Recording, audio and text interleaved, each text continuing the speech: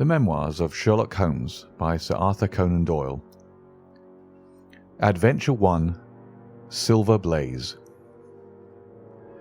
"I am afraid, Watson, that I shall have to go," said Holmes, as we sat down together to our breakfast one morning. "Go? Where to?" "To Dartmoor, to King's Pyland."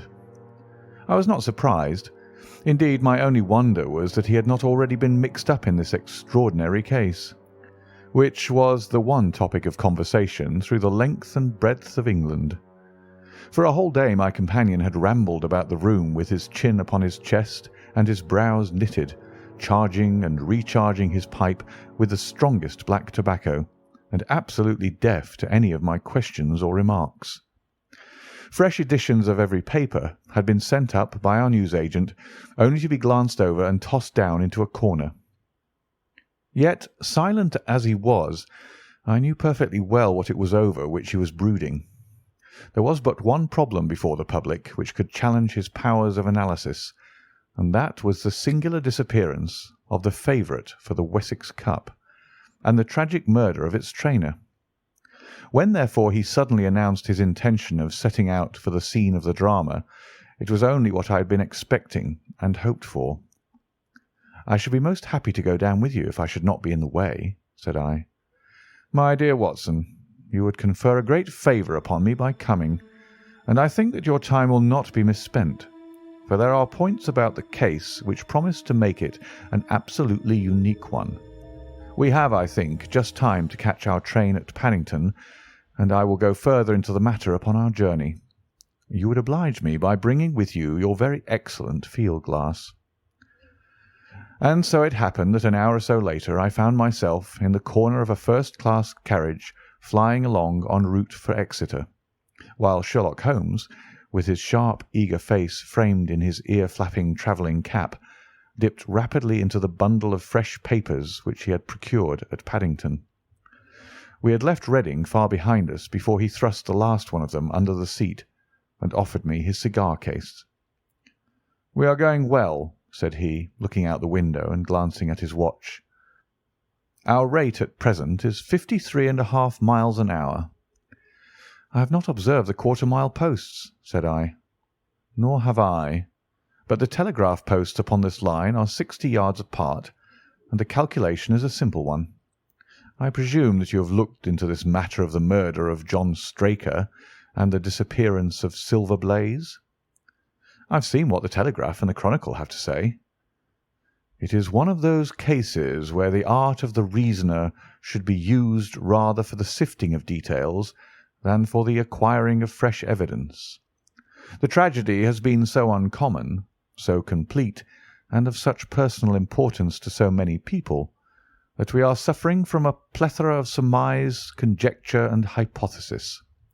The difficulty is to detach the framework of fact, of absolute undeniable fact, from the embellishments of theorists and reporters.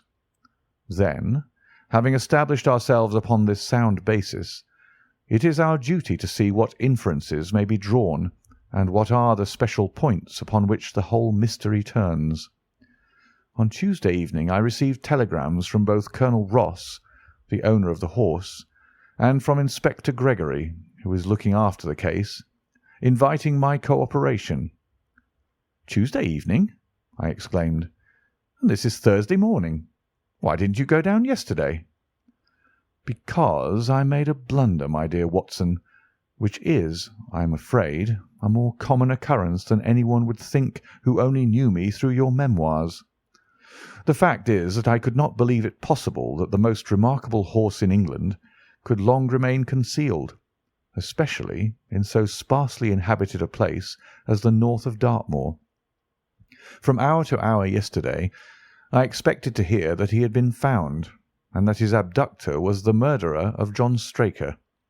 When, however, another morning had come, and I found that beyond the arrest of young Fitzroy Simpson nothing had been done, I felt that it was time for me to take action. Yet in some ways I feel that yesterday has not been wasted." "You have formed a theory, then?" "At least I have got a grip of the essential facts of the case. I shall enumerate them to you, for nothing clears up a case so much as stating it to another person, and I can hardly expect your cooperation if I do not show you the position from which we start." I lay back against the cushions, puffing at my cigar, while Holmes, leaning forward with his long, thin forefinger, checking off the points upon the palm of his left hand, gave me a sketch of the events which had led to our journey. "Silver Blaze," said he, "is from the Somomi stock, and holds as brilliant a record as his famous ancestor. He is now in his 5th year, and has brought in turn each of the prizes of the turf to Colonel Ross, his fortunate owner. Up to the time of the catastrophe he was the first favourite for the Wessex Cup, the betting being 3-1 on him. He has always, however, been a prime favourite with the racing public, and has never yet disappointed them, so that even at those odds enormous sums of money have been laid upon him. It is obvious, therefore, that there were many people who had the strongest interest in preventing Silver Blaze from being there at the fall of the flag next Tuesday. The fact was, of course, appreciated at King's Pyland, where the Colonel's training stable is situated. Every precaution was taken to guard the favourite. The trainer, John Straker, is a retired jockey who rode in Colonel Ross's colours before he became too heavy for the weighing chair. He has served the Colonel for 5 years as jockey and for 7 as trainer, and has always shown himself to be a zealous and honest servant. Under him were 3 lads, for the establishment was a small one, containing only 4 horses in all. One of these lads sat up each night in the stable, while the others slept in the loft. All 3 bore excellent characters. John Straker, who is a married man, lived in a small villa about 200 yards from the stables. He has no children, keeps 1 maidservant, and is comfortably off. The country round is very lonely, but about half a mile to the north there is a small cluster of villas which have been built by a Tavistock contractor for the use of invalids and others who may wish to enjoy the pure Dartmoor air. Tavistock itself lies 2 miles to the west, while across the moor, also about 2 miles distant, is the larger training establishment of Mapleton, which belongs to Lord Backwater, and is managed by Silas Brown. In every other direction the moor is a complete wilderness, inhabited only by a few roaming gipsies. Such was the general situation last Monday night, when the catastrophe occurred. On that evening the horses had been exercised and watered as usual, and the stables were locked up at 9 o'clock. 2 of the lads walked up to Trainer's house, where they had supper in the kitchen, while the third, Ned Hunter, remained on guard. At a few minutes after 9, the maid, Edith Baxter, carried down to the stables his supper, which consisted of a dish of curried mutton. She took no liquid, as there was a water tap in the stables, and it was the rule that the lad on duty should drink nothing else. The maid carried a lantern with her, as it was very dark and the path ran across the open moor. Edith Baxter was within 30 yards of the stables when a man appeared out of the darkness and called to her to stop. As he stepped into the circle of yellow light thrown by the lantern, she saw that he was a person of gentlemanly bearing, dressed in a grey suit of tweeds with a cloth cap. He wore gaiters and carried a heavy stick with a knob to it. She was most impressed, however, by the extreme pallor of his face and by the nervousness of his manner. His age, she thought, would be rather over 30 than under it. "Can you tell me where I am?" he asked. "I had almost made up my mind to sleep on the moor when I saw the light of your lantern." "You are close to the King's Pyland training stables," said she. "Oh, indeed. What a stroke of luck!" he cried. "I understand that a stable boy sleeps there alone every night. Perhaps that is his supper which you are carrying to him. Now I am sure that you would not be too proud to earn the price of a new dress, would you?" He took a piece of white paper folded up out of his waistcoat pocket. "See that the boy has this to-night, and you shall have the prettiest frock that money can buy." She was frightened by the earnestness of his manner, and ran past him to the window through which she was accustomed to hand the meals. It was already opened, and Hunter was seated at the small table inside. She had begun to tell him of what had happened when the stranger came up again. "Good evening," said he, looking through the window. "I wanted to have a word with you." The girl has sworn that as he spoke she noticed the corner of the little paper packet protruding from his closed hand.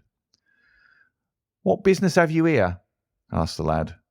"It's business that may put something into your pocket," said the other. "You've 2 horses in for the Wessex Cup, Silver Blaze and Bayard. Let me have the straight tip, and you won't be a loser. Is it a fact that at the weights Bayard could give the other 100 yards in 5 furlongs, and that the stable have put their money on him?" "So you're one of those damned touts," cried the lad. "I'll show you how we serve them in King's Pyland." He sprang up and rushed across the stable to unloose the dog. The girl fled away to the house, but as she ran she looked back and saw that the stranger was leaning through the window. A minute later, however, when Hunter rushed out with the hound, he was gone, and though he ran all round the buildings, he failed to find any trace of him. "One moment," I asked. "Did the stable boy, when he ran out with the dog, leave the door unlocked behind him?" "Excellent, Watson, excellent," murmured my companion. The importance of the point struck me so forcibly that I sent a special wire to Dartmoor yesterday to clear the matter up. The boy locked the door before he left it. The window, I may add, was not large enough for a man to get through. Hunter waited until his fellow grooms had returned, when he sent a message to the trainer and told him what had occurred. Straker was excited at hearing the account, although he does not seem to have quite realized its true significance. It left him, however, vaguely uneasy, and Mrs. Straker, waking at 1 in the morning, found that he was dressing. In reply to her inquiries, he said that he could not sleep on account of his anxiety about the horses, and that he intended to walk down to the stables to see that all was well. She begged him to remain at home, as she could hear the rain pattering against the window, but in spite of her entreaties he pulled on his large mackintosh and left the house. Mrs. Straker awoke at 7 in the morning to find that her husband had not yet returned. She dressed herself hastily, called the maid, and set off for the stables. The door was open. Inside, huddled together upon a chair, Hunter was sunk in a state of absolute stupor. The favourite stall was empty, and there were no signs of his trainer. The 2 lads who slept in the chaff-cutting loft above the harness room were quickly aroused. They had heard nothing during the night, for they are both sound sleepers. Hunter was obviously under the influence of some powerful drug, and as no sense could be got out of him, he was left to sleep it off while the 2 lads and the 2 women ran out in search of the absentees. They still had hopes that the trainer had for some reason taken out the horse for early exercise, but on ascending the knoll near the house, from which all the neighbouring moors were visible, they not only could see no signs of the missing favourite, but they perceived something which warned them that they were in the presence of a tragedy. About a quarter of a mile from the stables, John Straker's overcoat was flapping from a furze bush. Immediately beyond there was a bowl-shaped depression in the moor, and at the bottom of this was found the dead body of the unfortunate trainer. His head had been shattered by a savage blow from some heavy weapon, and he was wounded on the thigh, where there was a long, clean cut, inflicted evidently by some very sharp instrument. It was clear, however, that Straker had defended himself vigorously against his assailants, for in his right hand he held a small knife, which was clotted with blood up to the handle, while in his left he clasped a red and black silk cravat, which was recognized by the maid as having been worn on the preceding evening by the stranger who had visited the stables. Hunter, on recovering from his stupor, was also quite positive as to the ownership of the cravat. He was equally certain that the same stranger had, while standing at the window, drugged his curried mutton, and so deprived the stables of their watchman. As to the missing horse, There were abundant proofs in the mud which lay at the bottom of the fatal hollow that he had been there at the time of the struggle. But from that morning he has disappeared, and although a large reward has been offered and all the gipsies of Dartmoor are on the alert, no news has come of him. Finally, an analysis has shown that the remains of his supper left by the stable lad contained an appreciable quantity of powdered opium, while the people at the house partook of the same dish on the same night without any ill effect. Those are the main facts of the case, stripped of all surmise and stated as baldly as possible. I shall now recapitulate what the police have done in the matter. Inspector Gregory, to whom the case has been committed, is an extremely competent officer. Were he but gifted with imagination, he might rise to great heights in his profession. On his arrival he promptly found and arrested the man upon whom suspicion naturally rested. There was little difficulty in finding him, for he inhabited one of those villas which I have mentioned. His name, it appears, was Fitzroy Simpson. He was a man of excellent birth and education, who had squandered a fortune upon the turf, and who lived now by doing a little quiet and genteel bookmaking in the sporting clubs of London. An examination of his betting book shows that bets to the amount of £5,000 had been registered by him against the favourite. On being arrested, he volunteered the statement that he had come down to Dartmoor in the hope of getting some information about the King's Pyland horses, and also about Desborough, the second favourite, which was in charge of Silas Brown at the Mapleton stables. He did not attempt to deny that he had acted as described upon the evening before, but declared that he had no sinister designs, and had simply wished to obtain first-hand information. When confronted with his cravat, he turned very pale and was utterly unable to account for its presence in the hand of the murdered man. His wet clothing showed that he had been out in the storm of the night before, and his stick, which was a Penang lawyer weighted with lead, was just such a weapon as might, by repeated blows, have inflicted the terrible injuries to which the trainer had succumbed. On the other hand, there was no wound upon his person, while the state of Straker's knife would show that one at least of his assailants must bear his mark upon him. There you have it all in a nutshell, Watson, and if you can give me any light I shall be infinitely obliged to you. I had listened with the greatest interest to the statement which Holmes, with characteristic clearness, had laid before me. Though most of the facts were familiar to me, I had not sufficiently appreciated their relative importance, nor their connection to each other. "Is it not possible," I suggested, "that the incised wound upon Straker may have been caused by his own knife in the convulsive struggles which follow any brain injury?" "It is more than possible. It is probable," said Holmes. "In that case one of the main points in favour of the accused disappears." "And yet," said I, "even now I fail to understand what the theory of the police can be." "I am afraid that whatever theory we state has very grave objections to it," returned my companion. "The police imagine, I take it, that this Fitzroy Simpson, having drugged the lad and having in some way obtained a duplicate key, opened the stable door and took out the horse, with the intention, apparently, of kidnapping him altogether. His bridle is missing, so that Simpson must have put this on. Then, having left the door open behind him, he was leading the horse away over the moor, when he was either met or overtaken by the trainer. A row naturally ensued. Simpson beat out the trainer's brains with his heavy stick without receiving any injury from the small knife which Straker used in self-defence, and then the thief either led the horse on to some secret hiding-place, or else it may have bolted during the struggle, and be now wandering out on the moors. That is the case as it appears to the police, and improbable as it is, all other explanations are more improbable still. However, I shall very quickly test the matter when I am once upon the spot, and until then I cannot really see how we can get much further than our present position. It was evening before we reached the little town of Tavistock, which lies, like the boss of a shield, in the middle of the huge circle of Dartmoor. Two gentlemen were waiting us in the station. The one a tall, fair man with lion-like hair and beard, and curiously penetrating light blue eyes. The other a small, alert person, very neat and dapper in a frock coat and gaiters, with trim little side whiskers and an eyeglass. The latter was Colonel Ross, the well-known sportsman.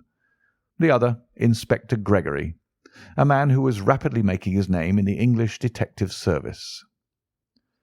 "I am delighted that you have come down, Mr. Holmes," said the Colonel.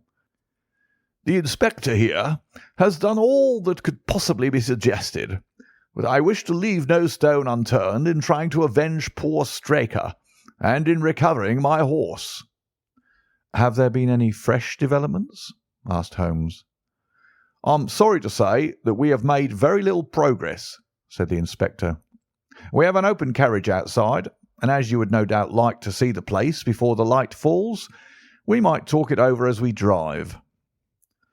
A minute later we were all seated in a comfortable landau, and were rattling through the quaint old Devonshire city. Inspector Gregory was full of his case, and poured out a stream of remarks, while Holmes threw in an occasional question or interjection.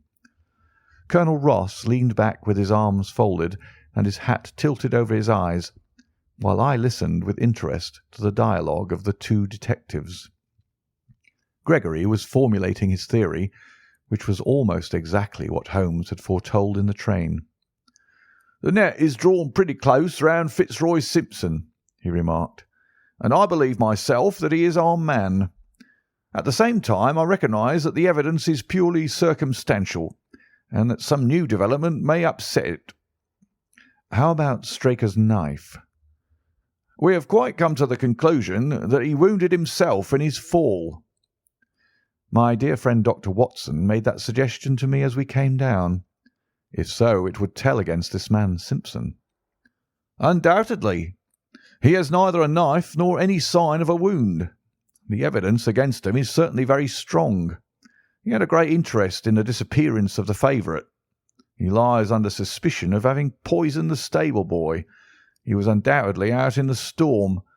He was armed with a heavy stick, and his cravat was found in the dead man's hand. I really think we have enough to go before a jury." Holmes shook his head.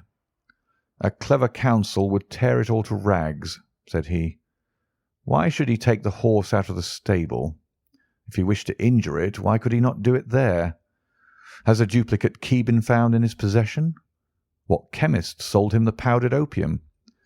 Above all, where could he, a stranger to the district, hide a horse, and such a horse as this? What is his own explanation as to the paper which he wished the maid to give to the stable boy?" "He says that it was a £10 note.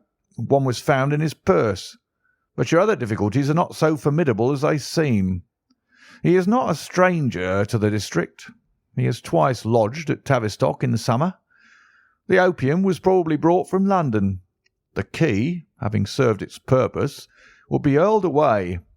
The horse may be at the bottom of one of the pits or old mines upon the moor." "What does he say about the cravat?" "He acknowledges that it is his, and declares that he had lost it.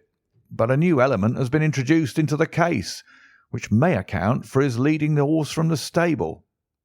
Holmes pricked up his ears. "We have found traces which show that a party of gipsies encamped on Monday night within a mile of the spot where the murder took place. On Tuesday they were gone. Now, presuming that there was some understanding between Simpson and these gipsies, might he not have been leading the horse to them when he was overtaken, and may they not have him now?" "It is certainly possible." "The moor is being scoured for these gipsies. I have also examined every stable and outhouse in Tavistock, and for a radius of 10 miles. "There is another training stable quite close, I understand." "Yes, and that is a factor which we must certainly not neglect. As Desborough, their horse, was second in the betting, they had an interest in the disappearance of the favourite. Silas Brown, the trainer, is known to have had large bets upon the event, and he was no friend to poor Straker. We have, however, examined the stables, and there is nothing to connect him with the affair." "And nothing to connect this man Simpson with the interests of the Mapleton stables?" "Nothing at all." Holmes leaned back in the carriage, and the conversation ceased. A few minutes later our driver pulled up at a neat little red brick villa with overhanging eaves which stood by the road. Some distance off, across a paddock, lay a long grey-tiled outbuilding.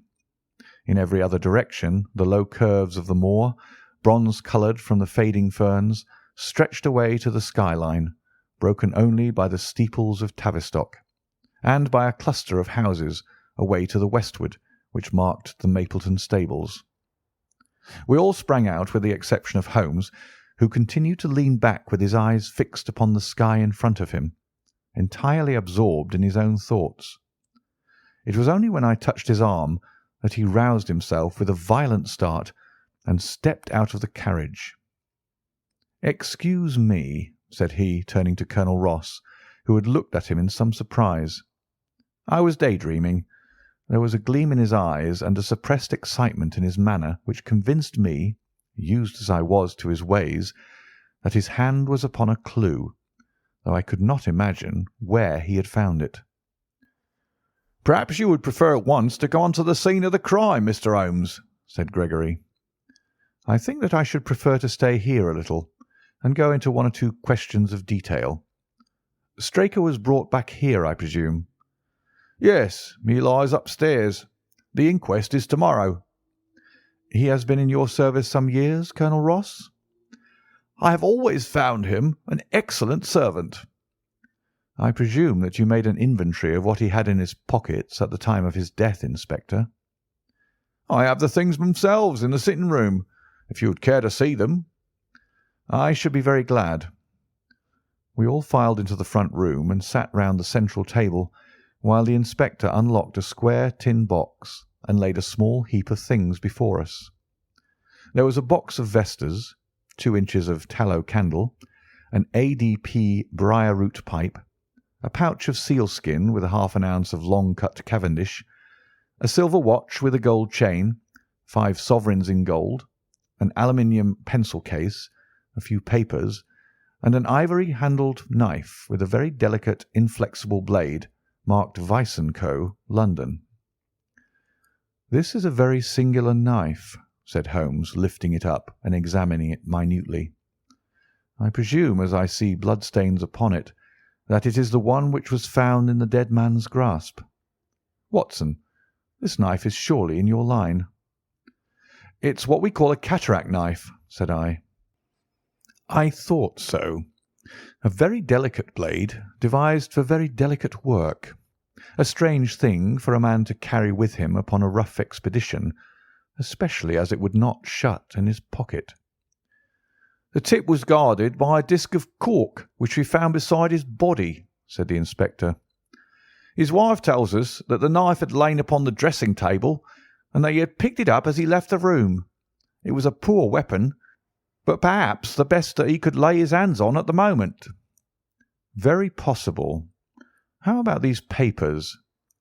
"3 of them are receipted hay dealers' accounts. One of them is a letter of instructions from Colonel Ross. This other is a milliner's account for £37.15, made out by Madame Lesuria of Bond Street to William Derbyshire. Mrs. Straker tells us that Derbyshire was a friend of her husband's, and that occasionally his letters were addressed here." "Madame Derbyshire has somewhat expensive tastes," remarked Holmes, glancing down the account. 22 guineas is rather heavy for a single costume. However, there appears to be nothing more to learn, and we may now go down to the scene of the crime. As we emerged from the sitting-room, a woman, who had been waiting in the passage, took a step forward and laid her hand upon the inspector's sleeve. Her face was haggard and thin and eager, stamped with the print of a recent horror. "Have you got them? Have you found them?" she panted. "No, Mrs. Straker, but Mr. Holmes here has come from London to help us, and we shall do all that is possible." "Surely I met you in Plymouth at a garden party some little time ago, Mrs. Straker," said Holmes. "No, sir, You are mistaken." "Dear me! Why, I could have sworn to it. You wore a costume of dove-coloured silk with ostrich feather trimming." "I never had such a dress, sir," answered the lady. "Ah, that quite settles it," said Holmes, and with an apology he followed the inspector outside. A short walk across the moor took us to the hollow in which the body had been found. At the brink of it was the furze bush upon which the coat had been hung. "There was no wind that night, I understand," said Holmes. "None, but very heavy rain." "In that case the overcoat was not blown against the furze bush, but placed there." "Yes, it was laid across the bush." "You fill me with interest. I perceive that the ground has been trampled up a good deal.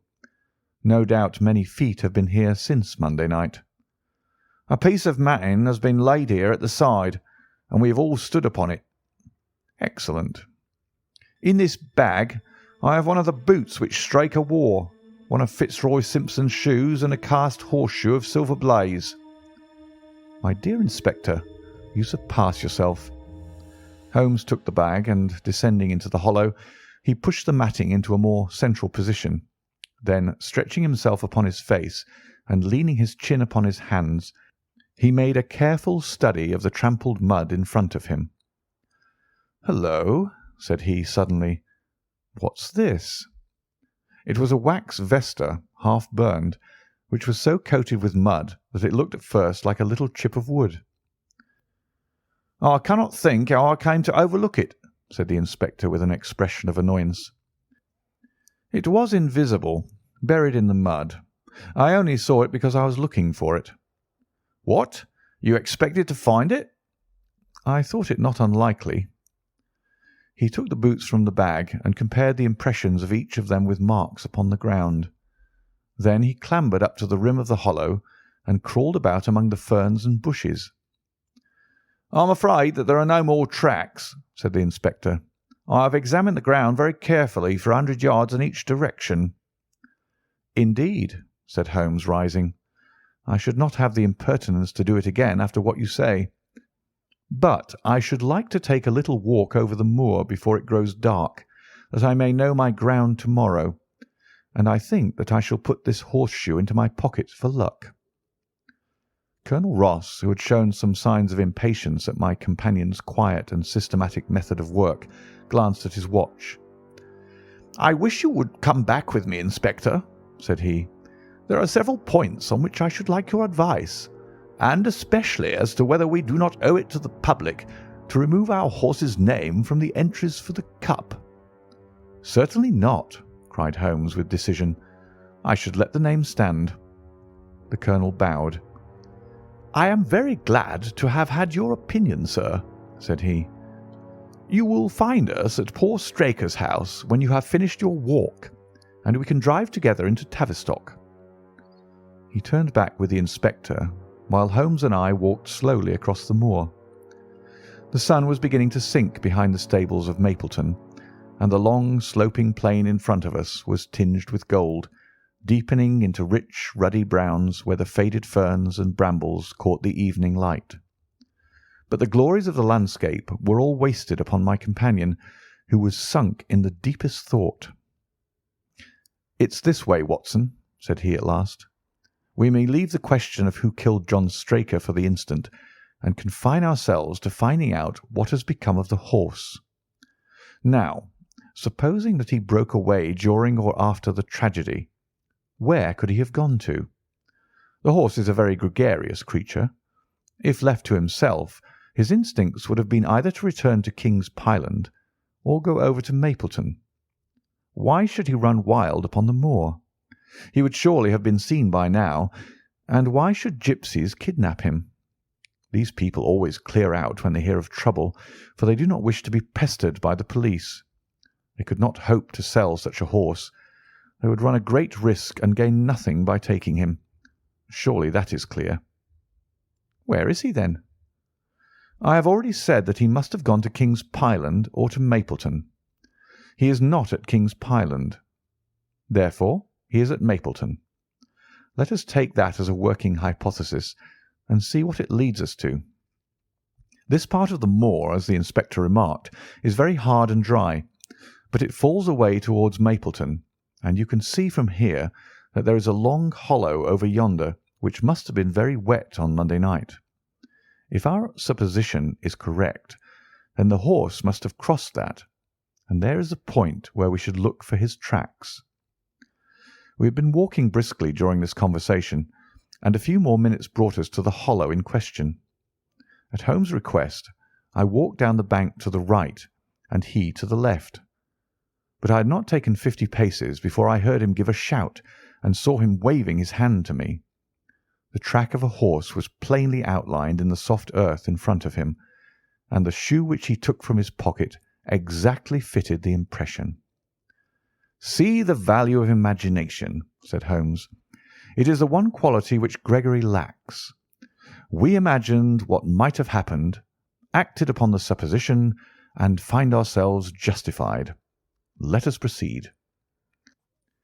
We crossed the marshy bottom and passed over a quarter of a mile of dry, hard turf. Again the ground sloped, and again we came on the tracks. Then we lost them for half a mile, but only to pick them up once more quite close to Mapleton. It was Holmes who saw them first, and he stood pointing with a look of triumph upon his face.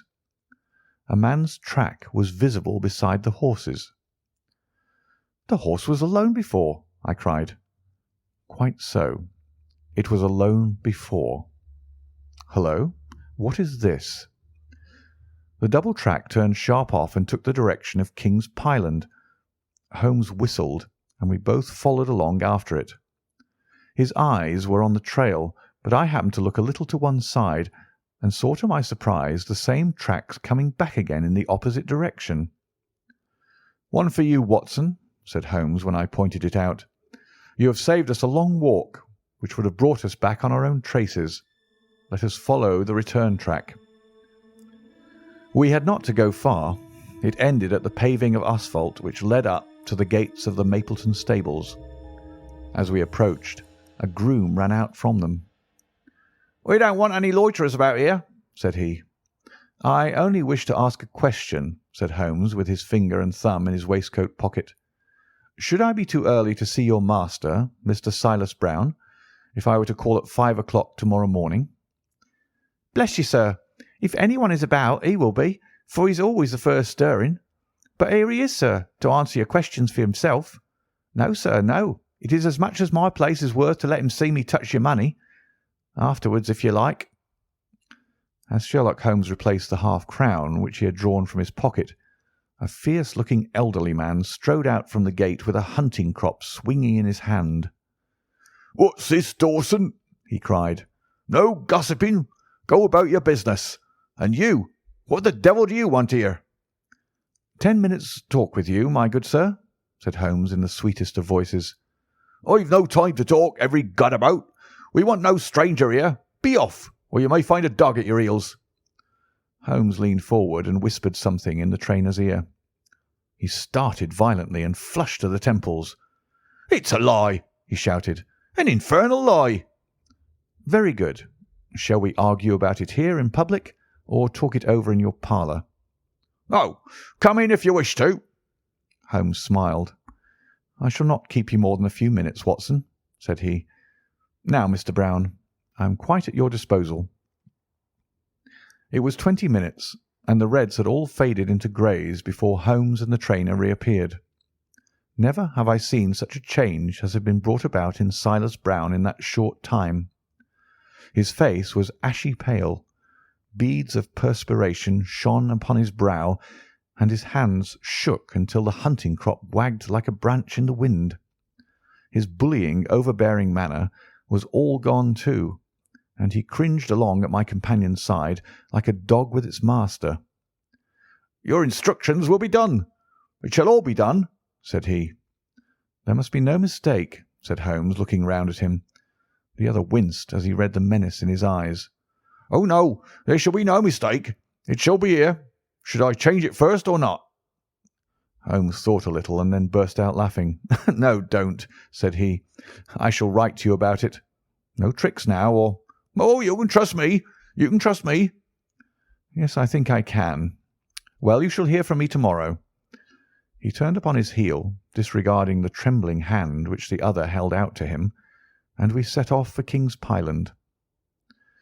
"A more perfect compound of the bully, coward, and sneak than Master Silas Brown I have seldom met with," remarked Holmes as we trudged along together. "He has the horse, then?" "He tried to bluster out of it, but I described to him so exactly what his actions had been upon that morning that he is convinced that I was watching him. Of course, you observe the peculiarly square toes in the impressions, and that his own boots exactly corresponded to them. Again, of course, no subordinate would have dared to do such a thing. I described to him how, when according to his custom he was the first down, he perceived a strange horse wandering over the moor, how he went out to it, and his astonishment at recognizing, from the white forehead which has given the favourite its name, that chance had put in his power the only horse which could beat the one upon which he had put his money. Then I described how his first impulse had been to lead him back to King's Pyland, and how the devil had shown him how he could hide the horse until the race was over, and how he had led it back and concealed it at Mapleton. When I told him every detail, he gave it up and thought only of saving his own skin. But his stables had been searched. Oh, an old horse-faker like him has many a dodge. But are you not afraid to leave the horse in his power now, since he has every interest in injuring it?" "My dear fellow, he will guard it as the apple of his eye. He knows that his only hope of mercy is to produce it safe." "Colonel Ross did not impress me as a man who would be likely to show much mercy in any case." "The matter does not rest with Colonel Ross. I follow my own methods and tell as much or as little as I choose. That is the advantage of being unofficial. I don't know whether you observed it, Watson, but the Colonel's manner has been just a trifle cavalier to me. I am inclined now to have a little amusement at his expense.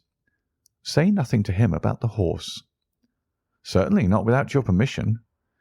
"And, of course, this is all quite a minor point compared to the question of who killed John Straker." "And you will devote yourself to that?" "On the contrary, we both go back to London by the night train." I was thunderstruck by my friend's words. We had only been a few hours in Devonshire, and that he should give up an investigation which he had begun so brilliantly was quite incomprehensible to me. Not a word more could I draw from him until we were back at the trainer's house. The Colonel and the Inspector were awaiting us in the parlour. "My friend and I returned to town by the night express," said Holmes. "We have had a charming little breath of your beautiful Dartmoor air." The Inspector opened his eyes, and the Colonel's lip curled in a sneer. "So you despair of arresting the murderer of poor Straker?" said he. Holmes shrugged his shoulders. "There are certainly grave difficulties in the way," said he. "I have every hope, however, that your horse will start upon Tuesday, and I beg that you will have your jockey in readiness. Might I ask for a photograph of Mr. John Straker?" The Inspector took one from an envelope and handed it to him. "My dear Gregory, you anticipate all my wants. If I might ask you to wait here for an instant, I have a question which I should like to put to the maid." "I must say that I am rather disappointed in our London consultant," said Colonel Ross bluntly as my friend left the room. "I do not see that we are any further than when he came." "At least you have his assurance that your horse will run," said I. "Yes, I have his assurance," said the Colonel with a shrug of his shoulders. "I should prefer to have the horse." I was about to make some reply in defence of my friend when he entered the room again. "Now, gentlemen," he said, "I am quite ready for Tavistock." As we stepped into the carriage, one of the stable lads held the door open for us. A sudden idea seemed to occur to Holmes, for he leaned forward and touched the lad upon the sleeve. "You have a few sheep in the paddock," he said. "Who attends to them?" "I do, sir." "Have you noticed anything amiss with them of late?" "Well, sir, not of much account, but 3 of them have gone lame, sir." I could see that Holmes was extremely pleased, for he chuckled and rubbed his hands together. A long shot, Watson. A very long shot," said he, pinching my arm.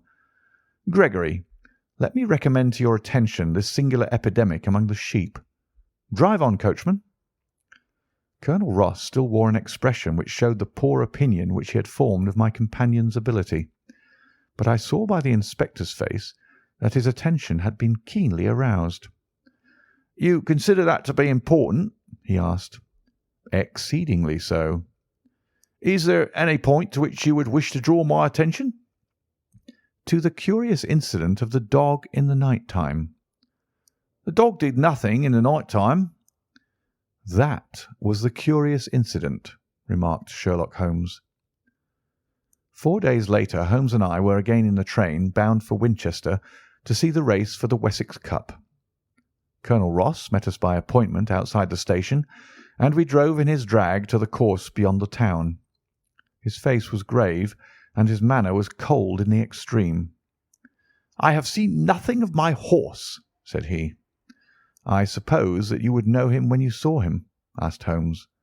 The colonel was very angry. "I have been on the turf for 20 years, and never was asked such a question as that before," said he. "A child would know Silver Blaze, with his white forehead and his mottled-off foreleg." "How is the betting?" "Well, that is the curious part of it.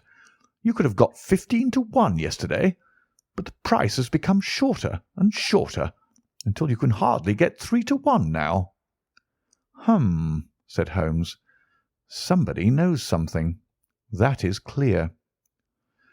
As the drag drew up in the enclosure near the grandstand, I glanced at the card to see the entries. "Wessex Plate," it ran. 50 sovs each, H feet, with 1,000 sovs added for 4 and 5-year-olds. Second L300, third L200. New course, 1 mile and 5 furlongs. Mr. Heath Newton's The Negro, red cap, cinnamon jacket. Colonel Wardlaw's Pugilist, pink cap, blue and black jacket. Lord Backwater's Desborough, yellow cap and sleeves. Colonel Ross's Silver Blaze, black cap, red jacket. Duke of Balmoral's Iris, yellow and black stripes. Lord Singleford's Rasper, purple cap, black sleeves. "We scratched our other one and put all our hopes on your word," said the colonel. "Why, what is that? Silver Blaze favourite?" 5-4 against Silver Blaze," roared the ring. 5-4 against Silver Blaze. 5-15 against Desborough. 5-4 on the field. "There are the numbers up," I cried. "They are all 6 there." "All 6 there? Then my horse is running," cried the colonel in great agitation. "But I don't see him. My colours have not passed." "Only 5 have passed. This must be he." As I spoke, a powerful bay horse swept out from the weighing enclosure and cantered past us, bearing on its back the well-known black and red of the colonel. "That's not my horse," cried the owner. "That beast has not a white hair upon its body.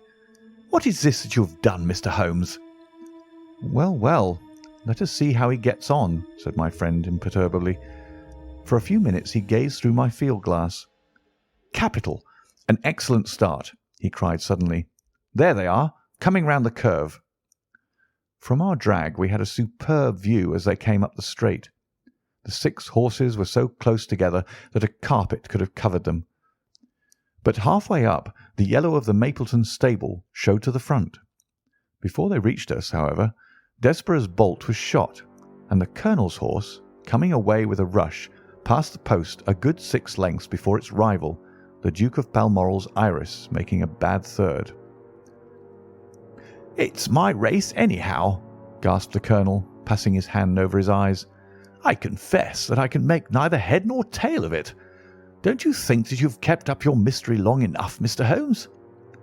"Certainly, Colonel. You shall know everything. Let us all go round and have a look at the horse together. Here he is," he continued as we made our way into the weighing enclosure, where only owners and their friends find admittance. "You have only to wash his face and his leg in the spirits of wine, and you will find that he is the same old Silver Blaze as ever." "You take my breath away." "I found him in the hands of a faker, and took the liberty of running him just as he was sent over." My dear sir, you have done wonders. The horse looks very fit and well. It never went better in his life. I owe you 1,000 apologies for having doubted your ability. You have done me a great service by recovering my horse. You would do me a greater still if you could lay your hands on the murderer of John Straker." "I have done so," said Holmes quietly. The Colonel and I stared at him in amazement. "You've got him? Where is he, then?" "He is here." "Here? Where?" "In my company at the present moment." The Colonel flushed angrily. "I quite recognise that I am under obligations to you, Mr. Holmes," said he, "but I must regard what you have just said as either a very bad joke or an insult." Sherlock Holmes laughed. "I assure you that I have not associated you with the crime, Colonel," said he. "The real murderer is standing immediately behind you." He stepped past and laid his hand upon the glossy neck of the thoroughbred.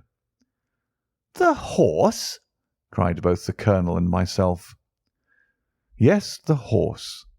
And it may lessen his guilt if I say that it was done in self-defence, and that John Straker was a man who was entirely unworthy of your confidence. But there goes the bell, and as I stand to win a little on this next race, I shall defer a lengthy explanation until a more fitting time." We had the corner of a Pullman car to ourselves that evening as we whirled back to London, and I fancy that the journey was a short one to Colonel Ross as well as to myself, as we listened to our companion's narrative of the events which had occurred at the Dartmoor training stables upon the Monday night, and the means by which he had unravelled them. "I confess," said he, "that any theories which I had formed from the newspaper reports were entirely erroneous, and yet there were indications there, had they not been overlaid by other details which concealed their true import. I went to Devonshire with the conviction that Fitzroy Simpson was the true culprit, although, of course, I saw that the evidence against him was by no means complete.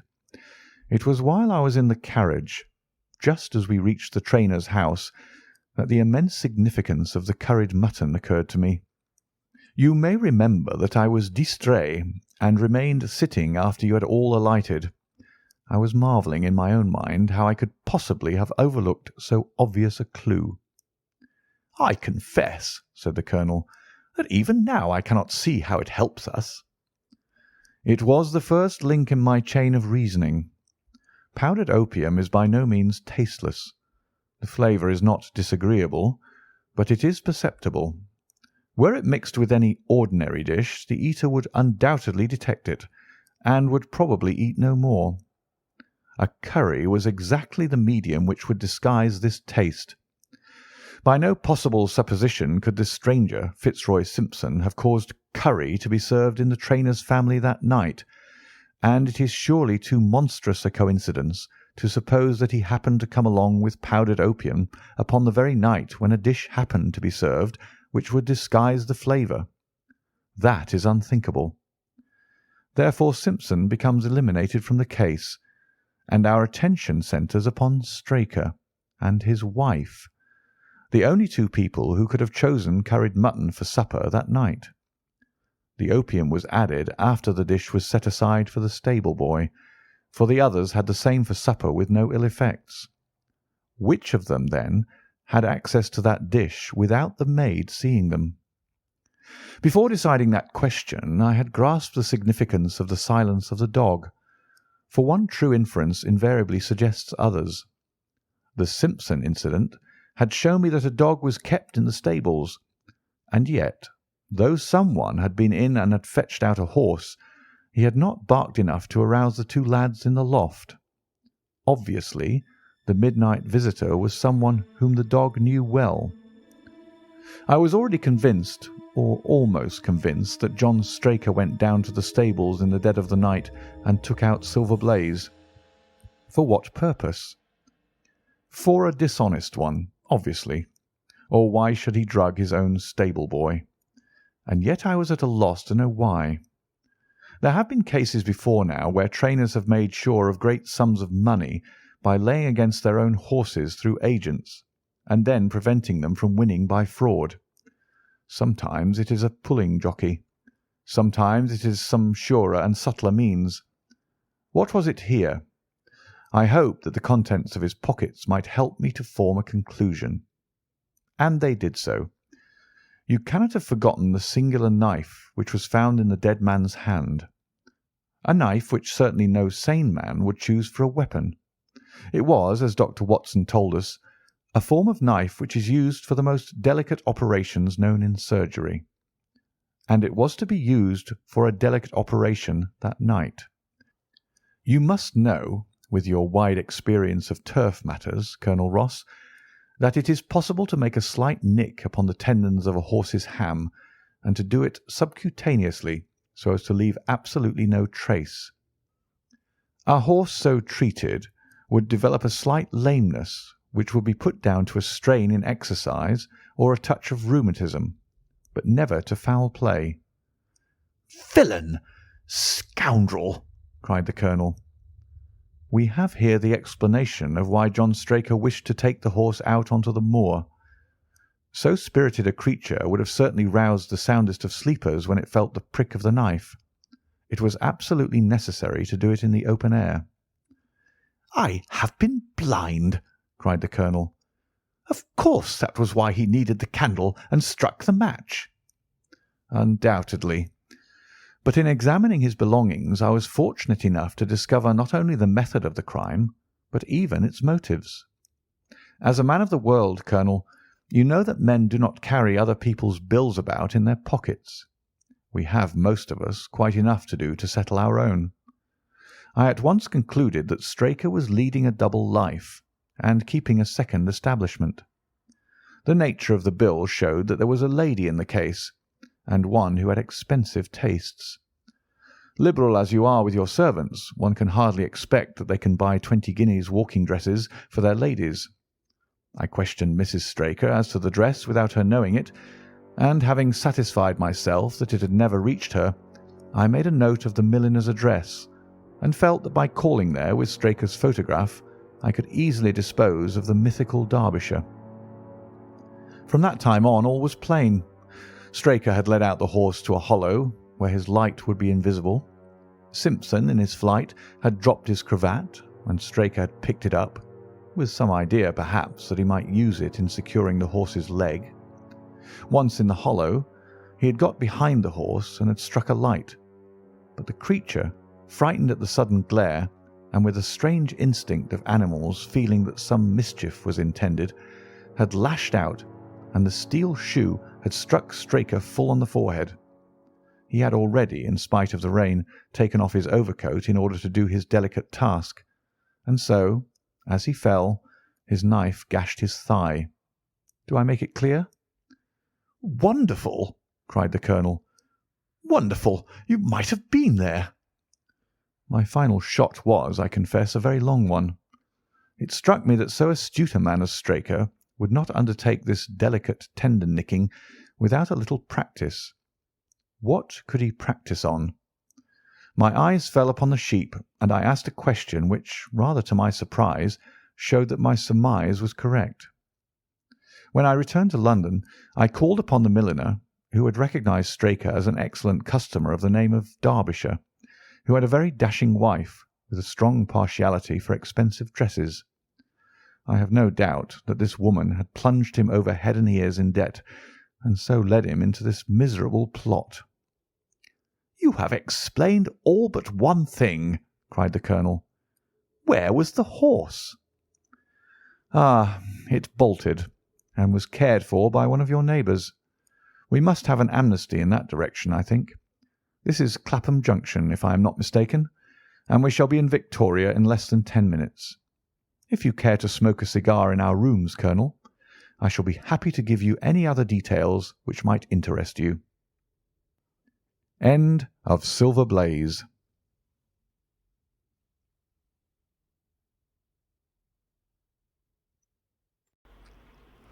Adventure 2. The Yellow Face. In publishing these short sketches based upon the numerous cases in which my companions' singular gifts have made us the listeners to, and eventually the actors in, some strange drama, It is only natural that I should dwell rather upon his successes than upon his failures, and this not so much for the sake of his reputation. For, indeed, it was when he was at his wits' end that his energy and his versatility were most admirable, but because where he failed, it happened too often that no one else succeeded, and that the tale was left forever without a conclusion. Now and again, however, it chanced that even when he erred, the truth was still discovered. I have noted of some half-dozen cases of the kind. The adventure of the Musgrave ritual and that which I am about to recount are the two which present the strongest features of interest. Sherlock Holmes was a man who seldom took exercise for exercise's sake. Few men were capable of greater muscular effort, and he was undoubtedly one of the finest boxers of his weight that I have ever seen. But he looked upon aimless bodily exertion as a waste of energy, and he seldom bestirred himself save when there was some professional object to be served. Then he was absolutely untiring and indefatigable. That he should have kept himself in training under such circumstances is remarkable, but his diet was usually of the sparest, and his habits were simple to the verge of austerity. Save for the occasional use of cocaine, he had no vices, and he only turned to the drug as a protest against the monotony of existence when cases were scanty and the papers uninteresting.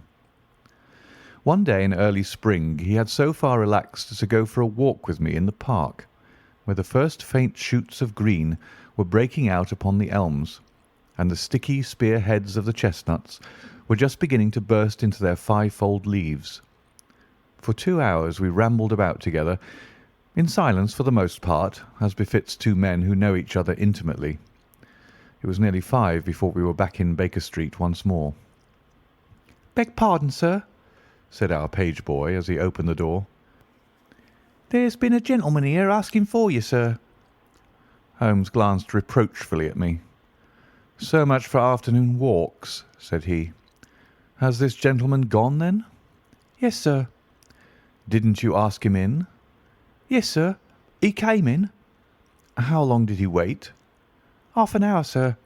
He was a very restless gentleman, a walking and a stamping all the time he was here. I was waiting outside the door, sir, and I could hear him. At last he outs into the passage and he cries, 'Is that man never going to come?' Those were his very words, sir. 'You only need to wait a little longer,' says I. 'Then I'll wait in the open air, for I feel half choked,' says he. 'I'll be back before long.' And with that he ups and he outs, and all I could say wouldn't hold him back." "Well, well, you did your best," said Holmes as we walked into our room. "It's very annoying, though, Watson. I was badly in need of a case, and this looks, from the man's impatience, as if it were of importance. Hullo, that's not your pipe on the table. He must have left his behind him. A nice old briar with a good long stem of what the tobacconists call amber. I wonder how many real amber mouthpieces there are in London. Some people think that a fly in it is a sign. Well, he must have been disturbed in his mind to leave a pipe behind him which he evidently values highly." "How do you know that he values it highly?" I asked. "Well, I should put the original cost of the pipe at 7 6d. Now it has, you see, been twice mended, once in the wooden stem and once in the amber. Each of these mends, done, as you observe, with silver brands, must have cost more than the pipe did originally. The man must value the pipe highly when he prefers to patch it up rather than buy a new one with the same money." "Anything else?" I asked, for Holmes was turning the pipe about in his hand and staring at it in his peculiar pensive way. He held it up and tapped on it with his long, thin forefinger, as a professor might who was lecturing on a bone. "Pipes are occasionally of extraordinary interest," said he.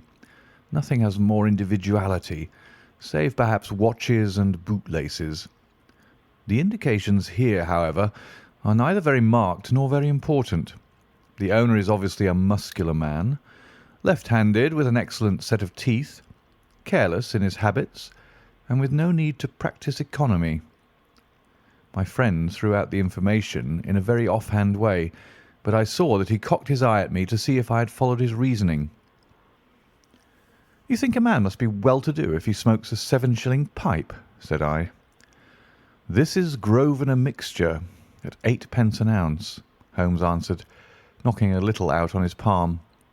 As he might get an excellent smoke for half the price, he has no need to practise economy. And the other points? He has been in the habit of lighting his pipe at lamps and gas jets. You can see that it is quite charred all down one side. Of course, a match could not have done that. Why should a man hold a match to the side of his pipe? But you cannot light it at a lamp without getting the bowl charred, and it is all on the right side of the pipe. From that I gather that he is a left-handed man. You hold your own pipe to the lamp, and see how naturally you, being right-handed, hold the left side to the flame. You might do it once the other way, but not as a constancy. This has always been held so. Then he has bitten through his amber. It takes a muscular, energetic fellow, and one with a good set of teeth to do that. But if I am not mistaken, I hear him upon the stair, so we shall have something more interesting than his pipe to study. An instant later our door opened, and a tall young man entered the room. He was well but quietly dressed in a dark grey suit, and carried a brown wide-awake in his hand. I should have put him at about 30, though he was really some years older. "I beg your pardon," said he, with some embarrassment. "I suppose I should have knocked. Yes, of course, I should have knocked. The fact is that I am a little upset, and you must put it all down to that." He passed his hand over his forehead like a man who is half dazed, and then fell rather than sat down upon a chair. "I can see that you have not slept for a night or two," said Holmes, in his easy, genial way. "That tries a man's nerves more than work, and more even than pleasure. May I ask how I can help you?" "I wanted your advice, sir. I don't know what to do, and my whole life seems to have gone to pieces." "You wish to employ me as a consulting detective?" "Not that only. I want your opinion as a judicious man, as a man of the world. I want to know what I ought to do next. I hope to God you'll be able to tell me." He spoke in little sharp, jerky outbursts, and it seemed to me that to speak at all was very painful to him, and that his will all through was overriding his inclinations. "It's a very delicate thing," said he. "One does not like to speak of one's domestic affairs to strangers. It seems dreadful to discuss the conduct of one's wife with two men whom I have never seen before. It's horrible to have to do it, but I've got to the end of my tether, and I must have advice." "My dear Mr. Grant Munro," began Holmes. Our visitor sprang from his chair. "What?" he cried. "You know my name?" "If you wish to preserve your incognito," said Holmes, smiling, "I would suggest that you cease to write your name upon the lining of your hat, or else that you turn the crown towards the person whom you are addressing.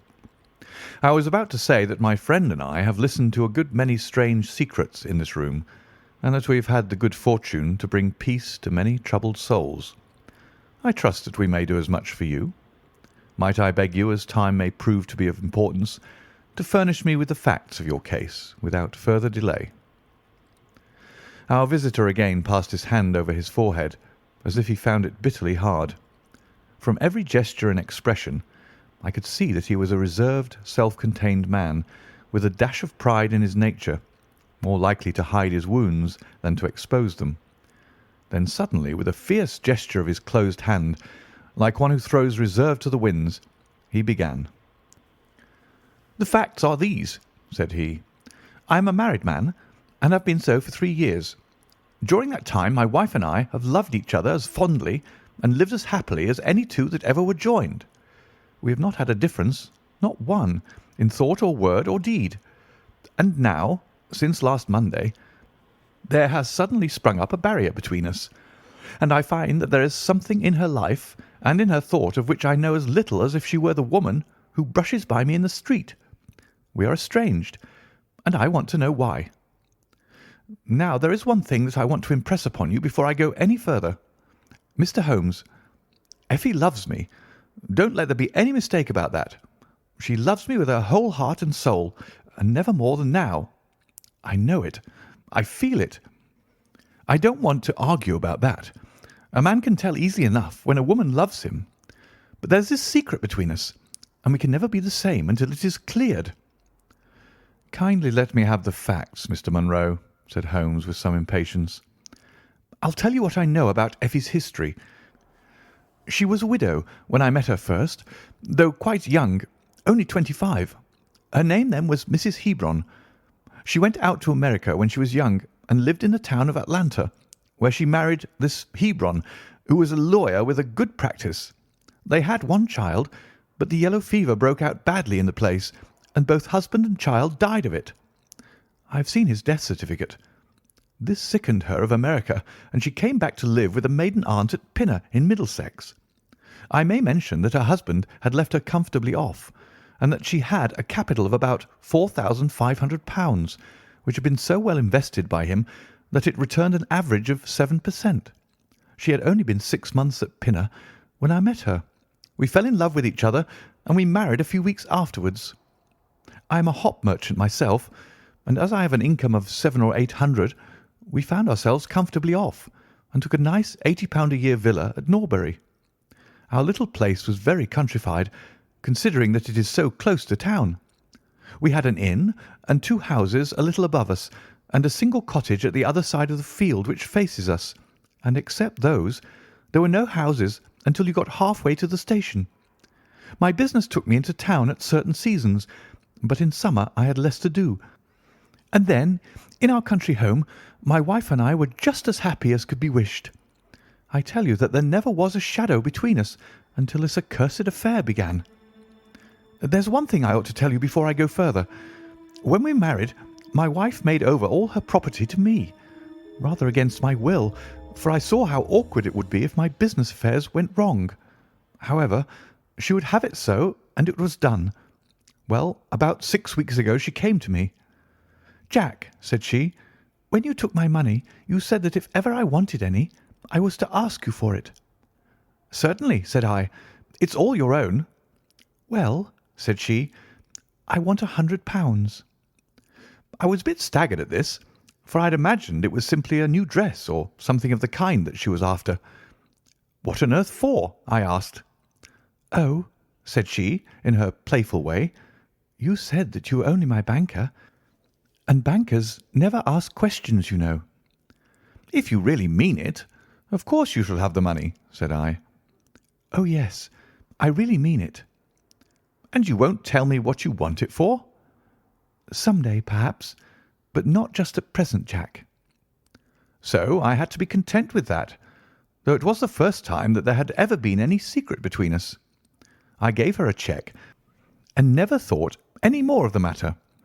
It may have nothing to do with what came afterwards, but I thought it only right to mention it. Well, I told you just now that there is a cottage not far from our house. There is just a field between us, but to reach it you have to go along the road and then turn down a lane. Just beyond it is a nice little grove of Scotch firs, and I used to be very fond of strolling down there, for trees are always a neighbourly kind of thing. The cottage had been standing empty this 8 months, and it was a pity, for it was a pretty 2-storied place, with an old-fashioned porch and honeysuckle about it. I have stood many a time and thought what a neat little homestead it would make. Well, last Monday evening I was taking a stroll down that way when I met an empty van coming up the lane and saw a pile of carpets and things lying about on the grass plot beside the porch. It was clear that the cottage had at last been let. I walked past it and wondered what sort of folk they were who had come to live so near us. And as I looked, I suddenly became aware that a face was watching me out of one of the upper windows. I don't know what there was about that face, Mr. Holmes, but it seemed to send a chill right down my back. I was some little way off, so that I could not make out the features, but there was something unnatural and inhuman about the face. That was the impression that I had, and I moved quickly forwards to get a nearer view of the person who was watching me. But as I did so, the face suddenly disappeared, so suddenly that it seemed to have been plucked away into the darkness of the room. I stood for 5 minutes thinking the business over and trying to analyse my impressions. I could not tell if the face were that of a man or a woman. It had been too far from me for that. But its colour was what had impressed me most. It was of a livid, chalky white, and with something set and rigid about it, which was shockingly unnatural. So disturbed was I that I determined to see a little more of the new inmates of the cottage. I approached and knocked at the door, which was instantly opened by a tall, gaunt woman with a harsh, forbidding face. "What may you be wanting?" she asked in a northern accent. "I am your neighbour over yonder," said I, nodding towards my house. "I see that you have only just moved in, so I thought that if I could be of any help to you in any—" "Aye, we'll just ask you when we want you," said she, and shut the door in my face. Annoyed at the churlish rebuff, I turned my back and walked home. All evening, though I tried to think of other things, my mind would still turn to the apparition at the window and the rudeness of the woman. I determined to say nothing about the former to my wife, for she is a nervous, highly strung woman, and I had no wish that she should share the unpleasant impression which had been produced upon myself. I remarked to her, however, before I fell asleep, that the cottage was now occupied, to which she returned no reply. I am usually an extremely sound sleeper. It has been a standing jest in the family that nothing could ever wake me during the night. And yet somehow, on that particular night, whether it may have been the slight excitement produced by my little adventure or not, I know not, but I slept much more lightly than usual. Half in my dreams I was dimly conscious that something was going on in the room, and gradually became aware that my wife had dressed herself and was slipping on her mantle and her bonnet. My lips were parted to murmur out some sleepy words of surprise or remonstrance at this untimely preparation, when suddenly my half-opened eyes fell upon her face, illuminated by the candlelight, and astonishment held me dumb. She wore an expression such as I had never seen before, such as I should have thought her incapable of assuming. She was deadly pale and breathing fast, glancing furtively towards the bed as she fastened her mantle to see if she had disturbed me. Then, thinking that I was still asleep, she slipped noiselessly from the room, and an instant later I heard a sharp creaking which could only come from the hinges of the front door. I sat up in bed and rapped my knuckles against the rail to make certain that I was truly awake. Then I took my watch from under the pillow. It was 3 in the morning. What on this earth could my wife be doing out on the country road at 3 in the morning? I had sat for about 20 minutes, turning the thing over in my mind and trying to find some possible explanation. The more I thought, the more extraordinary and inexplicable did it appear. I was still puzzling over it when I heard the door gently close again, and her footsteps coming up the stairs. "Where in the world have you been, Effie?" I asked as she entered. She gave a violent start and a kind of gasping cry when I spoke, and that cry and start troubled me more than all the rest, for there was something indescribably guilty about them. My wife had always been a woman of a frank and open nature, and it gave me a chill to see her slinking into her own room and crying out and wincing when her own husband spoke to her. "You awake, Jack?" she cried with a nervous laugh. "Why, I thought that nothing could wake you." "Where have you been?" I asked more sternly. "I don't wonder that you're surprised," said she, and I could see that her fingers were trembling as she undid the fastenings of her mantle. "Why, I never remember having done such a thing in my life before. The fact is that I felt as though I were choking and had a perfect longing for a breath of fresh air. I really think that I should have fainted if I had not gone out. I stood at the door for a few minutes, and now I am quite myself again." All the time she was telling me this story, she never once looked in my direction, and her voice was quite unlike her usual tones. It was evident to me that she was saying what was false. I said nothing in reply, but turned my face to the wall, sick at heart, with my mind filled with 1,000 venomous doubts and suspicions. What was it that my wife was concealing from me? Where had she been during that strange expedition? I felt that I should have no peace until I knew, and yet I shrank from asking her again after once she had told me what was false. All the rest of the night I tossed and tumbled, framing theory after theory, each more unlikely than the last. I should have gone to the city that day, but I was too disturbed in my mind to be able to pay attention to business matters. My wife seemed to be as upset as myself, and I could see from the little questioning glances which she kept shooting at me that she understood that I disbelieved her statement, and that she was at her wits' end what to do. We hardly exchanged a word during breakfast, and immediately afterwards I went out for a walk, that I might think the matter out in the fresh morning air. I went as far as the Crystal Palace, spent an hour in the grounds, and was back in Norbury by 1 o'clock.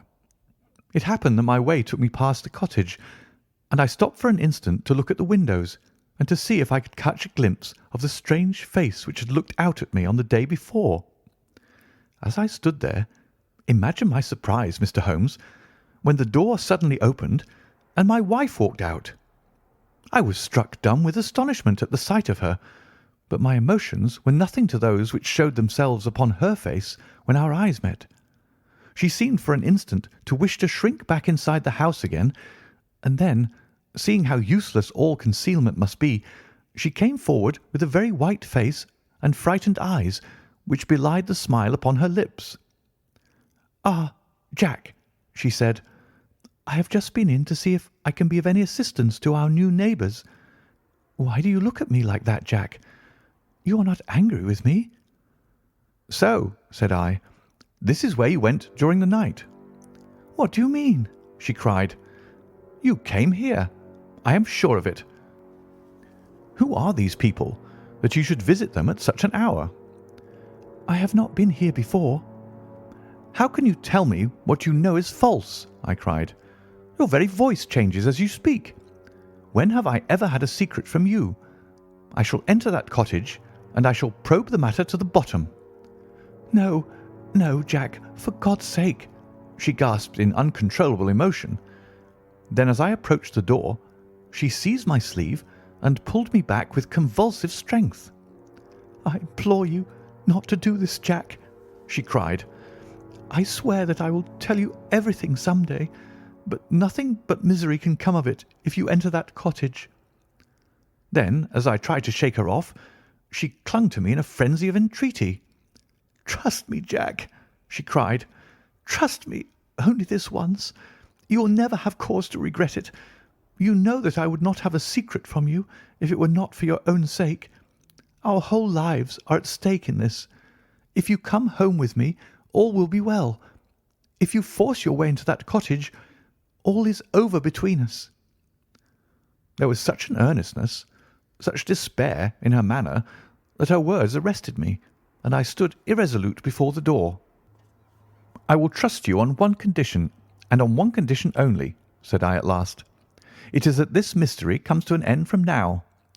You are at liberty to preserve your secret, but you must promise me that there shall be no more nightly visits, no more doings which are kept from my knowledge. I am willing to forget those which are past if you will promise that there shall be no more in the future." "I was sure that you would trust me," she cried, with a great sigh of relief. "It shall be just as you wish. Come away. Oh, come away up to the house." Still pulling at my sleeve, she led me away from the cottage. As we went, I glanced back, and there was that yellow, livid face watching us out of the upper window. What link could there be between that creature and my wife? Or how could the coarse, rough woman whom I had seen the day before be connected with her? It was a strange puzzle, and yet I knew that my mind could never know ease again until I had solved it. For 2 days after this I stayed at home, and my wife appeared to abide loyally by our engagement, for, as far as I know, she never stirred out of the house. On the 3rd day, however, I had ample evidence that her solemn promise was not enough to hold her back from this secret influence which drew her away from her husband and her duty. I had gone into town on that day, but I returned by the 2:40 instead of the 3:36, which is my usual train. As I entered the house, the maid ran into the hall with a startled face. "Where is your mistress?" I asked. "I think that she's gone out for a walk," she answered. My mind was instantly filled with suspicion. I rushed upstairs to make sure that she was not in the house. As I did so, I happened to glance out of one of the upper windows and saw the maid with whom I had just been speaking running across the field in the direction of the cottage. Then, of course, I saw exactly what it all meant. My wife had gone over there and had asked the servant to call her if I should return. Tingling with anger, I rushed down and hurried across, determined to end the matter once and forever. I saw my wife and the maid hurrying back along the lane, but I did not stop to speak with them. In the cottage lay the secret which was casting a shadow over my life. I vowed that, come what might, it should be a secret no longer. I did not even knock when I reached it, but turned the handle and rushed into the passage. It was all still and quiet upon the ground floor. In the kitchen a kettle was singing on the fire, and a large black cat lay coiled up in the basket, but there was no sign of the woman whom I had seen before. I ran into the other room, but it was equally deserted.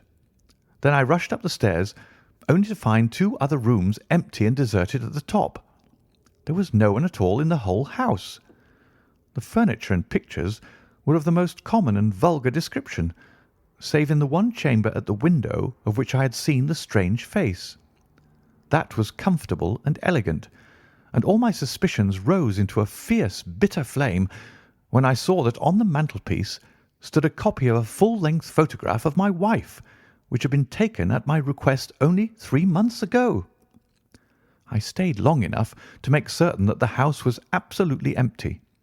Then I left it, feeling a weight at my heart such as I had never had before. My wife came out into the hall as I entered my house, but I was too hurt and angry to speak with her, and pushing past her, I made my way into my study. She followed me, however, before I could close the door.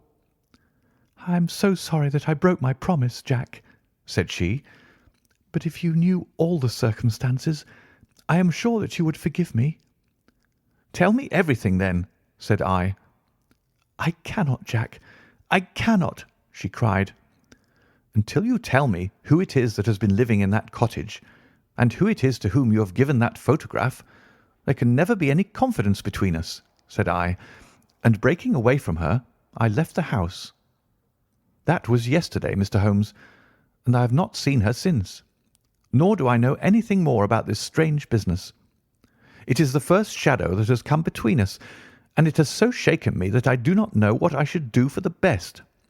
Suddenly, this morning, it occurred to me that you were the man to advise me, so I have hurried to you now, and I place myself unreservedly in your hands. If there is any point which I have not made clear, pray question me about it. But above all, tell me quickly what I am to do, for this misery is more than I can bear." Holmes and I had listened with the utmost interest to this extraordinary statement, which had been delivered in the jerky, broken fashion of a man who is under the influence of extreme emotions. My companion sat silent for some time, with his chin upon his hand, lost in thought. "Tell me," said he at last, "could you swear that this was a man's face which you saw at the window?" "Each time that I saw it, I was some distance away from it, so that it is impossible for me to say." "You appear, however, to have been disagreeably impressed by it." "It seemed to be of an unnatural colour, and to have a strange rigidity about the features. When I approached, it vanished with a jerk." "How long is it since your wife asked you for £100? "Nearly 2 months." "Have you ever seen a photograph of her first husband?" "No. There was a great fire at Atlanta very shortly after his death, and all her papers were destroyed." "And yet she had a certificate of death. You say that you saw it?" "Yes. She got a duplicate after the fire." "Did you ever meet anyone who knew her in America?" "No." "Did she ever talk of revisiting the place?" "No." "Or get letters from it?" "No." "Thank you. I should like to think over the matter a little now. If the cottage is now permanently deserted, we may have some difficulty.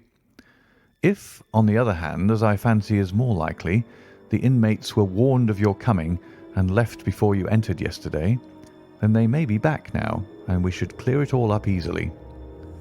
Let me advise you, then, to return to Norbury, and to examine the windows of the cottage again. If you have reason to believe that it is inhabited, do not force your way in, but send a wire to my friend and me. We shall be with you within an hour of receiving it, and we shall then very soon get to the bottom of the business." "And if it is still empty?" "In that case I shall come out tomorrow and talk it over with you. Good-bye, and above all, do not fret until you know that you really have a cause for it." "I am afraid that this is a bad business, Watson," said my companion as he returned after accompanying Mr. Grant Munro to the door. "What do you make of it?" "It had an ugly sound," I answered. "Yes, there's blackmail in it, or I am much mistaken." "And who is the blackmailer?" "Well, it must be the creature who lives in the only comfortable room in the place, and has her photograph above his fireplace.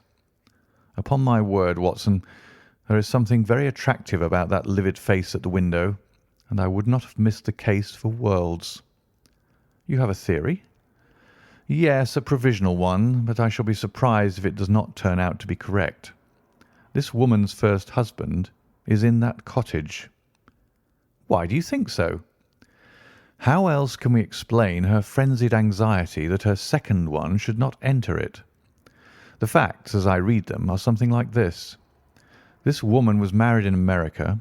Her husband developed some hateful qualities, or shall we say that he contracted some loathsome disease and became a leper or an imbecile. She flies from him at last, returns to England, changes her name, and starts her life, as she thinks, afresh. She has been married 3 years, and believes that her position is quite secure, having shown her husband the death certificate of some man whose name she has assumed, when suddenly her whereabouts is discovered by her first husband, or we may suppose by some unscrupulous woman who has attached herself to the invalid. They write to the wife and threaten to come and expose her. She asks for £100 and endeavours to buy them off. They come in spite of it, and when the husband mentions casually to the wife that there are newcomers in the cottage, she knows in some way that they are her pursuers. She waits until her husband is asleep, and then she rushes down to endeavour to persuade them to leave her in peace. Having no success, she goes again next morning, and her husband meets her, as he has told us, as she comes out. She promises him then not to go there again, but 2 days afterwards the hope of getting rid of those dreadful neighbours was too strong for her, and she made another attempt, taking down with her the photograph which had probably been demanded from her. In the midst of this interview the maid rushed in to say that the master had come home, on which the wife, knowing that he would come straight down to the cottage, hurried the inmates out the back door into the grove of fir trees probably, which was mentioned as standing near. In this way he found the place deserted. I shall be very much surprised, however, if it is still so when he reconnoitres it this evening. What do you think of my theory?" "It is all surmise." "But at least it covers all the facts. When new facts come to our knowledge which cannot be covered by it, it will be time enough to reconsider it. We can do nothing more until we have a message from our friend at Norbury." But we had not very long time to wait for that. It came just as we had finished our tea. "The cottage is still tenanted," it said. "Have seen the face again at the window. Will meet the 7 o'clock train, and will take no steps until you arrive." He was waiting on the platform when we stepped out, and we could see in the light of the station lamps that he was very pale and quivering with agitation. "They are still there, Mr. Holmes," said he, laying his hand hard upon my friend's sleeve. "I saw lights in the cottage as I came down. We shall settle it now once and for all." "What is your plan, then?" asked Holmes, as he walked down the dark, tree-lined road. "I am going to force my way in and see for myself who is in the house. I wish you both to be there as witnesses." "You are quite determined to do this, in spite of your wife's warning that it is better that you should not solve the mystery?" "Yes, I am determined." "Well, I think that you are in the right. Any truth is better than indefinite doubt. We had better go up at once. Of course, legally, we are putting ourselves hopelessly in the wrong, but I think that it is worth it. It was a very dark night, and a thin rain began to fall as we turned from the high road into a narrow lane, deeply rutted, with hedges on either side. Mr. Grant Munro pushed impatiently forward, however, and we stumbled after him as best we could. "There are the lights of my house," he murmured, pointing to a glimmer among the trees. "And here is the cottage which I am going to enter." We turned a corner in the lane as he spoke, and there was the building close beside us. A yellow bar falling across the black foreground showed that the door was not quite closed, and one window in the upper story was brightly illuminated. As we looked, we saw a dark blur moving across the blind. "There is that creature!" cried Grant Munro. "You can see for yourselves that someone is there. Now follow me, and we shall soon know all." We approached the door, but suddenly a woman appeared out of the shadow and stood in the golden track of the lamplight. I could not see her face in the darkness, but her arms were thrown out in an attitude of entreaty. "For God's sake, don't, Jack!" she cried. "I had a presentiment that you would come this evening. Think better of it, dear. Trust me again, and you will never have cause to regret it." "I have trusted you too long, Effie," he cried sternly. "Leave go of me. I must pass through. My friends and I are going to settle this matter once and forever." He pushed her to one side, and we followed closely after him. As he threw the door open, an old woman ran out in front of him and tried to bar his passage, but he thrust her back, and an instant afterwards we were all upon the stairs. Grant Munro rushed into the lighted room at the top, and we entered at his heels. It was a cosy, well-furnished apartment, with 2 candles burning upon the table and 2 upon the mantelpiece. In the corner, stooping over a desk, there sat what appeared to be a little girl. Her face was turned away as we entered, but we could see that she was dressed in a red frock and that she had long white gloves on. As she whisked round to us, I gave a cry of surprise and horror. The face which she turned towards us was of the strangest livid tint, and the features were absolutely devoid of any expression. An instant later the mystery was explained. Holmes, with a laugh, passed his hand behind the child's ear. A mask peeled off from her countenance, and there was a little coal-black negress, with all her white teeth flashing in amusement at our amazed faces. I burst out laughing, out of sympathy with her merriment, but Grant Munro stood staring, with his hand clutching his throat. "My God!" he cried. "What can be the meaning of this?" "I will tell you the meaning of it," cried the lady, sweeping into the room with a proud, set face. "You have forced me against my own judgment to tell you, and now we must both make the best of it. My husband died at Atlanta. My child survived." "Your child?" She drew a large silver locket from her bosom. "You have never seen this open." "I understood that it did not open." She touched a spring, and the front hinged back.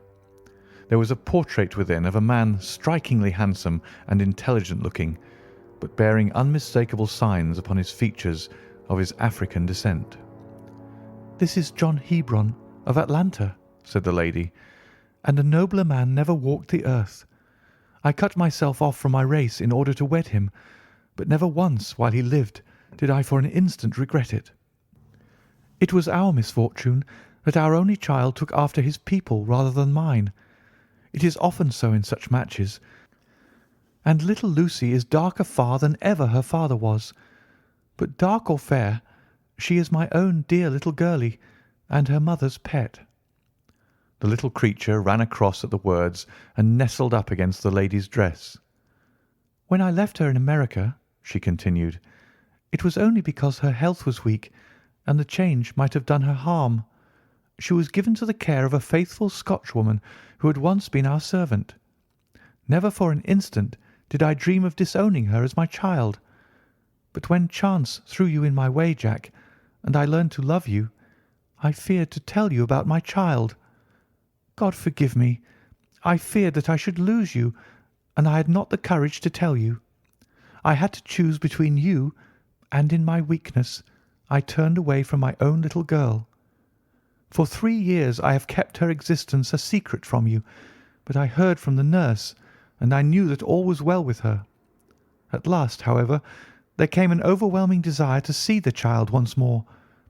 I struggled against it, but in vain. Though I knew the danger, I determined to have the child over, if it were but for a few weeks. I sent £100 to the nurse, and I gave her instructions about this cottage, so that she might come as a neighbour, without my appearing to be in any way connected with her. I pushed my precautions so far as to order her to keep the child in the house during the daytime, and to cover up her little face and hands, so that even those who might see her at the window should not gossip about there being a black child in the neighbourhood. If I had been less cautious, I might have been more wise, but I was half crazy with fear that you should learn the truth. It was you who told me first that the cottage was occupied. I should have waited for the morning, but I could not sleep for excitement, and so at last I slipped out, knowing how difficult it is to awake you. But you saw me go, and that was the beginning of my troubles. Next day you had my secret at your mercy, but you nobly refrained from pursuing your advantage. 3 days later, however, the nurse and child only just escaped from the back door as you rushed in at the front one, and now tonight you at last know all, and I ask you what is to become of us, my child and me." She clasped her hands and waited for an answer. It was a long 10 minutes before Grant Munro broke the silence, and when his answer came it was one of which I love to think. He lifted the little child, kissed her, and then, still carrying her, he held his other hand out to his wife and turned towards the door. "We can talk it over more comfortably at home," said he. "I am not a very good man, Effie, but I think that I am a better one than you have given me credit for." Holmes and I followed them down the lane, and my friend plucked at my sleeve as we came out. "I think," said he, "that we shall be of more use in London than in Norbury." Not another word did he say of the case until late that night, when he was turning away with his lighted candle for his bedroom. "Watson," said he, "if it should ever strike you that I am getting a little over-confident in my powers, or giving less pains to a case than it deserves, kindly whisper 'Norbury' in my ear, and I shall be infinitely obliged to you." End of The Yellow Face.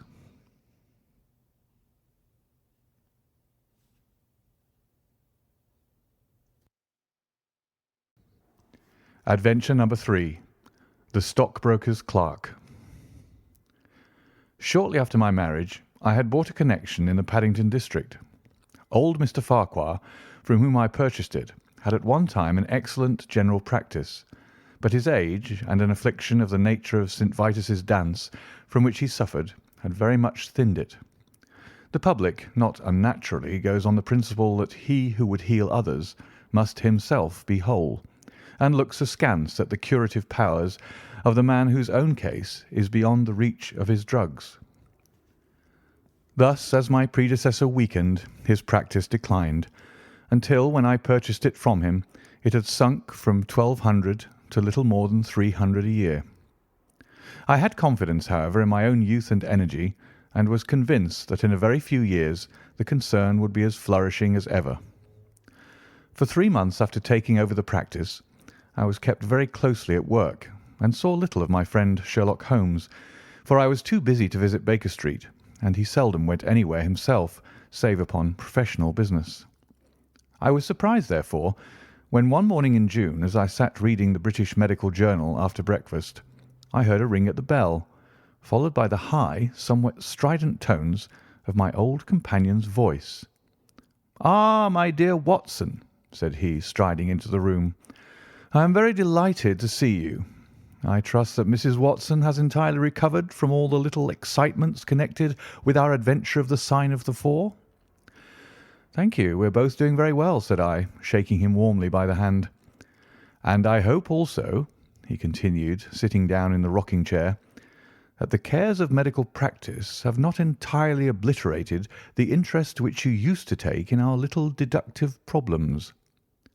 "On the contrary," I answered, "it was only last night that I was looking over my old notes and classifying some of our past results." "I trust that you don't consider your collection closed." "Not at all. I should wish nothing better than to have some more of such experiences." "To-day, for example?" "Yes, to-day, if you like." "And as far off as Birmingham?" "Certainly, if you wish it." "And the practice?" "I do my neighbour's when he goes. He's always ready to work off the debt." "Ha! Nothing could be better," said Holmes, leaning back in his chair and looking keenly at me from under his half-closed lids. "I perceive that you have been unwell lately. Summer colds are always a little trying." "I was confined to the house by a severe chill for 3 days last week. I thought, however, that I had cast off every trace of it." "So you have. You look remarkably robust." "How, then, did you know it?" "My dear fellow, you know my methods." "You deduced it, then?" "Certainly." "And from what?" "From your slippers." I glanced down at the new patent leathers which I was wearing. "How on earth—" I began, but Holmes answered my question before it was asked. "Your slippers are new," he said. "You could not have had them more than a few weeks. The soles, which you are at this moment presenting to me, are slightly scorched.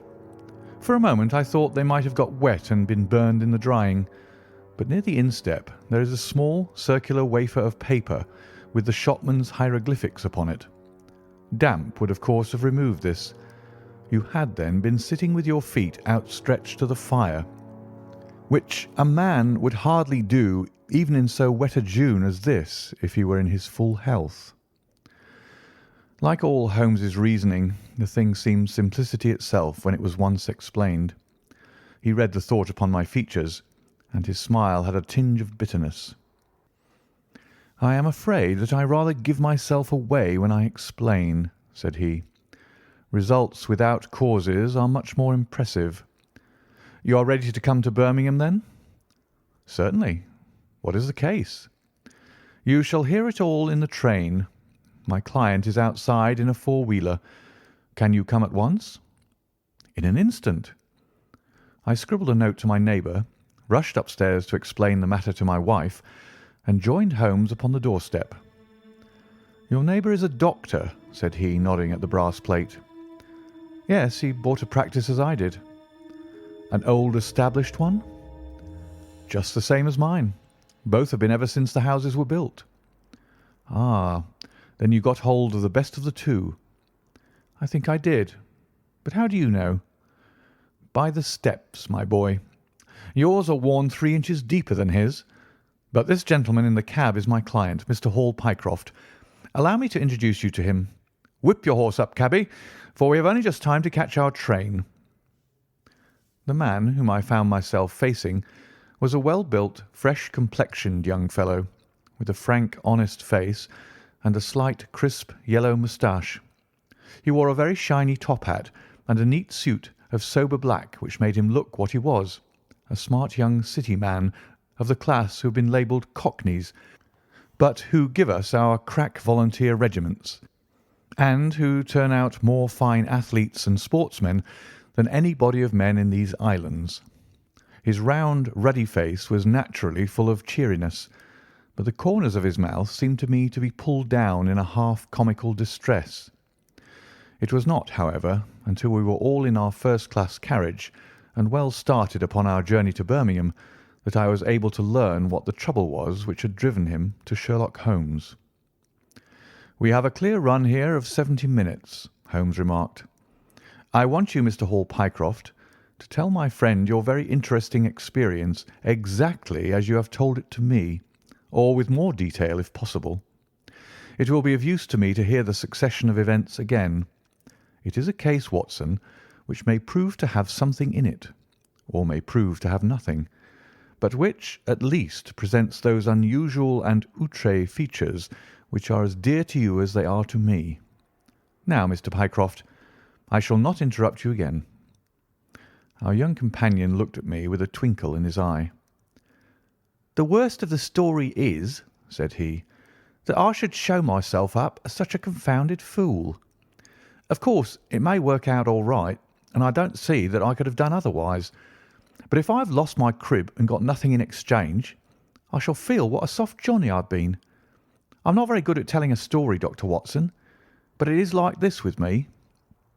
I used to have a billet at Cox and Woodhouse's of Draper's Gardens, but they were let in early in the spring through the Venezuelan loan, as no doubt you remember, and came a nasty cropper. I've been with them 5 years, and old Coxon gave me a ripping good testimonial when the smash came, but of course we clerks were all turned adrift, the 27 of us. I tried here and tried there, but there were lots of other chaps on the same lay as myself, and it was a perfect frost for a long time. I'd been taking £3 a week at Coxon's, and I'd saved about 70 of them, but I soon worked my way through that and out the other end. I was fairly at the end of my tether at last, and could hardly find the stamps to answer the advertisements or the envelopes to stick them to. I'd worn out my boots, paddling up office stairs, and I seemed just as far from getting a billet as ever. At last I saw a vacancy at Mawson and Williams, the great stockbroking firm in Lombard Street. I dare say E.C. is not much in your line, but I can tell you that this is about the richest house in London. The advertisement was to be answered by letter only. I sent in my testimonial, an application, but without the least hope of getting in. Back came an answer by return saying that if I would appear next Monday, I might take over my new duties at once, provided that my appearance was satisfactory. No one knows how these things are worked. Some people say that the manager just plunges his hand into the heap and takes the first that comes. Anyhow, it was my innings that time, and I don't have a wish to feel better pleased. The screw was £1 a week rise, and the duties just about the same as at Coxon's. And now I come to the queer part of the business. I was in diggings out Hampstead way, 17 Potter's Terrace. Well, I was sitting doing a smoke that very evening, after I'd been promised the appointment, when up came my landlady with a card which had Arthur Pinner, financial agent, printed upon it. I had never heard the name before, and could not imagine what he wanted with me. But of course I asked her to show him up. In he walked, a middle-sized, dark-haired, dark-eyed, black-bearded man, with a touch of the sheeny about his nose. He had a brisk kind of way with him, and he spoke sharply like a man who knew the value of time. "Mr. Old Pycraft, I believe," said he. "Yes, sir," I answered, pushing a chair towards him. "Lately engaged at Coxon and Woodhouse's." "Yes, sir." "And now on the staff of Mawson's." "Quite so." "Well," said he, "the fact is that I have heard some really extraordinary stories about your financial ability. You remember Parker, who used to be Coxon's manager? He could never say enough about it." Of course I was pleased to hear this. I had always been pretty sharp in the office, but I never dreamed that I was talked about in the city in this fashion. "You have a good memory," said he. "Pretty fair," I answered modestly. "Have you kept in touch with the market while you've been out of work?" he asked. "Yes, I read the stock exchange list every morning." "Now that shows real application," he cried. "This is the way to prosper. You won't mind me testing you, will you? Let me see. How are Ayrshire's?" 106 1/4 to 105 7/8. "And New Zealand Consolidated?" 104. "And British Broken Hills?" 7 to 7 6. "Wonderful!" he cried with his hands up. "This quite fits in with all that I had heard. My boy, you're very much too good to be a clerk at Mawson's." This outburst rather astonished me, as you can think. "Well," said I, "other people don't think quite so much of me as you seem to do, Mr. Pinner. I had a hard enough fight to get this berth, and I'm very glad to have it." "Pooh, man, you should soar above it. You're not in your true sphere. Now, I'll tell you how it stands with me. What I have to offer is little enough when measured by your ability, but when compared with Mawson's, it's light to dark. Let me see. When do you go to Mawson's?" "On Monday." "Aha! I think I would risk a little sporting flutter that you don't go there at all." "Not go to Mawson's?" "No, sir. By that day you'll be the business manager of the Franco-Midland Hardware Company Limited, with 134 branches in the towns and villages of France, not counting one in Brussels and one in San Remo." This took my breath away. "I never heard of it," said I. "Very likely not. It has been kept very quiet, for the capital was all privately subscribed, and it's too good a thing to let the public into. My brother, Harry Pinner, is promoter, and joins the board after allotment as managing director. He knew I was in the swim down here, and asked me to pick up a good man cheap, a young pushing man with plenty of snap about him. Parker spoke of you, and that brought me here tonight. We can only offer you a beggarly 500 to start with." "500 a year?" I shouted. "Only that at the beginning, but you are to have an overriding commission of 1% on all business done by your agents, and you may take my word for it that this will come to more than your salary." "But I know nothing about hardware." "Tut, my boy, you know about figures." My head buzzed, and I could hardly sit still in my chair. But suddenly a little chill of doubt came upon me. "I must be frank with you," said I. "Mawson only gives me 200, but Mawson is safe. Now, really, I know so little about your company that—" "Ah, smart, smart!" he cried in a kind of ecstasy of delight. "You are the very man for us. You're not to be talked over, and quite right too. Now, here's a note for £100, and if you think that we can do business, you may just slip it into your pocket as an advance upon your salary." "This is very handsome," said I. "When should I take over my new duties?" "Be in Birmingham tomorrow at 1, said he. "I have a note in my pocket here which you will take to my brother. You'll find him at 126B Corporation Street, where the temporary offices of the company are situated.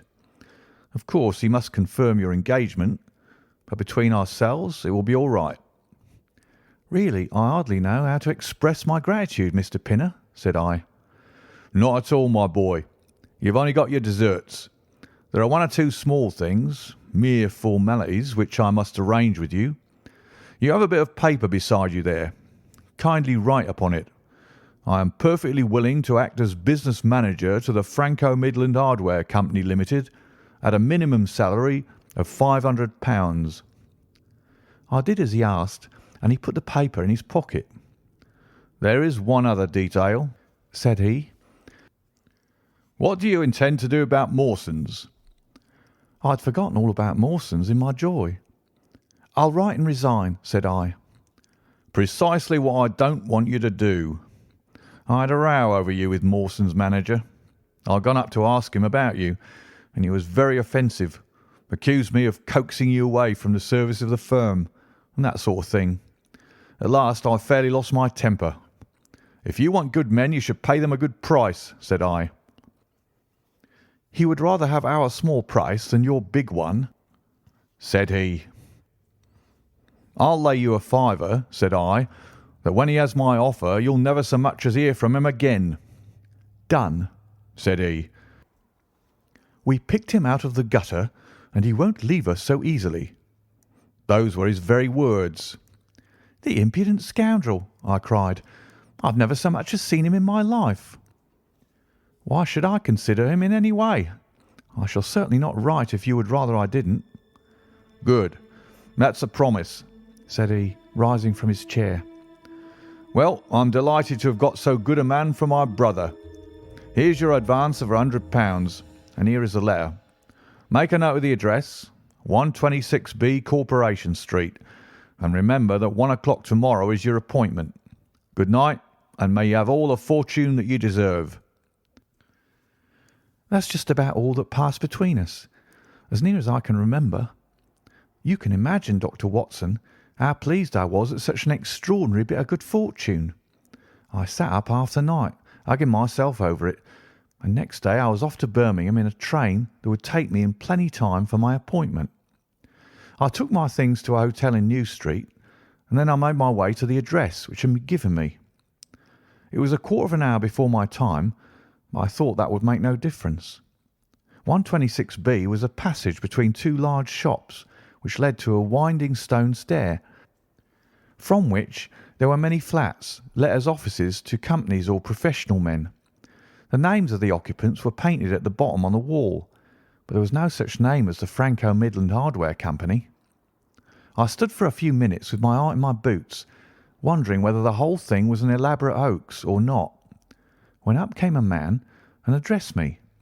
He was very like the chap I'd seen the night before, the same figure and voice, but he was clean-shaven and his hair was lighter.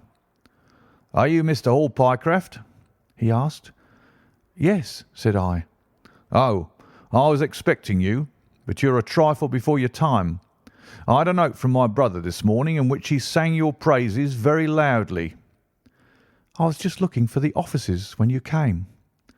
"We have not got our name up yet, for we only secured these temporary premises last week. Come up with me and we'll talk the matter over." I followed him to the top of a very lofty stair, and there, right under the slates, were a couple of empty, dusty little rooms, uncarpeted and uncurtained, into which he led me. I had thought of a great office with shining tables and rows of clerks, such as I was used to, and I dare say I stared rather straight at the two deal chairs and one little table, which, with a ledger and a waste paper basket, made up the whole furniture. "Don't be disheartened, Mr. Pycroft," said my new acquaintance, seeing the length of my face. "Rome was not built in a day, and we have lots of money at our backs, though we don't cut much dash yet in offices. Pray sit down and let me have your letter."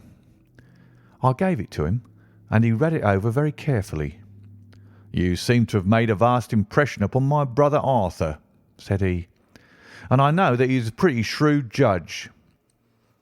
He swears by London, you know, and I by Birmingham, but this time I shall follow his advice. Pray consider yourself definitely engaged." "What are my duties?" I asked. "You will eventually manage the great depot in Paris, which will pour a flood of English crockery into the shops of 134 agents in France. The purchase will be completed in a week, and meanwhile you'll remain in Birmingham and make yourself useful." "How?"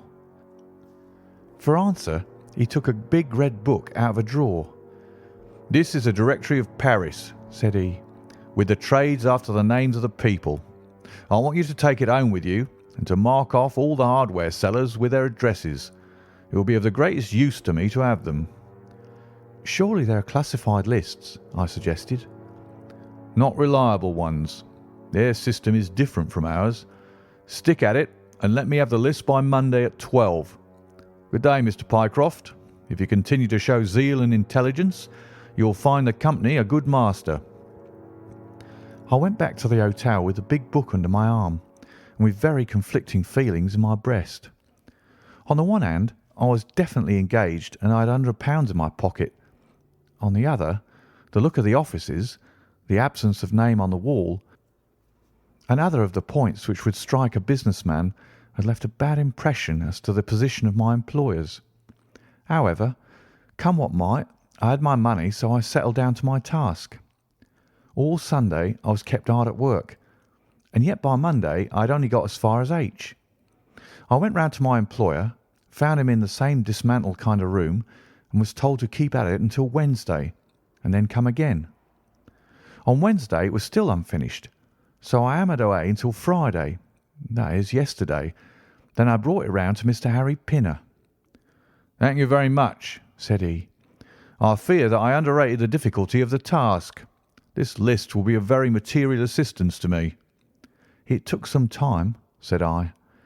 "And now," said he, "I want you to make a list of the furniture shops, for they all sell crockery." "Very good." "And you can come up tomorrow evening at 7 and let me know how you're getting on. Don't overwork yourself. A couple of hours at Day's Music Hall in the evening would do you no harm after your labours." He laughed as he spoke, and I saw with a thrill that his second tooth upon the left-hand side had been very badly stuffed with gold. Sherlock Holmes rubbed his hands with delight, and I stared with astonishment at our client. "You may well look surprised, Dr. Watson, but it is this way," said he. "When I was speaking to the other chap in London, at the time that he laughed at my not going to Mawson's, I happened to notice that his tooth was stuffed in this very identical fashion. The glint of the gold in each case caught my eye, you see. When I put that with the voice and figure being the same, and only those things altered which might be changed by a razor or a wig, I could not doubt that it was the same man. Of course, you expect two brothers to be alike, but not that they should have the same tooth stuffed in the same way. He bowed me out, and I found myself in the street, hardly knowing whether I was on my head or on my heels. Back I went to my hotel, put my head in a basin of cold water, and tried to think it out. Why had he sent me from London to Birmingham? Why had he got there before me? And why had he written a letter from himself to himself? It was altogether too much for me, and I could make no sense of it. And then suddenly it struck me that what was dark to me might be very light to Mr. Sherlock Holmes. I had just time to get up to town by the night train to see him this morning, and to bring you both back with me to Birmingham." There was a pause after the stockbroker's clerk had concluded his surprising experience. Then Sherlock Holmes cocked his eye at me, leaning back on the cushions with a pleased and yet critical face, like a connoisseur who has just taken his first sip of a Comet vintage. "Rather fine, Watson, is it not?" said he. "There are points in it which please me. I think that you will agree with me that an interview with Mr. Arthur Harry Pinner in the temporary offices of the Franco-Midland Hardware Company, Limited, would be a rather interesting experience for both of us." "But how can we do it?" I asked. "Oh, easily enough," said Hall Pycroft cheerily. "You are two friends of mine who are in want of a billet, and what could be more natural than that I should bring you both round to the managing director?" "Quite so, of course," said Holmes. "I should like to have a look at the gentleman and see if I can make anything of his little game. What qualities have you, my friend, which would make your services so valuable? Or is it possible that—" He began biting his nails and staring blankly out of the window, and we hardly drew another word from him until we were in New Street. At 7 o'clock that evening we were walking, the three of us, down Corporation Street to the company's offices. "It is no use our being at all before our time," said our client. "He only comes there to see me, apparently, for the place is deserted up to the very hour he names." "That is suggestive," remarked Holmes. "By Jove, I told you so!" cried the clerk. "That's he walking ahead of us there." He pointed to a smallish, dark, well-dressed man who was bustling along the other side of the road. As we watched him, he looked across at a boy who was bawling out the latest edition of the evening paper, and running over among the cabs and buses. He bought one from him.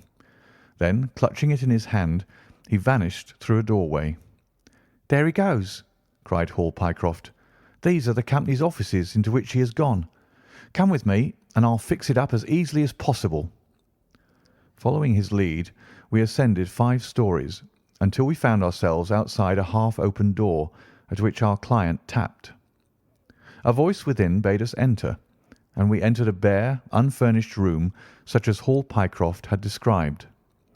At the single table sat the man whom we had seen in the street, with his evening paper spread out in front of him, and as he looked up at us it seemed to me that I had never looked upon a face which bore such marks of grief, and of something beyond grief, of a horror such as comes to a few men in a lifetime. His brow glistened with perspiration, his cheeks were of the dull, dead white of a fish's belly, and his eyes were wild and staring. He looked at his clerk as though he failed to recognize him, and I could see by the astonishment depicted upon our conductor's face that this was by no means the usual appearance of his employer. "You look ill, Mr. Pinner," he exclaimed. "Yes, I'm not very well," answered the other, making obvious efforts to pull himself together and licking his dry lips before he spoke. "Who are these gentlemen whom you've brought with you?" "One is Mr. Harris of Bermondsey, and the other is Mr. Price of this town." said our clerk glibly. "They're friends of mine and gentlemen of experience, but they've been out of a place for some little time, and they hope that perhaps you might find an opening for them in the company's employment." Very possibly, cried Mr. Pinner with a ghastly smile. "Yes, I have no doubt that we shall be able to do something for you. What is your particular line, Mr. Harris?" "I am an accountant," said Holmes. "Ah, yes. We shall want something of the sort. And you, Mr. Price?" "A clerk," said I. "I have every hope that the company may accommodate you. I will let you know about it as soon as we come to any conclusion. And now I beg that you will go. For God's sake, leave me to myself." These last words were shot out of him as though the constraint which he was evidently setting upon himself had suddenly and utterly burst asunder. Holmes and I glanced at each other, and Hall Pycroft took a step towards the table. "You forget, Mr. Pinner, that I'm here by appointment to receive some directions from you," said he. "Certainly, Mr. Pycroft, certainly," the other resumed in a calmer tone. "You may wait here a moment, and there is no reason why your friends should not wait with you. I will be entirely at your service in 3 minutes, if I may trespass upon your patience so far." He rose with a very courteous air, and, bowing to us, he passed through a door at the farther end of the room, which he closed behind him. "What now?" whispered Holmes. "Is he giving us the slip?" "Impossible," answered Pycroft. "Why so?" "That door leads into an inner room." "There is no exit?" "None." "Is it furnished?" "It was empty yesterday." "Then what on earth can he be doing?" There is something which I don't understand in this manner. If ever a man was 3 parts mad with terror, that man's name is Pinner. What can have put the shivers on him? "He suspects that we're detectives," I suggested. That's it, Mycroft. Holmes shook his head. He did not turn pale. "He was pale when we entered the room," said he. "It is just possible that—" His words were interrupted by a sharp rat-tat from the direction of the inner door. "What the deuce is he knocking at his own door for?" cried the clerk. Again, and much louder, came the rat-tat-tat. We all gazed expectantly at the closed door. Glancing at Holmes, I saw his face turn rigid, and he leaned forward in intense excitement. Then suddenly came a low, guggling, gargling sound, and a brisk drumming upon woodwork. Holmes sprang frantically across the room and pushed at the door. It was fastened on the inner side. Following his example, we threw ourselves upon it with all our weight. One hinge snapped, then the other, and down came the door with a crash. Rushing over it, we found ourselves in the inner room. It was empty. But it was only for a moment that we were at fault. At one corner, the corner nearest the room which we had left, there was a second door. Holmes sprang to it and pulled it open. A coat and waistcoat were lying on the floor, and from a hook behind the door, with his own braces round his neck, was hanging the managing director of the Franco Midland Hardware Company. His knees were drawn up, his head hung at a dreadful angle to his body, and the clatter of his heels against the door made the noise which had broken in upon our conversation. In an instant I had caught him around the waist and held him up while Holmes and Pycroft untied the elastic bands which had disappeared between the livid creases of skin. Then we carried him into the other room, where he lay with a clay-coloured face, puffing his purple lips in and out with every breath, a dreadful wreck of all that he had been but 5 minutes before. "What do you think of him, Watson?" asked Holmes. I stooped over him and examined him. His pulse was feeble and intermittent, but his breathing grew longer, and there was a little shivering of his eyelids which showed a thin white slit of ball beneath. "It has been touch and go with him," said I, "but he'll live now. Just open that window and hand me the water carafe." I undid his collar, poured the cold water over his face, and raised and sank his arms until he drew a long, natural breath. "It's only a question of time now," said I, as I turned away from him. Holmes stood by the table with his hands deep in his trousers pockets and his chin upon his breast. I suppose we ought to call the police in now, said he, and yet I confess that I'd like to give them a complete case when they come. It's a blessed mystery to me, cried Pycroft, scratching his head. Whatever they wanted to bring me all the way up here for, and then— Pooh, all that is clear enough, said Holmes impatiently. It is this last sudden move. You can understand the rest, then? I think that it is fairly obvious. What do you say, Watson? I shrugged my shoulders. I must confess that I'm out of my depths, said I. Oh, surely, if you consider the events at first, they can only point to one conclusion. What do you make of them? Well, the whole thing hinges upon 2 points. The first is the making of Pycroft write a declaration by which he entered the service of this preposterous company. Do you not see how very suggestive that is? I'm afraid I missed the point. Well, why did they want him to do it? Not as a business matter, for these arrangements are usually verbal, and there was no earthly business reason why this should be an exception. Don't you see, my young friend, that they were very anxious to obtain a specimen of your handwriting, and had no other way of doing it? And why? Quite so. Why? When we answer that, we have made some progress with our little problem. Why? There can be only one adequate reason.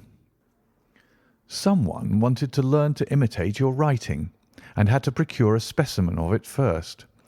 And now, if we pass on to the second point, we find that each throws light upon the other. That point is the request made by Pinner that you should not resign your place, but should leave the manager of his important business in the full expectation that a Mr. Hall Pycroft, whom he had never seen, was about to enter the office upon the Monday morning. My God! Cried our client. What a blind beetle I've been! Now you see the point about the handwriting. Suppose that someone turned up in your place who wrote a completely different hand from that in which you had applied for the vacancy. Of course, the game would have been up. But in the interval the rogue had learned to imitate you, and his position was therefore secure, as I presume that nobody in the office had ever set eyes upon you. Not a soul, groaned Hall Pycroft. Very good. Of course, it was of the utmost importance to prevent you from thinking better of it, and also to keep you from coming into contact with anyone who might tell you that your double was at work in Mawson's office. Therefore, they gave you a handsome advance on your salary, and ran you off to the Midlands, where they gave you enough work to do to prevent you going to London, where you might have burst their little game up. That is all plain enough. But why should this man pretend to be his own brother? Well, that is pretty clear also. There are evidently only 2 of them in it. The other is impersonating you at the office. This one acted as your engager, and then found that he could not find you an employer without admitting a third person into his plot. That he was most unwilling to do. He changed his appearance as far as he could, and trusted that the likeness, which you could not fail to observe, would be put down to a family resemblance. But for the happy chance of the gold stuffing, your suspicions would probably never have been aroused. Hall Pycroft shook his clinched hands in the air. Good Lord! He cried. While I've been fooled in this way, what has this other Hall Pycroft been doing at Mawson's? What shall we do, Mr. Holmes? Tell me what to do. We must wire to Mawson's. They shut at 12 on Saturdays. Never mind. There may be some doorkeeper or attendant. Oh, yes. They keep a permanent guard there on account of the value of the securities that they hold. I remember hearing it talked of in the city. Very good. We shall wire to him and see if all is well and if a clerk of your name is working there. That is clear enough. But what is not so clear is why at the sight of us one of the rogues should instantly walk out of the room and hang himself. The paper, croaked a voice behind us. The man was sitting up, blanched and ghastly, with returning reason in his eyes, and hands which rubbed nervously at the broad red band which still encircled his throat. The paper! Of course! Yelled Holmes, in a paroxysm of excitement. Idiot that I was! I thought so much of our visit that the paper never entered my head for an instant. To be sure, the secret must be there. He flattened it upon the table, and a cry of triumph burst from his lips. "Look at this, Watson," he cried. "It is a London paper, an early edition of the Evening Standard. Here is what we want. Look at the headlines. Crime in the City. Murder at Mawson and Williams. Gigantic attempted robbery. Capture of the criminal. Here, Watson, we are all equally anxious to hear it, so kindly read it aloud to us." It appeared from its position in the paper to have been the one event of importance in town, and the account of it ran in this way. "A desperate attempt at robbery, culminating in the death of one man and the capture of the criminal, occurred this afternoon in the City. For some time back, Mawson and Williams, the famous financial house, have been the guardians of securities which amount, in the aggregate, to a sum of considerably over £1,000,000. So conscious was the manager of the responsibility which devolved upon him in consequence of the great interests at stake, that safes of the very latest construction have been employed, and an armed watchman has been left day and night in the building. It appears that last week a new clerk named Hall Pycroft was engaged by the firm. This person appears to have been none other than Beddington, the famous forger and cracksman, who with his brother had only recently emerged from a 5-year spell of penal servitude. By some means, which are not yet clear, he succeeded in winning, under a false name, this official position in the office, which he utilised in order to obtain mouldings of various locks and a thorough knowledge of the position of the strong room and the safes. It is customary at Mawson's for the clerks to leave at midday on Saturday. Sergeant Tewson of the City Police was somewhat surprised, therefore, to see a gentleman with a carpet-bag come down the steps at 20 minutes past 1. His suspicions being aroused, the sergeant followed the man and, with the aid of Constable Pollock, succeeded, after a most desperate resistance, in arresting him. It was at once clear that a daring and gigantic robbery had been committed.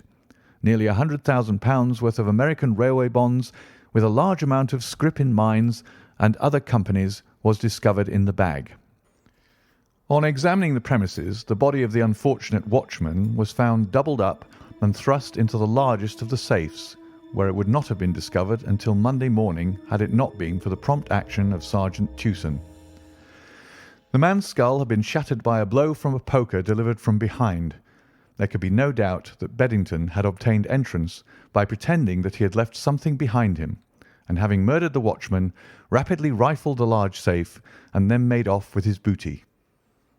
His brother, who usually works with him, has not appeared in this job as far as can at present be ascertained, although the police are making energetic inquiries as to his whereabouts.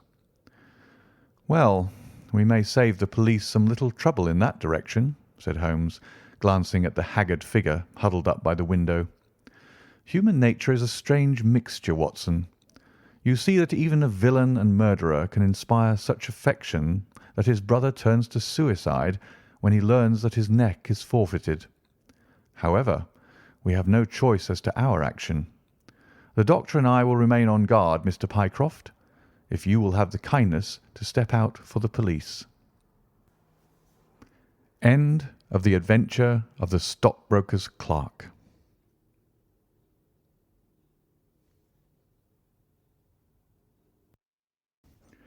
Adventure 4.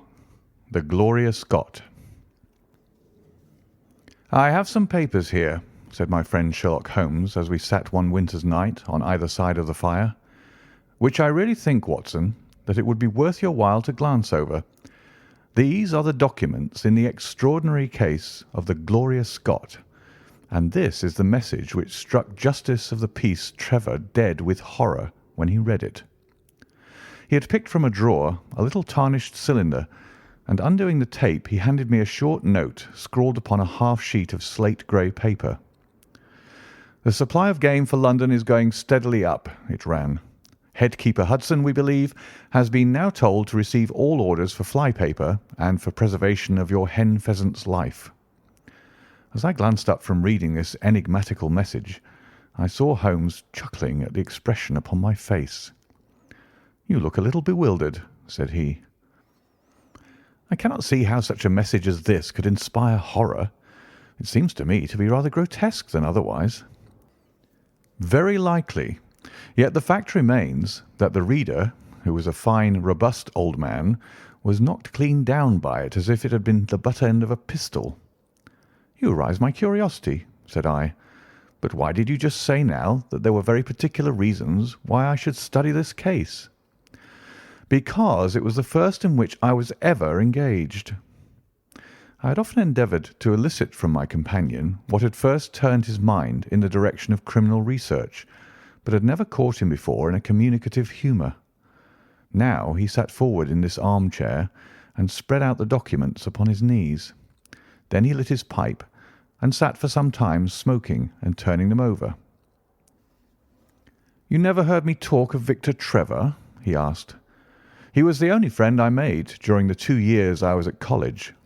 I was never a very sociable fellow, Watson, always rather fond of moping in my rooms and working out my own little methods of thought, so that I never mixed much with the men of my year.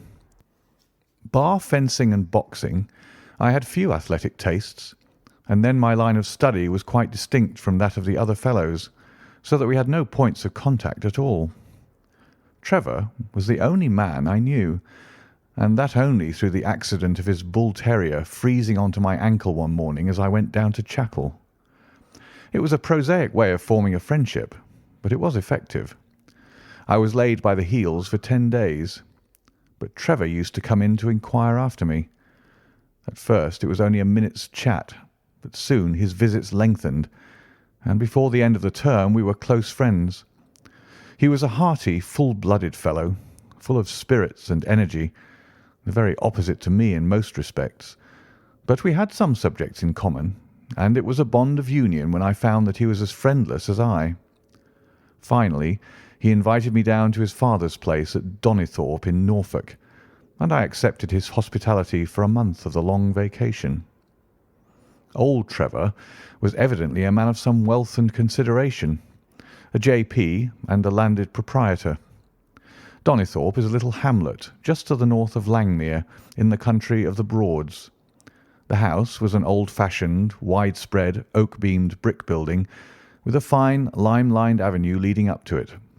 There was excellent wild duck shooting in the fens, remarkably good fishing, a small but select library, taken over, as I understand, from a former occupant, and a tolerable cook, so that he would be a fastidious man who could not put in a pleasant month there.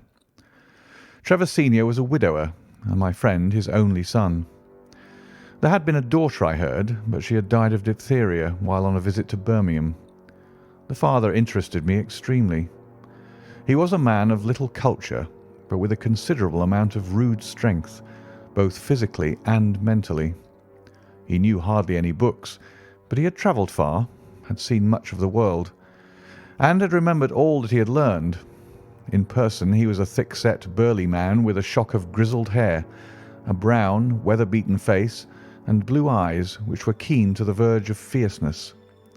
Yet he had a reputation for kindness and charity on the countryside, and was noted for the leniency of his sentences from the bench. One evening, shortly after my arrival, we were sitting over a glass of port after dinner, when young Trevor began to talk about those habits of observation and inference which I had already formed into a system, although I had not yet appreciated the part which they were to play in my life.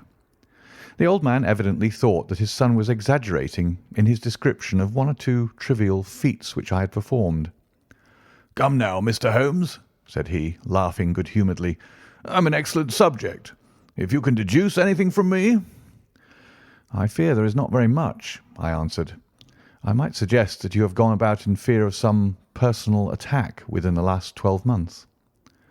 The laugh faded from his lips, and he stared at me in great surprise. "Well, that's true enough," said he. "You know, Victor," turning to his son, "when we broke up that poaching gang, they swore to knife us, and Sir Edward Holly has actually been attacked. I've always been on my guard since then, though I have no idea how you know it." "You have a very handsome stick," I answered. "By the inscription I observed that you had not had it more than a year, but you have taken some pains to bore the head of it and pour melted lead into the hole so as to make it a formidable weapon. I argued that you would not take such precautions unless you had some danger to fear. "Anything else?" he asked, smiling. "You have boxed a good deal in your youth." "Right again. How did you know it? Is my nose knocked a little out of the straight?" "No," said I. "It is your ears. They have the peculiar flattening and thickening which marks the boxing man." "Anything else?" "You have done a good deal of digging by your callosities." "Made all my money at the goldfields." "You have been in New Zealand?" "Right again." "You have visited Japan?" "Quite true." "And you have been most intimately associated with someone whose initials were J.A., and whom you afterwards were eager to entirely forget." Mr. Trevor stood slowly up, fixed his large blue eyes upon me with a strange wild stare, and then pitched forward with his face among the nutshells which strewed the cloth in a dead faint. You can imagine, Watson, how shocked both his son and I were.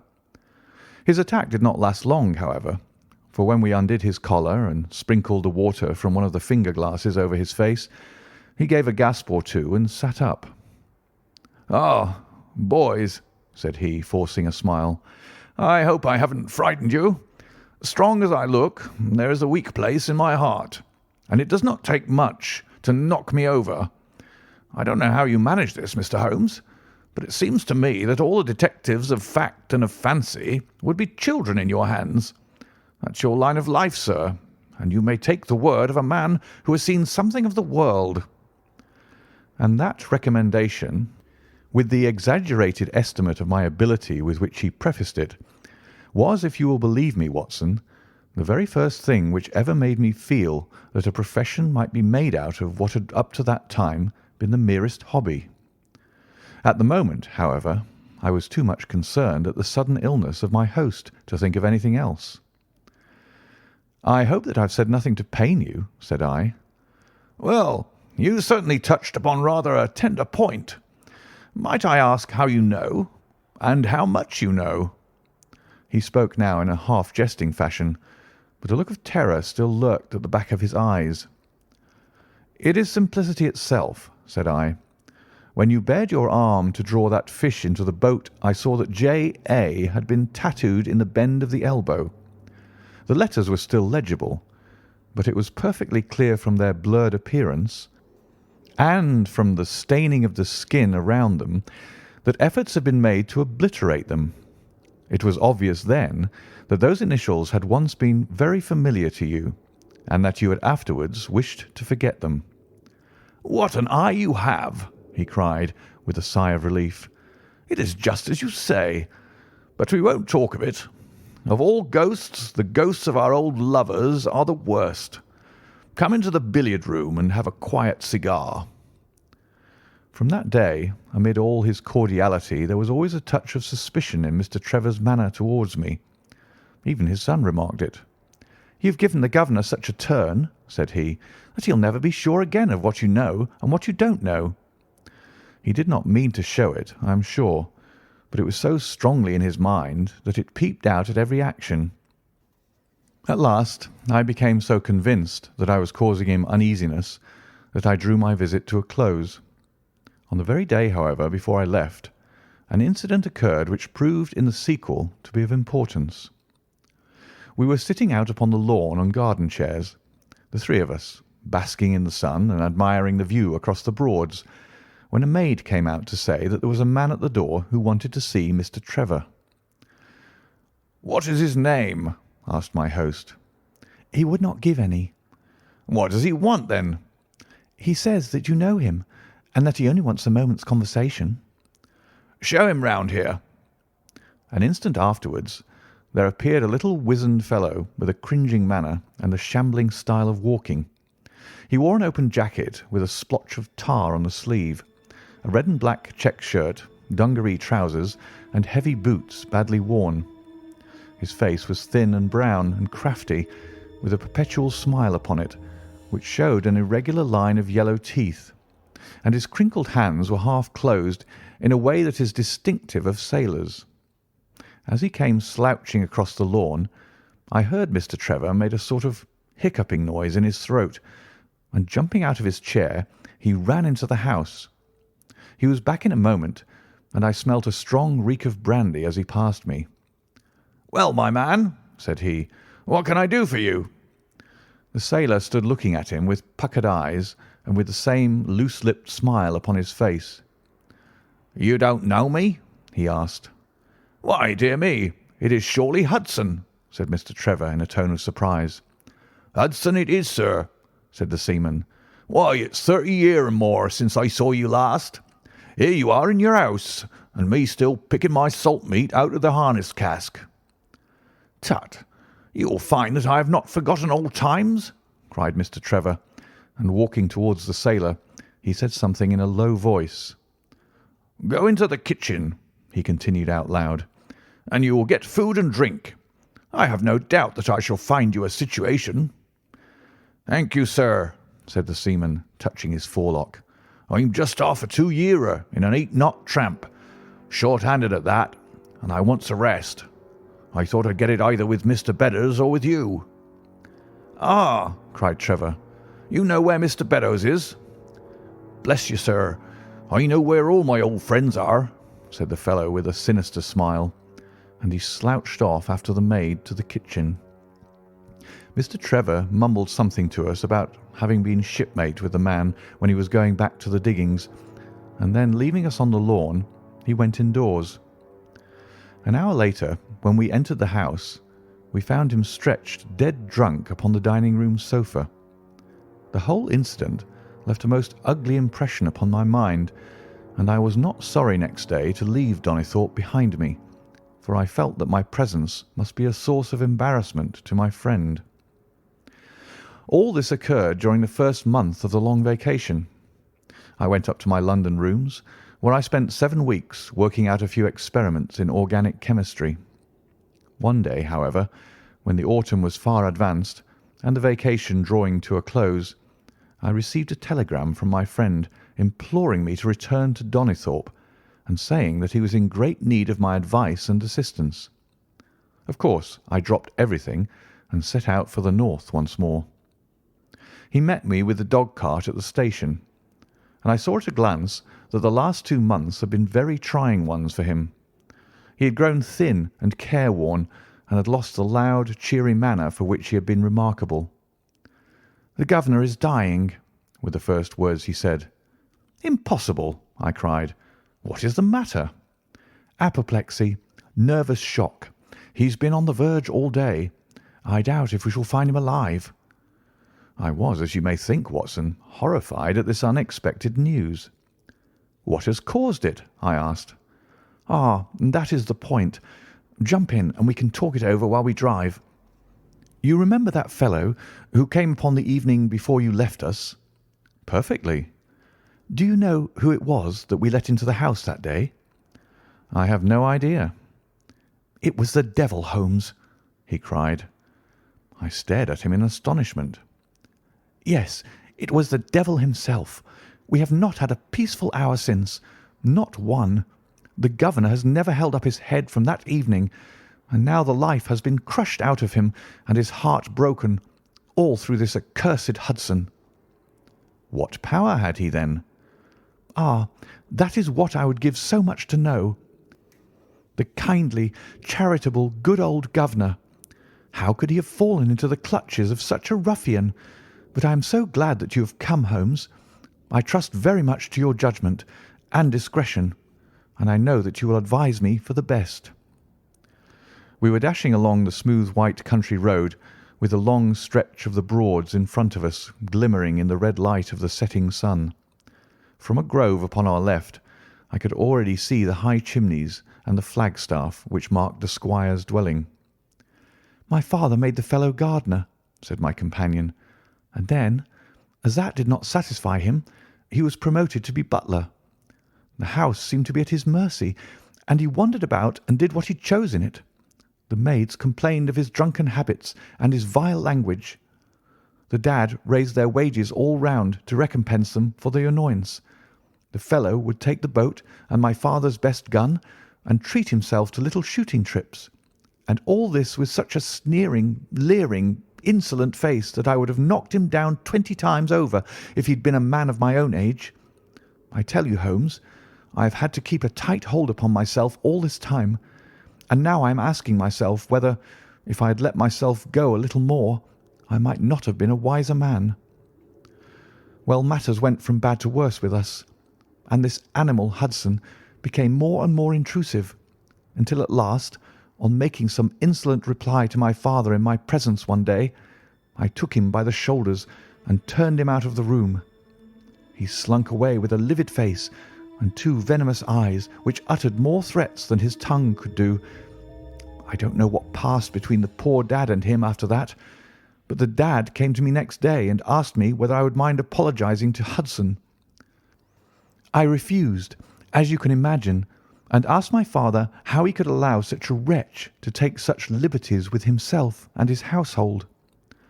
"Ah, my boy," said he, "it is all very well to talk, but you don't know how I am placed. But you shall know, Victor. I'll see that you shall know, come what may. You wouldn't believe harm of your poor old father, would you, lad?" He was very much moved and shut himself up in the study all day, where I could see through the window that he was writing busily. That evening there came what seemed to me to be a grand release, for Hudson told us that he was going to leave us. He walked into the dining room as we sat after dinner and announced his intention in the thick voice of a half-drunken man. "I've had enough of Norfolk," said he. "I'll run down to Mr. Beddoes in Hampshire. He'll be as glad to see me as you were, I dare say." "You're not going away in an unkind spirit, Hudson, I hope?" said my father, with a tameness which made my blood boil. "I've not had my apology," said he, sulkily, glancing in my direction. "Victor, you will acknowledge that you have used this worthy fellow rather roughly," said the dad, turning to me. "On the contrary, I think that we have both shown extraordinary patience towards him," I answered. "Oh, you do you?" he snarls. "Very good, mate. We'll see about that." He slouched out of the room, and half an hour afterwards left the house, leaving my father in a state of pitiable nervousness. Night after night I heard him pacing his room, and it was just as he was recovering his confidence that the blow did at last fall. "And how?" I asked eagerly. "In a most extraordinary fashion. A letter arrived for my father yesterday evening, bearing the Fordingbridge postmark. My father read it, clapped both his hands to his head, and began running around the room in little circles, like a man who has been driven out of his senses. When I at last drew him down onto the sofa, his mouth and eyelids were all puckered on one side, and I saw that he had a stroke. Dr. Fordham came over at once. We put him to bed, but the paralysis has spread. He has shown no sign of returning consciousness, and I think that we shall hardly find him alive." "You horrify me, Trevor," I cried. "What then could have been in this letter to cause so dreadful a result?" "Nothing. There lies the inexplicable part of it. The message was absurd and trivial.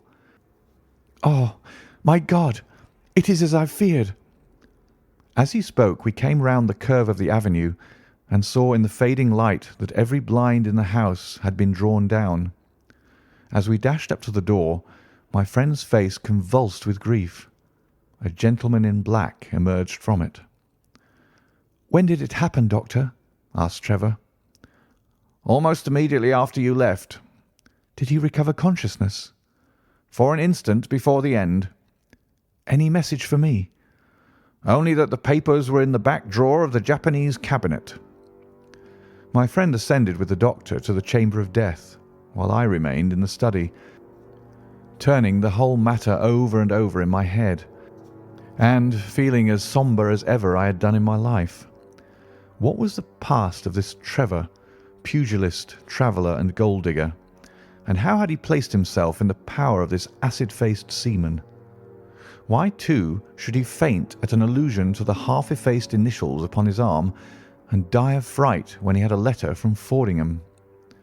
Then I remembered that Fordingham was in Hampshire, and that this Mr. Beddoes, whom the seaman had gone to visit and presumably to blackmail, had also been mentioned as living in Hampshire. The letter, then, might either come from Hudson, the seaman, saying that he had betrayed the guilty secret which appeared to exist, or it might come from Beddoes, warning an old confederate that such a betrayal was imminent. So far it seemed clear enough. But then how could this letter be trivial and grotesque, as described by the son? He must have misread it. If so, it must have been one of those ingenious secret codes which mean one thing while they seem to mean another. I must see this letter. If there were a hidden meaning in it, I was confident that I could pluck it forth.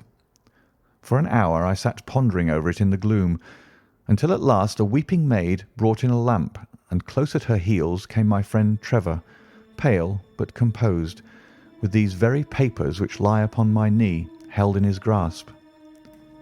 He sat down opposite to me, drew the lamp to the edge of the table, and handed me a short note, scribbled, as you see, upon a single sheet of grey paper.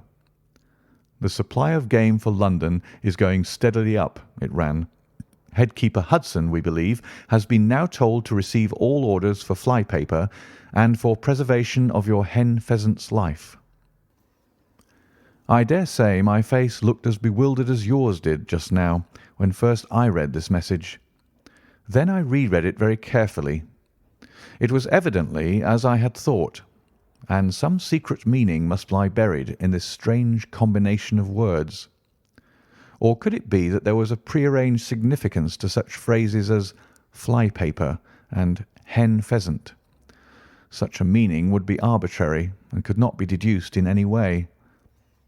And yet I was loath to believe that this was the case, and the presence of the word Hudson seemed to show that the subject of the message was as I had guessed, and that it was from Beddoes rather than the sailor. I tried it backwards, but the combination life pheasant's hen was not encouraging. Then I tried alternate words, but neither the or for nor supply game London promised to throw any light upon it. And then, in an instant, the key of the riddle was in my hands, and I saw that every third word, beginning with the first, would give a message which might well drive old Trevor to despair. It was short and terse, the warning as I now read it to my companion. "The game is up. Hudson has told all.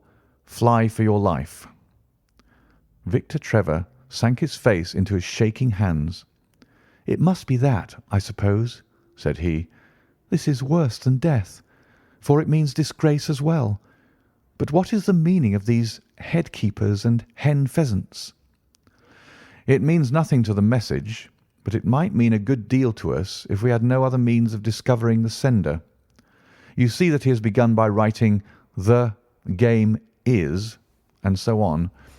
Afterwards he had, to fulfil the prearranged cipher, to fill in any two words in each space. He would naturally use the first words which came to his mind, and if there were so many which referred to sport among them, you may be tolerably sure that he is either an ardent shot or interested in breeding. Do you know anything of this Beddoes?" "Why, now that you mention it," said he, "I remember that my poor father used to have an invitation from him to shoot over his preserves every autumn." "Then it is undoubtedly from him that the note comes," said I. "It only remains for us to find out what this secret was which the sailor Hudson seems to have held over the heads of these two wealthy and respected men." "Alas, Holmes, I fear that it is one of sin and shame," cried my friend. "But from you I shall have no secrets. Here is the statement which was drawn up by my father when he knew that the danger from Hudson had become imminent. I found it in the Japanese cabinet, as he told the doctor. Take it and read it to me, for I have neither the strength nor the courage to do it myself." "These are the very papers, Watson, which he handed to me, and I will read them to you as I read them in the old study that night to him. They are endorsed outside, as you see. Some particulars of the voyage of the barque Gloria Scott, from her leaving Falmouth on the 8th of October, 1855, to her destruction in north latitude 15 degrees 20 West, long, 25 degrees, 14, on November 6th. It is in the form of a letter and runs in this way. My dear, dear son, now that approaching disgrace begins to darken the closing years of my life, I can write with all truth and honesty that it is not the terror of the law, it is not the loss of my position in the county, nor is it my fall in the eyes of all who have known me which cuts me to the heart. But it is the thought that you should come to blush for me. You who love me and who have seldom, I hope, had reason to do other than respect me. But if the blow falls which is forever hanging over me, then I should wish you to read this, that you may know straight from me how far I have been to blame. On the other hand, if all should go well, which may kind God Almighty grant, then if by any chance this paper should be still undestroyed and should fall into your hands, I conjure you by all you hold sacred, by the memory of your dear mother, and by the love which had been between us, to hurl it into the fire, and to never give one thought to it again. If then your eye goes on to read this line, I know that I shall already have been exposed and dragged from my home, or as is more likely, for you know that my heart is weak, by lying with my tongue sealed forever in death. In either case, the time for suppression is past, and every word which I tell you is the naked truth, and this I swear, as I hope, for mercy. My name, dear lad, is not Trevor. I was James Armitage in my younger days, and you can understand now the shock that it was to me a few weeks ago when your college friend addressed me in words which seemed to imply that he had surprised my secret. As Armitage it was that I entered a London banking house, and as Armitage I was convicted of breaking my country's laws and was sentenced to transportation. Do not think very harshly of me, laddie. It was a debt of honour, so called, which I had to pay, and I used money which was not my own to do it, in the certainty that I could replace it before there could be any possibility of its being missed. But the most dreadful ill luck pursued me. The money which I had reckoned upon never came to hand, and a premature examination of accounts exposed my deficit. The case might have been dealt leniently with, but the laws were more harshly administered 30 years ago than now, and on my 23rd birthday I found myself chained as a felon with 37 other convicts in 'tween decks of the barque Gloria Scott, bound for Australia. It was the year '55, when the Crimean War was at its height, and the old convict ships had been largely used as transports in the Black Sea. The government was compelled, therefore, to use smaller and less suitable vessels for sending out their prisoners. The Gloria Scott had been in the Chinese tea trade, but she was an old-fashioned, heavy-bowed, broad-beamed craft, and the new clippers had cut her out. She was a 500-ton boat, and besides her 38 jailbirds, she carried 26 of a crew, 18 soldiers, a captain, 3 mates, a doctor, a chaplain, and 4 warders. Nearly 100 souls were in her, all told, when we set sail from Falmouth. The partitions between the cells of the convicts, instead of being of thick oak, as is usual in convict ships, were quite thin and frail. The man next to me, upon the aft side, was one whom I had particularly noticed when we were led down the quay. He was a young man with a clear, hairless face, a long, thin nose, and rather nut-cracker jaws. He carried his head very jauntily in the air, had a swaggering style of walking, and was, above all else, remarkable for his extraordinary height. I don't think any of our heads would have come up to his shoulder, and I am sure that he could not have measured less than 6½ feet. It was strange among so many sad and weary faces to see one which was full of energy and resolution. The sight of it was to me like a fire in a snowstorm. I was glad, then, to find that he was my neighbour, and gladder still when, in the dead of night, I heard a whisper close to my ear, and found that he had managed to cut an opening in the board which separated us. "Hello, chummy," said he. "What's your name, and what are you here for?" I answered him, and asked in turn who I was talking with. "I am Jack Prendergast," said he, "and by God, you'll learn to bless my name before you've done with me." I remembered hearing of his case, for it was one which had made an immense sensation throughout the country some time before my own arrest. He was a man of good family and of great ability, but of incurably vicious habits, who had by an ingenious system of fraud obtained huge sums of money from the leading London merchants. "Ha, ha, you remember my case," said he proudly. "Very well indeed." "Then maybe you remember something queer about it." "What was that, then?" "I'd had nearly $250,000, hadn't I?" "So it was said." "But none was recovered, eh?" "No." "Well, where do you suppose the balance is?" he asked.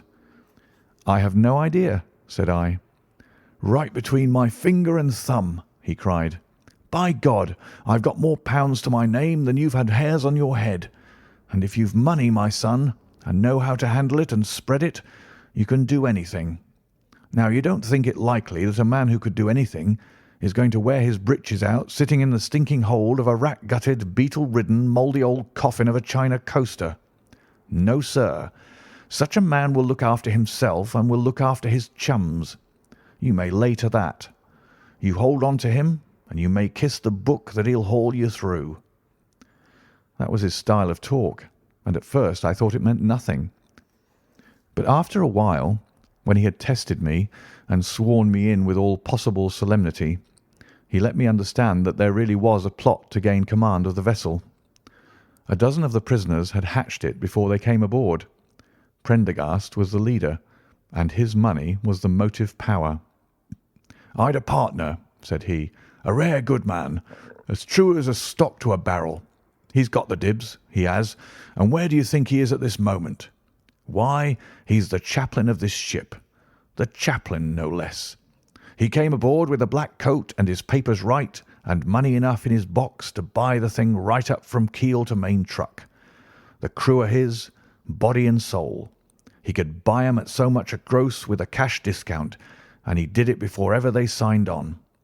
He's got 2 of the warders and Maria, the second mate, and he'd get the captain himself if he thought him worth it." "What are we to do, then?" I asked. "What do you think?" said he. "We'll make the coats of some of these soldiers redder than ever the tailor did." "But they are armed," said I. "And so shall we be, my boy. There's a brace of pistols for every mother's son of us, and if we can't carry this ship with the crew at our back, it's time we were all sent to a young missus' boarding school. You speak to your mate upon the left tonight, and see if he is to be trusted." I did so, and found my other neighbour to be a young fellow in much the same position as myself, whose crime had been forgery. His name was Evans, but he afterwards changed it, like myself, and he is now a rich and prosperous man in the south of England. He was ready enough to join the conspiracy as the only means of saving ourselves, and before we had crossed the bay there were only 2 of the prisoners who were not in the secret. One of these was of weak mind, and we did not dare to trust him, and the other was suffering from jaundice and could not be of any use to us. From the beginning there was really nothing to prevent us from taking possession of the ship. The crew were a set of ruffians specially picked for the job. The sham chaplain came into our cells to exhort us, carrying a black bag supposed to be full of tracts, and so often did he come that by the 3rd day we had each stowed away at the foot of our beds a file, a brace of pistols, a pound of powder, and 20 slugs. 2 of the warders were agents of Prendergast, and the second mate was his right-hand man.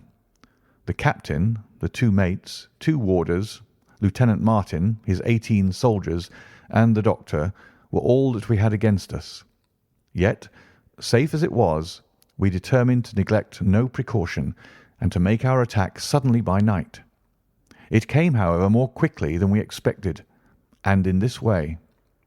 One evening, about the 3rd week after our start, the doctor had come down to see one of the prisoners who was ill, and putting his hand down on the bottom of his bunk, he felt the outline of the pistols.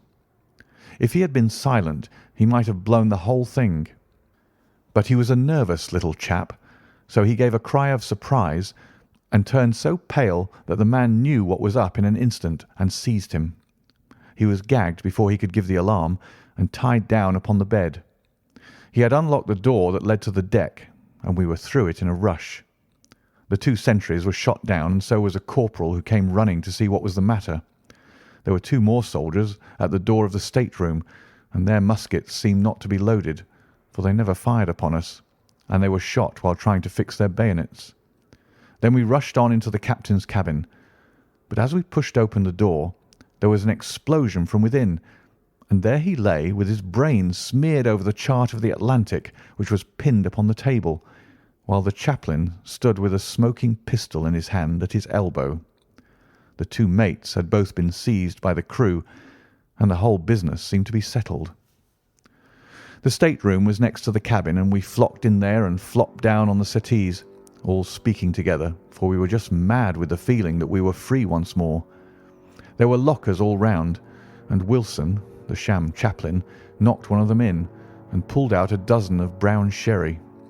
We cracked off the necks of the bottles, poured the stuff out into tumblers, and were just tossing them off, when in an instant, without warning, there came the roar of muskets in our ears, and the saloon was so full of smoke that we couldn't see across the table. When it cleared again, the place was a shambles.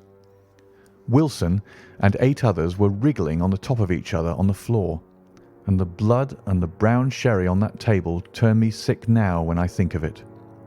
We were so cowed by the sight that I think we should have given the job up if it had not been for Prendergast. He bellowed like a bull and rushed for the door with all that were left alive at his heels. Out we ran, and there on the poop were the lieutenant and 10 of his men. The swing skylights above the saloon table had been a bit open, and they had fired on us through the slit. We got on them before they could load, when they stood to it like men, but we had the upper hand of them, and in 5 minutes it was all over. My God, was there ever a slaughterhouse like that ship? Prendergast was like a raging devil, and he picked the soldiers up as if they had been children and threw them overboard alive or dead. There was one sergeant that was horribly wounded, and yet kept on swimming for a surprising time, until someone in mercy blew out his brains. When the fighting was over, there was no one left of our enemies except just the warders, the mates, and the doctor. It was over them that the great quarrel arose. There were many of us who were glad enough to win back our freedom, and yet who had no wish to have murder on our souls. It was one thing to knock the soldiers over with their muskets in their hands, and it was another to stand by while men were being killed in cold blood. 8 of us, 5 convicts and 3 sailors, said that we would not see it done. But there was no moving Prendergast and those who were with him. Our only chance of safety lay in making a clean job of it, said he, and he would not leave a tongue with power to wag in a witness box. It nearly came to our sharing the fate of the prisoners, but at last he said that if we wished we might take a boat and go. We jumped at the offer, for we were already sick of these bloodthirsty doings, and we saw that there would be worse before it was done. We were given a suit of sailor togs each, a barrel of water, 2 casks, one of junk and one of biscuits, and a compass. Prendergast threw us over a chart, told us that we were shipwrecked mariners whose ship had foundered in latitude 15 degrees and long 25 degrees west, and then cut the painter and let us go. And now I come to the most surprising part of my story, my dear son. The seamen had hauled the foreyard aback during the rising, but now, as we left them, they brought it square again, and as there was a light wind from the north and east, the bark began to draw slowly away from us. Our boat lay rising and falling upon the long, smooth rollers, and Evans and I, who were the most educated of the party, were sitting in the sheets working out our position and planning what coast we should make for. It was a nice question, for the Cape de Verdes were about 500 miles to the north of us, and the African coast about 700 to the east. On the whole, as the wind was coming round to the north, we thought that Sierra Leone might be best, and turned our head in that direction, the bark being at that time nearly hull down on our starboard quarter. Suddenly, as we looked at her, we saw a dense black cloud of smoke shoot up from her, which hung like a monstrous tree upon the skyline. A few seconds later, a roar like thunder burst upon our ears, and as the smoke thinned away, there was no sign left of the Gloria Scott. In an instant we swept the boat's head round again and pulled with all our strength for the place where the haze still trailing over the water marked the scene of this catastrophe. It was a long hour before we reached it, and at first we feared that we had come too late to save anyone. A splintered boat and a number of crates and fragments of spars rising and falling on the waves showed us where the vessel had foundered, but there was no sign of life, and we had turned away in despair when we heard a cry for help and saw at some distance a piece of wreckage with a man lying stretched across it. When we pulled him aboard the boat, he proved to be a young seaman of the name of Hudson, who was so burned and exhausted that he could give us no account of what had happened until the following morning.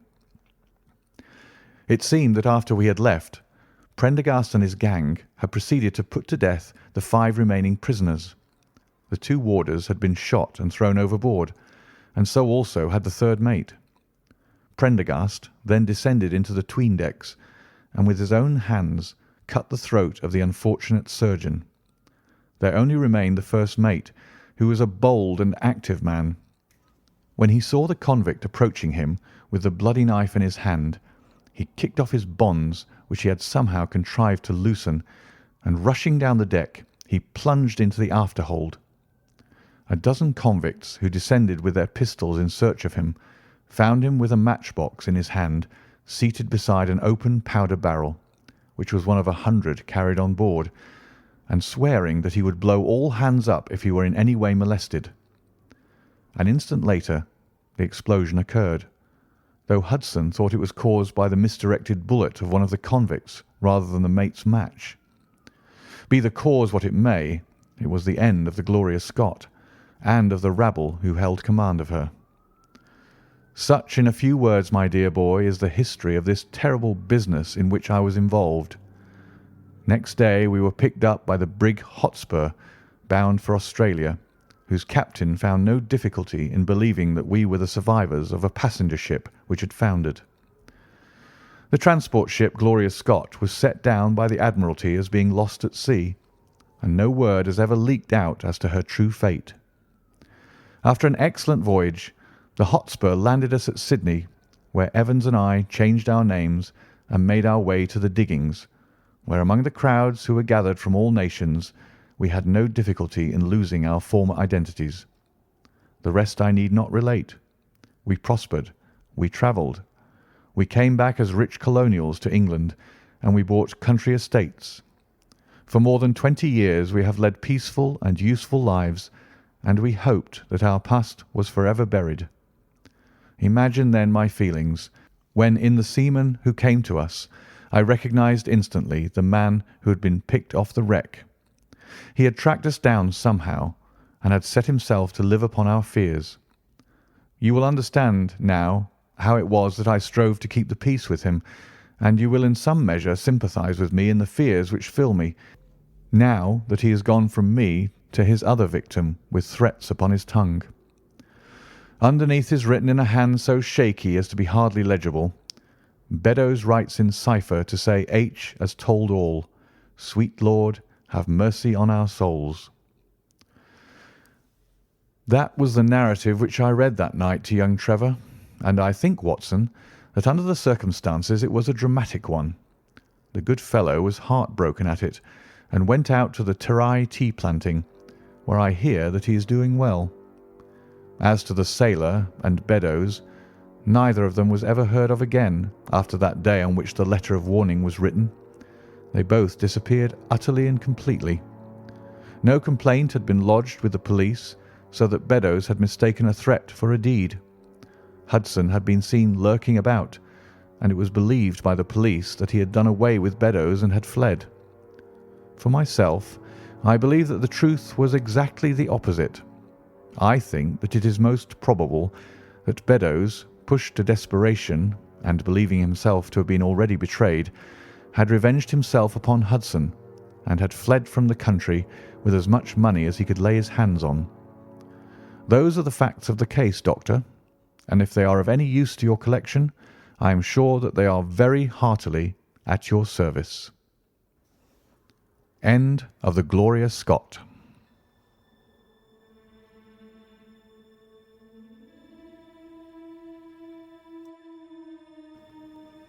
Adventure 5. The Musgrave Ritual.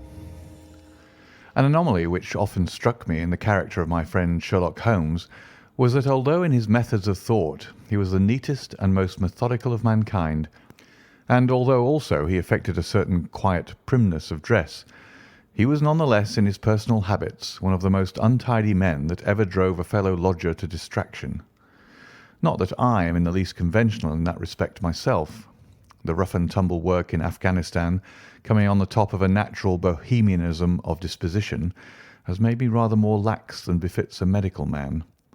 But with me there is a limit, and when I find a man who keeps his cigars in the coal scuttle, his tobacco in the toe end of a Persian slipper, and his unanswered correspondence transfixed by a jackknife into the very centre of his wooden mantelpiece, then I begin to give myself virtuous airs.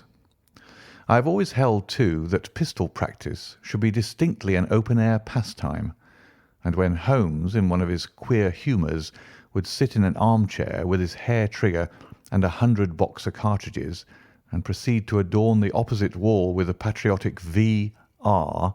done in bullet pocks, I felt strongly that neither the atmosphere nor the appearance of our room was improved by it.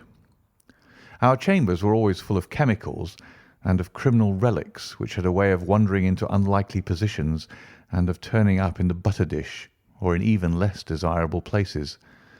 But his papers were my great crux. He had a horror of destroying documents, especially those which were connected with his past cases, and yet it was only once in every year or two that he would muster energy to docket and arrange them. For, as I have mentioned somewhere in these incoherent memoirs, the outbursts of passionate energy when he performed the remarkable feats with which his name is associated were followed by reactions of lethargy during which he would lie about with his violin and his books, hardly moving save from the sofa to the table. Thus, month after month, his papers accumulated, until every corner of the room was stacked with bundles of manuscript which were on no account to be burned, and which could not be put away save by their owner. One winter's night, as we sat together by the fire, I ventured to suggest to him that as he had finished pasting extracts into his commonplace book, he might employ the next 2 hours in making our room a little more habitable. He could not deny the justice of my request, so with a rather rueful face he went off to his bedroom, from which he returned presently, pulling a large tin box behind him. This he placed in the middle of the floor, and squatting down upon a stool in front of it, he threw back the lid. I could see that it was already a third full of bundles of paper tied up with red tape into separate packages. "There are cases enough here, Watson," said he, looking at me with mischievous eyes. "I think that if you knew all that I had in this box, you would ask me to pull some out instead of putting others in." "These are the records of your early work, then?" I asked. "I have often wished that I had notes of those cases." "Yes, my boy. These were all done prematurely before my biographer had come to glorify me." He lifted bundle after bundle in a tender, caressing sort of way. "They are not all successes, Watson," said he, "but there are some pretty little problems among them. Here's the record of the Tarleton murders, and the case of Vanbury, the wine merchant, and the adventure of the old Russian woman, and the singular affair of the aluminium crutch, as well as a full account of Ricoletti of the club foot and his abominable wife. And here, now, this really is something a little recherché." He dived his arm down to the bottom of the chest and brought up a small wooden box with a sliding lid, such as children's toys are kept in. From within he produced a crumpled piece of paper, an old-fashioned brass key, a peg of wood with a ball of string attached to it, and 3 rusty old discs of metal. "Well, my boy, what do you make of this lot?" he asked, smiling at my expression. "It is a curious collection." "Very curious, and the story that hangs around it will strike you as being more curious still." "These relics have a history, then?" "So much so that they are history." "What do you mean by that?" Sherlock Holmes picked them up one by one and laid them along the edge of the table. Then he reseated himself in his chair and looked them over with a gleam of satisfaction in his eyes. "These," said he, are all that I have left to remind me of the adventure of the Musgrave ritual. I'd heard him mention the case more than once, though I'd never been able to gather the details. "I should be so glad," said I, "if you'd give me an account of it." "And leave the litter as it is?" he cried mischievously. "Your tidiness won't bear much strain after all, Watson. But I should be glad that you should add this case to your annals, for there are points in it which make it quite unique in the criminal records of this, or, I believe, of any other country. A collection of my trifling achievements would certainly be incomplete which contained no account of this very singular business.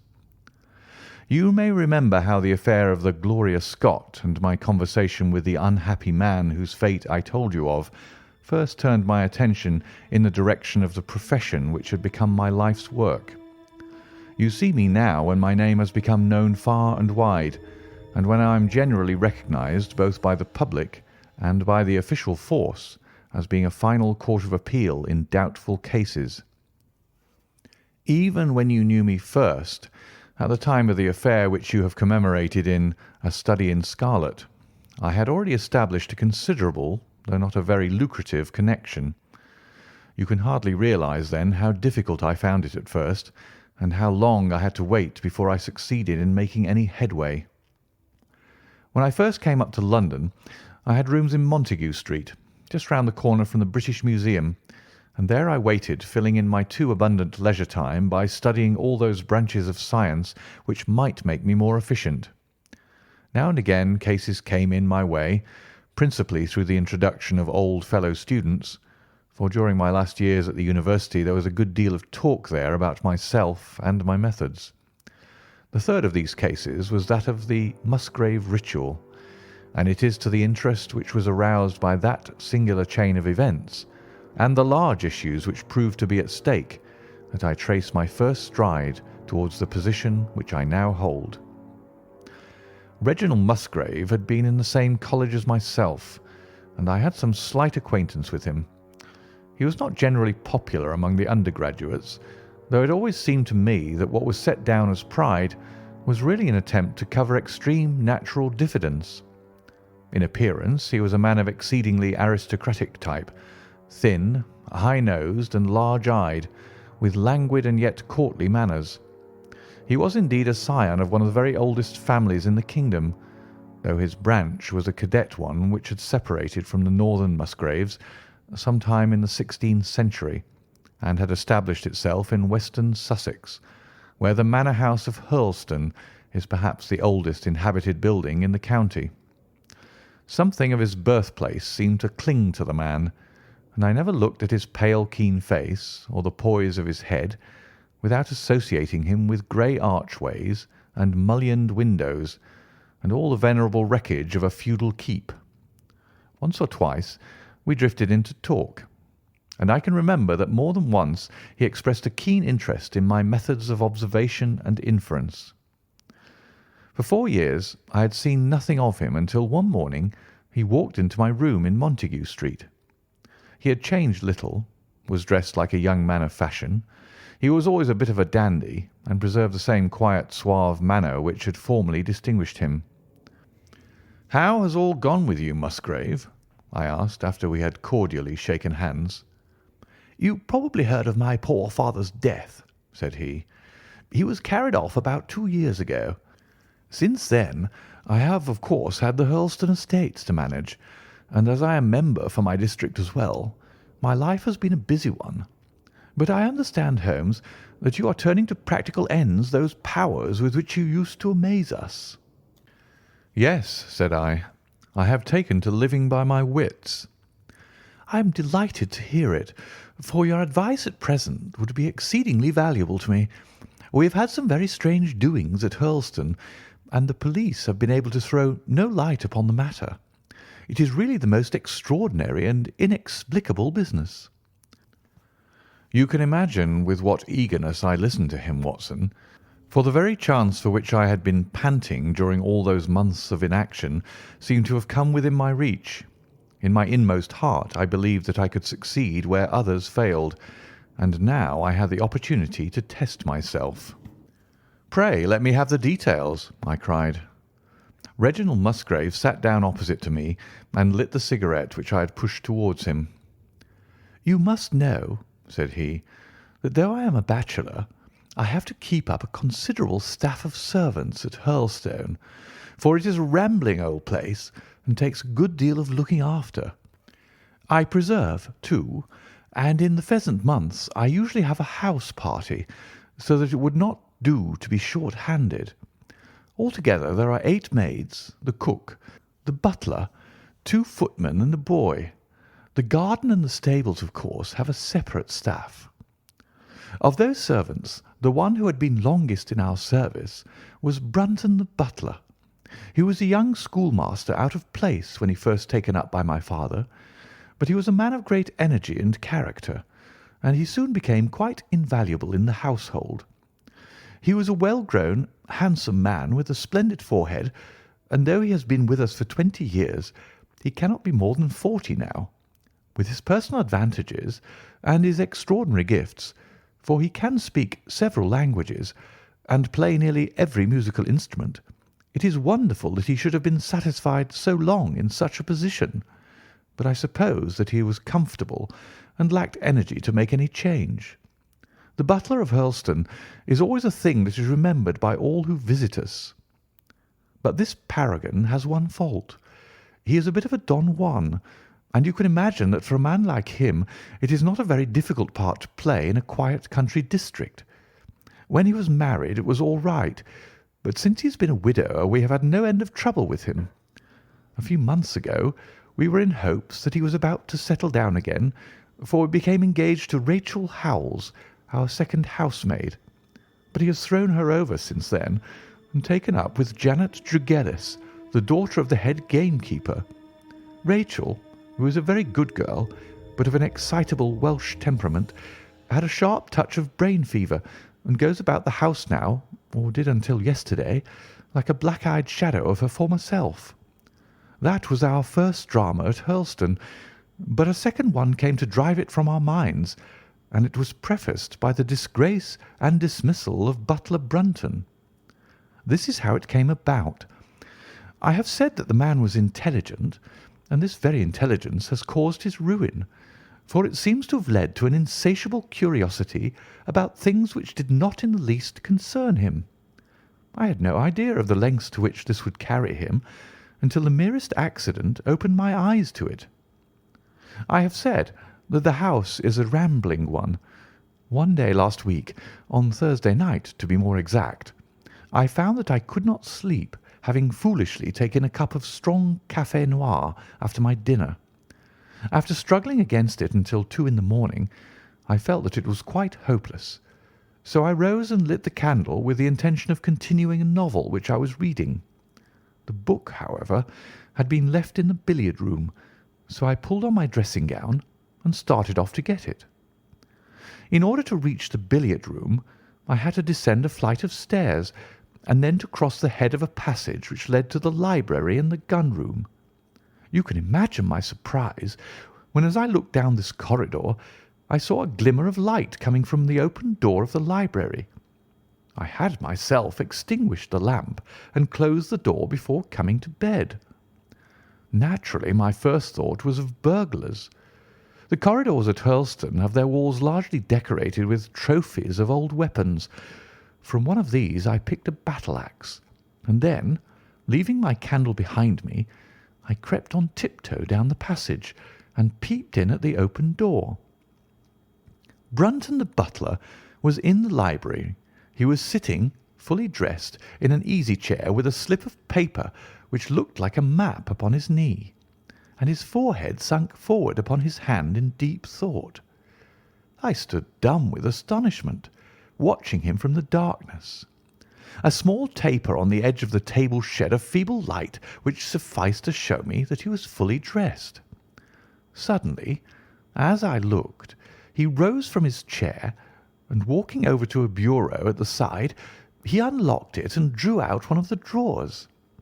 From this he took a paper, and returning to his seat, he flattened it out beside the taper on the edge of the table and began to study it with minute attention.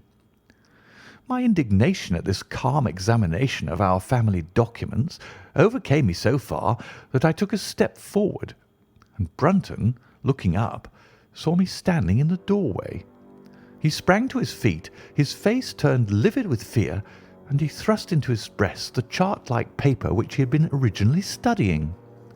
"So," said I, "this is how you repay the trust which we have reposed in you. You will leave my service tomorrow." He bowed with the look of a man who is utterly crushed, and slunk past me without a word. The taper was still on the table, and by its light I glanced to see what the paper was which Brunton had taken from the bureau. To my surprise, it was nothing of any importance at all, but simply a copy of the questions and answers in the singular old observance called the Musgrave Ritual. It is a sort of ceremony peculiar to our family, which each Musgrave for centuries past has gone through on his coming of age. A thing of private interest, and perhaps of some little importance to the archaeologist, like our own blazonings and charges, but of no practical use whatever. "We had better come back to the paper afterwards," said I. "If you think it really necessary," he answered with some hesitation. To continue my statement, however, I relocked the bureau, using the key which Brunton had left, and I had turned to go when I was surprised to find that the butler had returned and was standing before me. "Mr. Musgrave, sir," he cried, in a voice which was hoarse with emotion, "I cannot bear disgrace, sir. I have always been proud above my station in life, and disgrace would kill me. My blood will be on your head, sir. It will indeed, if you drive me to despair. If you cannot keep me after what has passed, then for God's sake let me give you notice and leave in a month, as if of my own free will. I could stand that, Mr. Musgrave, but not to be cast out before all the folk that I know so well."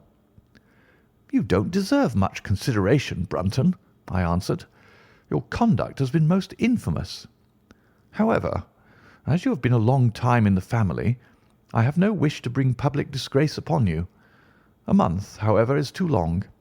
Take yourself away in a week, and give what reason you like for going." "Only a week, sir," he cried, in a despairing voice. "A fortnight, say at least a fortnight." "A week," I repeated, "and you may consider yourself to have been very leniently dealt with."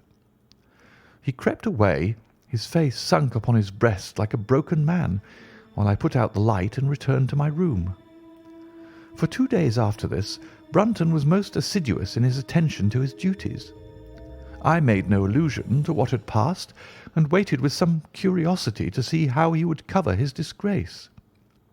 On the third morning, however, he did not appear, as was his custom after breakfast, to receive my instructions for the day.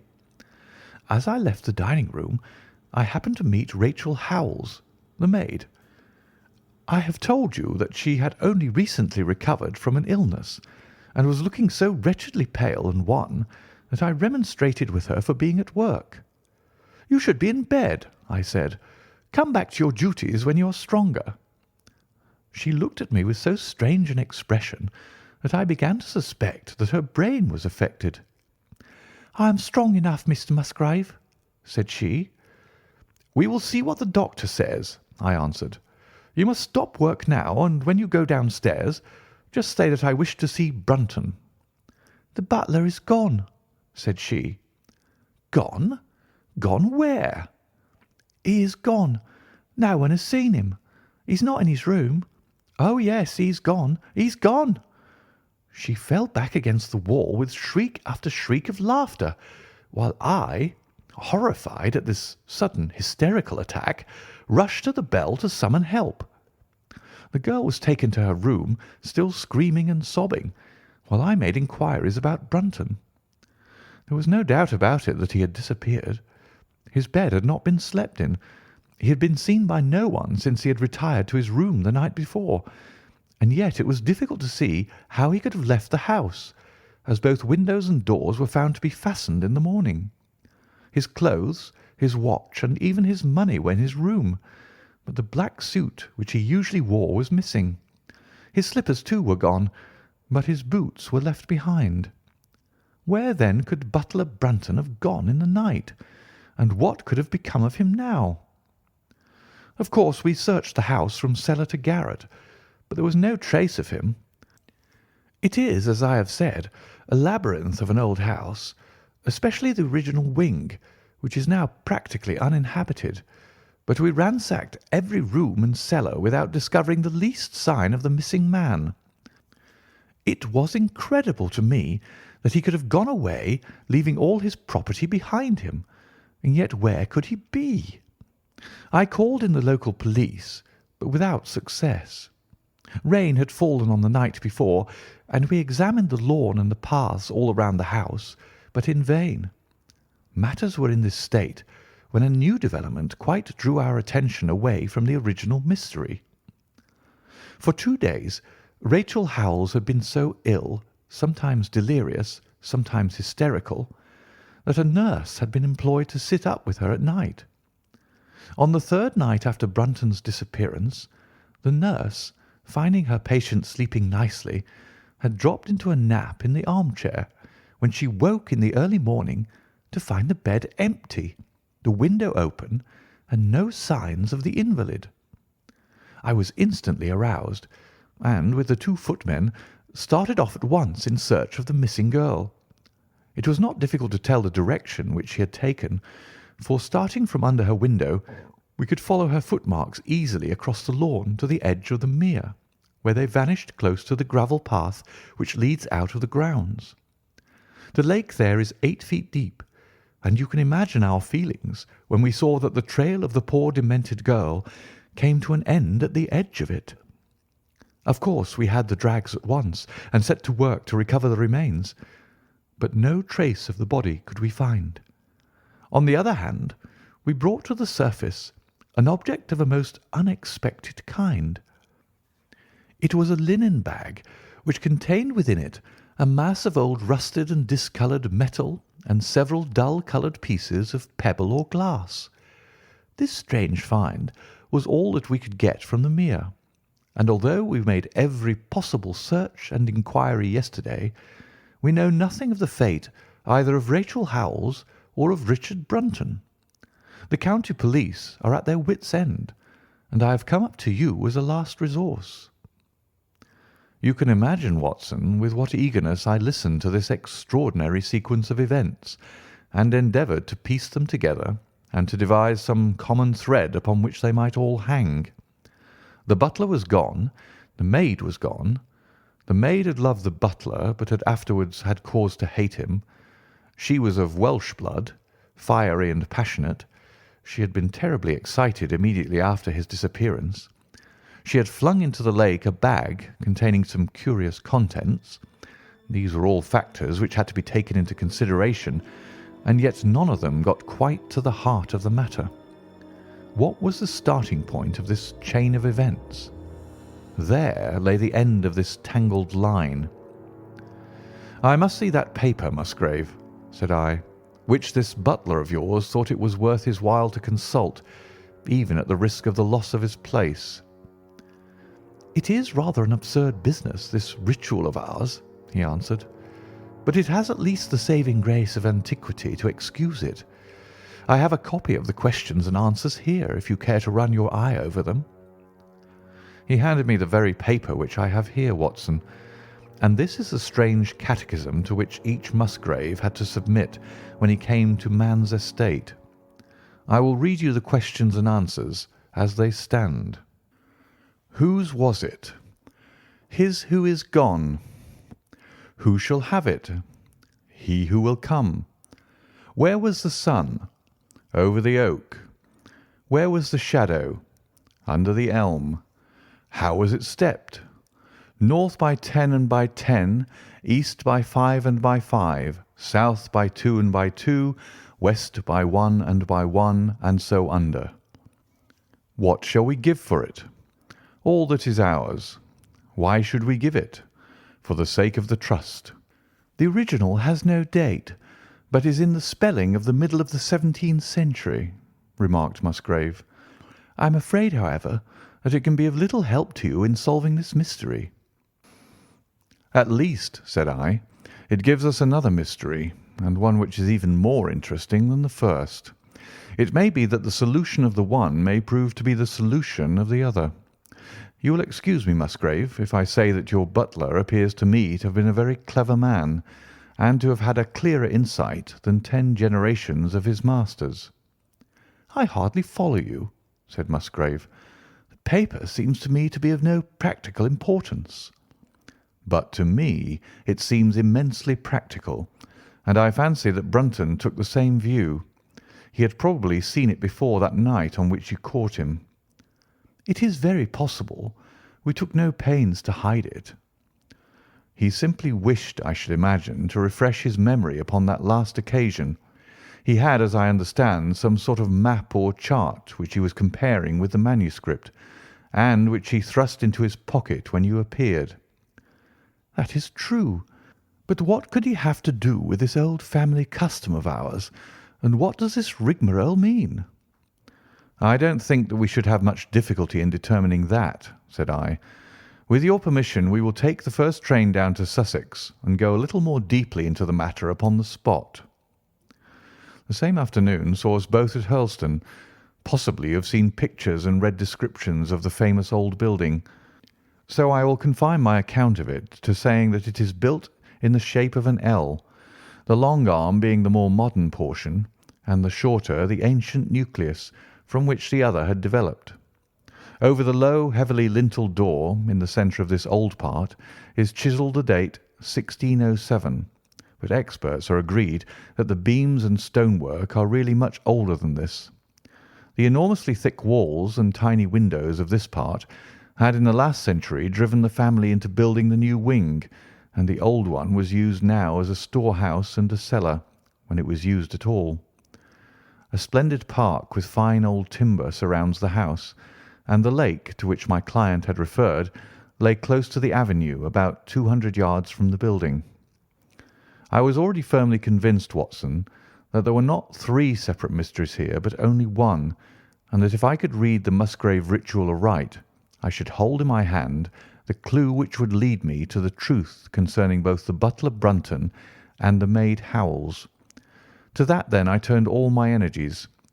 Why should this servant be so anxious to master this old formula? Evidently because he saw something in it which had escaped all those generations of country squires, and from which he expected some personal advantage. What was it, then, and how had it affected his fate?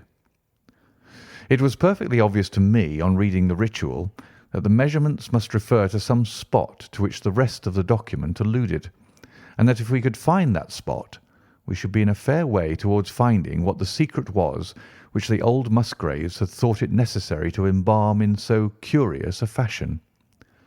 There were 2 guides given us to start with, an oak and an elm. As to the oak, there could be no question at all. Right in front of the house, upon the left-hand side of the drive, there stood a patriarch among oaks, one of the most magnificent trees that I have ever seen. That was there when your ritual was drawn up, said I, as we drove past it. It was there at the Norman Conquest in all probability, he answered. It has a girth of 23 feet.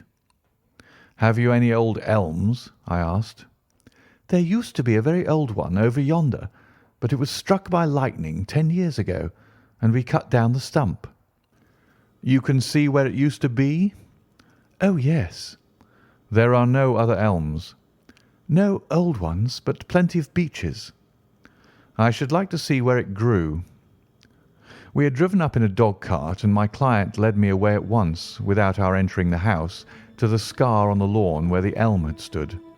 It was nearly midway between the oak and the house. My investigation seemed to be progressing. I suppose it is impossible to find out how high the elm was? I asked. I can give you it at once. It was 64 feet. How do you come to know it? I asked in surprise.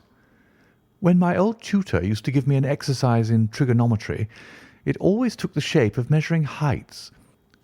When I was a lad, I worked out every tree and building in the estate. This was an unexpected piece of luck.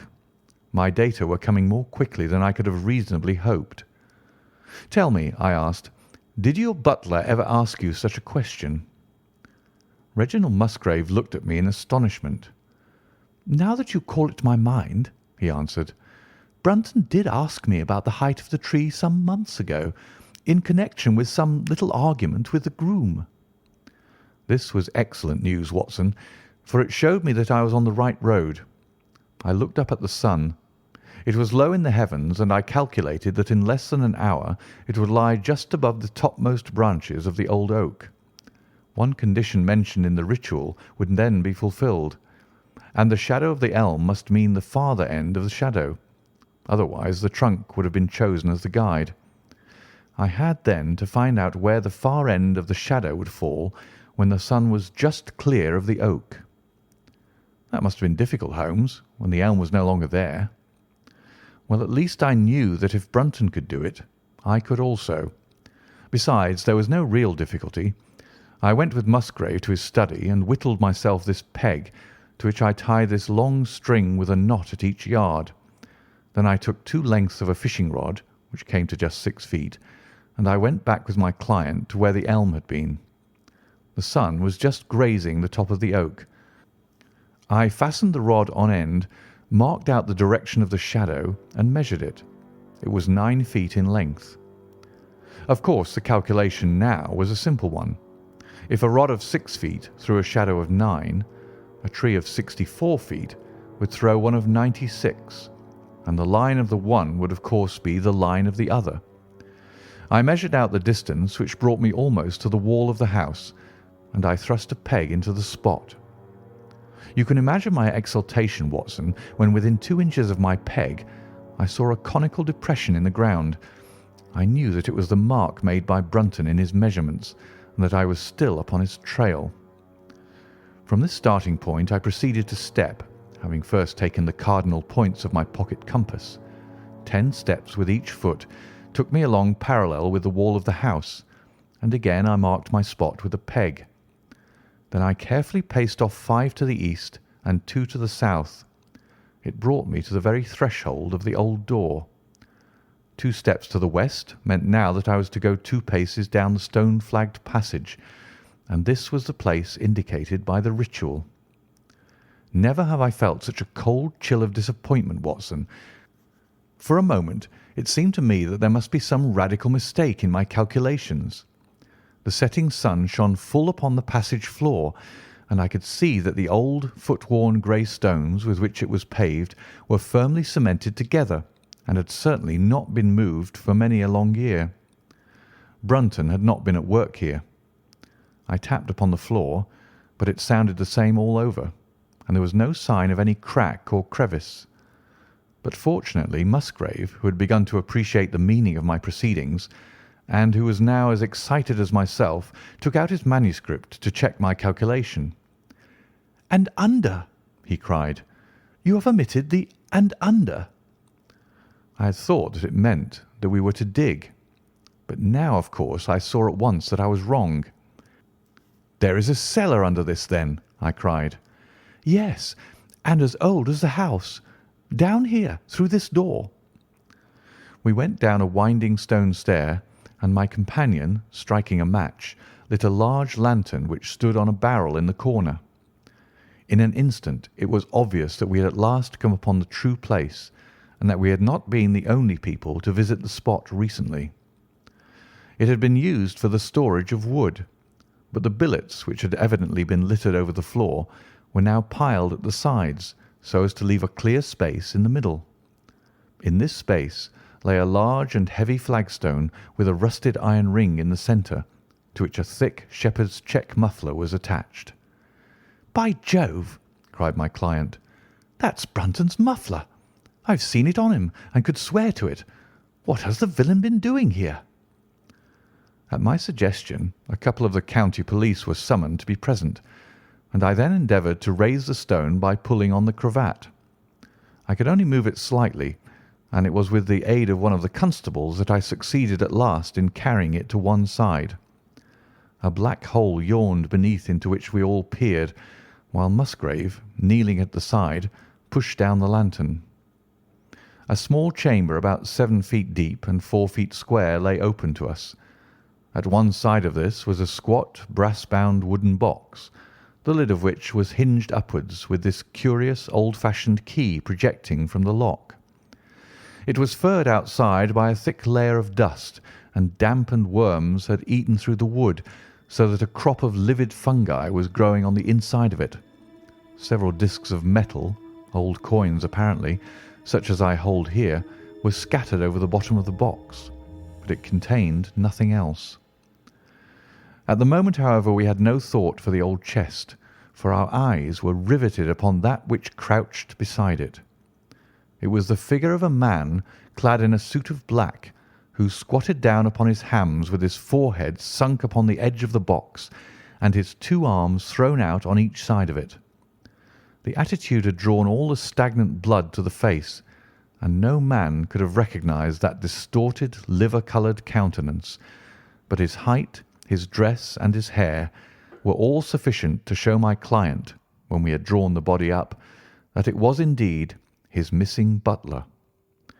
He had been dead some days, but there was no wound or bruise upon his person to show how he had met his dreadful end.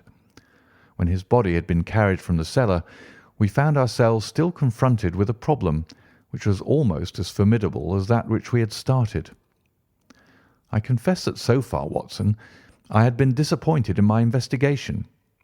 I had reckoned upon solving the matter when once I had found the place referred to in the ritual.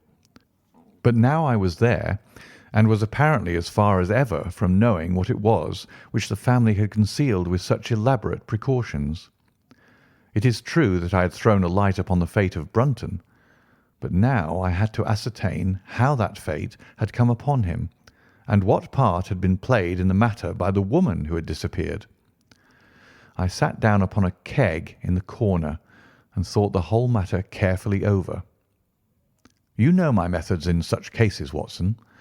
I put myself in the man's place, and, having first gauged his intelligence, I try to imagine how I should myself have proceeded under the same circumstances.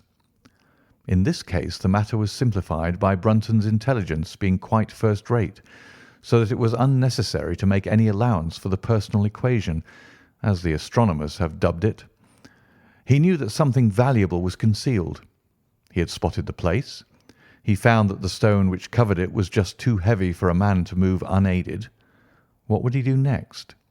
He could not get help from outside, even if he had someone whom he could trust, without the unbarring of doors and considerable risk of detection. It was better, if he could, to have his helpmate inside the house. But whom could he ask? This girl had been devoted to him. A man always finds it hard to realize that he may have finally lost a woman's love, however badly he may have treated her. He would try by a few attentions to make his peace with the girl Howells, and then would engage her as his accomplice. Together they would come at night to the cellar, and their united force would suffice to raise the stone. So far I could follow their actions as if I had actually seen them. But for 2 of them, and one a woman, it must have been heavy work, the raising of that stone. A burly Sussex policeman and I had found it no light job. What would they do to assist them? Probably what I should have done myself. I rose and examined carefully the different billets of wood which were scattered round the floor. Almost at once I came upon what I expected.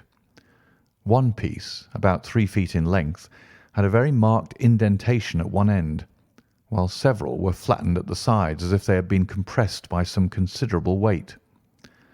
Evidently, as they had dragged the stone up, they had thrust the chunks of wood into the chink, until at last, when the opening was large enough to crawl through, they would hold it open by a billet placed lengthwise, which might very well become indented at the lower end, since the whole weight of the stone would press it down to the edge of this other slab. So far I was still on safe ground. And now how was I to proceed to reconstruct this midnight drama? Clearly only one could fit into the hole, and that one was Brunton. The girl must have waited above. Brunton then unlocked the box, handed up the contents, presumably, since they were not to be found, and then what happened? What smouldering fire of vengeance had suddenly sprung into flame in this passionate Celtic woman's soul when she saw the man who had wronged her perhaps far more than we suspected, in her power? Was it a chance that the wood had slipped and that the stone had shut Brunton into what had become his sepulchre? Had she only been guilty of silence as to his fate? Or had some sudden blow from her hand dashed the support away and sent the slab crashing down into its place?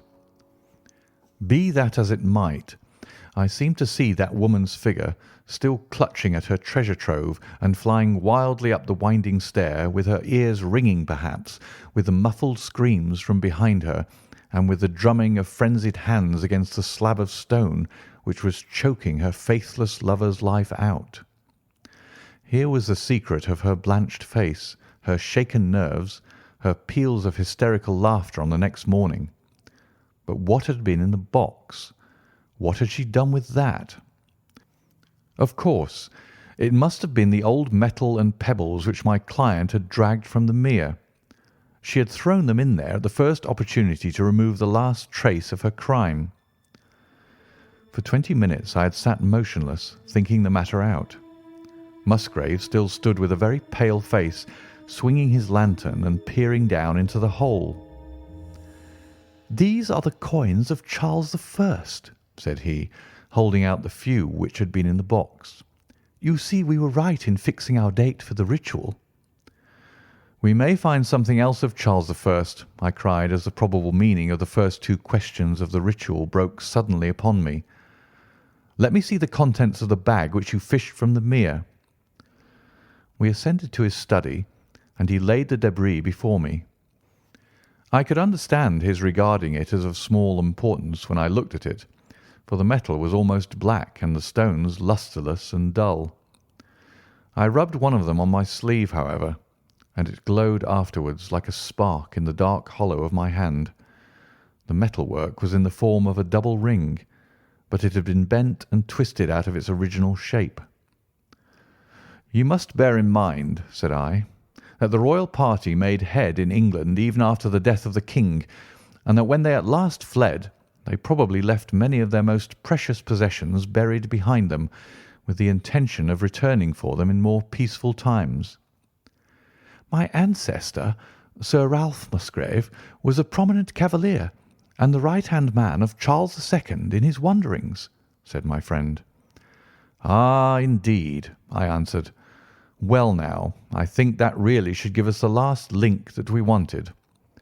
I must congratulate you on coming into the possession, though in rather a tragic manner, of a relic which is of great intrinsic value, but of even greater importance as an historical curiosity." "What is it, then?" he gasped in astonishment. "It is nothing less than the ancient crown of the kings of England." "The crown?" "Precisely. Consider what the ritual says. How does it run? Whose was it? His who is gone. That was after the execution of Charles. Then, who shall have it? He who will come. That was Charles II, whose advent was already foreseen.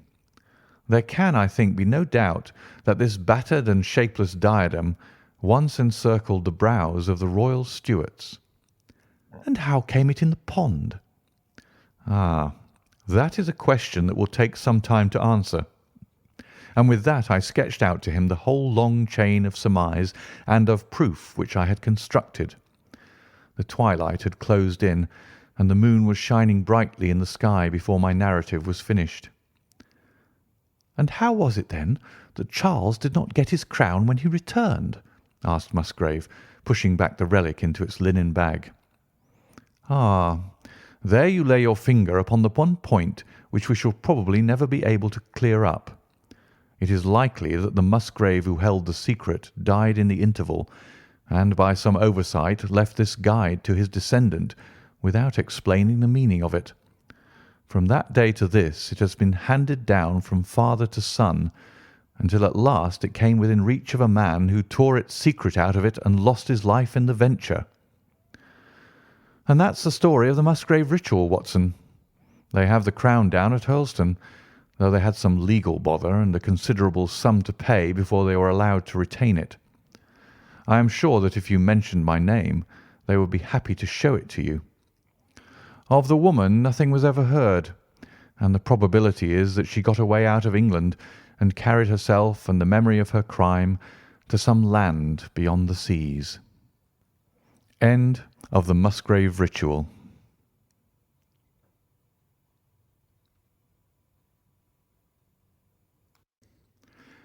Adventure 6. The Reigate Puzzle.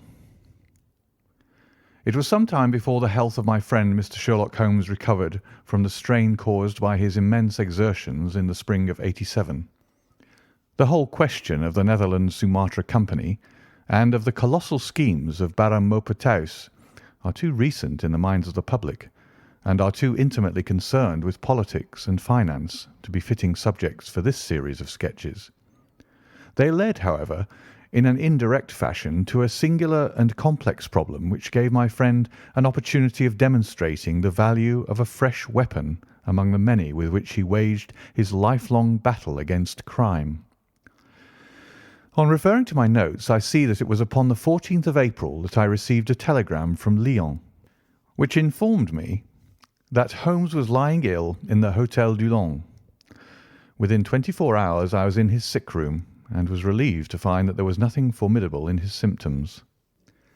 Even his iron constitution, however, had broken down under the strain of an investigation which had extended over 2 months, during which period he had never worked less than 15 hours a day, and had more than once, as he assured me, kept to his task for 5 days at a stretch.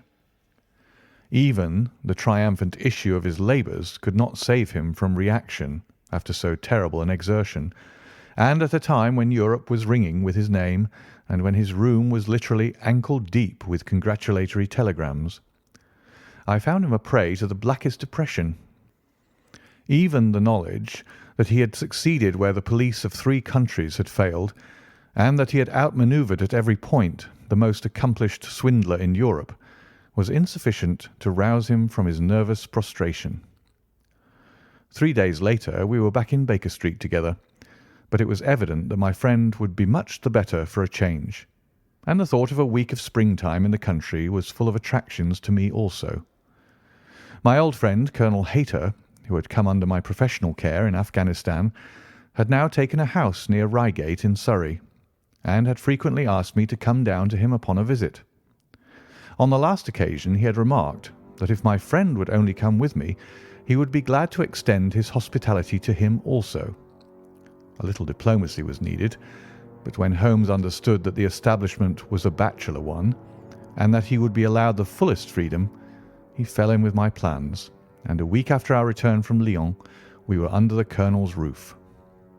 Hayter was a fine old soldier who had seen much of the world, and he soon found, as I had expected, that Holmes and he had much in common. On the evening of our arrival we were sitting in the colonel's gun-room after dinner, Holmes stretched upon the sofa, while Hayter and I looked over his little armoury of Eastern weapons. "By the way," said he suddenly, "I think I'll take one of these pistols upstairs with me in case we have an alarm." "An alarm?" said I. "Yes, we've had a scare in this part lately. Old Acton, who is one of our county magnates, had his house broken into last Monday. No great damage done, but the fellows are still at large." "No clue?" asked Holmes, cocking his eye at the colonel. "None as yet, but the affair is a petty one. One of our little country crimes, which must seem too small for your attention, Mr. Holmes, after this great international affair." Holmes waved away the compliment, though his smile showed that it had pleased him. "Was there any feature of interest?" "I fancy not. The thieves ransacked the library and got very little for their pains. The whole place was turned upside down, drawers burst open, and presses ransacked, with the result that an odd volume of Pope's Homer, 2 plated candlesticks, an ivory letter-weight, a small oak barometer, and a ball of twine are all that have vanished." "What an extraordinary assortment!" I exclaimed. "Oh, the fellows evidently grabbed hold of everything they could get." Holmes grunted from the sofa. "The county police ought to make something of that," said he. "Why, it is surely obvious that—" But I held up a warning finger. "You are here for a rest, my dear fellow. For heaven's sake, don't get started on a new problem when your nerves are all in shreds." Holmes shrugged his shoulders with a glance of comic resignation towards the Colonel, and the talk drifted away into less dangerous channels. It was destined, however, that all my professional caution should be wasted, for next morning the problem obtruded itself upon us in such a way that it was impossible to ignore it, and our country visit took a turn which neither of us could have anticipated. We were at breakfast when the Colonel's butler rushed in with all his propriety shaken out of him. "Have you heard the news, sir?" he gasped. "At the Cunningham, sir." "Burglary?" cried the Colonel, with his coffee cup in mid-air. "Murder." The Colonel whistled. "By Jove!" said he. "Who's killed, then? The J.P. or his son?" "Neither, sir. It was William, the coachman. Shot through the heart, sir, and never spoke again." "Who shot him, then?" "The burglar, sir. He was off like a shot and got clean away. He just broke in at the pantry window when William came on him and met his end in saving his master's property." "What time?" "It was late last night, sir. Somewhere about 12. "Ah, then, we'll step over afterwards," said the Colonel, coolly settling down to his breakfast again. "It's a baddish business," he added, when the butler had gone. "He's our leading man about here, is old Cunningham, and a very decent fellow, too. He'll be cut up over this, for the man has been in his service for years and was a good servant. It's evidently the same villains who broke into Acton's." "And stole that very singular collection," said Holmes thoughtfully. "Precisely." It may prove the simplest matter in the world, but all the same, at first glance, this is just a little curious, is it not? A gang of burglars acting in the country might be expected to vary the scene of their operations, and not to crack 2 cribs in the same district within a few days. When you spoke last night of taking precautions, I remember that it passed through my mind that this was probably the last parish in England to which the thief or thieves would be likely to turn their attention, which shows that I have still much to learn. "I fancy it's some local practitioner," said the Colonel. "In that case, of course, Acton's and Cunningham's are just the places you would go for, since they are far the largest about here." "And richest?" "Well, they ought to be, but they've had a lawsuit for some years which has sucked the blood out of both of them, I fancy. Old Acton has some claim on half of Cunningham's estate, and the lawyers have been at it with both hands." "If it's a local villain, there should not be much difficulty in running him down," said Holmes with a yawn. "All right, Watson. I don't intend to meddle." "Inspector Forrester, sir," said the butler, throwing open the door. The official, a smart, keen-faced young fellow, stepped into the room. "Good morning, Colonel," said he. "I hope I don't intrude, but we hear that Mr. Holmes of Baker Street is here." The Colonel waved his hand towards my friend, and the inspector bowed. "We thought that perhaps you would care to step across, Mr. Holmes." "The fates are against you, Watson," said he, laughing. "We were chatting about the matter when you came in, Inspector. Perhaps you can let us have a few details." As he leaned back in his chair in the familiar attitude, I knew that the case was hopeless. "We had no clue in the Acton affair, but here we have plenty to go on, and there's no doubt it is the same party in each case. The man was seen." "Ah." "Yes, sir, but he was off like a deer after the shot that killed poor William Kerwin was fired. Mr. Cunningham saw him from the bedroom window, and Mr. Alec Cunningham saw him from the back passage. It was 11:45 when the alarm broke out. Mr. Cunningham had just got into bed, and Mr. Alec was smoking a pipe in his dressing gown. They both heard William, the coachman, calling for help, and Mr. Alec ran down to see what was the matter. The back door was open, and as he came to the foot of the stairs he saw 2 men wrestling together outside. One of them fired a shot.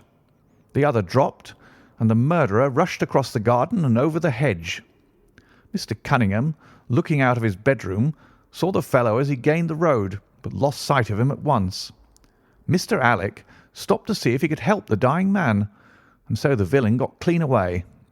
Beyond the fact that he was a middle-sized man and dressed in some dark stuff, we have no personal clue, but we're making energetic inquiries, and if he is a stranger, we shall soon find him out." "What was this William doing there? Did he say anything before he died?" "Not a word. He lives at the lodge with his mother, and as he was a very faithful fellow, we imagine that he walked up to the house with the intention of seeing that all was right there.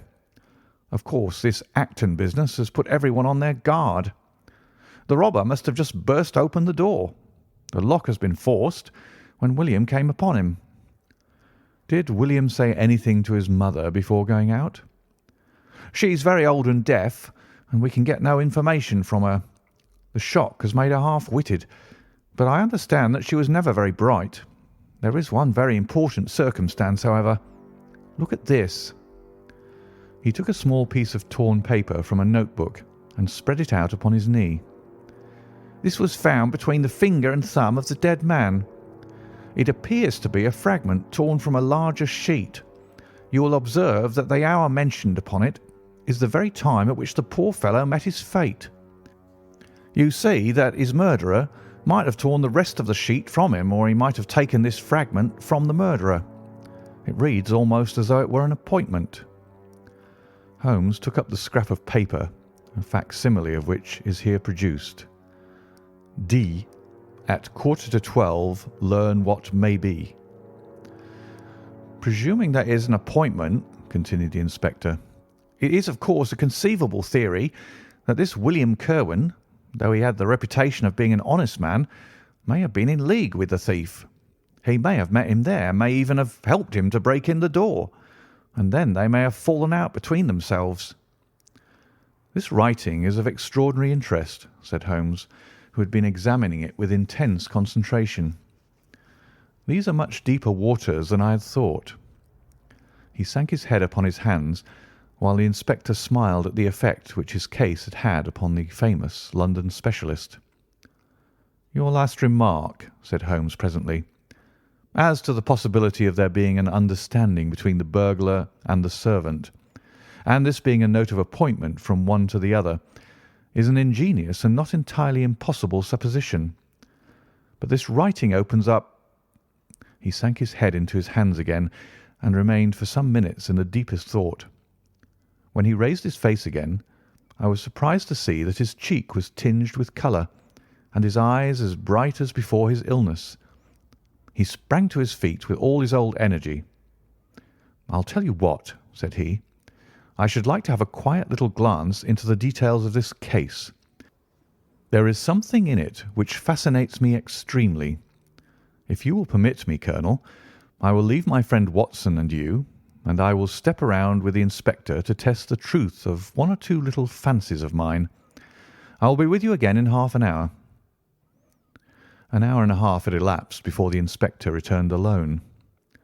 "Mr. Holmes is walking up and down in the field outside," said he.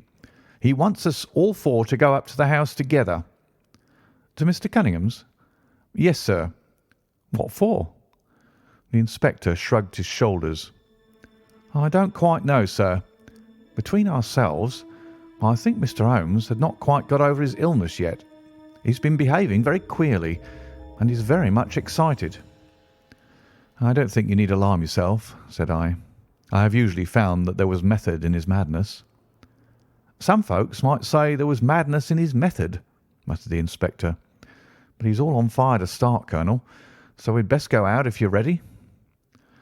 We found Holmes pacing up and down in the field, his chin sunk upon his breast and his hands thrust into his trousers pockets. "The matter grows in interest," said he. "Watson, your country trip has been a distinct success. I've had a charming morning." "You've been up to the scene of the crime, I understand," said the colonel. "Yes. The inspector and I have made quite a little reconnaissance together." "Any success?" "Well, we've seen some very interesting things. I'll tell you what we did as we walk. First of all, we saw the body of this unfortunate man. He certainly died from a revolver wound, as reported." "Had you doubted it then?" Oh, it is as well to test everything. Our inspection was not wasted. We then had an interview with Mr. Cunningham and his son, who were able to point out the exact spot where the murderer had broken through the garden hedge in his flight. That was of great interest. Naturally. Then we had a look at this poor fellow's mother. We could get no information from her, however, as she is very old and feeble. And what is the result of your investigations? The conviction that the crime is a very peculiar one. Perhaps our visit now may do something to make it less obscure. I think that we are both agreed, Inspector, that the fragment of paper in the dead man's hand, bearing as it does the very hour of his death written upon it, is of extreme importance. It should give a clue, Mr. Holmes. It does give a clue. Whoever wrote that note was the man who brought William Kirwan out of his bed at that hour. But where is the rest of that sheet of paper? I examined the ground carefully in the hope of finding it, said the inspector. It was torn out of the dead man's hand. Why was someone so anxious to get possession of it? Because it incriminated him? And what would he do with it? Thrust it into his pocket, most likely, never noticing that a corner of it had been left in the grip of the corpse. If we could get the rest of that sheet, it is obvious that we should have gone a long way towards solving the mystery.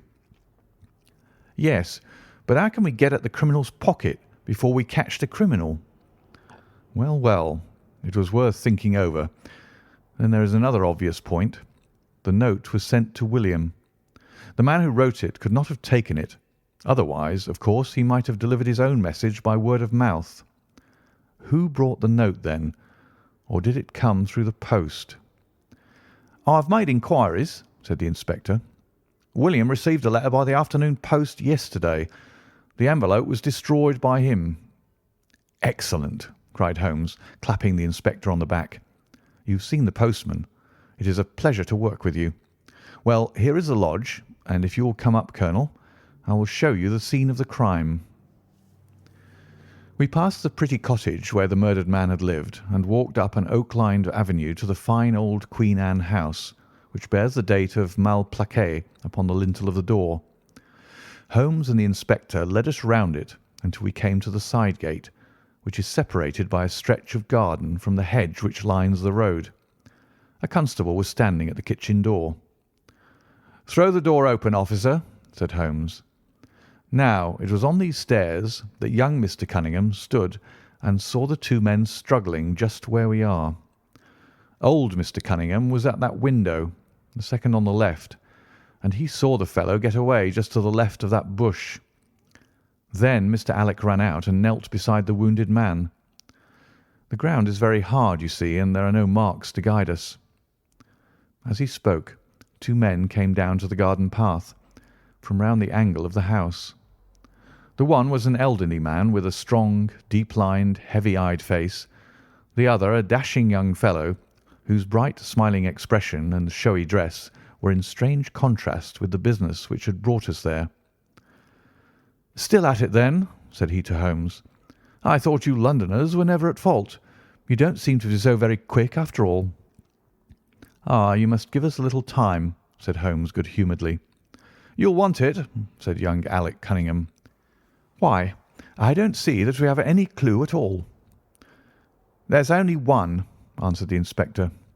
"We thought that if we could only find— Good heavens, Mr. Holmes, what is the matter?" My poor friend's face had suddenly assumed the most dreadful expression. His eyes rolled upwards, his features writhed in agony, and with a suppressed groan he dropped on his face upon the ground. Horrified at the suddenness and severity of the attack, we carried him into the kitchen, where he lay back in a large chair and breathed heavily for some minutes. Finally, with a shamefaced apology for his weakness, he rose once more. "Watson would tell you that I have only just recovered from a severe illness," he explained. "I am liable to these sudden nervous attacks." "Shall I send you home in my trap?" asked old Cunningham. "Well, since I'm here, there is one point on which I should like to feel sure. We can very easily verify it." "What was it?" "Well, it seems to me that it is just possible that the arrival of this poor fellow William was not before, but after the entrance of the burglar into the house. You appear to take it for granted that although the door was forced, the robber never got in." "I fancy that is quite obvious," said Mr. Cunningham gravely. "Why, my son Alec had not yet gone to bed, and he would certainly have heard anyone moving about." "Where was he sitting?" "I was smoking in my dressing room." "Which window is that?" "The last on the left, next to my father's." "Both of your lamps were lit, of course?" "Undoubtedly." "There are some very singular points here," said Holmes, smiling. "Is it not extraordinary that a burglar, and a burglar who had had some previous experience, should deliberately break into a house at a time when he could see from the lights that two of the family were still afoot? He must have been a cool hand." "Well, of course, if the case were not an odd one, we should not have been driven to ask you for an explanation," said young Mr. Alec. "But as to your ideas that the man has robbed the house before William tackled him, I think it a most absurd notion. Wouldn't we have found the place disarranged and missed the things which he had taken?" "It depends on what the things were," said Holmes. "You must remember that we are dealing with a burglar who is a very peculiar fellow, and who appears to work on lines of his own. Look, for example, at the queer lot of things which he took from Acton's. What was it? A ball of string, a letter weight, and I don't know what other odds and ends." "Well, we are quite in your hands, Mr. Holmes," said old Cunningham. "Anything which you or the inspector may suggest will most certainly be done." "In the first place," said Holmes, "I should like you to offer a reward, coming from yourself, for the officials may take a little time before they would agree upon the sum, and these things cannot be done too promptly. I have jotted down the form here. If you would not mind signing it, £50 was quite enough, I thought." "I would willingly give you 500, said the J.P., taking the slip of paper and the pencil which Holmes handed to him. "This is not quite correct, however," he added, glancing over the document. "I wrote it rather hurriedly." "You see, you begin, 'Whereas at about 1:45 on Tuesday morning an attempt was made,' and so on. It was at 11:45, as a matter of fact." I was pained at the mistake, for I knew how keenly Holmes would feel any slip of the kind.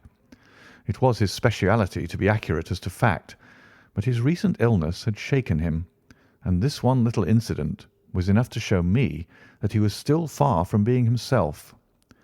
He was obviously embarrassed for an instant, while the inspector raised his eyebrows, and Alec Cunningham burst into a laugh. The old gentleman corrected the mistake, however, and handed the paper back to Holmes. "Get it printed as soon as possible," he said. "I think your idea is an excellent one." Holmes put the slip of paper carefully away into his pocket-book. "And now," said he, "it really would be a good thing that we should all go over the house together and make certain that this rather erratic burglar did not, after all, carry anything away with him." Before entering, Holmes made an examination of the door which had been forced. It was evident that a chisel or strong knife had been thrust in and the lock forced back with it. We could see the marks in the wood where it had been pushed in. "You don't use bars, then?" he asked. "We have never found it necessary." "You don't keep a dog?" "Yes, but he is chained on the other side of the house." "When do your servants go to bed?" "About 10. "I understand that William was usually in bed also at that hour." "Yes." "It is singular that on this particular night he should have been up. Now, I should be very glad if you would have the kindness to show us over the house, Mr. Cunningham." A stone-flagged passage, with the kitchens branching away from it, led by a wooden staircase directly to the first floor of the house. It came out upon the landing opposite to a second, more ornamental stair, which came up from the front hall. Out of this landing opened the drawing-room and several bedrooms, including those of Mr. Cunningham and his son. Holmes walked slowly, taking keen note of the architecture of the house. I could tell from his expression that he was on a hot scent, and yet I could not in the least imagine in what direction his inferences were leading him. "My good sir," said Mr. Cunningham with some impatience, "this is surely very unnecessary. That is my room at the end of the stairs, and my son's is the one beyond it. I leave it to your judgment whether it was possible for the thief to have come up here without disturbing us." "You must try round and get on a fresh scent, I fancy," said the son with a rather malicious smile. "Still, I must ask you to humour me a little further. I should like, for example, to see how far the windows of the bedrooms command the front. This, I understand, is your son's room." He pushed open the door. "And that, I presume, is the dressing room in which he sat smoking when the alarm was given. Where does the window of that look out to?" He stepped across the bedroom, pushed open the door, and glanced around the other chamber. "I hope that you are satisfied now," said Mr. Cunningham tartly. "Thank you. I think I have seen all that I wished." "Then if it is really necessary we can go into my room." "If it is not too much trouble." The J.P. shrugged his shoulders and led the way into his own chamber, which was a plainly furnished and commonplace room.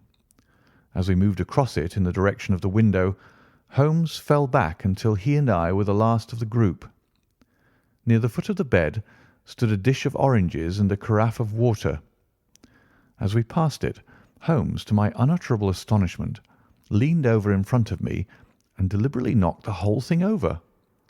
The glass smashed into 1,000 pieces, and the fruit rolled about into every corner of the room. "You've done it now, Watson," said he coolly. "A pretty mess you've made of the carpet." I stooped in some confusion and began to pick up the fruit, understanding for some reason my companion desired me to take the blame upon myself. The others did the same and set the table on its legs again. "Hullo!" cried the inspector. "Where's he got to?" Holmes had disappeared. "Wait here an instant," said young Alec Cunningham. "The fellow is off his head, in my opinion. Come with me, father, and see where he has got to." They rushed out of the room, leaving the inspector, the colonel, and me staring at each other. "'Pon my word, I'm inclined to agree with Master Alec," said the official. "It may be the effect of his illness, but it seems to me that—" His words were cut short by a sudden scream of "Help! Help! Murder!" With a thrill, I recognised the voice of that of my friend. I rushed madly from the room onto the landing. The cries, which had sunk down into a hoarse, inarticulate shouting, came from the room which we had first visited. I dashed in and on into the dressing-room beyond. The two Cunninghams were bending over the prostrate figure of Sherlock Holmes, the younger clutching his throat with both hands, while the elder seemed to be twisting one of his wrists. In an instant the three of us had torn them away from him, and Holmes staggered to his feet, very pale and evidently greatly exhausted. "Arrest these men, Inspector," he gasped. "On what charge?" "That of murdering their coachman, William Kirwan." The inspector stared about him in bewilderment. "Oh, come now, Mr. Holmes," said he at last. "I'm sure you don't really mean to—" "Tut, man, look at their faces," cried Holmes curtly. Never certainly have I seen a plainer confession of guilt upon human countenances. The older man seemed numbed and dazed, with a heavy, sullen expression upon his strongly marked face. The son, on the other hand, had dropped all that jaunty, dashing style which had characterized him, and the ferocity of a dangerous wild beast gleamed in his dark eyes and distorted his handsome features. The inspector said nothing, but stepping to the door, he blew his whistle. Two of his constables came at the call. "I have no alternative, Mr. Cunningham," said he. "I trust that this may all prove to be an absurd mistake, but you can see that— would you drop it?" He struck out with his hand, and a revolver which the younger man was in the act of cocking clattered down upon the floor. "Keep that," said Holmes quietly, putting his foot upon it. "You will find it useful at the trial. But this is what we really wanted." He held up a little crumpled piece of paper. "The remainder of the sheet!" cried the inspector. "Precisely." "And where was it?" "Where I was sure it must be." I'll make the whole matter clear to you presently. I think, Colonel, that you and Watson might return now, and I will be with you again in an hour at the furthest. The inspector and I must have a word with the prisoners, but you will certainly see me back at luncheon time." Sherlock Holmes was as good as his word, for about 1 o'clock he rejoined us in the Colonel's smoking room. He was accompanied by a little elderly gentleman, who was introduced to me as the Mr. Acton whose house had been the scene of the original burglary. "I wish Mr. Acton to be present while I demonstrated this small matter to you," said Holmes, "for it is natural that he should take a keen interest in the details. I am afraid, my dear Colonel, that you must regret the hour that you took in such a stormy petrel as I am." "On the contrary," answered the Colonel warmly, "I consider it the greatest privilege to have been permitted to study your methods of working. I confess that they quite surpass my expectations, and that I am utterly unable to account for your result. I have not yet seen the vestige of a clue." "I am afraid that my explanation may disillusion you, but it has always been my habit to hide none of my methods, either from my friend Watson or from anyone who might take an intelligent interest in them. But first, as I am rather shaken by the knocking about which I had in the dressing-room, I think that I shall help myself to a dash of your brandy, Colonel. My strength had been rather tried of late." "I trust that you had no more of those nervous attacks." Sherlock Holmes laughed heartily. "We will come to that in its turn," said he. "I will lay an account of the case before you in its due order, showing you the various points which guided me in my decision. Pray interrupt me if there is any inference which is not perfectly clear to you. It is of the highest importance in the art of detection to be able to recognize, out of a number of facts, which are incidental and which vital. Otherwise your energy and attention must be dissipated instead of being concentrated. Now, in this case, there was not the slightest doubt in my mind from the first that the key of the whole matter must be looked for in the scrap of paper in the dead man's hand.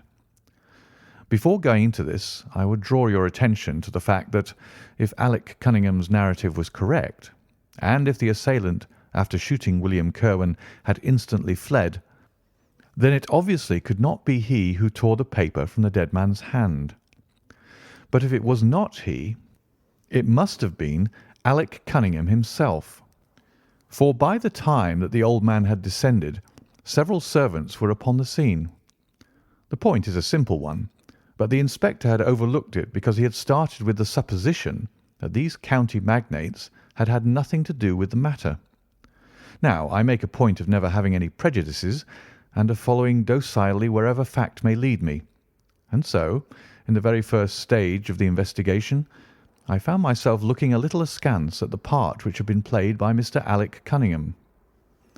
And now I made a very careful examination of the corner of paper which the inspector had submitted to us. It was at once clear to me that it formed part of a very remarkable document. Here it is. Do you not now observe something very suggestive about it? "It has a very irregular look," said the Colonel. "My dear sir," cried Holmes, "there cannot be the least doubt in the world that it has been written by two persons doing alternate words.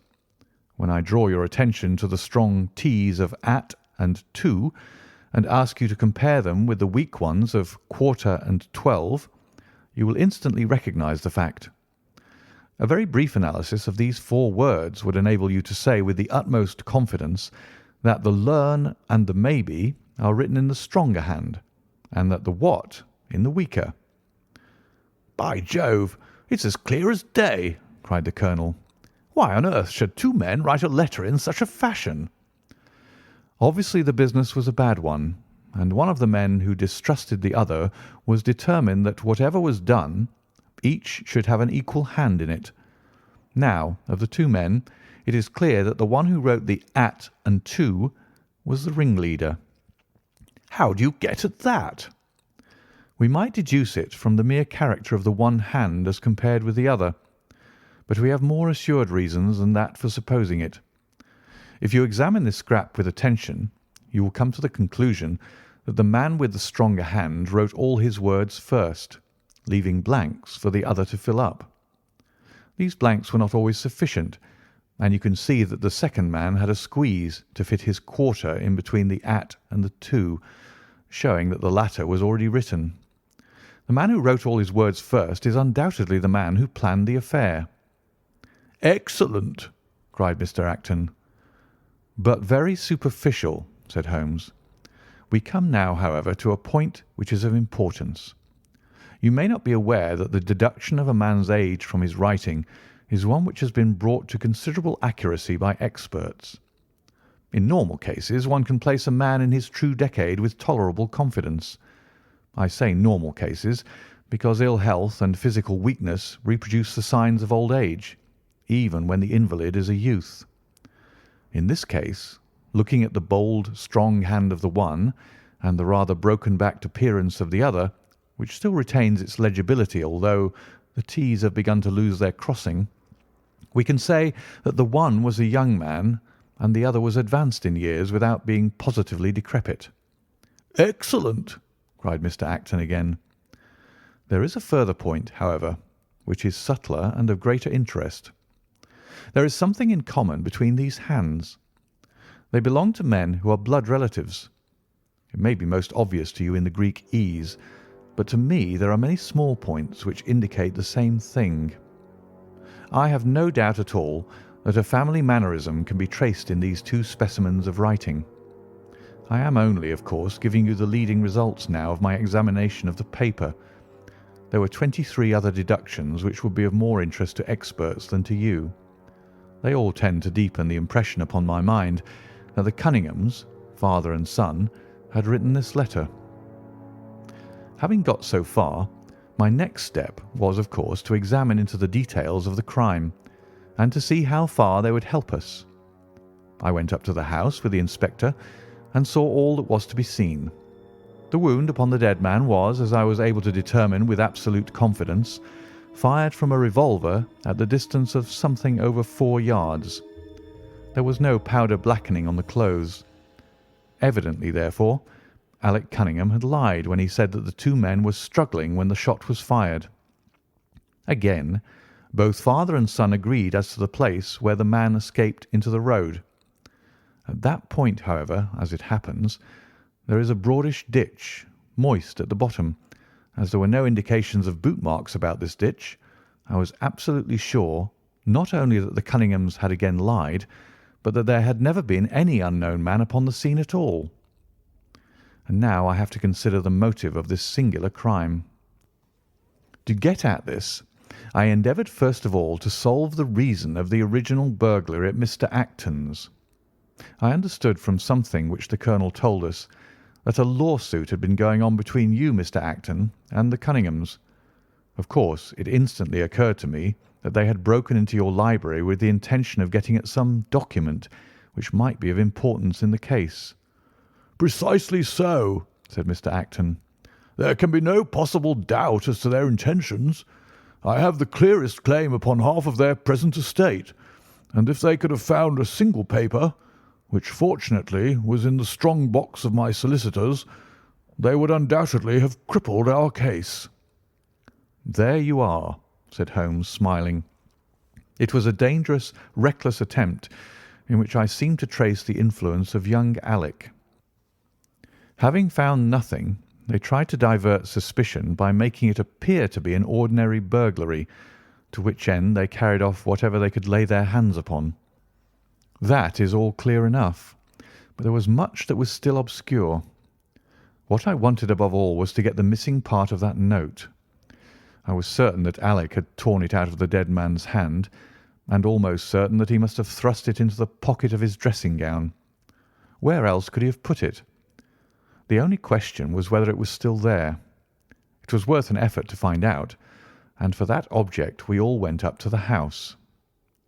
The Cunninghams joined us, as you doubtless remember, outside the kitchen door. It was, of course, of the very first importance that they should not be reminded of the existence of this paper. Otherwise they would naturally destroy it without delay. The inspector was about to tell them the importance which we attached to it, when by the luckiest chance in the world I tumbled down in a sort of fit, and so changed the conversation. "Good heavens!" cried the colonel, laughing. "Do you mean to say all our sympathy was wasted, and your fit an imposture?" "Speaking professionally, it was admirably done," cried I, looking in amazement at this man who was forever confounding me with some new phase of his astuteness. "It is an art which is often useful," said he.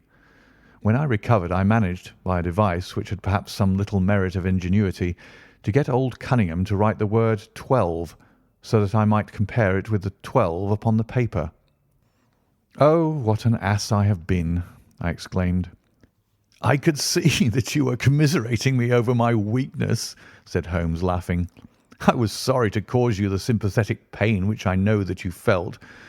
We then went upstairs together, and having entered the room and seen the dressing-gown hanging up behind the door, I contrived, by upsetting a table, to engage their attention for the moment, and slipped back to examine the pockets.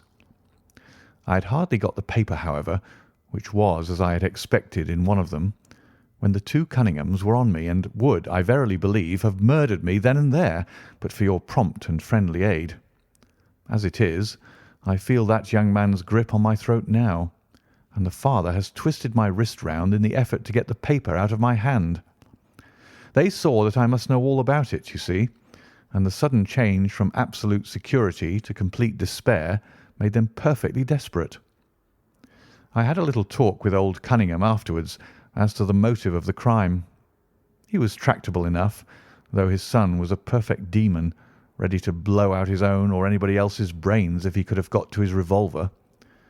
When Cunningham saw that the case against him was so strong, he lost all heart, and made a clean breast of everything. It seems that William had secretly followed his two masters on the night when they made their raid upon Mr. Acton's, and having thus got them into his power, proceeded under threats of exposure to levy blackmail upon them. Mr. Alec, however, was a dangerous man to play games of that sort with. It was a stroke of positive genius on his part to see in the burglary scare which was convulsing the countryside an opportunity of plausibly getting rid of the man whom he feared. William was decoyed up and shot, and had they only got the whole of the note, and paid a little more attention to detail in the accessories, it is very possible that suspicion might never have been aroused. "And the note?" I asked. Sherlock Holmes placed the subjoined paper before us. "If you will only come around to the east gate, it will very much surprise you and be of the greatest service to you, and also to Annie Morrison, but say nothing to anyone upon the matter." "It is very much the sort of thing that I expected," said he. "Of course, we do not yet know what the relations may have been between Alec Cunningham, William Kirwan, and Annie Morrison. The result shows that the trap was skilfully baited. I am sure that you cannot fail to be delighted with the traces of heredity shown in the P's and in the tails of the G's. The absence of the I dots in the old man's writing is also more characteristic. Watson, I think our quiet rest in the country has been a distinct success, and I shall certainly return much invigorated to Baker Street tomorrow." End of the Reigate Puzzle.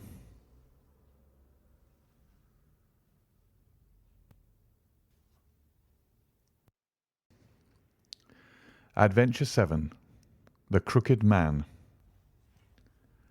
One summer night, a few months after my marriage, I was seated by my own hearth, smoking a last pipe and nodding over a novel, for my day's work had been an exhausting one. My wife had already gone upstairs, and the sound of the locking of the hall door some time before told me that the servants had also retired. I had risen from my seat and was knocking out the ashes of my pipe, when I suddenly heard the clang of the bell. I looked at the clock. It was 11:45. This could not be a visitor at so late an hour. A patient, evidently, and possibly an all-night sitting. With a wry face, I went out into the hall and opened the door. To my astonishment, it was Sherlock Holmes who stood upon my step. "Ah, Watson," said he, "I hoped that I might not be too late to catch you." "My dear fellow, pray come in." "You look surprised, and no wonder. Relieved, too, I fancy. You still smoke the Arcadia mixture of your bachelor days, then. There's no mistaking that fluffy ash upon your coat. It's easy to tell that you have been accustomed to wear a uniform, Watson. You'll never pass as a purebred civilian as long as you keep that habit of carrying your handkerchief in your sleeve. Could you put me up tonight?" "With pleasure." "You told me that you had bachelor quarters for one, and I see that you have no gentleman visitor at present. Your hat stand proclaims as much." "I shall be delighted if you will stay." "Thank you. I'll fill the vacant peg then. Sorry to see that you've had the British workman in the house. He's a token of evil. Not the drains, I hope." "No, the gas." "Ah, he has left 2 nail marks from his boot upon your linoleum, just where the light strikes it. No, thank you. I had some supper at Waterloo, but I'll smoke a pipe with you with pleasure."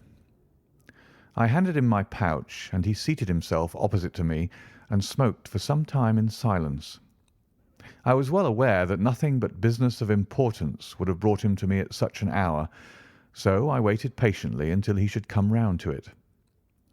"I see that you are professionally rather busy just now," said he, glancing very keenly across at me. "Yes, I've had a busy day," I answered. "It may seem very foolish in your eyes," I added, "but really I don't know how you deduced it." Holmes chuckled to himself. "I have the advantage of knowing your habits, my dear Watson," said he. "When your round is a short one, you walk, and when it is a long one, you use a hansom.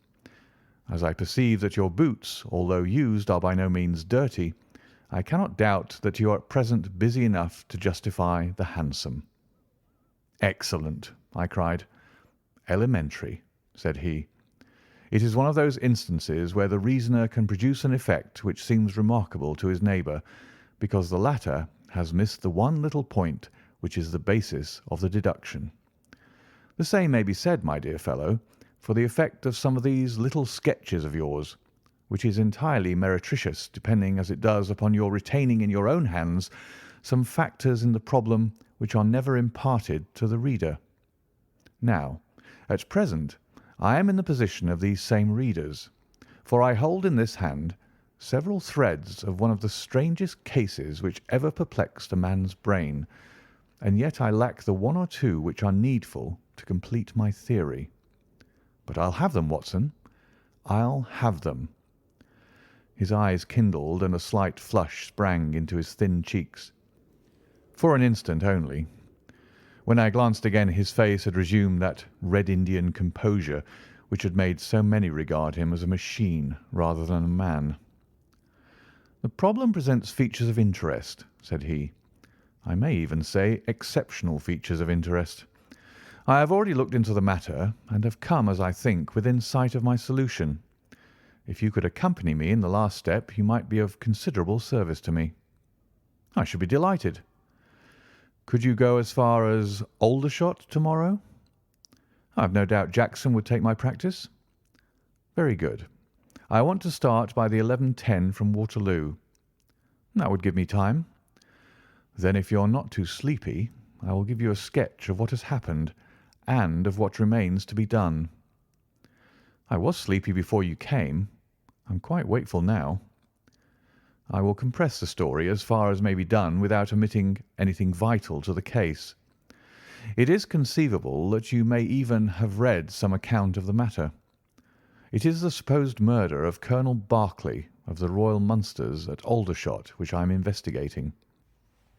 "I've heard nothing of it." "It has not excited much attention yet, except locally. The facts are only 2 days old. Briefly, they are these. The Royal Munsters is, as you know, one of the most famous Irish regiments in the British Army. It did wonders both in the Crimea and the Mutiny, and has since that time distinguished itself upon every possible occasion. It was commanded up to Monday night by James Berkeley, a gallant veteran who started as a full private, was raised to commissioned rank for his bravery at the time of the Mutiny, and so lived to command the regiment in which he had once carried a musket. Colonel Berkeley had married at the time when he was a sergeant, and his wife, whose maiden name was Miss Nancy Devoy, was the daughter of a former colour sergeant in the same corps. There was, therefore, as can be imagined, some little social friction when the young couple, for they were still young, found themselves in their new surroundings. They appear, however, to have quickly adapted themselves, and Mrs. Barclay has always, I understand, been as popular with the ladies of the regiment as her husband was with his brother officers. I may add that she was a woman of great beauty, and that even now, when she has been married for upwards of 30 years, she is still of a striking and queenly appearance. Colonel Berkeley's family life appears to have been a uniformly happy one. Major Murphy, to whom I owe most of my facts, assures me that he has never heard of any misunderstanding between the pair. On the whole, he thinks that Berkeley's devotion to his wife was greater than his wife's to Berkeley. He was acutely uneasy if he were absent from her for a day. She, on the other hand, though devoted and faithful, was less obtrusively affectionate. But they were regarded in the regiment as the very model of a middle-aged couple. There was absolutely nothing in their mutual relations to prepare people for the tragedy which was to follow. Colonel Berkeley himself seems to have had some singular traits in his character. He was a dashing, jovial old soldier in his usual mood, but there were occasions on which he seemed to show himself capable of considerable violence and vindictiveness. This side of his nature, however, appears never to have been turned towards his wife. Another fact which had struck Major Murphy and 3 out of 5 of the other officers with whom I conversed was the singular sort of depression which came upon him at times. As the Major expressed it, the smile had often been struck from his mouth as if by some invisible hand when he has been joining the gaieties and chaff of the mess table. For days on end, when the mood was on him, he has been sunk in the deepest gloom. This, and a certain tinge of superstition, were the only unusual traits in his character which his brother officers had observed. The latter peculiarity took the form of a dislike to being left alone, especially after dark. This puerile feature, in a nature which was conspicuously manly, had often given rise to comment and conjecture. The 1st Battalion of the Royal Munsters, which is the old 117th, has been stationed at Aldershot for some years. The married officers live out of barracks, and the colonel has during all this time occupied a villa called Lachine, about half a mile from the North Camp. The house stands in its own grounds, but the west side of it is not more than 30 yards from the high road. A coachman and 2 maids form the staff of servants. These, with their master and mistress, were the sole occupants of Lachine, for the Berkeleys had no children, nor was it usual for them to have resident visitors. Now for the events at Lachine between 9 and 10 on the evening of last Monday. Mrs. Berkeley was, it appears, a member of the Roman Catholic Church, and had interested herself very much in the establishment of the Guild of St. George, which was formed in connection with the Watt Street Chapel for the purpose of supplying the poor with cast-off clothing. A meeting of the guild had been held that evening at 8, and Mrs. Berkeley had hurried over her dinner in order to be present at it. When leaving the house, she was heard by the coachman to make some commonplace remark to her husband, and to assure him that she would be back before very long. She then called for Miss Morrison, a young lady who lives in the next villa, and the two went off together to their meeting. It lasted 40 minutes, and at 9:15 Mrs. Berkeley returned home, having left Miss Morrison at her door as she passed. There's a room which is used as a morning room at Lachine. This faces the road and opens by a large glass folding door onto the lawn. The lawn is 30 yards across and is only divided from the highway by a low wall with an iron rail above it. It was into this room that Mrs. Berkeley went upon her return. The blinds were not down, for the room was seldom used in the evening, but Mrs. Berkeley herself lit the lamp and then rang the bell, asking Jane Stewart, the housemaid, to bring her a cup of tea, which was quite contrary to her usual habits. The colonel had been sitting in the dining room, but hearing that his wife had returned, he joined her in the morning room. The coachman saw him cross the hall and enter it. He was never seen again alive. The tea which had been ordered was brought up at the end of 10 minutes, but the maid, as she approached the door, was surprised to hear the voices of her master and mistress in furious altercation. She knocked without receiving any answer, and even turned the handle, but only to find that the door was locked upon the inside. Naturally enough, she ran down to tell the cook, and the two women with the coachman came up into the hall and listened to the dispute, which was still raging. They all agreed that only two voices were to be heard, those of Berkeley and of his wife. Berkeley's remarks were subdued and abrupt, so that none of them were audible to the listeners. The ladies, on the other hand, were most bitter, and when she raised her voice could be plainly heard. "You coward!" she repeated over and over again. "What can be done? What can be done now? Give me back my life. I will never so much as breathe the same air with you again, you coward, you coward!" Those were scraps of her conversation, ending in a sudden, dreadful cry in the man's voice, with a crash and a piercing scream from the woman. Convinced that some tragedy had occurred, the coachman rushed to the door and strove to force it, while scream after scream issued from within. He was unable, however, to make his way in, and the maids were too distracted with fear to be of any assistance to him. A sudden thought struck him, however, and he ran through the hall door and round to the lawn, upon which the long French windows open. One side of the window was open, which I understand was quite usual in the summer-time, and he passed without difficulty into the room. His mistress had ceased to scream, and was stretched insensible upon a couch, while with his feet tilted over the side of an armchair and his head upon the ground near the corner of the fender, was lying the unfortunate soldier, stone dead, in a pool of his own blood. Naturally, the coachman's first thought, on finding that he could do nothing for his master, was to open the door. But here an unexpected and singular difficulty presented itself. The key was not in the inner side of the door, nor could he find it anywhere in the room. He went out again, therefore, through the window, and having obtained the help of a policeman and of a medical man, he returned. The lady, against whom naturally the strongest suspicion rested, was removed to her room, still in a state of insensibility. The colonel's body was then placed upon the sofa, and a careful examination made of the scene of the tragedy.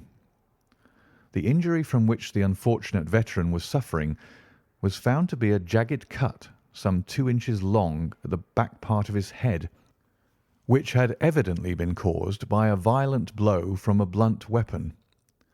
Nor was it difficult to guess what that weapon may have been. Upon the floor, close to the body, was lying a singular club of hard carved wood with a bone handle. The colonel possessed a varied collection of weapons brought from the different countries in which he had fought, and it is conjectured by the police that his club was among his trophies. The servants deny having seen it before, but among the numerous curiosities in the house it is possible that it may have been overlooked. Nothing else of importance was discovered in the room by the police, save the inexplicable fact that neither upon Mrs. Berkeley's person, nor upon that of the victim, nor in any part of the room, was the missing key to be found. The door had eventually to be opened by a locksmith from Aldershot. That was the state of things, Watson, when upon the Tuesday morning I, at the request of Major Murphy, went down to Aldershot to supplement the efforts of the police. I think that you will acknowledge that the problem was already one of interest, but my observations soon made me realize that it was in truth much more extraordinary than would at first sight appear. Before examining the room, I cross-questioned the servants, but only succeeded in eliciting the facts which I have already stated. One other detail of interest was remembered by Jane Stewart, the housemaid. You will remember that on hearing the sound of the quarrel, she descended and returned with the other servants. On that first occasion, when she was alone, she says that the voices of her master and mistress were sunk so low that she could hear hardly anything, and judged by their tones rather than their words that they had fallen out. On my pressing her, however, she remembered that she heard the word David uttered twice by the lady. The point is of the utmost importance as guiding us towards the reason of the sudden quarrel. The colonel's name, you remember, was James. There was one thing in the case which had made the deepest impression both upon the servants and the police. This was the contortion of the colonel's face. It had set, according to their account, into the most dreadful expression of fear and horror which a human countenance is capable of assuming. More than one person fainted at the mere sight of him, so terrible was the effect. It was quite certain that he had foreseen his fate, and that it had caused him the utmost horror. This, of course, fitted in well enough with the police theory. If the colonel could have seen his wife making a murderous attack upon him. Nor was the fact of the wound being on the back of his head a fatal objection to this, as he might have turned to avoid the blow. No information could be got from the lady herself, who was temporarily insane from an acute attack of brain fever. From the police I learned that Miss Morrison, who you remember went out that evening with Mrs. Barclay, denied having any knowledge of what it was which had caused the ill humour in which her companion had returned. Having gathered these facts, Watson, I smoked several pipes over them, trying to separate those which were crucial from others which were merely incidental. There could be no question that the most distinctive and suggestive point in the case was the singular disappearance of the door key. A most careful search had failed to discover it in the room. Therefore, it must have been taken from it. But neither the colonel nor the colonel's wife could have taken it. That was perfectly clear. Therefore, a third person must have entered the room, and that third person could only have come in through the window. It seemed to me that a careful examination of the room and the lawn might possibly reveal some traces of this mysterious individual. You know my methods, Watson. There was not one of them which I did not apply to the inquiry, and it ended by my discovering traces, but very different ones from those which I had expected. There had been a man in the room, and he had crossed the lawn coming from the road. I was able to obtain 5 very clear impressions of his footmarks, one in the roadway itself, at the point where he had climbed the low wall, 2 on the lawn, and 2 very faint ones upon the stained boards near the window where he had entered. He had apparently rushed across the lawn, for his toe marks were much deeper than his heels. But it was not the man who surprised me. It was his companion. His companion? Holmes pulled a large sheet of tissue paper out of his pocket and carefully unfolded it upon his knee. "What do you make of that?" he asked. The paper was covered with the tracings of the footmarks of some small animal. It had 5 well-marked footpads, an indication of long nails, and the whole print might be nearly as large as a dessert spoon. "It's a dog," said I. "Did you ever hear of a dog running up a curtain?" I found distinct traces that this creature had done so. "A monkey, then?" "But it is not the print of a monkey." "What can it be, then?" "Neither dog nor cat nor monkey nor any creature that we are familiar with. I have tried to reconstruct it from the measurements. Here are 4 prints where the beast has been standing motionless. You see that it is no less than 15 inches from forefoot to hind. Add to that the length of neck and head, and you get a creature not much less than 2 feet long, probably more if there is any tail. But now observe this other measurement. The animal has been moving, and we have the length of its stride. In each case it is only about 3 inches. You have an indication, you see, of a long body with very short legs attached to it. It has not been considerate enough to leave any of its hair behind it, but its general shape must be what I have indicated, and it can run up a curtain, and it is carnivorous." "How do you deduce that?" "Because it ran up the curtain. A canary's cage was hanging in the window, and its aim seems to have been to get at the bird." "Then what was the beast?" "Ah, if I could give it a name, it might go a long way towards solving the case. On the whole, it was probably some creature of the weasel and stoat tribe, and yet it is larger than any of these that I have seen." "But what had it to do with the crime?" "That also is still obscure. but we have learned a good deal, you perceive. We know that a man stood in the road looking at the quarrel between the Barclays. The blinds were up and the room lighted. We know also that he ran across the lawn, entered the room, accompanied by a strange animal, and that he either struck the colonel or, as is equally possible, that the colonel fell down from sheer fright at the sight of him and cut his head on the corner of the fender. Finally, we have the curious fact that the intruder carried away the key with him when he left." "Your discoveries seem to have left the business more obscure than it was before," said I. "Quite so. They undoubtedly showed that the affair was much deeper than was at first conjectured. I thought the matter over, and I came to the conclusion that I must approach the case from another aspect. But really, Watson, I'm keeping you up, and I might just as well tell you all this on our way to Aldershot tomorrow." "Thank you.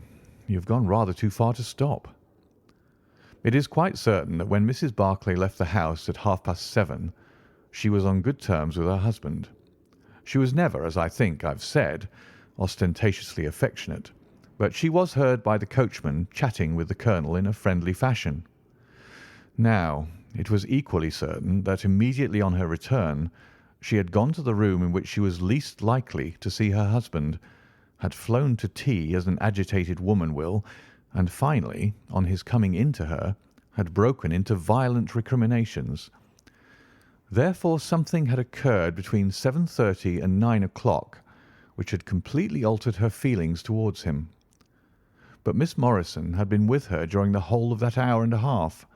It was absolutely certain, therefore, in spite of her denial, that she must know something of the matter. My first conjecture was that possibly there had been some passages between this young lady and the old soldier, which the former had now confessed to the wife. That would account for the angry return, and also for the girl's denial that anything had occurred. Nor would it be entirely incompatible with most of the words overheard. But there was the reference to David, and there was the known affection of the colonel for his wife to weigh against it, to say nothing of the tragic intrusion of this other man, which might of course be entirely disconnected with what had gone before. It was not easy to pick one's steps, but on the whole I was inclined to dismiss the idea that there had been anything between the colonel and Miss Morrison, but more than ever convinced that the young lady held the clue as to what it was which had turned Mrs. Barclay to hatred of her husband.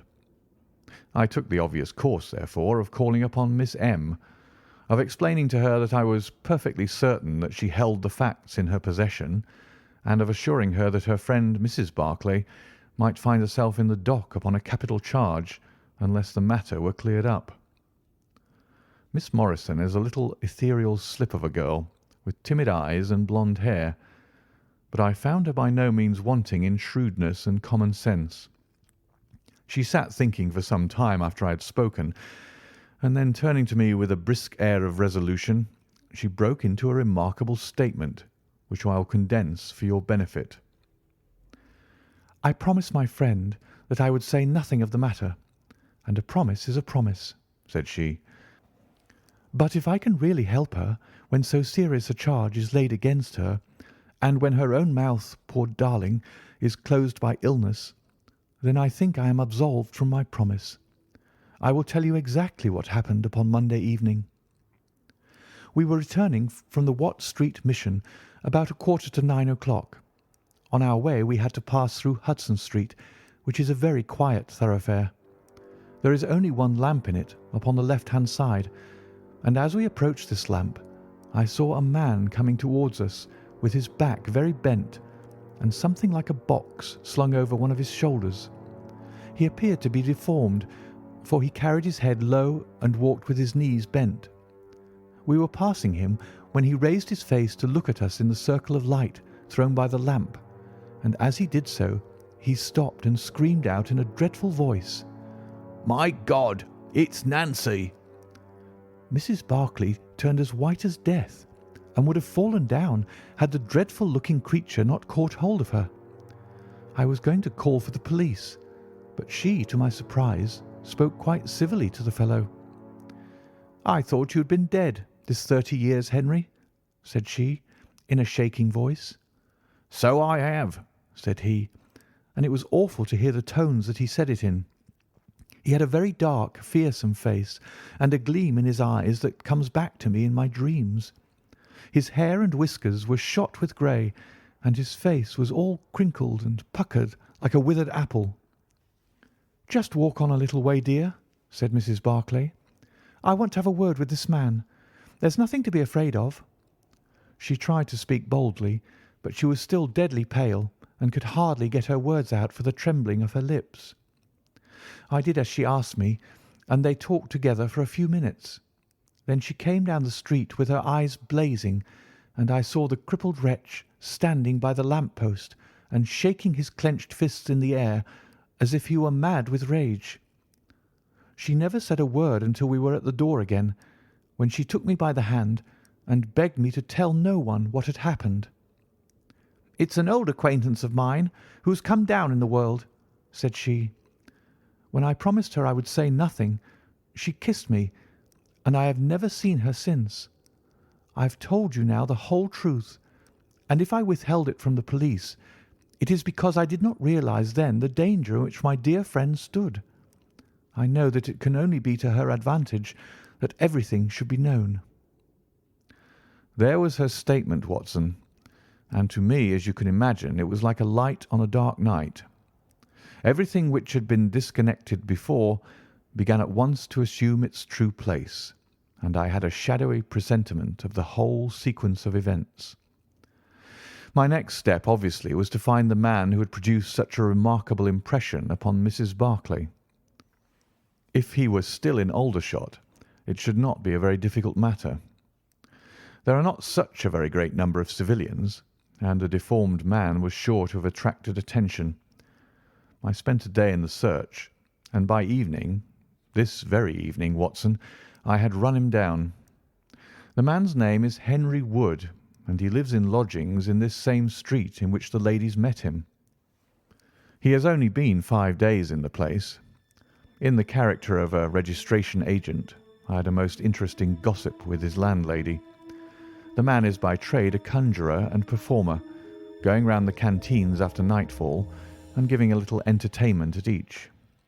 He carries some creature about with him in that box, about which the landlady seemed to be in considerable trepidation, for she had never seen an animal like it. He uses it in some of his tricks, according to her account. So much the woman was able to tell me, and also that it was a wonder the man lived, seeing how twisted he was, and that he spoke in a strange tongue sometimes, and that for the last 2 nights she had heard him groaning and weeping in his bedroom. He was all right as far as money went, but in his deposit he had given her what looked like a bad florin. She showed it to me, Watson, and it was an Indian rupee. So now, my dear fellow, you see exactly how we stand and why it is I want you. It is perfectly plain that after the ladies parted from this man, he followed them at a distance, that he saw the quarrel between husband and wife through the window, that he rushed in, and that the creature which he carried in his box got loose. That is all very certain, but he is the only person in this world who can tell us exactly what happened in that room. And you intend to ask him? Most certainly, but in the presence of a witness. And I am the witness? If you will be so good. If he can clear the matter up, well and good. If he refuses, we have no alternative but to apply for a warrant. But how do you know he'll be there when we return? You may be sure that I took some precautions.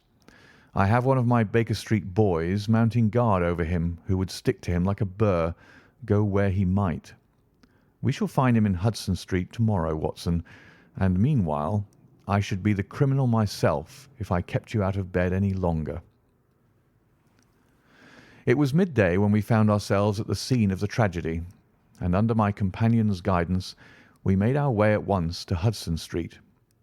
In spite of his capacity for concealing his emotions, I could easily see that Holmes was in a state of suppressed excitement, while I was myself tingling with that half-sporting, half-intellectual pleasure which I invariably experienced when I associated myself with him in his investigations. This is the street," said he, as we turned into a short thoroughfare lined with plain two-storied brick houses. "Ah, here is Simpson to report." "Is he all right, Mr. Holmes?"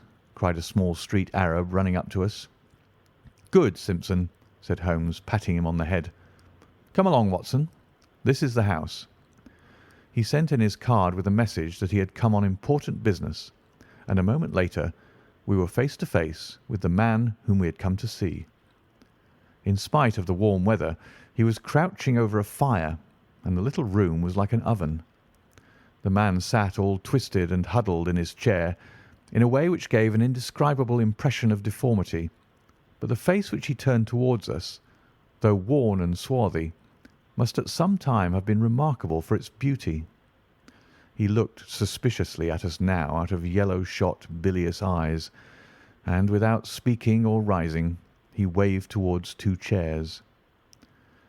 "Mr. Henry Wood, late of India, I believe," said Holmes affably. "I've come over this little matter of Colonel Berkeley's death." "What should I know about that?" "That's what I want to ascertain. You know, I suppose, that unless the matter is cleared up, Mrs. Berkeley, who is an old friend of yours, will in all probability be tried for murder." The man gave a violent start. "I don't know who you are," he cried, "nor how you come to know what you do know. But will you swear that this is true that you tell me?" "Why, they are only waiting for her to come to her senses to arrest her." "My God! Are you in the police yourself?" "No." "What business is it of yours, then?" "It's every man's business to see justice done." "You can take my word that she is innocent." "Then you are guilty." "No, I'm not." "Who killed Colonel James Berkeley, then?" "It was a just providence that killed him. But mind you this, that if I had knocked his brains out, as it was in my heart to do, he would have had no more than his due from my hands. If his own guilty conscience had not struck him down, it is likely enough that I may have had his blood upon my soul. You want me to tell the story? Well, I don't know why I shouldn't, for there's no cause for me to be ashamed of it. It was in this way, sir. You see me now, with my back like a camel and my ribs all awry, but there was a time when Corporal Henry Wood was the smartest man in the 117th foot. We were in India then, in cantonments, at a place we'll call Burti. Berkeley, who died the other day, was sergeant in the same company as myself. And the belle of the regiment, aye, and the finest girl that ever had the breath of life between her lips, was Nancy Devoy, the daughter of the colour sergeant. There were two men who loved her, and one that she loved.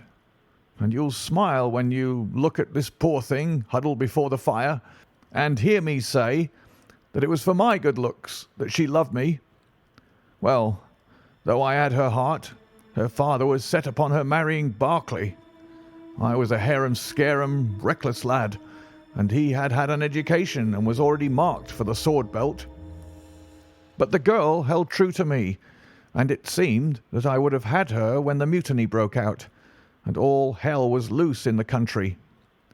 We were shut up in Burti, the regiment of us with half a battery of artillery, a company of Sikhs, and a lot of civilians and women folk. There were 10,000 rebels around us, and they were as keen as a set of terriers round a rat cage. About the second week of it our water gave out, and it was a question whether we could communicate with General Neill's column, which was moving up country. It was our only chance, for we could not hope to fight our way out with all the women and children, so I volunteered to go out and to warn General Neill of our danger. My offer was accepted, and I talked it over with Sergeant Berkeley, who was supposed to know the ground better than any other man, and who drew up a route by which I might get through the rebel lines. At 10 o'clock the same night I started off upon my journey. There were 1,000 lives to save, but it was of only one that I was thinking when I dropped over the wall that night. My way ran down a dried-up watercourse, which we hoped would screen me from the enemy's sentries. But as I crept round the corner of it, I walked right into 6 of them, who were crouching down in the dark, waiting for me. In an instant I was stunned with a blow and bound hand and foot. but the real blow was to my heart and not to my head.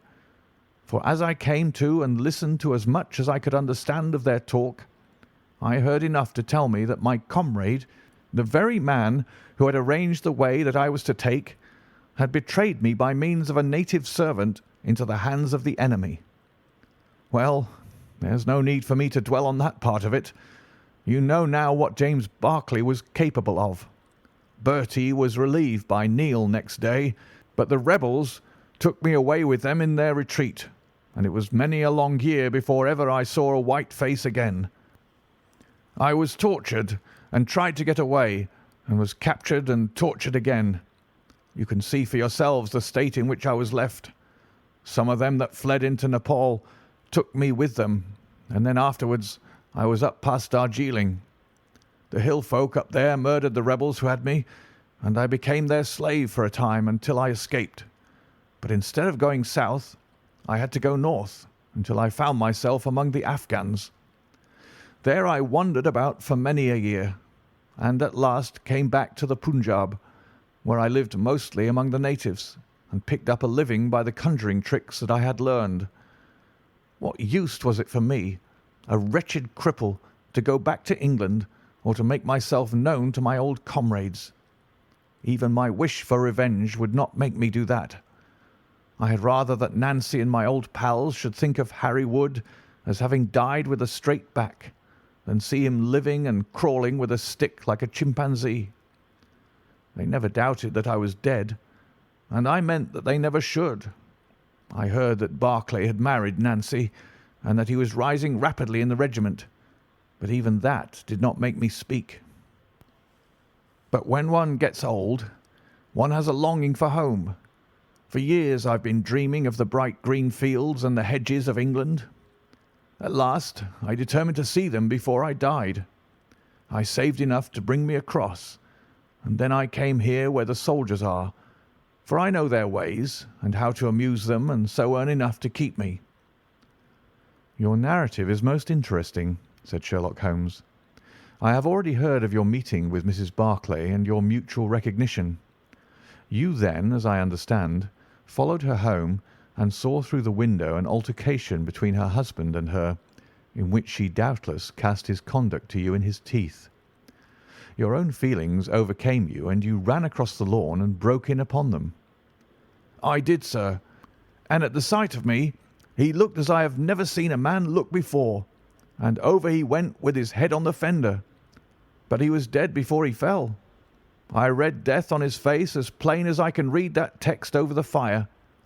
The bare sight of me was like a bullet through his guilty heart." "And then?" "Then Nancy fainted, and I caught up the key of the door from her hand, intending to unlock it and get help. But as I was doing it, it seemed to me better to leave it alone and get away, for the thing might look black against me, and anyway my secret would be out if I were taken. In my haste I thrust the key into my pocket and dropped my stick while I was chasing Teddy, who had run up the curtain. When I got him into his box, from which he had slipped, I was off as fast as I could run." "Who's Teddy?" asked Holmes. The man leaned over and pulled up the front of a kind of hutch in the corner. In an instant out there slipped a beautiful reddish-brown creature, thin and lithe, with the legs of a stoat, a long thin nose, and a pair of the finest red eyes that ever I saw in an animal's head. "It's a mongoose!" I cried. "Well, some call them that, and some call them ichneumon," said the man. "Snake catcher is what I call them, and Teddy is amazing quick on cobras. I have one here without the fangs, and Teddy catches it every night to please the folk in the canteen. Any other point, sir?" "Well, we may have to apply to you again if Mrs. Barclay should prove to be in serious trouble." "In that case, of course, I'd come forward." "But if not, there is no object in raking up this scandal against a dead man, foully as he has acted. You have at least the satisfaction of knowing that for 30 years of his life his conscience bitterly reproached him for this wicked deed. Ah, there goes Major Murphy on the other side of the street. Good-bye, Wood. I want to learn if anything has happened since yesterday." We were in time to overtake the Major before he reached the corner. "Ah, Holmes," he said, "I suppose you've heard that all this fuss has come to nothing." What then? "The inquest is just over. The medical evidence shows conclusively that death was due to apoplexy. You see, it was quite a simple case after all." "Oh, remarkably superficial," said Holmes, smiling. "Come, Watson, I don't think we shall be wanted in Aldershot any more." "There's one thing," said I, as we walked down to the station. "If the husband's name was James and the other was Henry, what was this talk about David?" "That one word, my dear Watson, should have told me the whole story had I been the ideal reasoner which you are so fond of depicting. It was evidently a term of reproach." "Of reproach?" "Yes. David strayed a little occasionally, you know, and on one occasion in the same direction as Sergeant James Barclay. You remember the small affair of Uriah and Bathsheba. My biblical knowledge is a trifle rusty, I fear, but you will find the story in the 1st or 2nd of Samuel. End of The Crooked Man.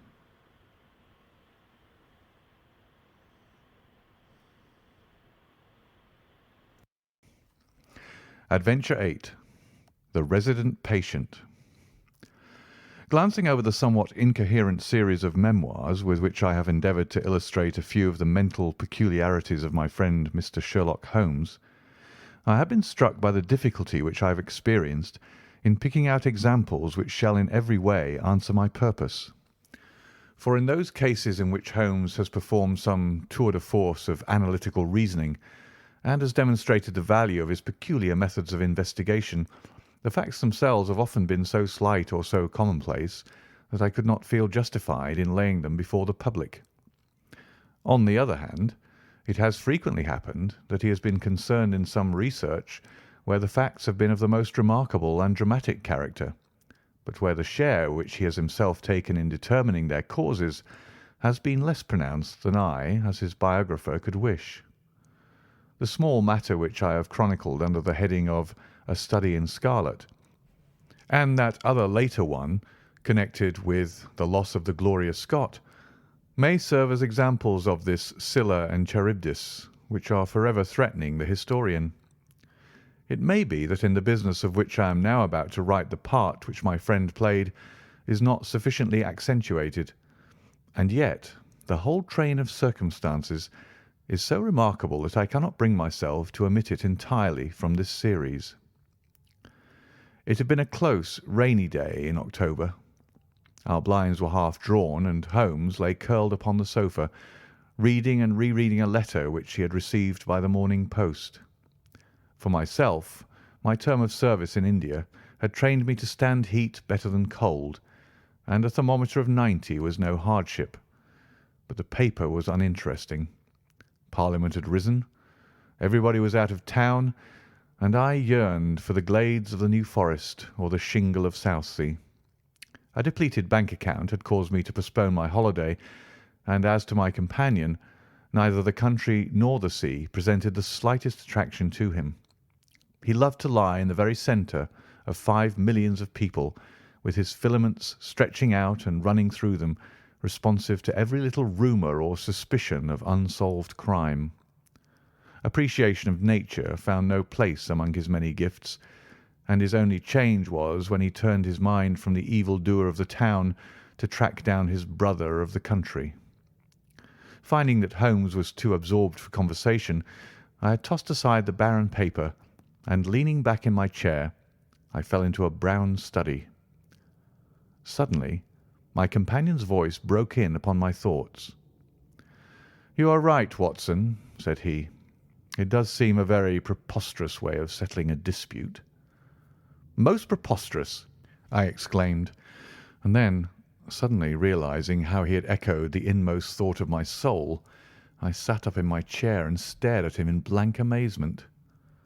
"What is this, Holmes?" I cried. "This is beyond anything which I could have imagined." He laughed heartily at my perplexity. "You remember," said he, "that some little time ago, when I read you the passage in one of Poe's sketches, in which a close reasoner follows the unspoken thought of his companion, you were inclined to treat the matter as a mere tour de force of the author. On my remarking that I was constantly in the habit of doing the same thing, you expressed incredulity. "Oh, no." "Perhaps not with your tongue, my dear Watson, but certainly with your eyebrows. So when I saw you throw down your paper and enter upon a train of thought, I was very happy to have the opportunity of reading it off and eventually of breaking into it, as a proof that I had been in rapport with you." But I was still far from satisfied. "In the example which you read to me," said I, "the reasoner drew his conclusions from the actions of the man whom he observed. If I remember right, he stumbled over a heap of stones, looked up at the stars, and so on. But I've been seated quietly in my chair, and what clues can I have given you?" "You do yourself an injustice. The features are given to man as the means by which he shall express his emotions, and yours are faithful servants." "Do you mean to say that you read my train of thoughts from my features?" "Your features, and especially your eyes. Perhaps you cannot yourself recall how your reverie commenced?" "No, I cannot." "Then I will tell you. After throwing down your paper, which was the action which drew my attention to you, you sat for half a minute with a vacant expression. Then your eyes fixed themselves upon your newly framed picture of General Gordon, and I saw by the alteration in your face that a train of thought had been started. But it did not lead very far. Your eyes turned across to the unframed portrait of Henry Ward Beecher, which stands upon the top of your books. You then glanced up at the wall, and of course your meaning was obvious. You were thinking that if the portrait were framed, it would just cover that bare space and correspond with Gordon's picture over there." "You followed me wonderfully," I exclaimed. "So far I could hardly have gone astray. But now your thoughts went back to Beecher, and you looked hard across as if you were studying the character in his features. Then your eyes ceased to pucker, but you continued to look across, and your face was thoughtful. You were recalling the incidents of Beecher's career. I was well aware that you could not do this without thinking of the mission which he undertook on behalf of the North at the time of the Civil War, for I remember you expressing your passionate indignation at the way in which he was received by the more turbulent of our people. You felt so strongly about it that I knew you could not think of Beecher without thinking of that also. When a moment later I saw your eyes wander away from the picture, I suspected that your mind had now turned to the Civil War, and when I observed that your lips set, your eyes sparkled, and your hands clinched, I was positive that you were indeed thinking of the gallantry which was shown by both sides in that desperate struggle. But then again your face grew sadder. You shook your head.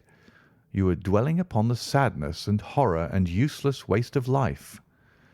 Your hand stole towards your own old wound, and a smile quivered on your lips, which showed me that the ridiculous side of this method of settling international questions had forced itself upon your mind. At this point, I agreed with you that it was preposterous, and was glad to find that all my deductions had been correct. "Absolutely," said I. "And now that you've explained it, I confess that I'm as amazed as before." "It was very superficial, my dear Watson, I assure you. I should not have intruded it upon your attention had you not shown some incredulity the other day, but the evening has brought a breeze with it. What do you say to a ramble through London?" I was weary of our little sitting-room and gladly acquiesced. For 3 hours we strolled about together, watching the ever-changing kaleidoscope of life as it ebbs and flows through Fleet Street and the Strand. His characteristic talk, with its keen observance of detail and subtle power of inference, held me amused and enthralled. It was 10 o'clock before we reached Baker Street again. A brougham was waiting at our door. A doctor's, general practitioner, I perceive," said Holmes. "Not been long in practice, but has a good deal to do. Come to consult us, I fancy. Lucky we came back." I was sufficiently conversant with Holmes's methods to be able to follow his reasoning, and to see that the nature and state of the various medical instruments in the wicker basket which hung in the lamplight inside the brougham had given him the data for his swift deduction. The light in our window above showed that his late visit was indeed intended for us. With some curiosity as to what could have sent a brother medico to us at such an hour, I followed Holmes into our sanctum. A pale, taper-faced man with sandy whiskers rose up from a chair by the fire as we entered. His age may not have been more than 3 or 34, but his haggard expression and unhealthy hue told of a life which has sapped his strength and robbed him of his youth. His manner was nervous and shy, like that of a sensitive gentleman, and the thin white hand which he laid on the mantelpiece as he rose was that of an artist rather than of a surgeon. His dress was quiet and sombre, a black frock coat, dark trousers, and a touch of colour about his necktie. "Good evening, Doctor," said Holmes cheerily. "I am glad to see that you have only been waiting a very few minutes." "You spoke to my coachman, then?" "No, it was the candle on the side table that told me. Pray resume your seat and let me know how I can serve you." "My name is Dr. Percy Trevelyan," said our visitor, "and I live at 403 Brook Street." "Are you not the author of a monograph upon obscure nervous lesions?" I asked. His pale cheeks flushed with pleasure at hearing that his work was known to me. "I so seldom hear of the work that I thought it was quite dead," said he. "My publishers gave me a most discouraging account of its sale. You are yourself, I presume, a medical man?" "A retired army surgeon." "My own hobby has always been nervous disease. I should wish to make it an absolute speciality, but of course a man must take what he can get at first. This, however, is beside the question, Mr. Sherlock Holmes, and I quite appreciate how valuable your time is.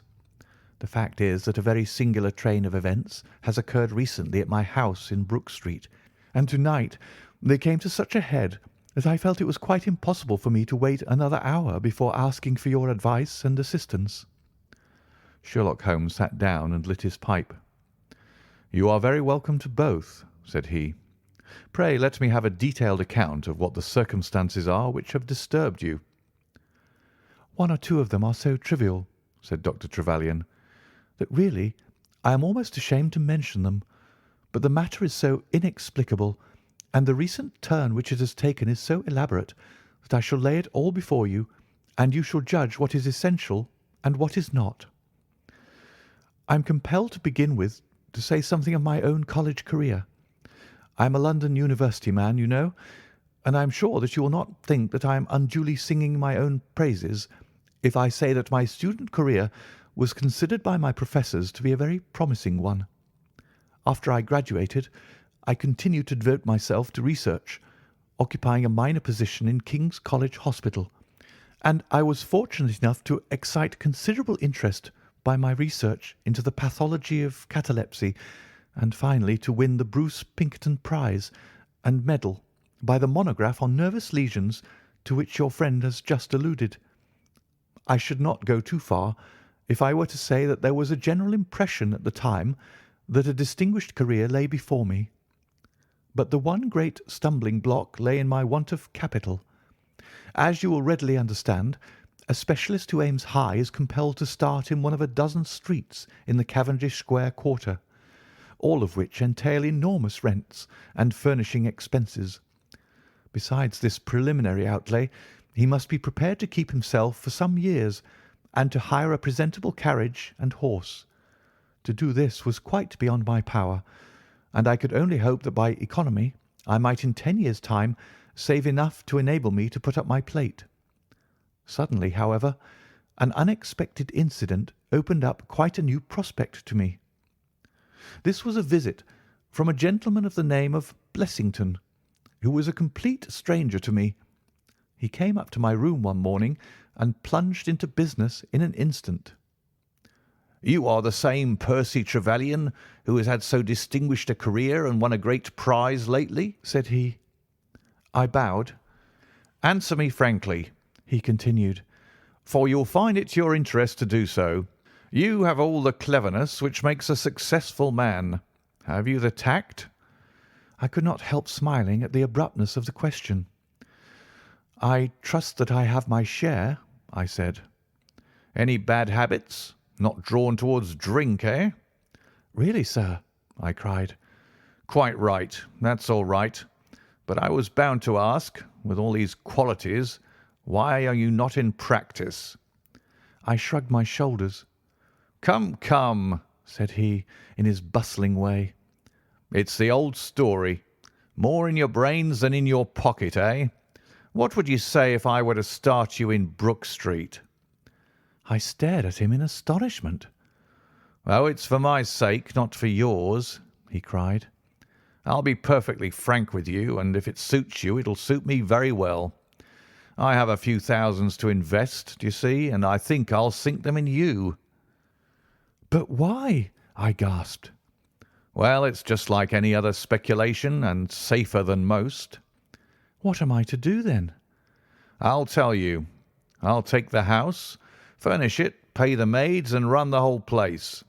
All you have to do is just to wear out your chair in the consulting room. I'll let you have pocket money and everything. And you hand over to me 3/4 of what you earn, and you keep the other quarter for yourself." This was the strange proposal, Mr. Holmes, with which the man Blessington approached me. I won't weary you with the account of how we bargained and negotiated. It ended in my moving into the house next Lady Day and starting in practice on very much the same conditions as he had suggested.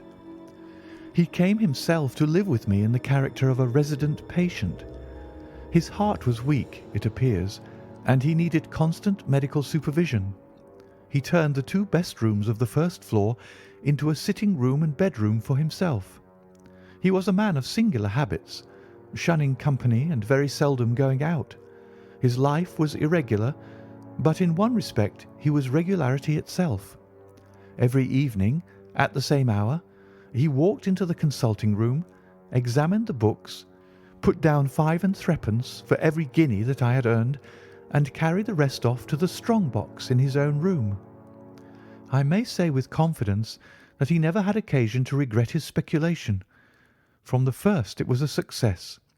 A few good cases and the reputation which I had won in the hospital brought me rapidly to the front, and during the last few years I have made him a rich man. So much, Mr. Holmes, for my past history and my relations with Mr. Blessington. It only remains for me now to tell you what has occurred to bring me here to-night. Some weeks ago Mr. Blessington came down to me in, as it seemed to me, a state of considerable agitation. He spoke of some burglary which, he said, had been committed in the West End, and he appeared, I remember, to be quite unnecessarily excited about it, declaring that a day should not pass before we should add stronger bolts to our windows and doors. For a week he continued to be in a peculiar state of restlessness, peering continually out of the windows and ceasing to take the short walk which had usually been the prelude to his dinner. From his manner, it struck me that he was in mortal dread of something or somebody, but when I questioned him upon the point, he became so offensive that I was compelled to drop the subject. Gradually, as time passed, his fears appeared to die away, and he had renewed his former habits, when a fresh event reduced him to the pitiable state of prostration in which he now lies. What happened was this. 2 days ago I received the letter which I now read to you. Neither address nor date is attached to it. "A Russian nobleman who is now resident in England," it runs, "would be glad to avail himself of the professional assistance of Dr. Percy Trevelyan. He has been for some years a victim to cataleptic attacks, on which, as is well known, Dr. Trevelyan is an authority. He proposes to call at about 6:15 tomorrow evening, if Dr. Trevelyan will make it convenient to be at home." This letter interested me deeply, because the chief difficulty in the study of catalepsy is the rareness of the disease. You may believe, then, that I was in my consulting room when, at the appointed hour, the page showed in the patient. He was an elderly man, thin, demure, and commonplace. By no means the conception one forms of a Russian nobleman. I was much more struck by the appearance of his companion. This was a tall young man, surprisingly handsome, with a dark, fierce face and the lips and chest of a Hercules. He had his hand under the other's arm as they entered, and helped him to a chair with a tenderness which one would hardly have expected from his appearance. "You will excuse me coming in, doctor," said he to me, speaking English with a slight lisp. "This is my father, and his health is a matter of the most overwhelming importance to me." I was touched by his filial anxiety. "You would perhaps care to remain during the consultation?" said I. "Not for the world," he cried with a gesture of horror. "It is more painful to me than I can express. If I were to see my father in one of those dreadful seizures, I am convinced that I should never survive it. My own nervous system is an exceptionally sensitive one. With your permission, I will remain in the waiting room while you go into my father's case." To this, of course, I assented, and the young man withdrew. The patient and I then plunged into a discussion of his case, of which I took exhaustive notes. He was not remarkable for intelligence, and his answers were frequently obscure, which I attributed to his limited acquaintance with our language. Suddenly, however, as I sat writing, he ceased to give any answer at all to my inquiries, and on my turning towards him, I was shocked to see that he was sitting bolt upright in his chair, staring at me with a perfectly blank and rigid face. He was again in the grip of his mysterious malady. My first feeling, as I have just said, was one of pity and horror. My second, I fear, was rather one of professional satisfaction. I made notes of my patient's pulse and temperature, tested the rigidity of his muscles, and examined his reflexes. There was nothing markedly abnormal in any of these conditions, which harmonized with my former experiences. I had obtained good results in such cases by the inhalation of nitrite of amyl, and the present seemed an admirable opportunity of testing its virtues. The bottle was downstairs in my laboratory, so leaving my patient seated in his chair, I ran down to get it. There was some little delay in finding it, 5 minutes, let us say, and then I returned.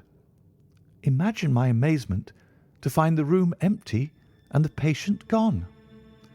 Of course, my first act was to run into the waiting room. The son had gone also.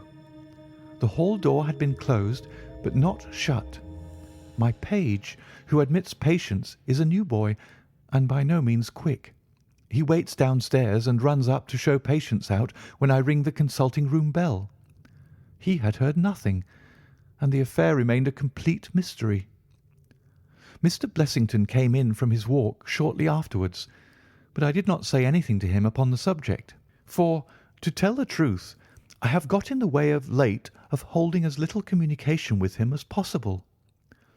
Well, I never thought that I should see anything more of the Russian and his son, so you can imagine my amazement when, at the very same hour this evening, they both came marching into my consulting room just as they had done before.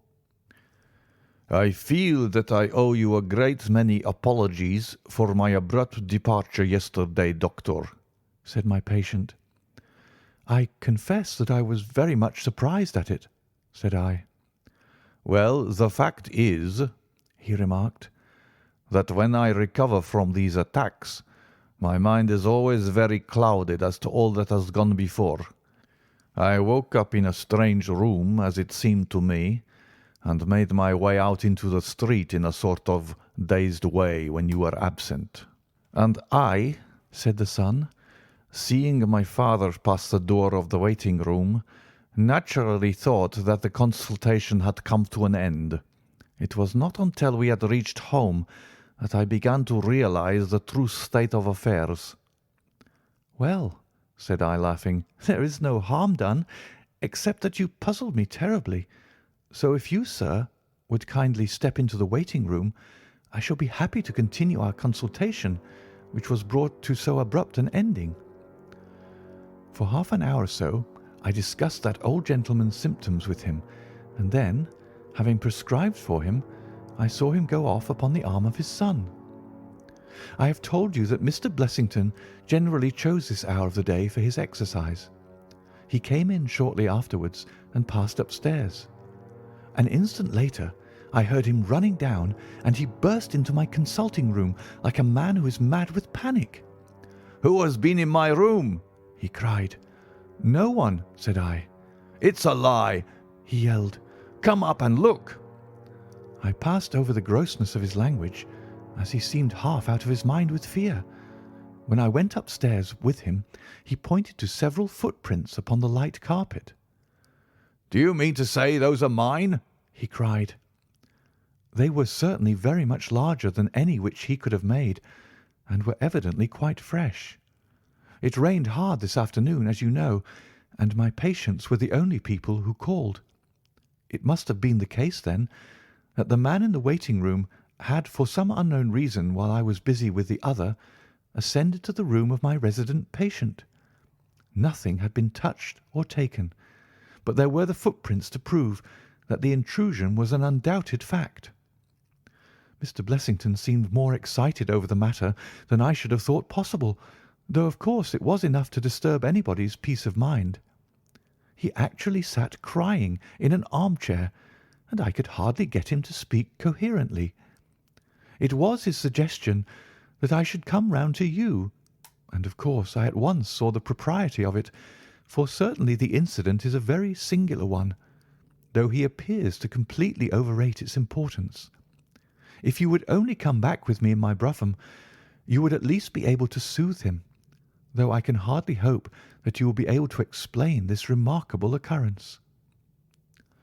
Sherlock Holmes had listened to this long narrative with an intentness which showed me that his interest was keenly aroused. His face was as impassive as ever, but his lids had dropped more heavily over his eyes, and his smoke had curled up more thickly from his pipe to emphasize each curious episode in the doctor's tale. As our visitor concluded, Holmes sprang up without a word, handed me my hat, picked his own from the table, and followed Dr. Trevelyan to the door. Within a quarter of an hour we had been dropped at the door of the physician's residence in Brook Street, one of those sombre, flat-faced houses which one associates with a West End practice. A small page admitted us, and we began at once to ascend the broad, well-carpeted stair. But a singular interruption brought us to a standstill. The light at the top was suddenly whisked out, and from the darkness came a reedy, quivering voice. "I have a pistol," it cried. "I give you my word that I'll fire if you come any nearer." "This really grows outrageous, Mr. Blessington," cried Dr. Trevelyan. "Oh, then it is you, Doctor," said the voice with a great heave of relief. "But those other gentlemen, are they what they pretend to be?" We were conscious of a long scrutiny out of the darkness. "Yes, yes, it's all right," said the voice at last. "You can come up, and I am sorry if my precautions have annoyed you." He relit the stair-gas as he spoke, and we saw before us a singular-looking man, whose appearance as well as his voice testified to his jangled nerves. He was very fat, but had apparently at some time been much fatter, so that the skin hung about his face in loose pouches, like the cheeks of a bloodhound. He was of a sickly colour, and his thin, sandy hair seemed to bristle up with the intensity of his emotion. In his hand he held a pistol, but he thrust it into his pocket as we advanced. "Good evening, Mr. Holmes," said he. "I am sure I am very much obliged to you for coming round. No one ever needed your advice more than I do. I suppose that Dr. Trevelyan has told you of this most unwarrantable intrusion into my rooms?" "Quite so," said Holmes. "Who are these two men, Mr. Blessington, and why do they wish to molest you?" "Well, well," said the resident patient in a nervous fashion, "of course it is hard to say that. You can hardly expect me to answer that, Mr. Holmes." "Do you mean that you don't know?" "Come in here, if you please. Just have the kindness to step in here." He led the way into his bedroom, which was large and comfortably furnished. "You see that?" said he, pointing to a big black box at the end of his bed. "I have never been a very rich man, Mr. Holmes. Never made but one investment in my life, as Dr. Trevelyan would tell you. But I don't believe in bankers. I would never trust a banker, Mr. Holmes. Between ourselves, what little I have is in that box. So you can understand what it means to me when unknown people force themselves into my rooms." Holmes looked at Blessington in his questioning way and shook his head. "I cannot possibly advise you if you try to deceive me," said he. "But I have told you everything." Holmes turned on his heel with a gesture of disgust. "Good night, Dr. Trevelyan," said he. "And no advice for me?" cried Blessington in a breaking voice. "My advice to you, sir, is to speak the truth." A minute later we were in the street and walking for home. We had crossed Oxford Street and were halfway down Harley Street before I could get a word from my companion. "Sorry to bring you out on such a fool's errand, Watson," he said at last. "It is an interesting case, too, at the bottom of it." "I can make little of it," I confessed. "Well, it is quite evident that there are two men, more perhaps, but at least two, who are determined for some reason to get at this fellow Blessington. I have no doubt in my mind that both on the first and on the second occasion that young man penetrated to Blessington's room while his confederate, by an ingenious device, kept the doctor from interfering." "And the catalepsy?" "A fraudulent imitation, Watson, though I should hardly dare to hint as much to our specialist. It is a very easy complaint to imitate. I have done it myself." "And then?" "By the purest chance Blessington was out on each occasion. Their reason for choosing so unusual an hour for a consultation was obviously to ensure that there should be no other patient in the waiting room. It just happened, however, that this hour coincided with Blessington's constitutional, which seems to show that they were not very well acquainted with his daily routine. Of course, if they had been merely after plunder, they would at least have made some attempt to search for it. Besides, I can read in a man's eye when it is his own skin that he is frightened for. It is inconceivable that this fellow could have made two such vindictive enemies as these appear to be without knowing of it. I hold it, therefore, to be certain that he does know who these men are, and that for reasons of his own he suppresses it. It is just possible that tomorrow may find him in a more communicative mood." "Is there not one alternative?" I suggested. "Grotesquely improbable, no doubt, but still just conceivable. Might the whole story of the cataleptic Russian and his son be a concoction of Dr. Trevelyan's, who has, for his own purposes, been in Blessington's rooms?" I saw in the gaslight that Holmes wore an amused smile at this brilliant departure of mine. "My dear fellow," said he, "it was one of the first solutions which occurred to me, but I was soon able to corroborate the doctor's tale. This young man has left prints upon the stair carpet, which made it quite superfluous for me to ask to see those which he had made in the room. When I tell you that his shoes were square-toed, instead of being pointed like Blessington's, and were quite an inch and a third longer than the doctor's, you will acknowledge that there can be no doubt as to his individuality. But we may sleep on it now, for I shall be surprised if we do not hear something further from Brook Street in the morning." Sherlock Holmes's prophecy was soon fulfilled, and in a dramatic fashion. At 7:30 next morning, in the first glimmer of daylight, I found him standing by my bedside in his dressing gown. "There's a brougham waiting for us, Watson," said he. "What's the matter, then?" "The Brook Street business." "Any fresh news?" "Tragic, but ambiguous," said he, pulling up the blind. "Look at this. A sheet from a notebook with 'For God's sake, come at once. P.T.' scrawled upon it in pencil. Our friend the doctor was hard put to it when he wrote this. Come along, my dear fellow, for it's an urgent call." In a quarter of an hour or so we were back at the physician's house. He came running out to meet us with a face of horror. "Oh, such a business!" he cried with his hands to his temples. "What then?" "Blessington has committed suicide." Holmes whistled. "Yes, he hanged himself during the night." We had entered, and the doctor had preceded us into what was evidently his waiting room. "I really hardly know what I'm doing," he cried. "The police are already upstairs. It has shaken me most dreadfully." "When did you find out?" "He has a cup of tea taken in to him early every morning. When the maid entered about 7, there the unfortunate fellow was hanging in the middle of the room. He had tied his cord to the hook on which the heavy lamp used to hang, and he had jumped off from the top of the very box that he showed us yesterday." Holmes stood for a moment in deep thought. "With your permission," said he at last, "I should like to go upstairs and look into the matter." We both ascended, followed by the doctor. It was a dreadful sight which met us as we entered the bedroom door. I have spoken of the impression of flabbiness which this man Blessington conveyed. As he dangled from the hook, it was exaggerated and intensified until he was scarce human in his appearance. The neck was drawn out like a plucked chicken's, making the rest of him seem the more obese and unnatural by contrast.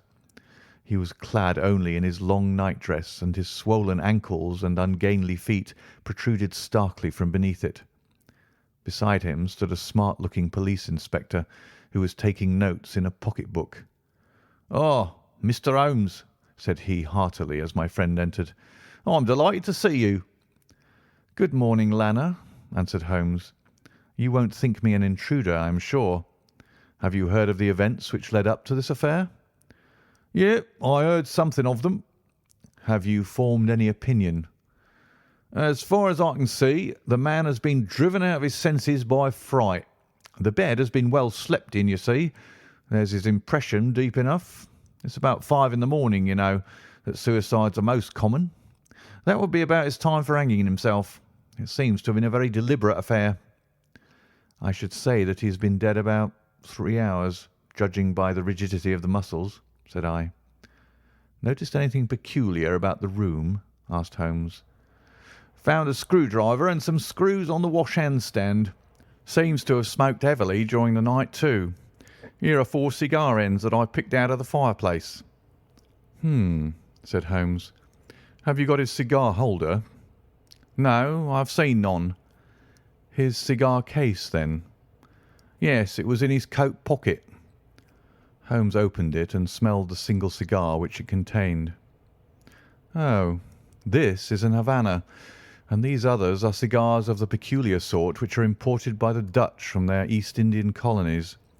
They're usually wrapped in straw, you know, and are thinner for their length than any other brand." He picked up the 4 ends and examined them with his pocket lens. "2 of these have been smoked from a holder and 2 without," said he.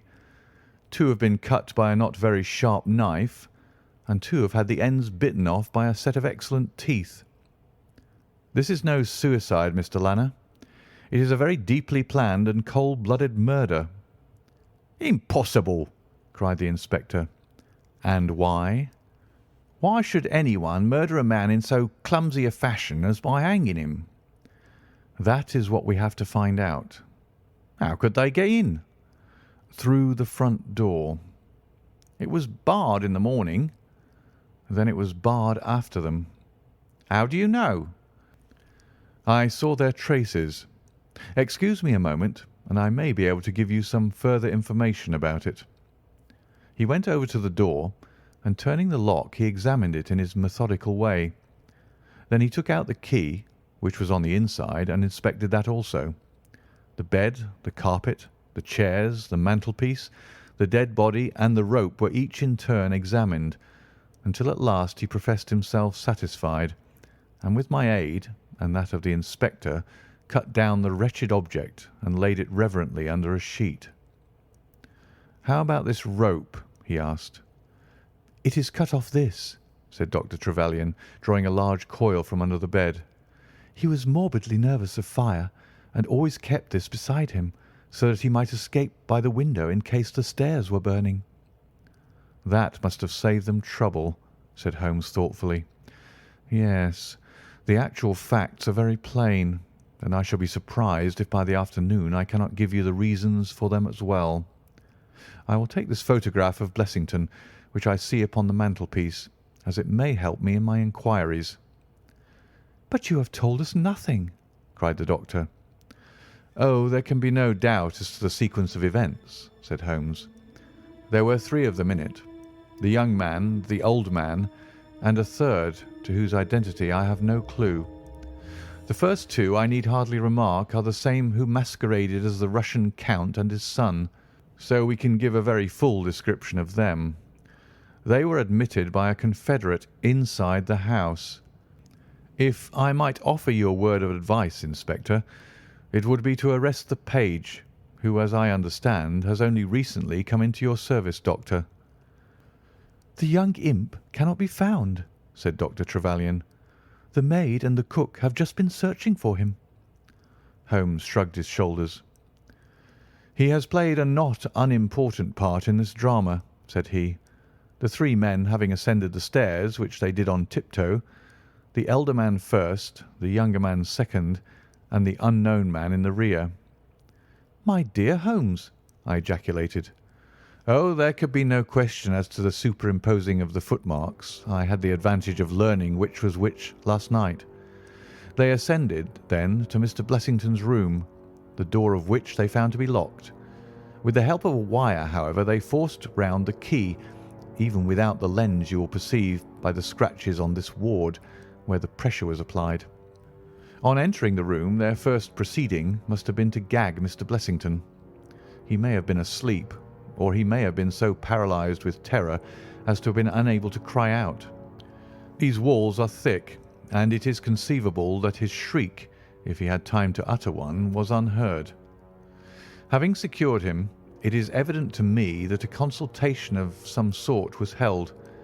Probably it was something in the nature of a judicial proceeding. It must have lasted for some time, for it was then that these cigars were smoked. The older man sat in that wicker chair. It was he who used the cigar holder. The younger man sat over yonder. He knocked his ash off against the chest of drawers. The third fellow paced up and down. Blessington, I think, sat upright in the bed, but of that I cannot be absolutely certain. Well, it ended by their taking Blessington and hanging him. The matter was so prearranged that it is my belief that they brought with them some sort of block or pulley which might serve as a gallows. That screwdriver, and those screws were, as I conceive, for fixing it up. Seeing the hook, however, they naturally saved themselves the trouble. Having finished their work, they made off, and the door was barred behind them by their confederate. We had all listened with the deepest interest to this sketch of the night's doings, which Holmes had deduced from signs so subtle and minute that even when he had pointed them out to us, we could scarcely follow him in his reasoning. The inspector hurried away on the instant to make inquiries about the page, while Holmes and I returned to Baker Street for breakfast. "I'll be back by 3:00, said he, when we had finished our meal. "Both the inspector and the doctor will meet me here at that hour, and I hope by that time to have cleared up any little obscurity which the case may still present." Our visitors arrived at the appointed time, but it was 3:45 before my friend put in an appearance. From his expression as he entered, however, I could see that all had gone well with him. "Any news, Inspector?" "We've got the boy, sir." "Excellent. And I have got the men." "You have got them?" we cried all three. "Well, at least I have got their identity. This so-called Blessington is, as I expected, well known at headquarters, and so are his assailants. Their names are Biddle, Haywood, and Moffat." "The Worthington Bank gang!" cried the inspector. "Precisely," said Holmes. "Then Blessington must have been Sutton." "Exactly," said Holmes. "Why, that makes it as clear as crystal," said the inspector. But Trevelyan and I looked at each other in bewilderment. "You must surely remember the great Worthington Bank business," said Holmes. 5 men were in it. These 4, and a fifth called Cartwright.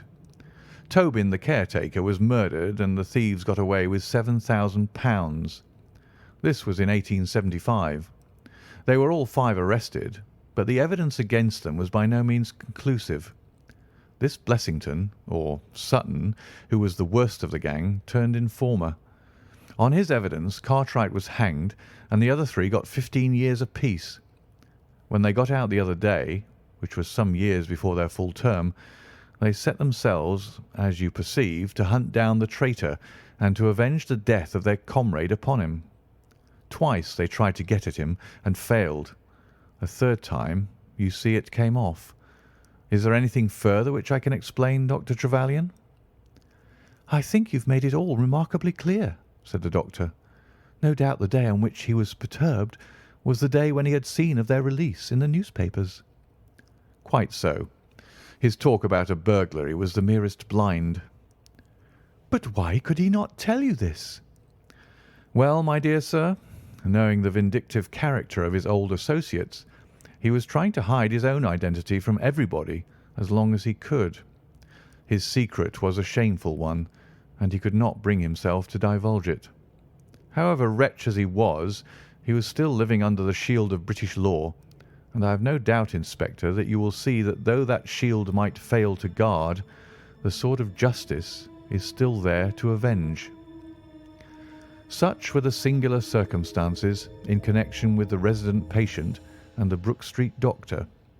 From that night nothing has been seen of the three murderers by the police, and it is surmised at Scotland Yard that they were among the passengers of the ill-fated steamer Nora Creina, which was lost some years ago with all hands upon the Portuguese coast, some leagues to the north of Oporto. The proceedings against the page broke down for want of evidence, and the Brook Street mystery, as it was called, has never until now been fully dealt with in any public print. End of The Resident Patient.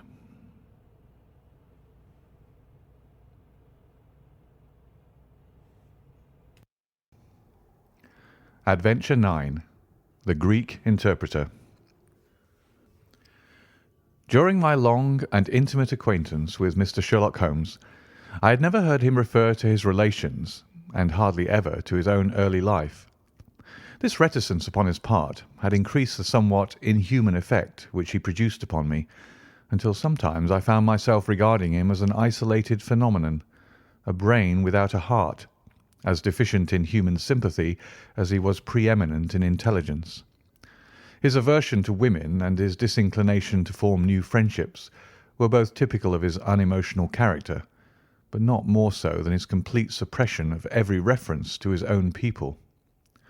I had come to believe that he was an orphan with no relatives living, but one day, to my very great surprise, he began to talk to me about his brother. It was after tea on a summer evening, and the conversation, which had roamed in a desultory, spasmodic fashion from golf clubs to the causes of the change in the obliquity of the ecliptic, came round at last to the question of atavism and hereditary aptitudes. The point under discussion was how far any singular gift in an individual was due to his ancestry, and how far to his own early training.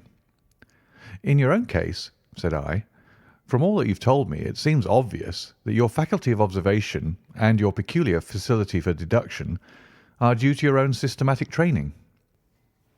"To some extent," he answered thoughtfully. "My ancestors were country squires, who appear to have led much the same life as is natural to their class.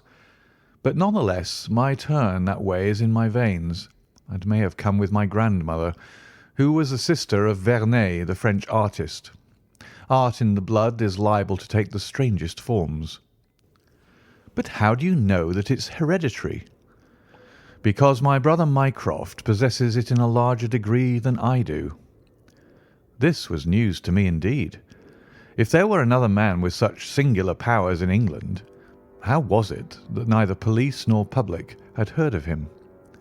I put the question, with a hint that it was my companion's modesty which made him acknowledge his brother as his superior. Holmes laughed at my suggestion. "My dear Watson," said he, "I cannot agree with those who rank modesty among the virtues. To the logician, all things should be seen exactly as they are, and to underestimate oneself is as much a departure from truth as to exaggerate one's own powers. When I say, therefore, that Mycroft has better powers of observation than I, you may take it that I am speaking the exact and literal truth. Is he your junior? 7 years my senior. How comes it that he's unknown? Oh, he's very well known in his own circle. Where then? Well, in the Diogenes Club, for example. I had never heard of the institution, and my face must have proclaimed as much, for Sherlock Holmes pulled out his watch. The Diogenes Club is the queerest club in London, and Mycroft one of the queerest men. He's always there from 5:15 to 8:20. It's 6 now, so if you care for a stroll this beautiful evening, I shall be very happy to introduce you to 2 curiosities. 5 minutes later we were in the street, walking towards Regent Circus. You wonder, said my companion, why it is that Mycroft does not use his powers for detective work. He is incapable of it. But I thought you said— I said that he was my superior in observation and deduction. If the art of the detective began and ended in reasoning from an armchair, my brother would be the greatest criminal agent that ever lived. But he has no ambition and no energy. He will not even go out of his way to verify his own solutions, and would rather be considered wrong than take the trouble to prove himself right. Again and again I have taken a problem to him, and have received an explanation which has afterwards proved to be the correct one. And yet he was absolutely incapable of working out the practical points which must be gone into before a case could be laid before a judge or jury. It is not his profession, then? By no means. What is to me a means of livelihood is to him the merest hobby of a dilettante. He has an extraordinary faculty for figures, and audits the books in some of the government departments. Mycroft lodges in Pall Mall, and he walks round the corner into Whitehall every morning and back every evening. From year's end to year's end, he takes no other exercise, and is seen nowhere else, except only in the Diogenes Club, which is just opposite his rooms. I cannot recall the name. Very likely not. There are many men in London, you know, who, some from shyness, some from misanthropy, have no wish for the company of their fellows, yet they are not averse to comfortable chairs and the latest periodicals. It is for the convenience of these that the Diogenes Club was started, and it now contains the most unsociable and unclubbable men in town. No member is permitted to take the least notice of any other one. Save in the strangers' room, no talking is, under any circumstances, allowed, and 3 offences, if brought to the notice of the committee, render the talker liable to expulsion. My brother was one of the founders, and I have myself found it a very soothing atmosphere. We had reached Pall Mall as we talked, and were walking down it from the St. James's end.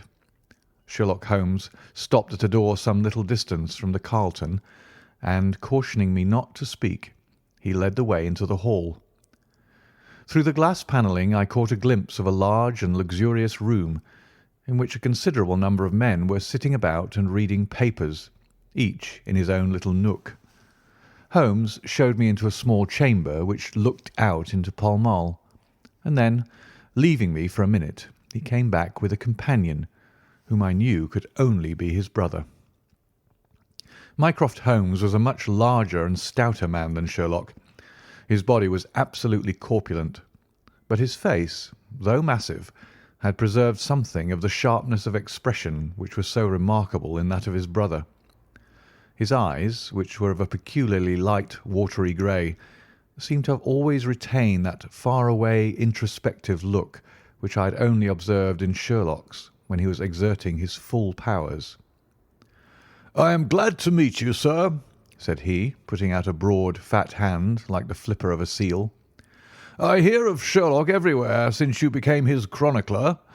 By the way, Sherlock, I expected to see you round last week to consult me over that Manor House case. I thought you might be a little out of your depth." "No, I solved it," said my friend, smiling. "It was Adams, of course?" Yes, it was Adams. I was sure of it from the first. The two sat down together in the bow window of the club. To anyone who wishes to study mankind, this is the spot, said Mycroft. Look at the magnificent types. Look at those two men who are coming towards us, for example. The billiard marker and the other? Precisely. What do you make of the other? The two men had stopped opposite the window. Some chalk marks over the waistcoat pocket were the only signs of billiards which I could see in one of them. The other was a very small, dark fellow, with his hat pushed back and several packages under his arm. An old soldier, I perceive, said Sherlock. And very recently discharged, remarked the brother. Served in India, I see. And a non-commissioned officer. Royal Artillery, I fancy, said Sherlock. And a widower. But with a child. Children, my dear boy, children. Come, said I, laughing, this is a little too much.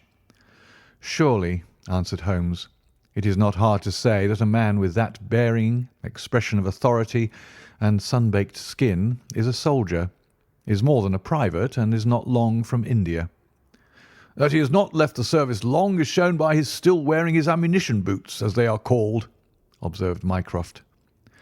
He had not the cavalry stride, yet he wore his hat on one side, as is shown by the lighter skin of that side of his brow. His weight is against his being a sapper. He's in the artillery. Then, of course, his complete mourning shows that he has lost someone very dear. The fact that he's doing his own shopping looks as though it were his wife. He's been buying things for children, you perceive. There's a rattle, which shows that one of them is very young. The wife probably died in childbed. The fact that he has a picture book under his arm shows that there is another child to be thought of. I began to understand what my friend meant when he said that his brother possessed even keener faculties than he did himself. He glanced across at me and smiled. Mycroft took snuff from a tortoise-shell box and brushed away the wandering grains from his coat front with a large red silk handkerchief. "By the way, Sherlock," said he, "I have had something quite after your own heart. A most singular problem, submitted to my judgment. I really had not the energy to follow it up, save in a very incomplete fashion, but it gave me a basis for some pleasing speculation. If you would care to hear the facts." "My dear Mycroft, I should be delighted." The brother scribbled a note upon a leaf of his pocket-book, and ringing the bell, he handed it to the waiter. "I have asked Mr. Melas to step across," said he. "He lodges on the floor above me, and I have some slight acquaintance with him, which led him to come to me in his perplexity. Mr. Melas is a Greek by extraction, as I understand, and he is a remarkable linguist. He earns his living partly as interpreter in the law courts, and partly by acting as guide to any wealthy Orientals who may visit the Northumberland Avenue hotels. I think I will leave him to tell his very remarkable experience in his own fashion." A few minutes later we were joined by a short, stout man, whose olive face and coal-black hair proclaimed his southern origin, though his speech was that of an educated Englishman. He shook hands eagerly with Sherlock Holmes, and his dark eyes sparkled with pleasure when he understood that the specialist was anxious to hear his story. "I do not believe that the police credit me. On my word, I do not," said he in a wailing voice. "Just because they have never heard of it before, they think that such a thing cannot be. But I know that I shall never be easy in my mind until I know what has become of my poor man with the sticking plaster upon his face." "I am all attention," said Sherlock Holmes. "This is Wednesday evening," said Mr. Melas. "Well, then, it was Monday night, only 2 days ago, you understand, that all this happened. I am an interpreter, as perhaps my neighbour there has told you. I interpret all languages, or nearly all, but as I am a Greek by birth and with a Grecian name, it is with that particular tongue that I am principally associated.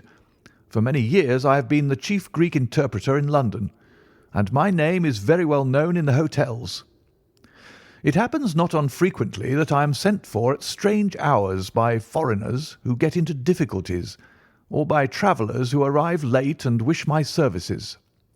I was not surprised, therefore, on Monday night when a Mr. Latimer, a very fashionably dressed young man, came up to my rooms and asked me to accompany him in a cab which was waiting at the door.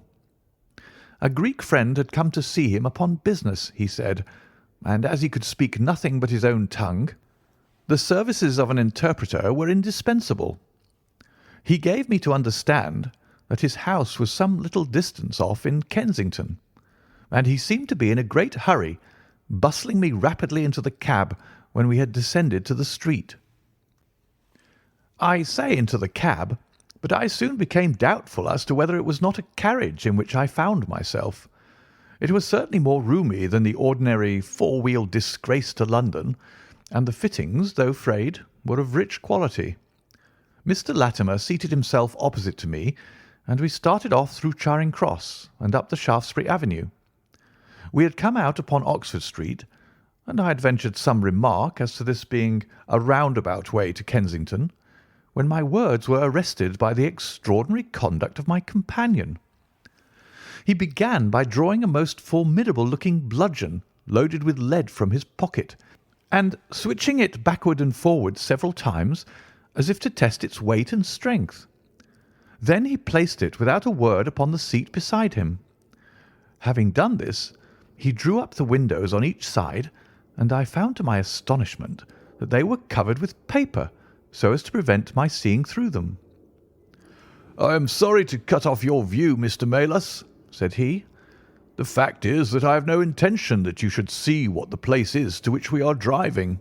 It might possibly be inconvenient to me if you could find your way there again."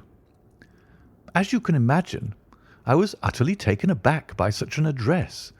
My companion was a powerful, broad-shouldered young fellow, and apart from the weapon, I should not have had the slightest chance in a struggle with him. "This is a very extraordinary conduct, Mr. Latimer," I stammered. "You must be aware that what you are doing is quite illegal." "It is something of a liberty, no doubt," said he, "but we'll make it up to you. I must warn you, however, Mr. Melas, that if at any time tonight you attempt to raise an alarm or do anything which is against my interests, you will find it a very serious thing. I beg you to remember that no one knows where you are, and that whether you are in this carriage or in my house, you are equally in my power." His words were quiet, but he had a rasping way of saying them which was very menacing. I sat in silence, wondering what on earth could be his reason for kidnapping me in this extraordinary fashion. Whatever it might be, it was perfectly clear that there was no possible use in my resisting, and that I could only wait to see what might befall. For nearly 2 hours we drove without my having the least clue as to where we were going. Sometimes the rattle of the stones told of a paved causeway, and at others our smooth, silent course suggested asphalt. But save by this variation in sound, there was nothing at all which could in the remotest way help me to form a guess as to where we were. The paper over each window was impenetrable to light, and a blue curtain was drawn across the glasswork in front. It was 7:15 when we left Pall Mall, and my watch showed me that it was 10 minutes to 9 when we at last came to a standstill. My companion let down the window, and I caught a glimpse of a low, arched doorway with a lamp burning above it. As I was hurried from the carriage, it swung open, and I found myself inside the house with a vague impression of a lawn and trees on each side of me as I entered. Whether these were private grounds, however, or bona fide country, was more than I could possibly venture to say. There was a coloured gas lamp inside, which was turned so low that I could see little, save that the hall was of some size and hung with pictures. In the dim light I could make out that the person who had opened the door was a small, mean-looking, middle-aged man with rounded shoulders. As he turned towards us, the glint of the light showed me that he was wearing glasses. "Is this Mr. Melas, Harold?" said he. "Yes." "Well done, well done. No ill will, Mr. Melas, I hope, but we could not get on without you. If you deal fair with us, you'll not regret it. But if you try any tricks, God help you." He spoke in a nervous, jerky fashion, and with little giggling laughs in between, but somehow he impressed me with fear more than the other. "What do you want with me?" I asked. "Only to ask a few questions of a Greek gentleman who is visiting us, and to let us have the answers. But say no more than you are told to say, or—" Here came the nervous giggle again. "You had better never have been born." As he spoke, he opened a door and showed the way into a room which appeared to be very richly furnished, but again the only light was afforded by a single lamp half turned down. The chamber was certainly large, and the way in which my feet sank into the carpet as I stepped across it told me of its richness. I caught glimpses of velvet chairs, a high white marble mantelpiece, and what seemed to be a suit of Japanese armour at one side of it. There was a chair just under the lamp, and the elderly man motioned that I should sit in it.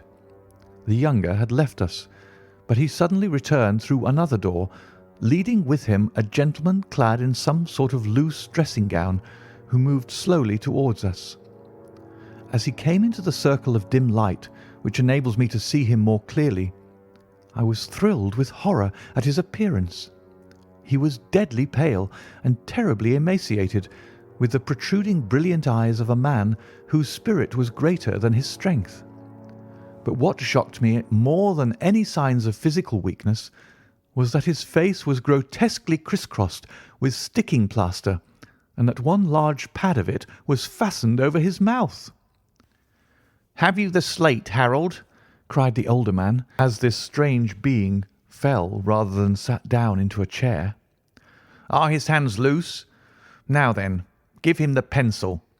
You are to ask the questions, Mr. Melas, and he will write the answers. Ask him first of all whether he is prepared to sign the papers." The man's eyes flashed fire. "Never," he wrote in Greek upon the slate. "On no condition?" I asked at the bidding of our tyrant. "Only if I see her married in my presence by a Greek priest whom I know." The man giggled in his venomous way. "You know what awaits you, then?" "I care nothing for myself." These are samples of the questions and answers which made up our strange, half-spoken, half-written conversation. Again and again I had to ask him whether he would give in and sign the documents. Again and again I had the same indignant reply. But soon a happy thought came to me. I took to adding on little sentences of my own to each question, innocent ones at first, to test whether either of our companions knew anything of the matter. And then, as I found that they showed no signs, I played a more dangerous game. Our conversation ran something like this. "You can do no good by this obstinacy. Who are you?" "I care not. I am a stranger in London." "Your fate will be upon your own head. How long have you been here?" "Let it be so. 3 weeks." "The property can never be yours. What ails you?" "It shall not go to villains. They are starving me." "You shall go free if you sign. What house is this?" "I will never sign. I do not know." "You are not doing her any service. What is your name?" "Let me hear her say so." "Cratides." "You shall see her if you sign. Where are you from?" "Then I shall never see her." "Athens." Another 5 minutes, Mr. Holmes, and I should have wormed out the whole story under their very noses. My very next question might have cleared the matter up, but at that instant the door opened and a woman stepped into the room. I could not see her clearly enough to know more than that she was tall and graceful, with black hair and clad in some sort of loose white gown. "Harold," said she, speaking English with a broken accent, "I could not stay away longer. It is so lonely up there with only, oh my God, it is Paul." These last words were in Greek, and at the same instant the man with a convulsive effort tore the plaster from his lips and screaming out, "Sophie, Sophie!" rushed into the woman's arms. Their embrace was but for an instant, however, for the younger man seized the woman and pushed her out of the room, while the elder easily overpowered his emaciated victim and dragged him away through the other door. For a moment I was left alone in the room, and I sprang to my feet with some vague idea that I might in some way get a clue to what this house was in which I found myself. Fortunately, however, I took no steps, for looking up I saw that the older man was standing in the doorway with his eyes fixed upon me. "That will do, Mr. Melas," said he. "You perceive that we have taken you into our confidence over some very private business. We should not have troubled you, only that our friend who speaks Greek, and who began these negotiations, has been forced to return to the East. It was quite necessary for us to find someone to take his place, and we were fortunate in hearing of your powers." I bowed. "There are 5 sovereigns here," said he, walking up to me, "which will, I hope, be a sufficient fee. But remember," he added, tapping me lightly on the chest and giggling, "if you speak to a human soul about this, one human soul, mind, well, may God have mercy upon your soul." I cannot tell you the loathing and horror with which this insignificant-looking man inspired me. I could see him better now as the lamplight shone upon him. His features were peaky and sallow, and his little pointed beard was thready and ill-nourished. He pushed his face forward as he spoke, and his lips and eyelids were continually twitching like a man with St. Vitus's dance. I could not help thinking that his strange, catchy little laugh was also a symptom of some nervous malady. The terror of his face lay in his eyes, however, steel grey and glistening coldly with a malignant, inexorable cruelty in their depths. "We shall know if you speak of this," said he. "We have our own means of information. Now you'll find the carriage waiting, and my friend will see you on your way." I was hurried through the hall and into the vehicle, again obtaining that momentary glimpse of trees and a garden. Mr. Latimer followed closely at my heels, and took his place opposite to me without a word. In silence we again drove for an interminable distance, with the windows raised, until at last, just after midnight, the carriage pulled up. "You will get down here, Mr. Melas," said my companion. "I am sorry to leave you so far from your house, but there is no alternative. Any attempt upon your part to follow the carriage can only end in injury to yourself." He opened the door as he spoke, and I had hardly time to spring out when the coachman lashed the horse and the carriage rattled away. I looked around me in astonishment. I was on some sort of heathy common, mottled over with dark clumps of furze bushes. Far away stretched a line of houses with a light here and there in the upper windows. On the other side I saw the red signal lamps of a railway. The carriage which had brought me was already out of sight. I stood gazing round and wondering where on earth I might be, when I saw someone coming towards me in the darkness. As he came up to me, I made out that he was a railway porter. "Can you tell me what place this is?" I asked. "Wandsworth Common," said he. "Can I get a train into town?" "If you walk on a mile or so to Clapham Junction," said he, "you'll just be in time for the last Victoria." So that was the end of my adventure, Mr. Holmes. I do not know where I was, nor whom I spoke with, nor anything save what I have told you. But I know that there is foul play going on, and I want to help that unhappy man if I can. I told the whole story to Mr. Mycroft Holmes next morning, and subsequently to the police. We all sat in silence for some little time after listening to this extraordinary narrative. Then Sherlock looked across at his brother. "Any steps?" he asked. Mycroft picked up the Daily News, which was lying on the side table. "Anybody supplying any information to the whereabouts of a Greek gentleman named Paul Cratides from Athens, who is unable to speak English, will be rewarded. A similar reward paid to anyone giving information about a Greek lady whose first name is Sophie, X2473. That was in all the dailies. No answer." "How about the Greek legation?" "I have inquired. They know nothing." "A wire to the head of the Athens police, then?" Sherlock has all the energy of the family," said Mycroft, turning to me. "Well, you take the case up by all means, and let me know if you do any good." "Certainly," answered my friend, rising from his chair. "I'll let you know, and Mr. Melas also. In the meantime, Mr. Melas, I should certainly be on my guard if I were you, for of course they must know through these advertisements that you have betrayed them." As we walked home together, Holmes stopped at a telegraph office and sent off several wires. "You see, Watson," he remarked, "our evening has been by no means wasted. Some of my most interesting cases have come to me in this way through Mycroft.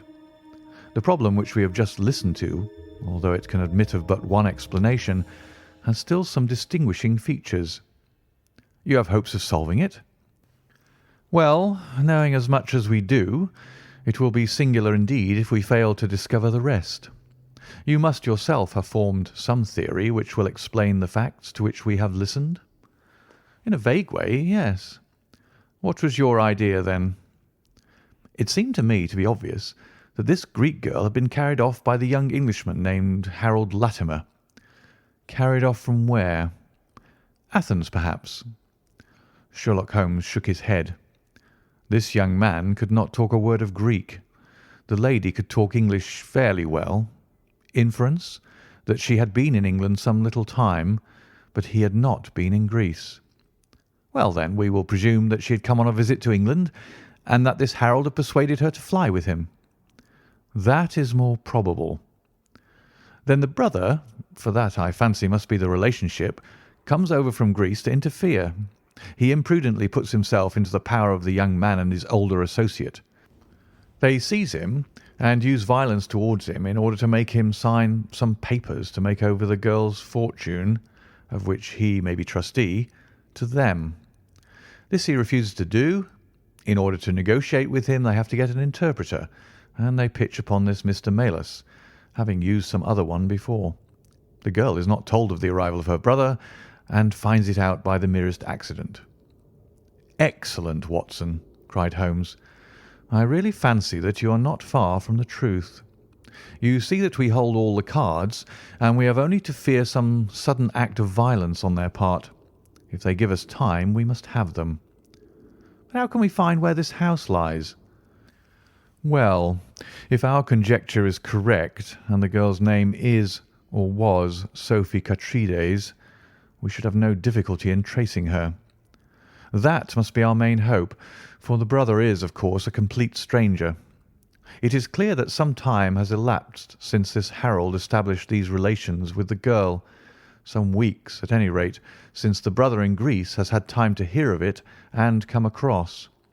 If they have been living in the same place during this time, it is probable that we shall have some answer to Mycroft's advertisement." We had reached our house in Baker Street while we had been talking. Holmes ascended the stair first, and as he opened the door of our room he gave a start of surprise. Looking over his shoulder, I was equally astonished. His brother Mycroft was sitting smoking in the armchair. "Come in, Sherlock. Come in, sir," said he blandly, smiling at our surprised faces. "You don't expect such energy from me, do you, Sherlock? But somehow this case attracts me." "How did you get here?" "I passed you in a hansom." "There has been some new development?" "I had an answer to my advertisement." "Ah." "Yes, it came within a few minutes of your leaving." "And to what effect?" Mycroft Holmes took out a sheet of paper. "Here it is," said he, "written with a J pen on royal cream paper by a middle-aged man with a weak constitution. 'Sir,' he says, 'in answer to your advertisement of today's date, I beg to inform you that I know the young lady in question very well. If you should care to call upon me, I could give you some particulars as to her painful history. She is living at present at the Myrtles, Beckenham. Yours faithfully, J. Davenport.'" "He writes from Lower Brixton," said Mycroft Holmes. "Do you not think that we might drive to him now, Sherlock, and learn these particulars?" "My dear Mycroft, the brother's life is more valuable than the sister's story. I think we should call at Scotland Yard for Inspector Gregson and go straight out to Beckenham. We know that a man is being done to death, and every hour may be vital." "Better pick up Mr. Maylis on our way," I suggested. "We may need an interpreter." "Excellent," said Sherlock Holmes. "Send the boy for a four-wheeler, and we shall be off at once." He opened the table drawer as he spoke, and I noticed that he slipped his revolver into his pocket. "Yes," said he in answer to my glance. "I should say from what we have heard that we are dealing with a particularly dangerous gang." It was almost dark before we found ourselves in Pall Mall at the rooms of Mr. Maylis. A gentleman had just called for him, and he was gone. "Can you tell me where?" asked Mycroft Holmes. "I don't know, sir," answered the woman who had opened the door. "I only know that he drove away with a gentleman in a carriage." "Did the gentleman give a name?" "No, sir."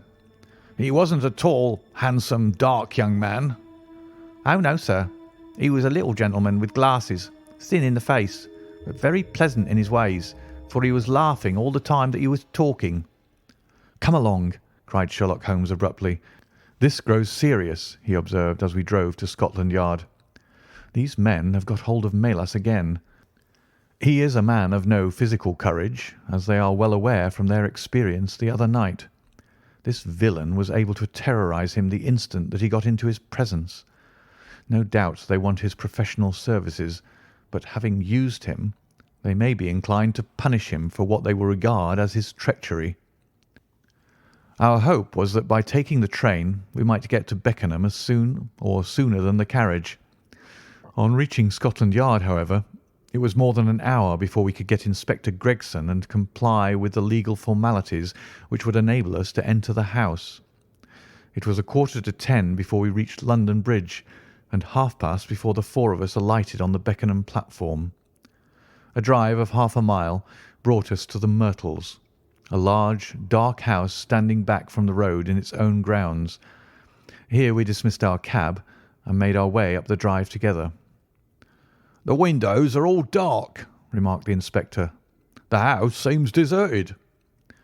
"Our birds are flown and the nest empty," said Holmes. "Why do you say so?" "A carriage heavily loaded with luggage has passed out during the last hour." The inspector laughed. "I saw the wheel tracks in the light of the gate lamp. But where does the luggage come in?" "You may have observed the same wheel tracks going the other way, but the outward bound ones were very much deeper, so much so that we can say for a certainty that there was a very considerable weight on the carriage." "You get a trifle beyond me there," said the inspector, shrugging his shoulder. "It will not be an easy door to force, but we will try if we cannot make someone hear us." He hammered loudly at the knocker and pulled at the bell, but without any success. Holmes had slipped away, but he came back in a few minutes. "I have a window open," said he. "It is a mercy that you're on the side of the force and not against it, Mr. Holmes," remarked the inspector as he noted the clever way in which my friend had forced back the catch.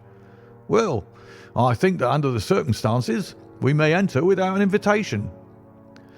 One after the other we made our way into a large apartment, which was evidently that in which Mr. Maylis had found himself. The inspector had lit his lantern, and by its light we could see the two doors, the curtain, the lamp, and the suit of Japanese mail as he had described them. On the table lay two glasses, an empty brandy bottle, and the remains of a meal. "What is that?" asked Holmes suddenly. We all stood still and listened. A low moaning sound was coming from somewhere over our heads. Holmes rushed to the door and out into the hall. The dismal noise came from upstairs. He dashed up, the inspector and I at his heels, while his brother Mycroft followed as quickly as his great bulk would permit. 3 doors faced up upon the second floor, and it was from the central of these that the sinister sounds were issuing, sinking sometimes into a dull mumble and rising again into a shrill whine. It was locked, but the key had been left on the outside. Holmes flung open the door and rushed in, but he was out again in an instant with his hand to his throat. "It's charcoal," he cried. "Give it time. It'll clear." Peering in, We could see that the only light in the room came from a dull blue flame which flickered from a small brass tripod in the centre. It threw a livid, unnatural circle upon the floor, while in the shadows beyond we saw the vague loom of two figures which crouched against the wall. From the open door there reeked a horrible poisonous exhalation which set us gasping and coughing. Holmes rushed to the top of the stairs to draw in the fresh air, and then, dashing into the room, he threw up the window and hurled the brazen tripod out into the garden. "We can enter in a minute," he gasped, darting out again. "Where is a candle? I doubt if we could strike a match in that atmosphere. Hold the light at the door, and we shall get them out, Mycroft. Now!" With a rush we got to the poisoned men and dragged them out into the well-lit hall. Both of them were blue-lipped and insensible, with swollen, congested faces and protruding eyes. Indeed, so distorted were their features that, save for his black beard and stout figure, we might have failed to recognize in one of them the Greek interpreter who had parted from us only a few hours before at the Diogenes Club. His hands and feet were securely strapped together, and he bore over one eye the marks of a violent blow. The other, who was secured in a similar fashion, was a tall man in the last stage of emaciation, with several strips of sticking plaster arranged in a grotesque pattern over his face.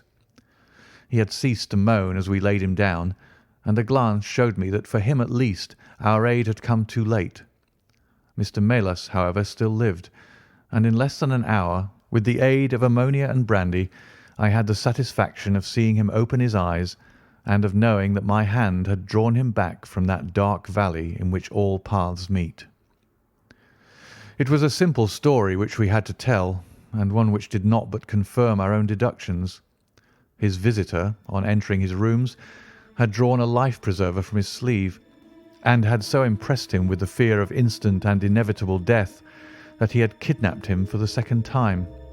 Indeed, it was almost mesmeric, the effect which this giggling ruffian had produced upon the unfortunate linguist, for he could not speak of him save with trembling hands and a blanched cheek. He had been taken swiftly to Beckenham, and had acted as interpreter in a second interview, even more dramatic than the first, in which the two Englishmen had menaced their prisoner with instant death if he did not comply with their demands. Finally, finding him proof against every threat, they had hurled him back into his prison, and after reproaching Melas with his treachery, which appeared from the newspaper advertisement, they had stunned him with a blow from a stick, and he remembered nothing more until he found us bending over him. And this was the singular case of the Grecian interpreter, the explanation of which is still involved in some mystery. We were able to find out, by communicating with the gentleman who had answered the advertisement, that the unfortunate young lady came of a wealthy Grecian family, and that she had been on a visit to some friends in England. While there, she had met a young man named Harold Latimer, who had acquired an ascendancy over her and had eventually persuaded her to fly with him. Her friends, shocked at the event, had contented themselves with informing her brother at Athens, and had then washed their hands of the matter. The brother, on his arrival in England, had imprudently placed himself in the power of Latimer and of his associate, whose name was Wilson Kemp, a man of the foulest antecedents. These two, finding that through his ignorance of the language he was helpless in their hands, had kept him a prisoner, and had endeavoured by cruelty and starvation to make him sign away his own and his sister's property. They had kept him in the house without the girl's knowledge, and the plaster over the face had been for the purpose of making recognition difficult in case she should ever catch a glimpse of him. Her feminine perception, however, had instantly seen through the disguise when, on the occasion of the interpreter's visit, she had seen him for the first time. The poor girl, however, was herself a prisoner, for there was no one about the house except the man who acted as coachman and his wife, both of whom were tools of the conspirators. Finding that their secret was out, and that their prisoner was not to be coerced, the two villains, with the girl, had fled away at a few hours' notice from the furnished house which they had hired, having first, as they thought, taken vengeance upon both the man who had defied and the one who had betrayed them. Months afterwards, a curious newspaper cutting reached us from Budapest. It told how two Englishmen who had been travelling with a woman had met with a tragic end. They had each been stabbed, it seems, and the Hungarian police were of opinion that they had quarrelled and had inflicted mortal injuries upon each other. Holmes, however, is, I fancy, of a different way of thinking, and holds to this day that if one could find the Grecian girl, one might learn how the wrongs of herself and her brother came to be avenged. End of The Greek Interpreter.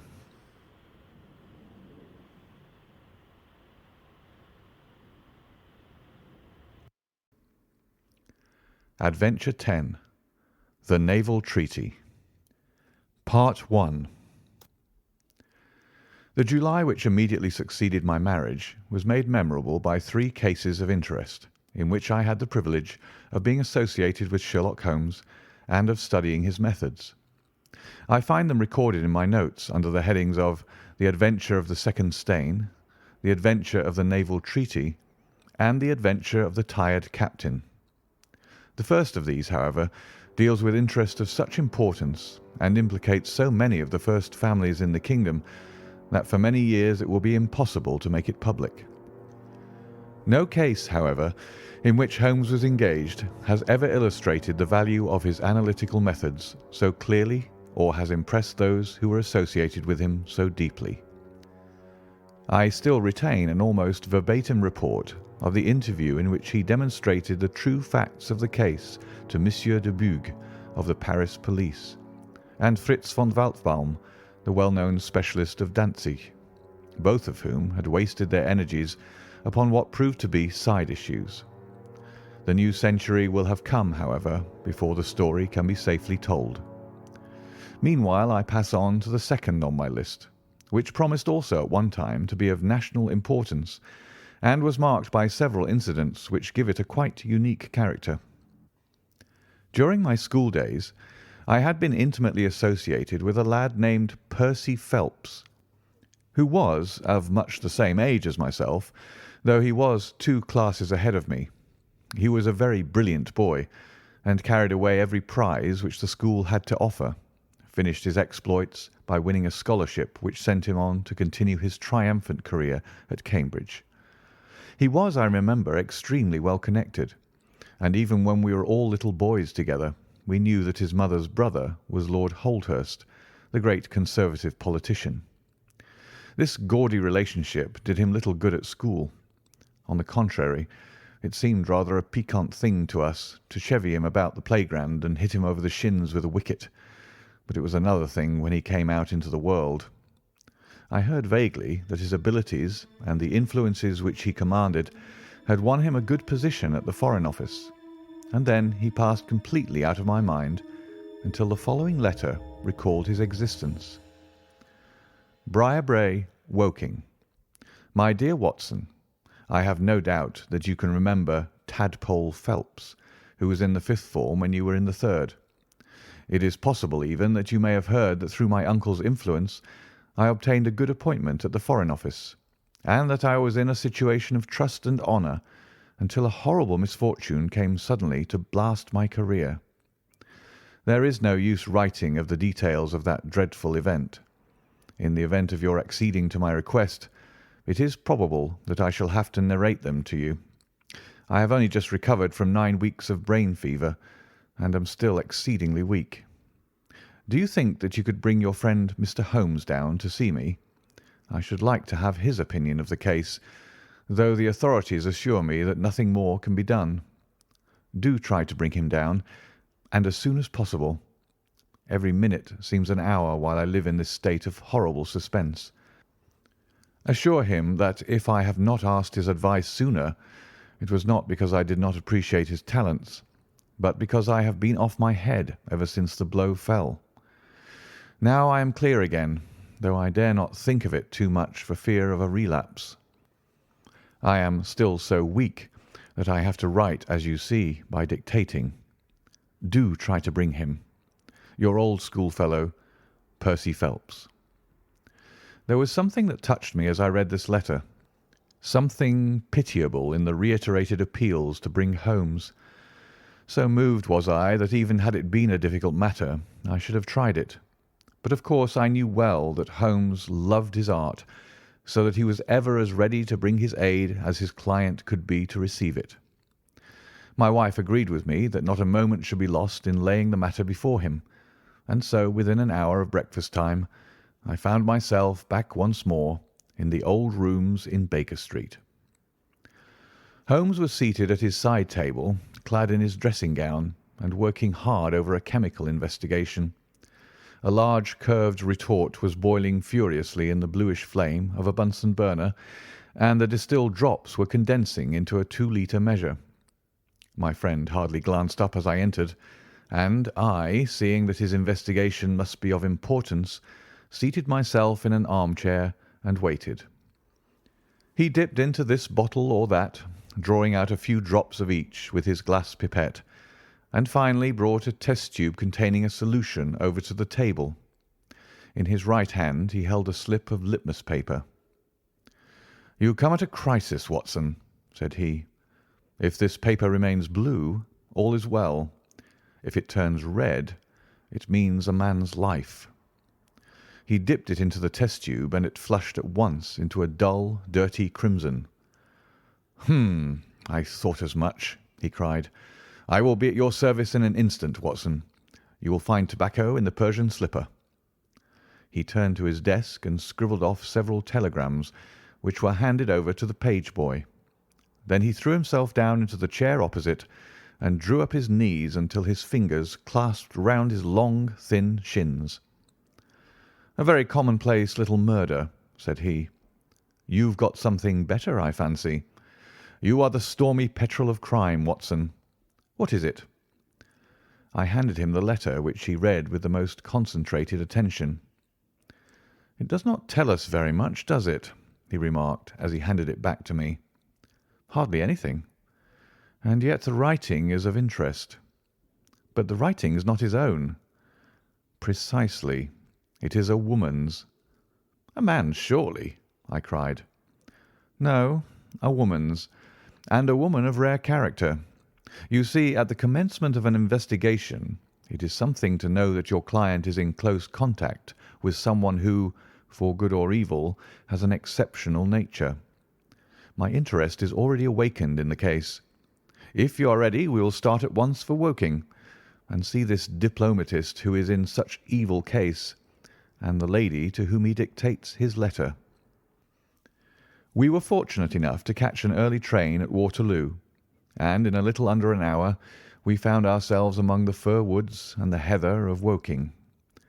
Briarbrae proved to be a large, detached house standing in extensive grounds within a few minutes' walk of the station. On sending in our cards we were shown into an elegantly appointed drawing-room, where we were joined in a few minutes by a rather stout man, who received us with much hospitality. His age may have been nearer 40 than 30, but his cheeks were so ruddy and his eyes so merry that he still conveyed the impression of a plump and mischievous boy. "I am so glad that you've come," said he, shaking our hands with effusion. "Percy has been inquiring for you all morning. Ah, poor old chap! He clings to any straw. His father and his mother asked me to see you, for the mere mention of the subject is very painful to them." "We have no details yet," observed Holmes. "I perceive that you are not yourself a member of the family." Our acquaintance looked surprised, and then, glancing down, he began to laugh. "Of course you saw the J.H. monogram on my locket," said he. "For a moment I thought you had done something clever. Joseph Harrison is my name, and as Percy is to marry my sister Annie, I shall at least be a relation by marriage. You will find my sister in his room, for she has nursed him hand and foot this 2 months back. Perhaps we'd better go in at once, for I know how impatient he is." The chamber in which we were shown was on the same floor as the drawing-room. It was furnished partly as a sitting and partly as a bedroom, with flowers arranged daintily in every nook and corner. A young man, very pale and worn, was lying upon a sofa near the open window, through which came the rich scent of the garden and the balmy summer air.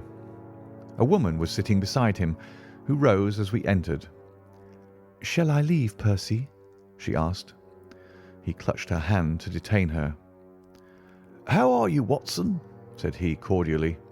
I should never have known you under that moustache, and I dare say you would not be prepared to swear to me. This, I presume, is your celebrated friend, Mr. Sherlock Holmes. I introduced him in a few words, and we both sat down. The stout young man had left us, but his sister still remained with her hand in that of the invalid.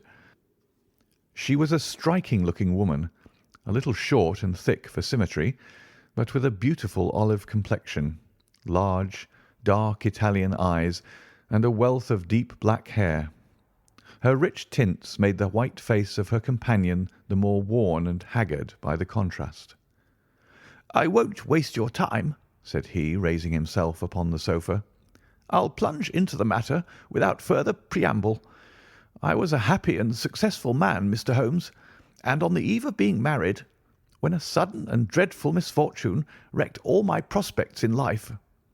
I was, as Watson may have told you, in the Foreign Office, and through the influences of my uncle, Lord Holdhurst, I rose rapidly to a responsible position. When my uncle became Foreign Minister in this administration, he gave me several missions of trust, and as I always brought them to a successful conclusion, he came at last to have the utmost confidence in my ability and tact. Nearly 10 weeks ago, to be more accurate, on the 23rd of May, he called me into his private room, and after complimenting me on the good work which I had done, he informed me that he had a new commission of trust for me to execute. "This," said he, taking a grey roll of paper from his bureau, "is the original of that secret treaty between England and Italy, of which, I regret to say, some rumours have already got into the public press. It is of enormous importance that nothing further should leak out. The French or the Russian embassy would pay an immense sum to learn the contents of these papers. They should not leave my bureau, were it not that it is absolutely necessary to have them copied. You have a desk in your office?" "Yes, sir." "Then take the treaty and lock it up there. I shall give directions that you may remain behind when the others go, so that you may copy it at your leisure without fear of being overlooked. When you have finished, relock both the original and the draft in the desk, and hand them over to me personally tomorrow morning." I took the papers and— "Excuse me an instant," said Holmes. "Were you alone during this conversation?" "Absolutely." "In a large room?" 30 feet each way." "In the centre?" "Yes, about it." "And speaking low?" "My uncle's voice is always remarkably low. I hardly spoke at all." "Thank you," said Holmes, shutting his eyes. "Pray go on." "I did exactly what he indicated, and waited until the other clerks had departed. One of them in my room, Charles Gorrow, had some arrears of work to make up, so I left him there and went out to dine. When I returned he was gone. I was anxious to hurry my work, for I knew that Joseph, the Mr. Harrison whom you saw just now, was in town, and that he would travel down to Woking by the 11 o'clock train, and I wanted, if possible, to catch it. When I came to re-examine the treaty, I saw at once that it was of such importance that my uncle had been guilty of no exaggeration in what he had said. Without going into details, I may say that it defined the position of Great Britain towards the Triple Alliance, and foreshadowed the policy which this country would pursue in the event of a French fleet gaining a complete ascendancy over that of Italy in the Mediterranean. The questions treated in it were purely naval. At the end were the signatures of the high dignitaries who had signed it. I glanced my eyes over it, and then settled down to make my task of copying. It was a long document, written in the French language, and containing 26 separate articles. I copied as quickly as I could, but at 9 o'clock I had only done 9 articles, and it seemed hopeless for me to attempt to catch my train. I was feeling drowsy and stupid, partly from my dinner and also from the effects of a long day's work. A cup of coffee would clear my brain. A commissionaire remains all night in a little lodge at the foot of the stairs, and is in the habit of making coffee at his spirit lamp for any of the officials who may be working overtime. I rang the bell, therefore, to summon him. To my surprise, it was a woman who answered the summons, a large, coarse-faced, elderly woman in an apron. She explained that she was the commissionnaire's wife who did the charring, and I gave her the order for the coffee. I wrote 2 more articles, and then, feeling more drowsy than ever, I rose and walked up and down the room to stretch my legs. My coffee had not yet come, and I wondered what the cause of the delay could be. Opening the door, I started down the corridor to find out. There was a straight passage, dimly lighted, which led from the room in which I had been working, and was the only exit from it. It ended in a curving staircase, with the commissionnaire's lodge in the passage at the bottom. Halfway down this staircase is a small landing with another passage running into it at right angles. This second one leads by means of a second small stair to a side door used by servants and also as a short-cut by clerks when coming from Charles Street. Here is a rough chart of the place.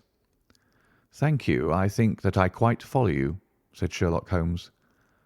"It is of the utmost importance that you should notice this point. I went down the stairs and into the hall, where I found the commissionaire fast asleep in his box with the kettle boiling furiously upon the spirit lamp. I took off the kettle and blew out the lamp, for the water was spurting over the floor. Then I put out my hand and was about to shake the man, who was still sleeping soundly, when a bell over his head rang loudly, and he woke with a start. "Mr. Phelps, sir," said he, looking at me in bewilderment. "I came down to see if my coffee was ready." "I was boiling the kettle when I fell asleep, sir." He looked at me, and then up at the still quivering bell with an ever-growing astonishment upon his face. "If you was here, sir, then who rang the bell?" he asked. "The bell!" I cried. "What bell is it?" "It's the bell of the room you were working in." A cold hand seemed to close round my heart.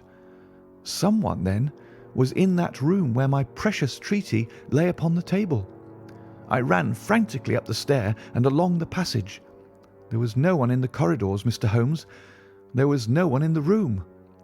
All was exactly as I left it, save only that the papers which had been committed to my care had been taken from the desk on which they lay. The copy was there, and the original was gone.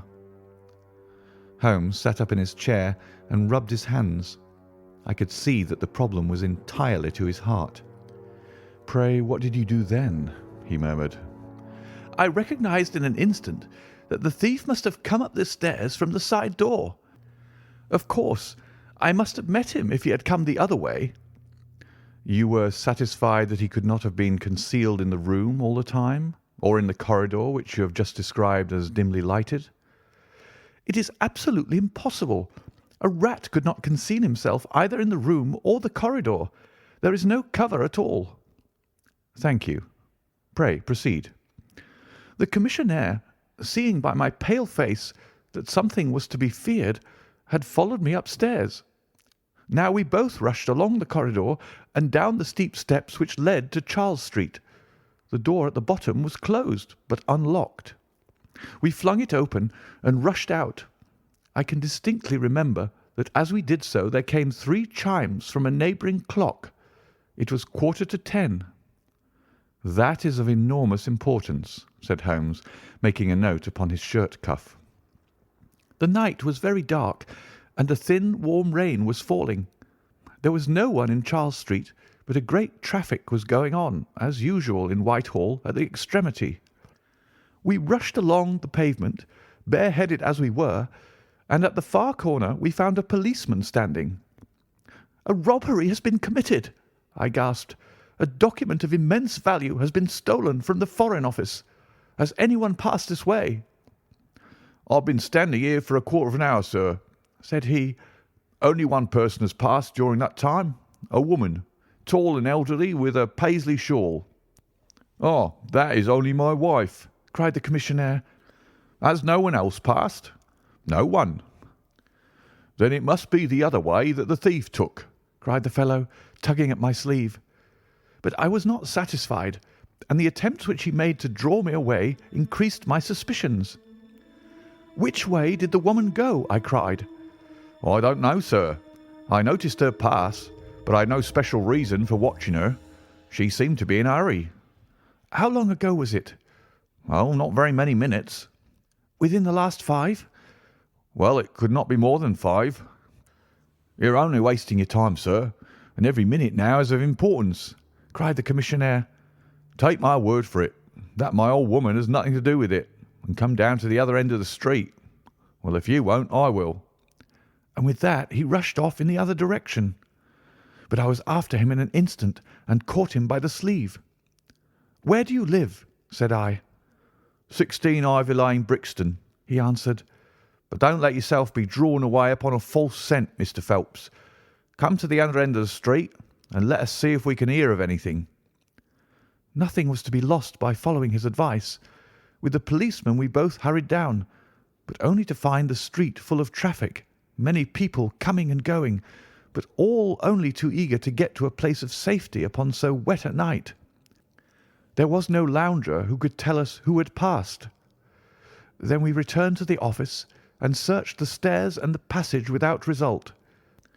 The corridor which led to the room was laid down with a kind of creamy linoleum, which shows an impression very easily. We examined it very carefully, but found no outline of any footmark. Had it been raining all evening? Since about 7. How is it then that the woman who came into the room about 9 left no traces with her muddy boots? I am glad you raised that point. It occurred to me at the time. The charwomen are in the habit of taking off their boots at the commissionnaire's office and putting on list slippers. That is very clear. There were no marks then, though the night was a wet one. The chain of events is certainly one of extraordinary interest. What did you do next? We examined the room also. There is no possibility of a secret door, and the windows are quite 30 feet from the ground. Both of them were fastened on the inside. The carpet prevents any possibility of a trapdoor, and the ceiling is of the ordinary whitewashed kind. I will pledge my life that whoever stole my papers could only have come through the door. How about the fireplace? They use none. There is a stove. The bell rope hangs from the wire just to the right of my desk. Whoever rang it must have come right up to the desk to do it. But why should any criminal wish to ring the bell? It is a most insoluble mystery. Certainly the incident was unusual. What were your next steps? You examined the room, I presume, to see if the intruder had left any traces, any cigar end or dropped glove or hairpin or other trifle. There was nothing of the sort. No smell? Well, we never thought of that. Ah, a scent of tobacco would have been worth a great deal to us in such an investigation. I never smoke myself, so I think I should have observed if there had been any smell of tobacco. There was absolutely no clue of any kind. The only tangible fact was that the commissionnaire's wife, Mrs. Tangey was the name, had hurried out of the place. He could give no explanation, save that it was about the time when the woman always went home. The policeman and I agreed that our best plan would be to seize the woman before she could get rid of the papers, presuming that she had them. The alarm had reached Scotland Yard by this time, and Mr. Forbes, the detective, came round at once and took up the case with a great deal of energy. We hired a hansom, and in half an hour we were at the address which had been given to us. A young woman opened the door, who proved to be Mrs. Tangey's eldest daughter. Her mother had not come back yet, and we were shown into the front room to wait. About 10 minutes later, a knock came at the door, and here we made the one serious mistake for which I blame myself. Instead of opening the door ourselves, we allowed the girl to do so. We heard her say, 'Mother, there are 2 men in the house waiting to see you.' And an instant afterwards we heard the patter of feet rushing down the passage. Forbes flung open the door, and we both ran into the back room or kitchen, but the woman had got there before us. She stared at us with defiant eyes, and then, suddenly, recognizing me, an expression of absolute astonishment came over her face. 'Why, if it isn't Mr. Phelps of the office!' she cried. Come, come. Who did you think we were when you ran away from us?" asked my companion. "I thought you were the brokers," said she. "We have had some trouble with a tradesman." "That's not quite good enough," answered Forbes. "We have reason to believe that you have taken a paper of importance from the Foreign Office, and that you ran in here to dispose of it. You must come back with us to Scotland Yard to be searched." It was in vain that she protested and resisted. A 4-wheeler was brought, and we all 3 drove back in it. We had first made an examination of the kitchen, and especially of the kitchen fire, to see whether she might have made away with the papers during the instant that she was alone. There were no signs, however, of any ashes or scraps. When we reached Scotland Yard, she was handed over at once to the female searcher. I waited in an agony of suspense until she came back with her report. There were no signs of the papers. Then, for the first time, the horror of my situation came in its full force. Hitherto, I had been acting, and action had numb thought. I had been so confident of regaining the treaty at once that I had not dared to think of what would be the consequence if I failed to do so. But now there was nothing more to be done, and I had leisure to realize my position. It was horrible. Watson there would tell you that I was a nervous, sensitive boy at school. It is my nature. I thought of my uncle and of his colleagues in the cabinet, of the shame which I had brought upon him, upon myself, upon everyone connected with me. What though I was the victim of an extraordinary accident? No allowance is made for accidents where diplomatic interests are at stake. I was ruined, shamefully, hopelessly ruined. I don't know what I did. I fancy I must have made a scene. I have a dim recollection of a group of officials who crowded round me, endeavouring to soothe me. One of them drove down with me to Waterloo and saw me into the Woking train.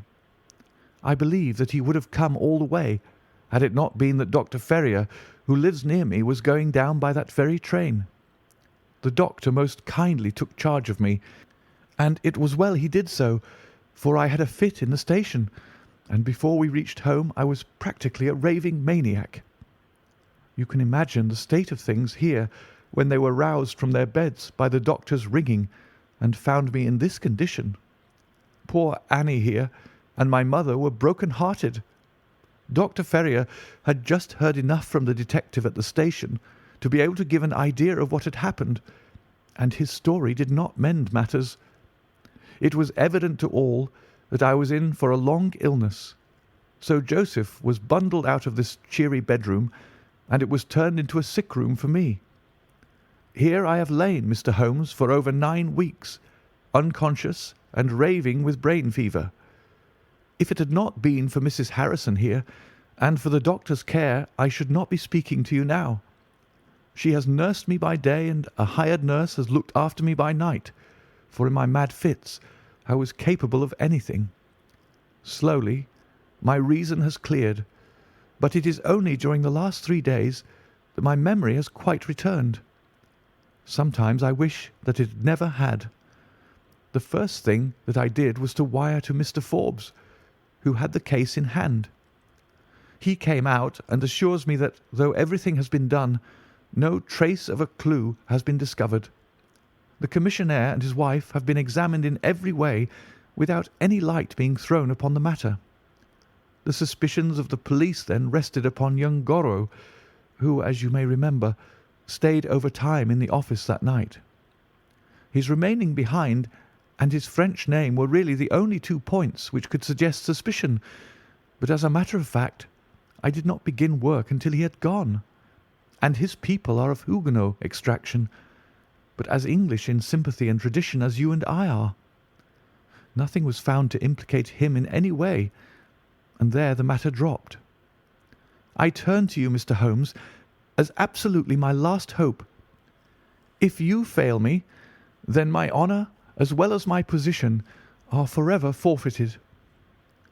The invalid sank back upon his cushions, tired out by this long recital, while his nurse poured him out a glass of some stimulating medicine. Holmes sat silently with his head thrown back and his eyes closed, in an attitude which might seem listless to a stranger, but which I knew betokened the most intense self-absorption. "Your statement has been so explicit," said he at last, "that you have really left me very few questions to ask. There is one of the very utmost importance, however.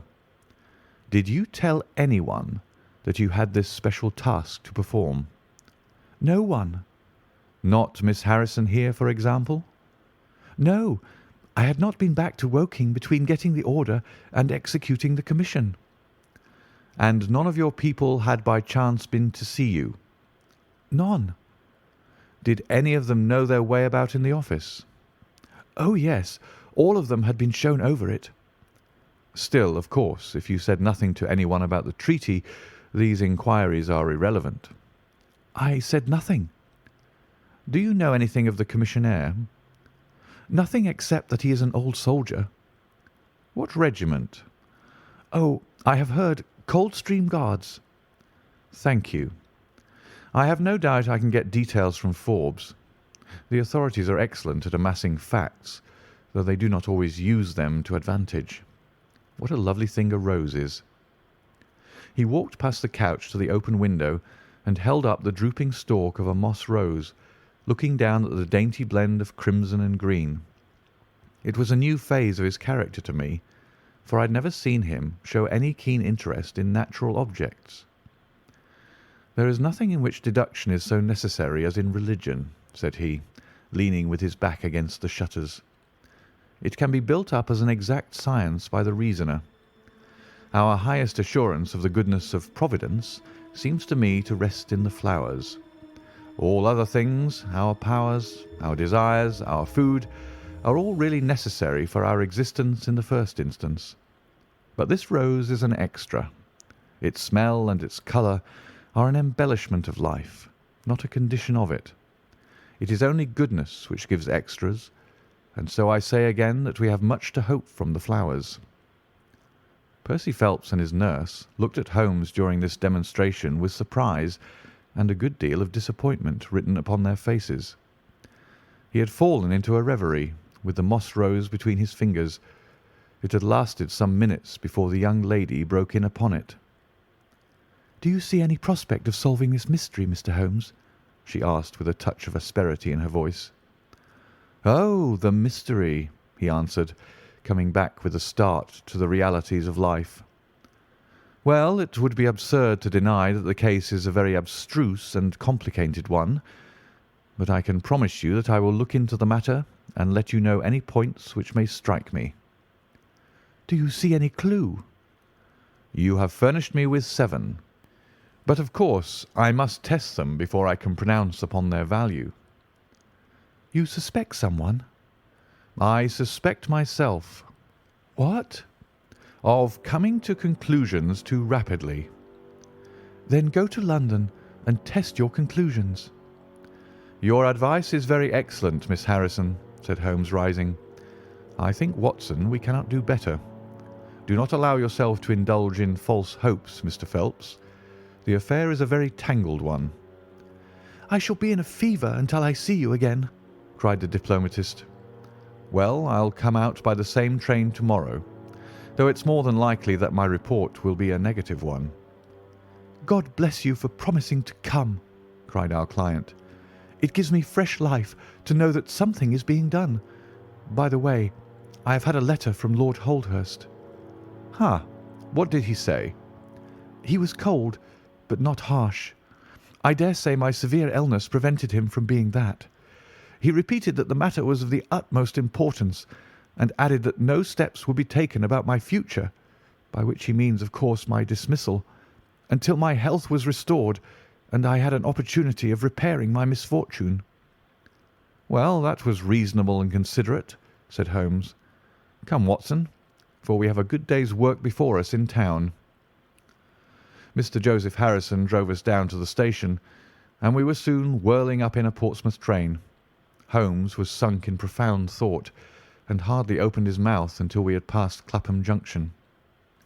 "It's a very cheery thing to come into London by any of these lines which run high and allow you to look down upon the houses like this." I thought he was joking, for the view was sordid enough, but he soon explained himself. "Look at those big, isolated clumps of building rising up above the slates like brick islands in a lead-coloured sea. The board schools? Lighthouses, my boy, beacons of the future, capsules with hundreds of bright little seeds in each, out of which will spring the wise, better England of the future. I suppose that man Phelps does not drink?" "I should not think so." "Nor should I, but we are bound to take every possibility into account. The poor devil has certainly got himself into very deep water, and it's a question whether we shall ever be able to get him ashore. What did you think of Miss Harrison?" "A girl of strong character." "Yes, but she is a good sort, or I am mistaken. She and her brother are the only children of an ironmaster somewhere up Northumberland way. He got engaged to her when travelling last winter, and she came down to be introduced to his people with her brother as escort. Then came the smash, and she stayed on to nurse her lover, while brother Joseph, finding himself pretty snug, stayed on too. I've been making a few independent inquiries, you see, but to-day must be a day of inquiries." "My practice," I began. "Oh, if you find your own cases more interesting than mine," said Holmes with some asperity. "I was going to say that my practice could get along very well for a day or two, since it is the slackest time in the year." "Excellent," said he, recovering his good humour. "Then we'll look into this matter together. I think that we should begin by seeing Forbes. He can probably tell us all the details we want until we know from what side the case is to be approached." "You said you had a clue?" "Well, we have several, but we can only test their value by further inquiry. The most difficult crime to track is the one which is purposeless. Now, this is not purposeless. Who is it who profits by it? There is the French ambassador, there is the Russian, there is whoever might sell it to either of these, and there is Lord Holdhurst." "Lord Holdhurst?" "Well, it is just conceivable that a statesman might find himself in a position where he was not sorry to have such a document accidentally destroyed." "Not a statesman with the honourable record of Lord Holdhurst." "It is a possibility, and we cannot afford to disregard it. We shall see the noble lord to-day, and find out if he can tell us anything. Meanwhile, I have already set inquiries on foot." "Already?" "Yes, I sent wires from Woking Station to every evening paper in London. This advertisement will appear in each of them." He handed over a sheet torn from a notebook. On it was scribbled in pencil, £10 reward, the number of the cab which dropped a fare at or about the door of the Foreign Office in Charles Street at 9:45 in the evening of May 23rd. Apply 221B, Baker Street. "You're confident that the thief came in a cab?" "If not, there is no harm done. But if Mr. Phelps is correct in stating that there is no hiding place, either in the room or the corridors, then the person must have come from outside. If he came from outside on so wet a night, and yet left no trace of damp upon the linoleum, which was examined within a few minutes of his passing, then it is exceeding probable that he came in a cab. Yes, I think that we may safely deduce a cab." "It sounds plausible." "That is one of the clues of which I spoke. It may lead us to something. And then, of course, there is the bell, which is the most distinctive feature of the case. Why should the bell ring? Was it the thief who did it out of bravado? Or was it someone who was with the thief who did it in order to prevent the crime? Or was it an accident? Or was it—" he sank back into the state of intense and silent thought from which he had emerged. But it seemed to me, accustomed as I was to his every mood, that some new possibility had dawned suddenly upon him. End of Part 1 of the Naval Treaty.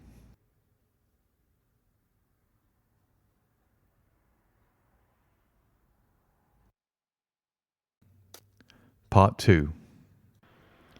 It was 3:20 when we reached our terminus, and after a hasty luncheon at the buffet, we pushed on at once to Scotland Yard.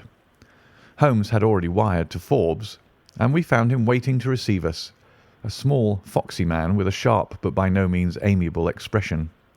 He was decidedly frigid in his manner to us, especially when he heard the errand upon which we had come. "I've heard of your methods before now, Mr. Holmes," said he tartly. "You're ready enough to use all the information that the police can lay at your disposal, and then you try to finish the case yourself and bring discredit on 'em." "On the contrary," said Holmes, "out of my last 53 cases my name has only appeared in 4, and the police have had all the credit in 49. I don't blame you for not knowing this, for you are young and inexperienced, but if you wish to get on in your new duties, you will work with me and not against me." "I'll be very glad of a hint or two," said the detective, changing his manner. "I've certainly had no credit from the case so far." "What steps have you taken?" "Tanguy, the commissionaire, has been shadowed. He left the Guards with a good character, and we can find nothing against him. His wife is a bad lot, though. I fancy she knows more about this than appears." "Have you shadowed her?" "We have set one of our women on to her. Mrs. Tanguy drinks, and our woman has been with her twice when she was well on, but she could get nothing out of her." "I understand that they have brokers in the house." "Yes, but they were paid off." "Where did the money come from?" "That was all right. His pension was due. They have not shown any sign of being in funds." "What explanation did she give of having answered the bell when Mr. Phelps rang for the coffee?" "She said that her husband was very tired and she wished to relieve him." "Well, certainly that would agree with his being found a little later asleep in his chair. There is nothing against them, then, but the woman's character. Did you ask her why she hurried away that night? Her haste attracted the attention of the police constable." "She was later than usual and wanted to get home." "Did you point out to her that you and Mr. Phelps, who started at least 20 minutes after her, got home before her?" "She explains that by the difference between a bus and a hansom." "Did she make it clear why, on reaching her house, she ran into the back kitchen?" "Because she had the money there with which to pay off the brokers." "She has at least an answer for everything. Did you ask her whether in leaving she met anyone or saw anyone loitering about Charles Street?" "She saw no one but the constable." "Well, you seem to have cross-examined her pretty thoroughly. What else have you done?" "The clerk, Gorrow, has been shadowed all these 9 weeks, but without result. We can show nothing against him." "Anything else?" "Well, we have nothing else to go upon. No evidence of any kind." "Have you formed a theory about how that bell rang?" "Well, I must confess that it beats me. It was a cool hand, whoever it was, to go and give the alarm like that." "Yes, it was a queer thing to do. Many thanks to you for what you've told me. If I can put the man into your hands, you shall hear from me. Come along, Watson." "Where are we going to now?" I asked as we left the office. "We are now going to interview Lord Holdhurst, the Cabinet Minister and future Premier of England." We were fortunate in finding that Lord Holdhurst was still in his chambers in Downing Street, and on Holmes sending in his card we were instantly shown up. The statesman received us with that old-fashioned courtesy for which he is remarkable, and seated us on the 2 luxuriant loungers on either side of the fireplace. Standing on the rug between us, with his slight, tall figure, his sharp features, thoughtful face, and curling hair prematurely tinged with grey, he seemed to represent that not too common type, a nobleman who is in truth noble. "Your name is very familiar to me, Mr. Holmes," said he, smiling, "and of course I cannot pretend to be ignorant of the object of your visit. There has only been one occurrence in these offices which could call for your attention. In whose interest are you acting, may I ask?" "In that of Mr. Percy Phelps," answered Holmes. "Ah, my unfortunate nephew. You can understand that our kinship makes it the more impossible for me to screen him in any way. I fear that the incident must have a very prejudicial effect upon his career." "But if the document is found?" "Ah, that of course would be different. I had one or two questions which I wish to ask you, Lord Holdhurst.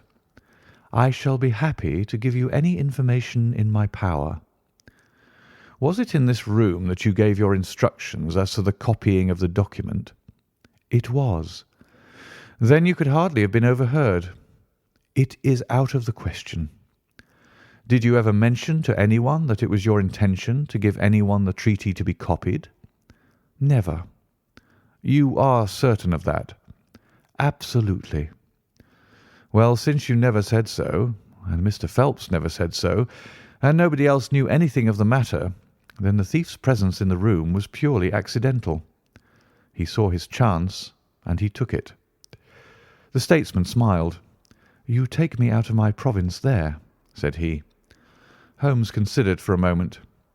"There is another very important point which I wish to discuss with you," said he. "You feared, as I understand, that very grave results might follow from the details of this treaty becoming known." A shadow passed over the expressive face of the statesman. "Very grave results indeed." "And have they occurred?" "Not yet."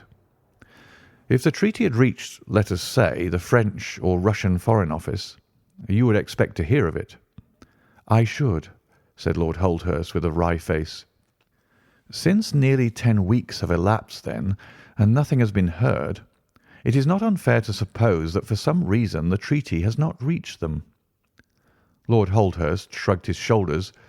"We can hardly suppose, Mr. Holmes, that the thief took the treaty in order to frame it and hang it up." "Perhaps he's waiting for a better price."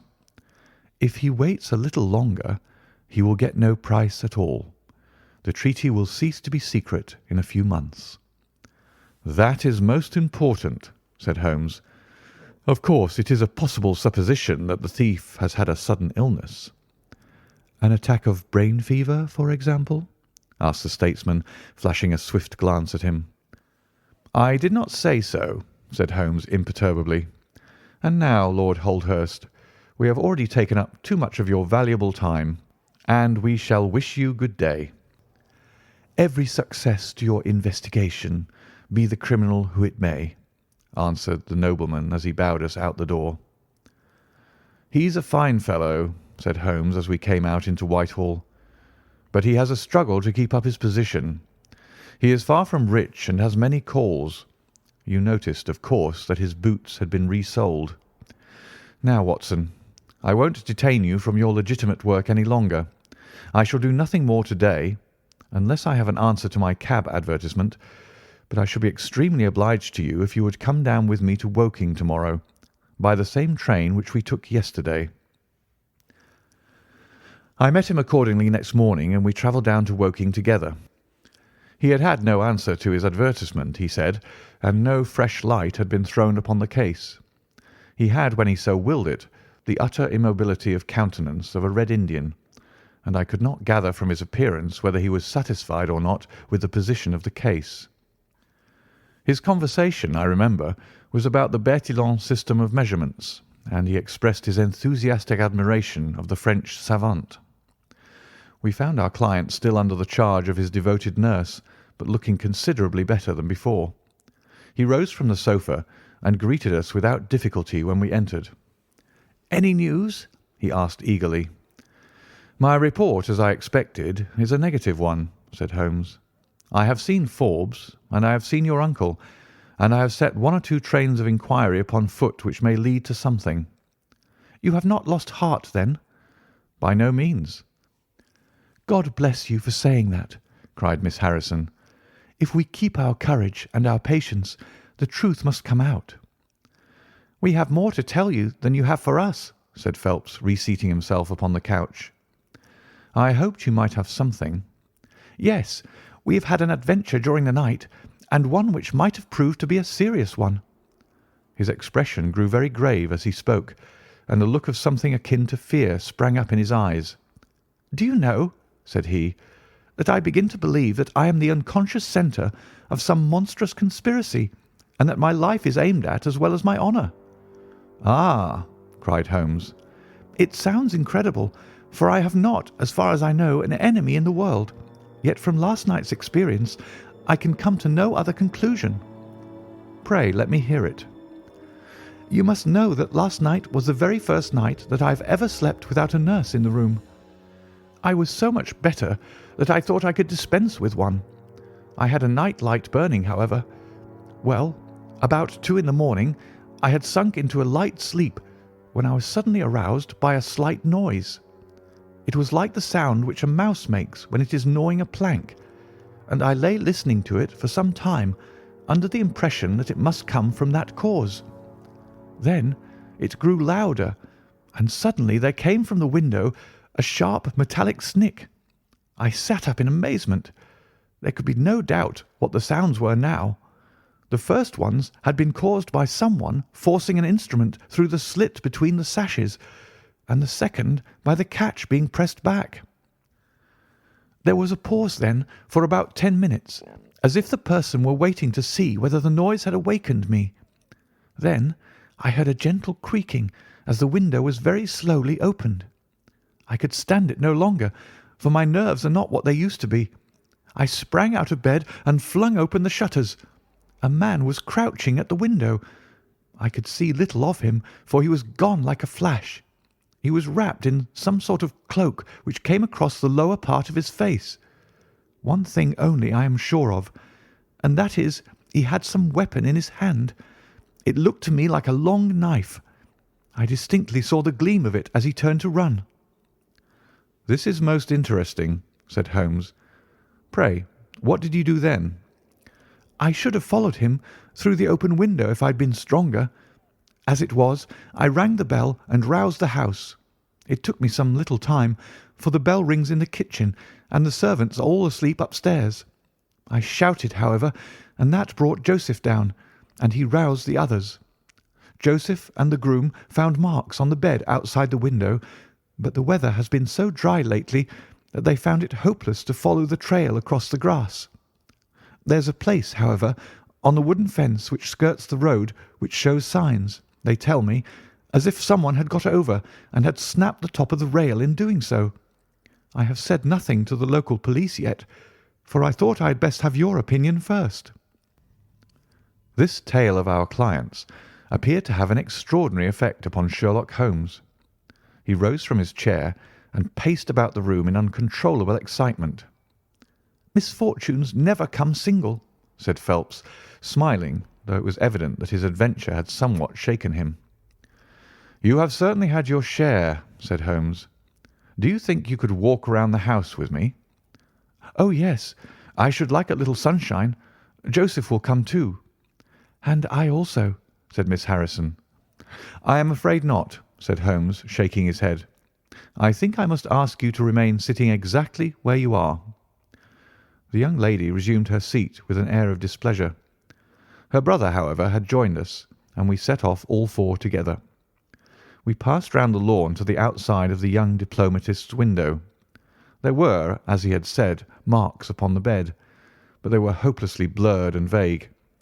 Holmes stooped over them for an instant, and then rose, shrugging his shoulders. "I don't think anyone could make much of this," said he. "Let us go round the house and see why this particular room was chosen by the burglar. I should have thought those larger windows of the drawing-room and dining-room would have had more attractions for him." "They are more visible from the road," suggested Mr. Joseph Harrison. "Ah, yes, of course. There is a door here which he might have attempted. What is it for?" "It is a side entrance for tradespeople. Of course, it is locked at night." "Have you ever had an alarm like this before?" "Never," said our client. "Do you keep plate in the house, or anything to attract burglars?" "Nothing of value." Holmes strolled round the house with his hands in his pockets and a negligent air which was unusual with him. "By the way," said he to Joseph Harrison, You found some place, I understand, where the fellow scaled the fence.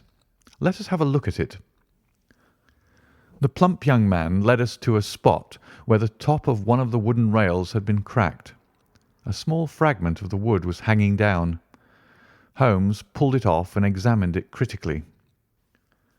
"Do you think that was done last night? It looks rather old, does it not?" "Well, possibly so." "There are no marks of anyone jumping down upon the other side." "No, I fancy we shall get no help here. Let us go back to the bedroom and talk the matter over." Percy Phelps was walking very slowly, leaning upon the arm of his future brother-in-law. Holmes walked swiftly across the lawn, and we were at the open window of the bedroom long before the others came. "Miss Harrison," said Holmes, speaking with the utmost intensity of manner, "you must stay where you are all day. Let nothing prevent you from staying where you are all day. It is of the utmost importance." "Certainly, if you wish it, Mr. Holmes," said the girl in astonishment. "When you go to bed, lock the door of this room on the outside and keep the key. Promise to do this."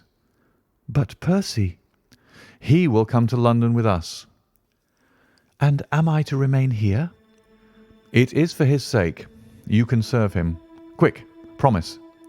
She gave a quick nod of assent, just as the other two came up. "Why do you sit moping there, Annie?" cried her brother. "Come out into the sunshine." "No, thank you, Joseph. I have a slight headache, and this room is deliciously cool and soothing." "What do you propose now, Mr. Holmes?" asked our client. "Well, in investigating this minor affair, we must not lose sight of our main inquiry. It would be a very great help to me if you would come up to London with us." "At once?" "Well, as soon as you conveniently can. Say in an hour."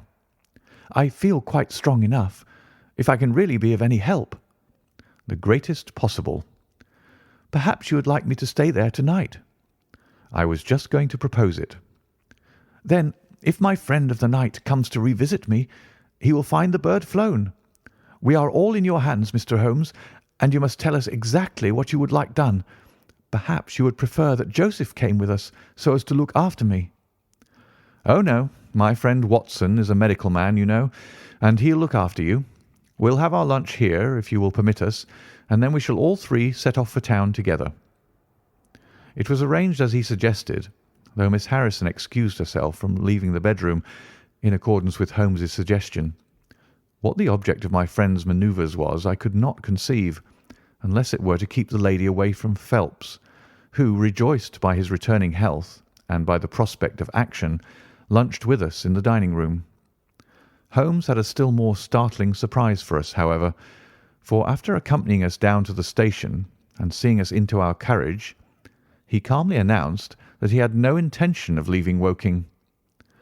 "There are one or two small points which I should desire to clear up before I go," said he. "Your absence, Mr. Phelps, will in some ways rather assist me.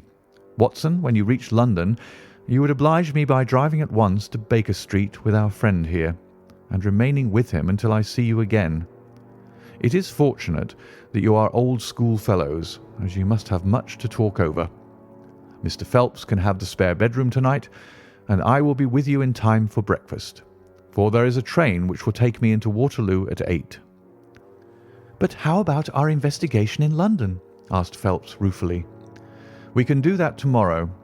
I think that just at present I can be of more immediate use here."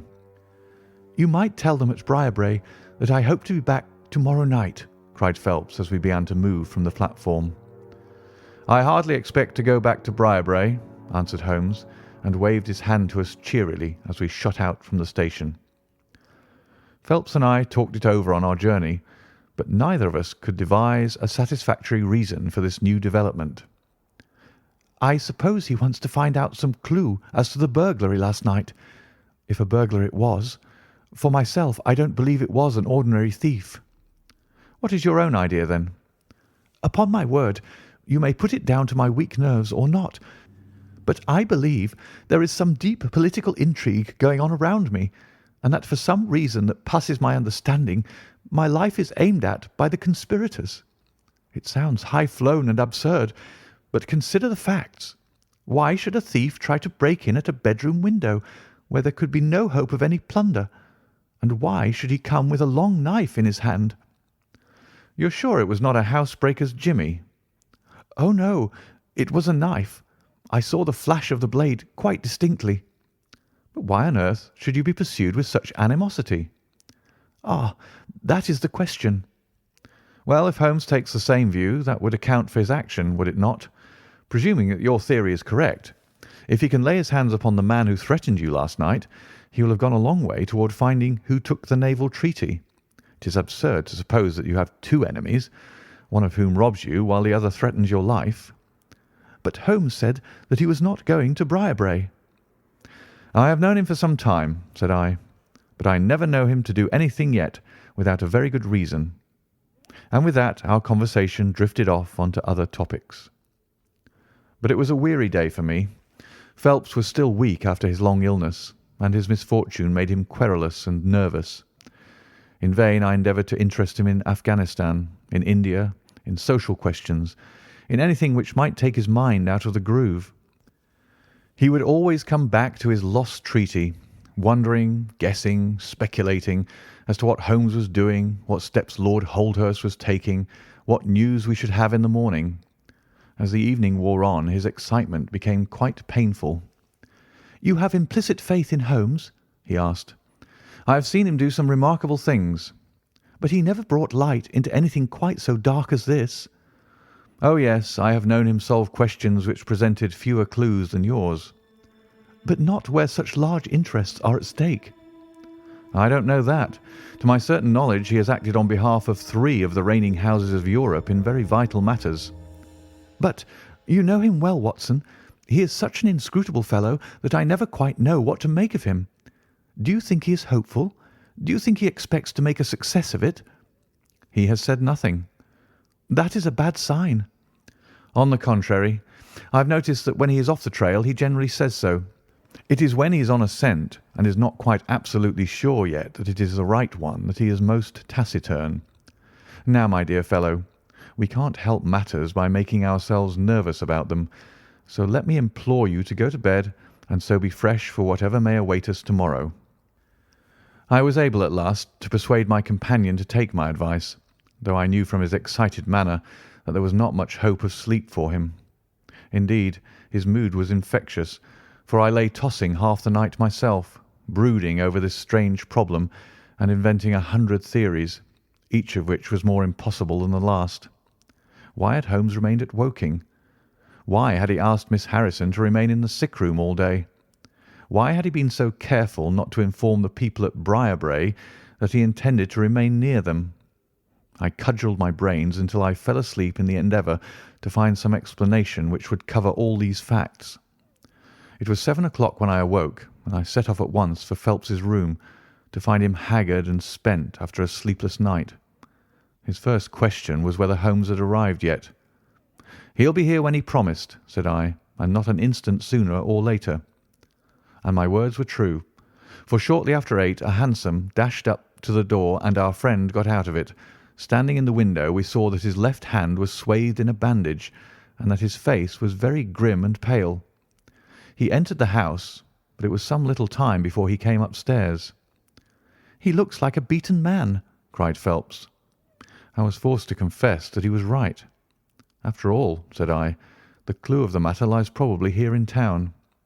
Phelps gave a groan. "I don't know how it is," said he, "but I had hoped for so much from his return. But surely his hand was not tied up like that yesterday. What can be the matter?" "You are not wounded, Holmes?" I asked as my friend entered the room. "Tut, it is only a scratch through my own clumsiness," he answered, nodding his good mornings to us.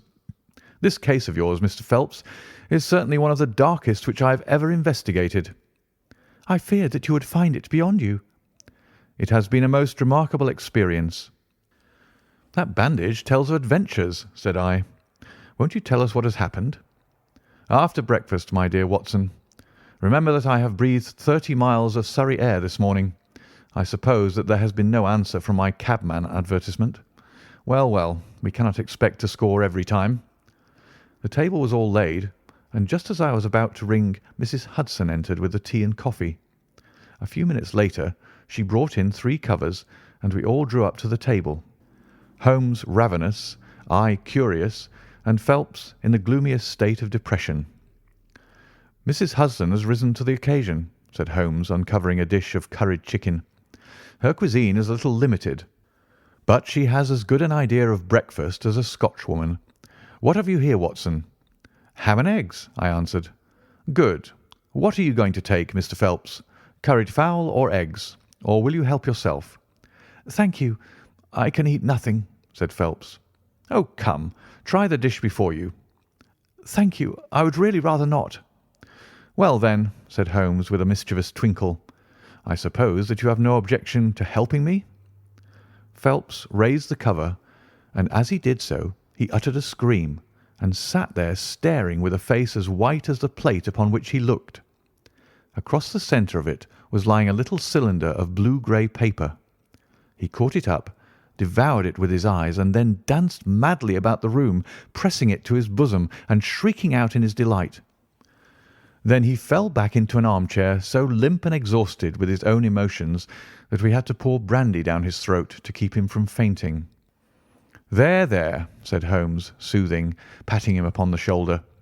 "It was too bad to spring it on you like this, but Watson here will tell you that I never can resist a touch of the dramatic." Phelps seized his hand and kissed it. "God bless you," he cried. "You have saved my honour." "Well, my own was at stake, you know," said Holmes.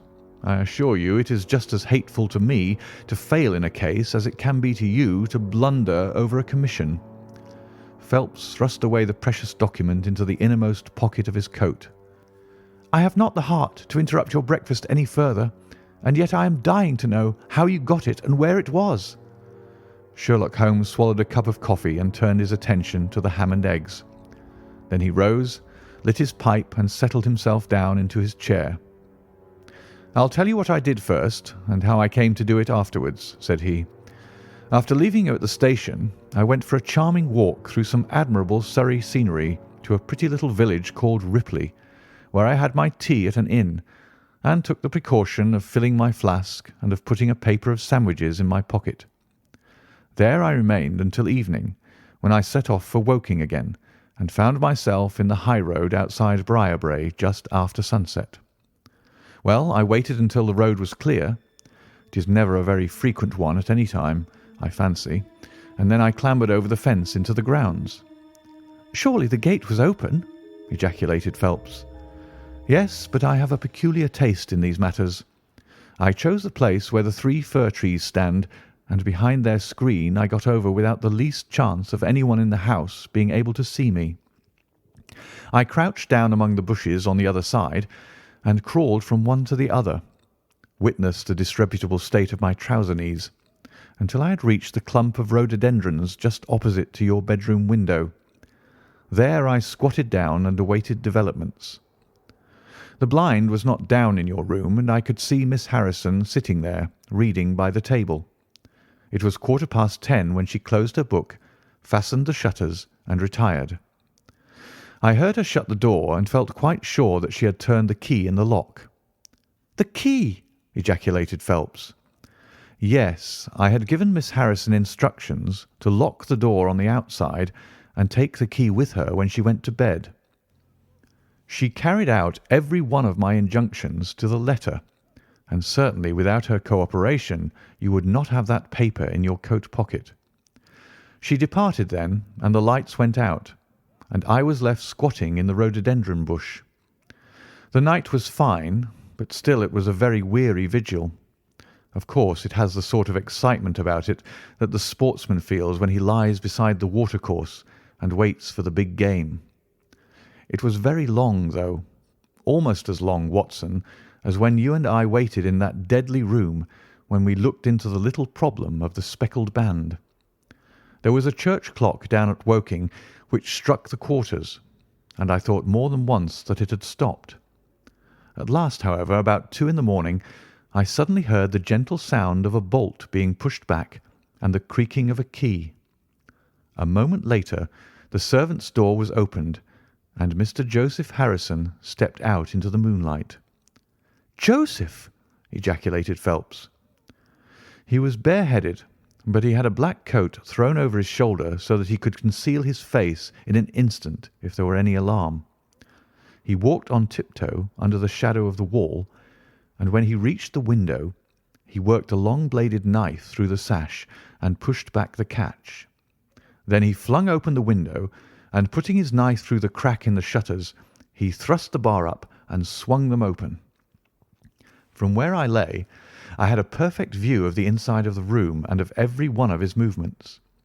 He lit the 2 candles which stood upon the mantelpiece, and then he proceeded to turn back the corner of the carpet in the neighbourhood of the door. Presently he stopped and picked out a square piece of board, such as is usually left to enable plumbers to get at the joints of the gas pipes. This one covered, as a matter of fact, the T-joint which gives off the pipe which supplies the kitchen underneath. Out of this hiding place he drew that little cylinder of paper, pushed down the board, rearranged the carpet, blew out the candles, and walked straight into my arms as I stood waiting for him outside the window. Well, he has rather more viciousness than I gave him credit for, has Master Joseph. He flew at me with his knife, and I had to grasp him twice and got a cut over the knuckles before I had the upper hand of him. He looked murder out of the only eye he could see with when we had finished, but he listened to reason and gave up the papers. Having got them, I let my man go, but I wired full particulars to Forbes this morning. If he is quick enough to catch his bird, well and good, but if, as I shrewdly suspect, he finds the nest empty before he gets there, why, all the better for the government. I fancy that Lord Holdhurst, for one, and Mr. Percy Phelps, for another, would very much rather that the affair never got as far as a police court. "My God!" gasped our client. "Do you tell me that during these long 10 weeks of agony the stolen papers were within the very room with me all the time?" So it was. "And Joseph a villain and a thief?" I'm afraid Joseph's character is a rather deeper and more dangerous one than one might judge from his appearance. From what I have heard from him this morning, I gather that he has lost heavily in dabbling with stocks, and that he is ready to do anything on earth to better his fortunes. Being an absolutely selfish man, when a chance presented itself he did not allow either his sister's happiness or your reputation to hold his hand. Percy Phelps sank back in his chair. "My head whirls," said he. "Your words have dazed me." "The principal difficulty in your case," remarked Holmes in his didactic fashion, "lay in the fact there being too much evidence. What was vital was overlaid and hidden by what was irrelevant. Of all the facts which were presented to us, we had to pick just those which we deemed to be essential, and then piece them together in their order, so as to reconstruct this very remarkable chain of events.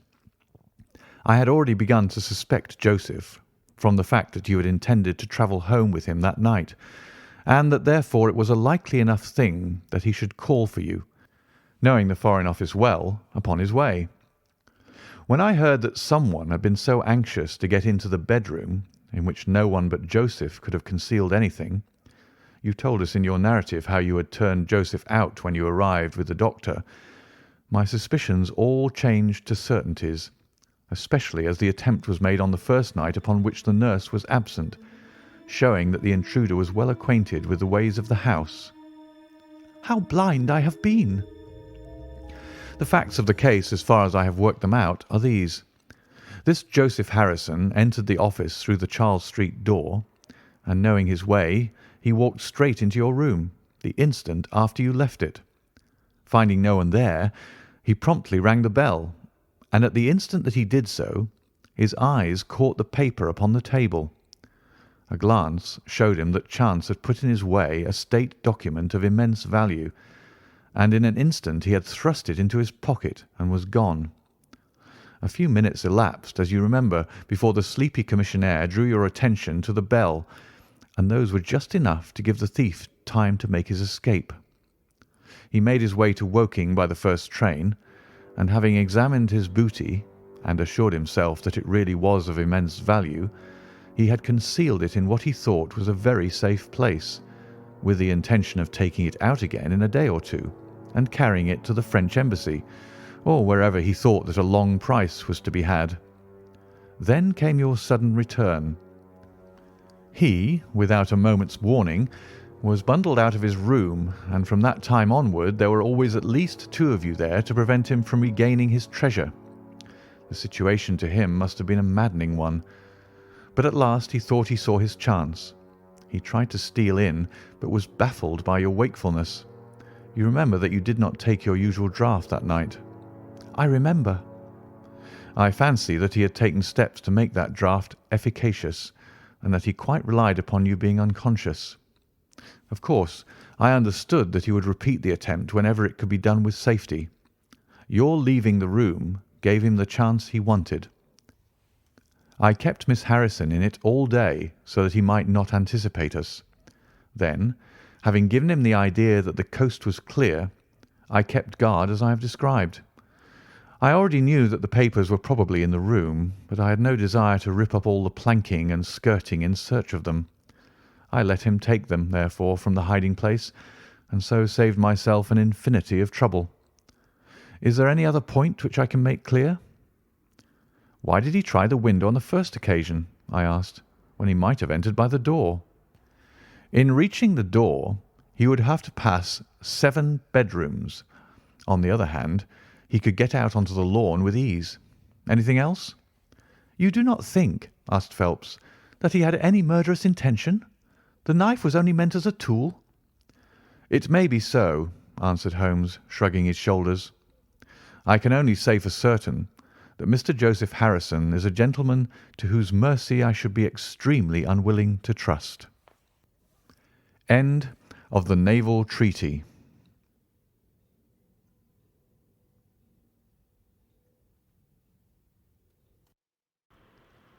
Adventure 11. The Final Problem. It is with a heavy heart that I take up my pen to write these the last words in which I shall ever record the singular gifts by which my friend Mr. Sherlock Holmes was distinguished.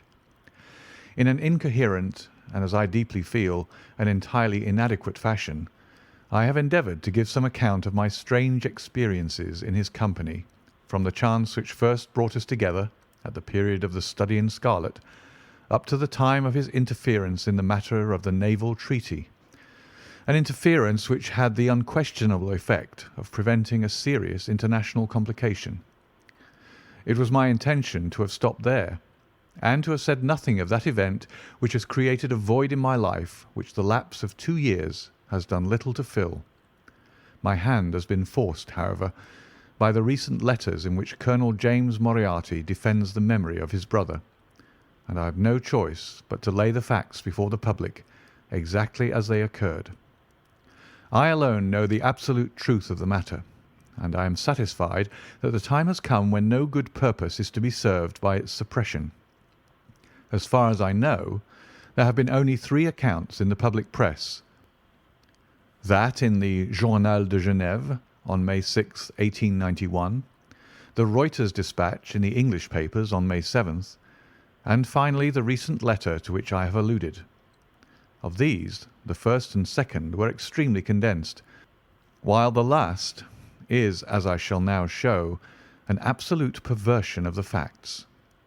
It lies with me to tell for the first time what really took place between Professor Moriarty and Mr. Sherlock Holmes.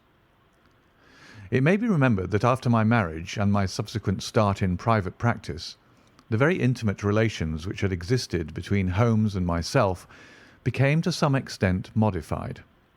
He still came to me from time to time when he desired a companion in his investigation, but these occasions grew more and more seldom, until I find that in the year 1890 there were only 3 cases of which I retain any record. During the winter of that year and the early spring of 1891, I saw in the papers that he had been engaged by the French government upon a matter of supreme importance, and I received 2 notes from Holmes, dated from Narbonne and from Nîmes, from which I gathered that his stay in France was likely to be a long one. It was with some surprise, therefore, that I saw him walk into my consulting room upon the evening of April 24th. It struck me that he was looking even paler and thinner than usual. Yes, I have been using myself up rather too freely, he remarked in answer to my look rather than to my words. I have been a little pressed of late. Have you any objection to my closing your shutters? The only light in the room came from the lamp upon the table at which I had been reading. Holmes edged his way round the wall, and flinging the shutters together, he bolted them securely. "You're afraid of something?" I asked. "Well, I am." "Of what?" "Of air guns." "My dear Holmes, what do you mean?" "I think that you know me well enough, Watson, to understand that I am by no means a nervous man. At the same time, it is stupidity rather than courage to refuse to recognize danger when it is close upon you. Might I trouble you for a match?" He drew in the smoke of his cigarette as if the soothing influence was grateful to him. "I must apologize for calling so late," said he, "and I must further beg you to be so unconventional as to allow me to leave your house presently by scrambling over your back garden wall." "But what does it all mean?" I asked. He held out his hand, and I saw in the light of the lamp that two of his knuckles were burst and bleeding. "It is not an airy nothing, you see," said he, smiling. "On the contrary, it is solid enough for a man to break his hand over. Is Mrs. Watson in?" "She's away upon a visit." "Indeed. You are alone?" "Quite." "Then it makes it easier for me to propose that you should come away with me for a week to the Continent." "Where?" "Oh, anywhere. It's all the same to me." There was something very strange in all this. It was not Holmes's nature to take an aimless holiday, and something about his pale, worn face told me that his nerves were at their highest tension. He saw the question in my eyes, and putting his fingertips together and his elbows upon his knees, he explained the situation. "You have probably never heard of Professor Moriarty," said he. "Never." "Aye, there's the genius and the wonder of the thing," he cried. "The man pervades London, and no one has heard of him. That's what puts him on a pinnacle in the records of crime. I tell you, Watson, in all seriousness, that if I could beat that man, if I could free society of him, I should feel that my own career had reached its summit, and I should be prepared to turn to some more placid line in life. Between ourselves, the recent cases in which I have been of assistance to the royal family of Scandinavia and to the French Republic have left me in such a position that I could continue to live in the quiet fashion which is most congenial to me, and to concentrate my attention upon my chemical researches. But I could not rest, Watson. I could not sit quiet in my chair if I thought that such a man as Professor Moriarty were walking the streets of London unchallenged." "What has he done, then?" "His career has been an extraordinary one. He is a man of good birth and excellent education, endowed by nature with a phenomenal mathematical faculty. At the age of 21, he wrote a treatise upon the binomial theorem, which has had a European vogue. On the strength of it, he won the mathematical chair at one of our smaller universities, and had, to all appearances, a most brilliant career before him. But the man had hereditary tendencies of the most diabolical kind. A criminal strain ran in his blood, which, instead of being modified, was increased and rendered infinitely more dangerous by his extraordinary mental powers. Dark rumours gathered round him in the university town, and eventually he was compelled to resign his chair and to come down to London, where he set up as an army coach. So much is known to the world, but what I am telling you now is what I have myself discovered. As you are aware, Watson, there is no one who knows the higher criminal world of London so well as I do. For years past, I have continually been conscious of some power behind the malefactor, some deep organising power which forever stands in the way of the law and throws its shield over the wrongdoer. Again and again, in cases of the most varying sorts, forgery cases, robberies, murders, I have felt the presence of this force, and I have deduced its action in many of those undiscovered crimes in which I have not been personally consulted. For years I have endeavoured to break through the veil which shrouded it, and at last the time came when I seized my thread and followed it, until it led me, after 1,000 cunning windings, to ex-Professor Moriarty of mathematical celebrity. He is the Napoleon of crime, Watson. He is the organiser of half that is evil, of nearly all that is undetected in this great city. He is a genius, a philosopher, an abstract thinker. He has a brain of the first order. He sits motionless, like a spider in the centre of its web, but that web has 1,000 radiations, and he knows well every quiver of each of them. He does little himself. He only plans, but his agents are numerous and splendidly organised. Is there a crime to be done, a paper to be abstracted, we will say a house to be rifled, a man to be removed? The word is passed to the professor. The matter is organised and carried out.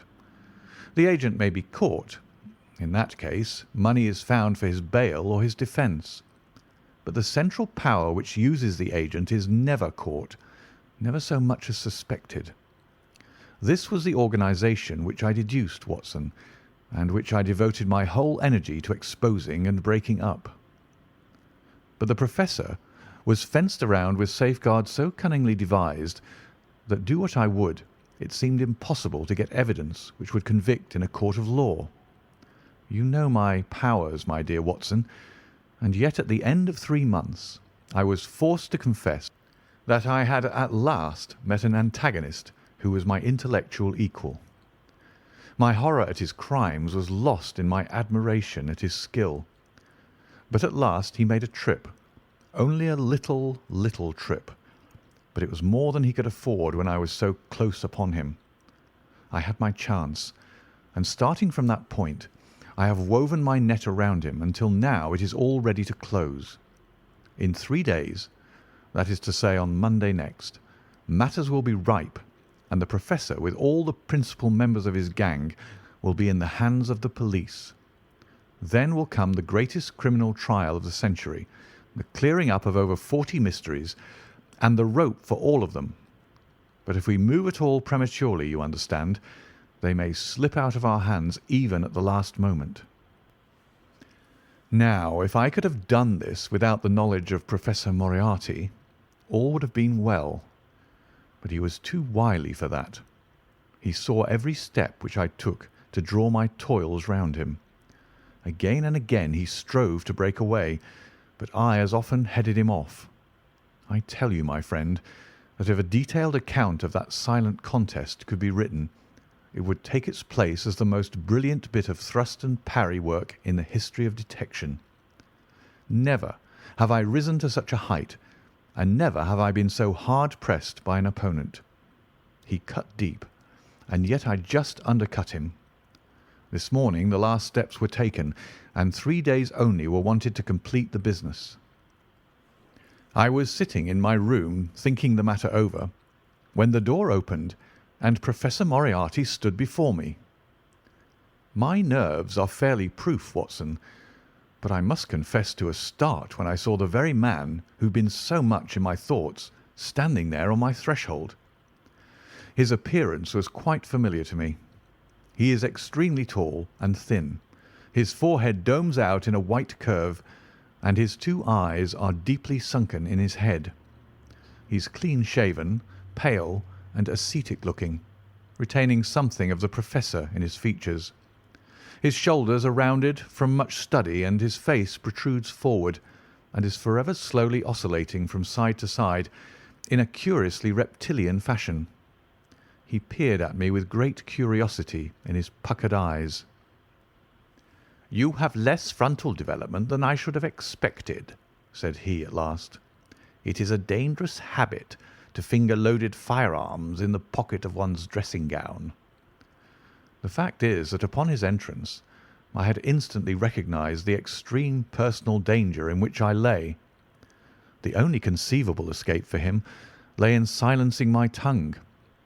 In an instant I had slipped the revolver from the drawer into my pocket and was covering him through the cloth. At this remark I drew the weapon out and laid it cocked upon the table. He still smiled and blinked, but there was something about his eyes which made me feel very glad that I had it there.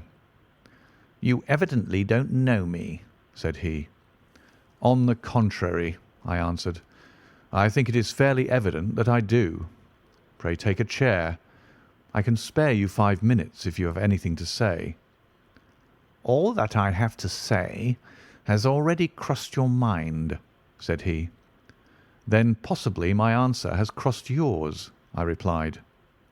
"You stand fast?" "Absolutely."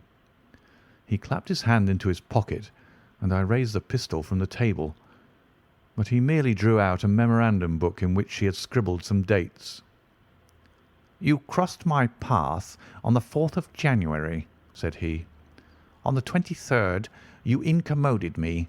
By the middle of February I was seriously inconvenienced by you.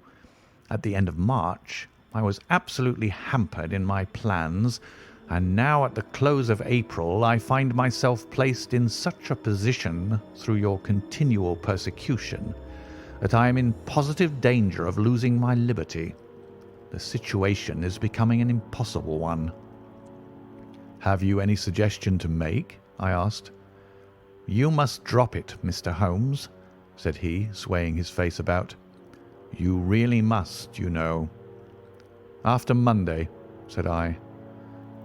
"Tut, tut," said he.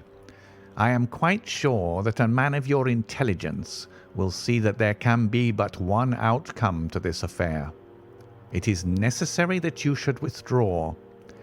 You have worked things in such a fashion that we have only one resource left. It has been an intellectual treat to me to see the way in which you have grappled with this affair, and I say unaffectedly that it would be a grief to me to be forced to take any extreme measure. You smile, sir, but I assure you that it really would." "Danger is part of my trade," I remarked. "That is not danger," said he. "It is inevitable destruction. You stand in the way not merely of an individual, but of a mighty organization, the full extent of which you, with all your cleverness, have been unable to realize. You must stand clear, Mr. Holmes, or be trodden under foot." "I am afraid," said I, rising, "that in the pleasure of this conversation I am neglecting business of importance which awaits me elsewhere." He rose also and looked at me in silence, shaking his head sadly. "Well, well," said he at last, "it seems a pity, but I have done what I could. I know every move of your game. You can do nothing before Monday. It has been a duel between you and me, Mr. Holmes. You hope to place me in the dock. I tell you that I will never stand in the dock. You hope to beat me. I tell you that you will never beat me. If you are clever enough to bring destruction upon me, rest assured that I shall do as much to you." "You have paid me several compliments, Mr. Moriarty," said I. "Let me pay you one in return when I say that if I were assured of the former eventuality, I would, in the interests of the public, cheerfully accept the latter." "I can promise you the one, but not the other," he snarled, and so turned his rounded back upon me and went peering and blinking out of the room. That was my singular interview with Professor Moriarty. I confess that it left an unpleasant effect upon my mind. His soft, precise fashion of speech leaves a conviction of sincerity which a mere bully could not produce. Of course, you will say, why not take police precautions against him? The reason is that I am well convinced that it is from his agents the blow will fall. I have the best proofs that it would be so. "You've already been assaulted?" "My dear Watson, Professor Moriarty is not a man who lets the grass grow under his feet. I went out about midday to transact some business in Oxford Street. As I passed the corner which leads from Bentinck Street onto the Welbeck Street crossing, a two-horse van, furiously driven, whizzed round and was on me like a flash. I sprang for the footpath and saved myself by the fraction of a second. The van dashed round by Marylebone Lane and was gone in an instant. I kept to the pavement after that, Watson, but as I walked down Vere Street, a brick came down from the roof of one of the houses and was shattered to fragments at my feet. I called the police and had the place examined. There were slates and bricks piled up on the roof preparatory to some repairs, and they would have me believe that the wind had toppled over one of these. Of course, I knew better, but I could prove nothing. I took a cab after that and reached my brother's rooms in Pall Mall, where I spent the day. Now I have come round to you, and on my way I was attacked by a rough with a bludgeon. I knocked him down, and the police have him in custody, but I can tell you with the most absolute confidence that no possible connection will ever be traced between the gentleman upon whose front teeth I have barked my knuckles and the retiring mathematical coach, who is, I dare say, working out problems upon a blackboard 10 miles away. You will not wonder, Watson, that my first act on entering your rooms was to close your shutters, and that I have been compelled to ask your permission to leave the house by some less conspicuous exit than the front door. I had often admired my friend's courage, but never more than now, as he sat quietly checking off a series of incidents which must have combined to make up a day of horror. "You'll spend the night here?" I said. "No, my friend. You might find me a dangerous guest. I have my plans laid, and all will be well. Matters have gone so far now that they can move without my help as far as the arrest goes, though my presence is necessary for a conviction. It is obvious, therefore, that I cannot do better than get away for the few days which remain before the police are at liberty to act. It would be a great pleasure to me, therefore, if you would come on to the Continent with me." "The practice is quiet," said I, "and I have an accommodating neighbour. I should be glad to come." "And to start to-morrow morning?" "If necessary." "Oh, yes, it is most necessary. Then these are your instructions, and I beg, my dear Watson, that you will obey them to the letter, for you are now playing a double-handed game with me against the cleverest rogue and the most powerful syndicate of criminals in Europe. Now listen. You will dispatch whatever luggage you intend to take by a trusty messenger, unaddressed, to Victoria tonight. In the morning you will send for a hansom, desiring your man to take neither the first nor the second which may present itself. Into this hansom you will jump, and you will drive to the Strand end of the Lowther Arcade, handing the address to the cabman upon a slip of paper, with a request that you will not throw it away. Have your fare ready, and the instant that your cab stops, dash through the arcade, timing yourself to reach the other side at 9:15. You will find a small brougham waiting close to the curb, driven by a fellow with a heavy black cloak tipped at the collar with red. Into this you will step, and you will reach Victoria in time for the Continental Express. Where shall I meet you? At the station. The second first-class carriage from the front will be reserved for us. The carriage is our rendezvous, then? Yes. It was in vain that I asked Holmes to remain for the evening. It was evident to me that he thought he might bring trouble to the roof he was under, and that was the motive which impelled him to go. With a few hurried words as to our plans for the morrow, he rose and came out with me into the garden, clambering over the wall which leads into Mortimer Street, and immediately whistling for a hansom, in which I heard him drive away. In the morning I obeyed Holmes's injunction to the letter. A hansom was procured with such precaution as would prevent its being one which was placed ready for us, and I drove immediately after breakfast to the Lowther Arcade, through which I hurried at the top of my speed. A brougham was waiting with a very massive driver, wrapped in a dark cloak, who, the instant that I had stepped in, whipped up the horse and rattled off to Victoria Station. On my alighting, there he turned the carriage and dashed away again without so much as a look in my direction. So far all had gone admirably. My luggage was waiting for me, and I had no difficulty in finding the carriage which Holmes had indicated.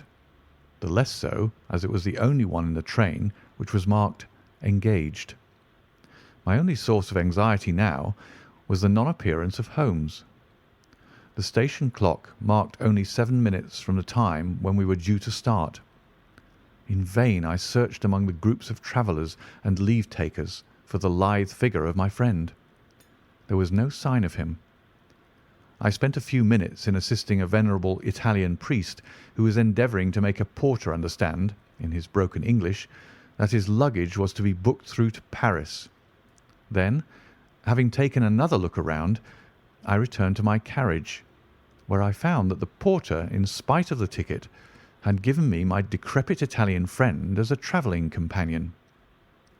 It was useless for me to explain to him that his presence was an intrusion, for my Italian was even more limited than his English.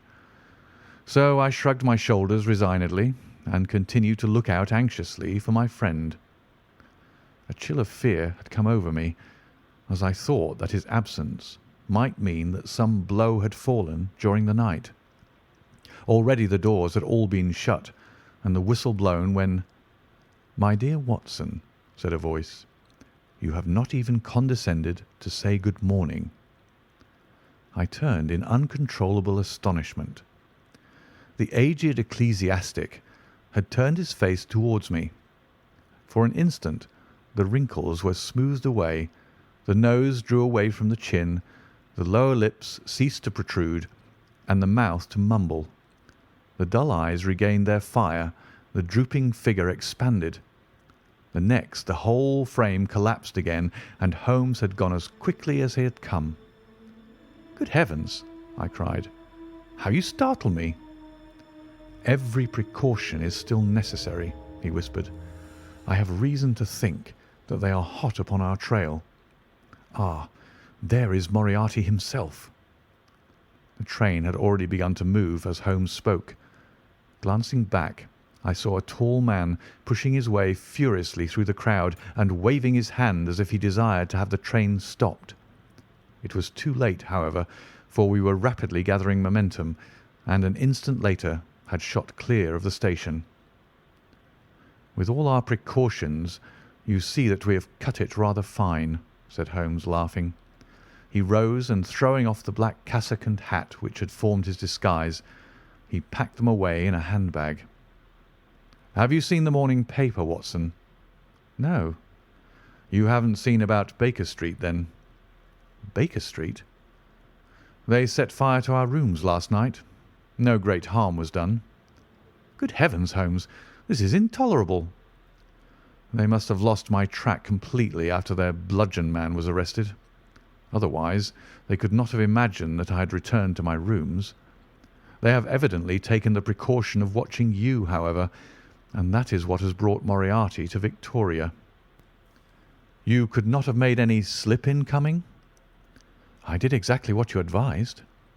"Did you find your brougham?" "Yes, it was waiting." "Did you recognize your coachman?" "No." "It was my brother Mycroft. It is an advantage to get about in such a case without taking a mercenary into your confidence.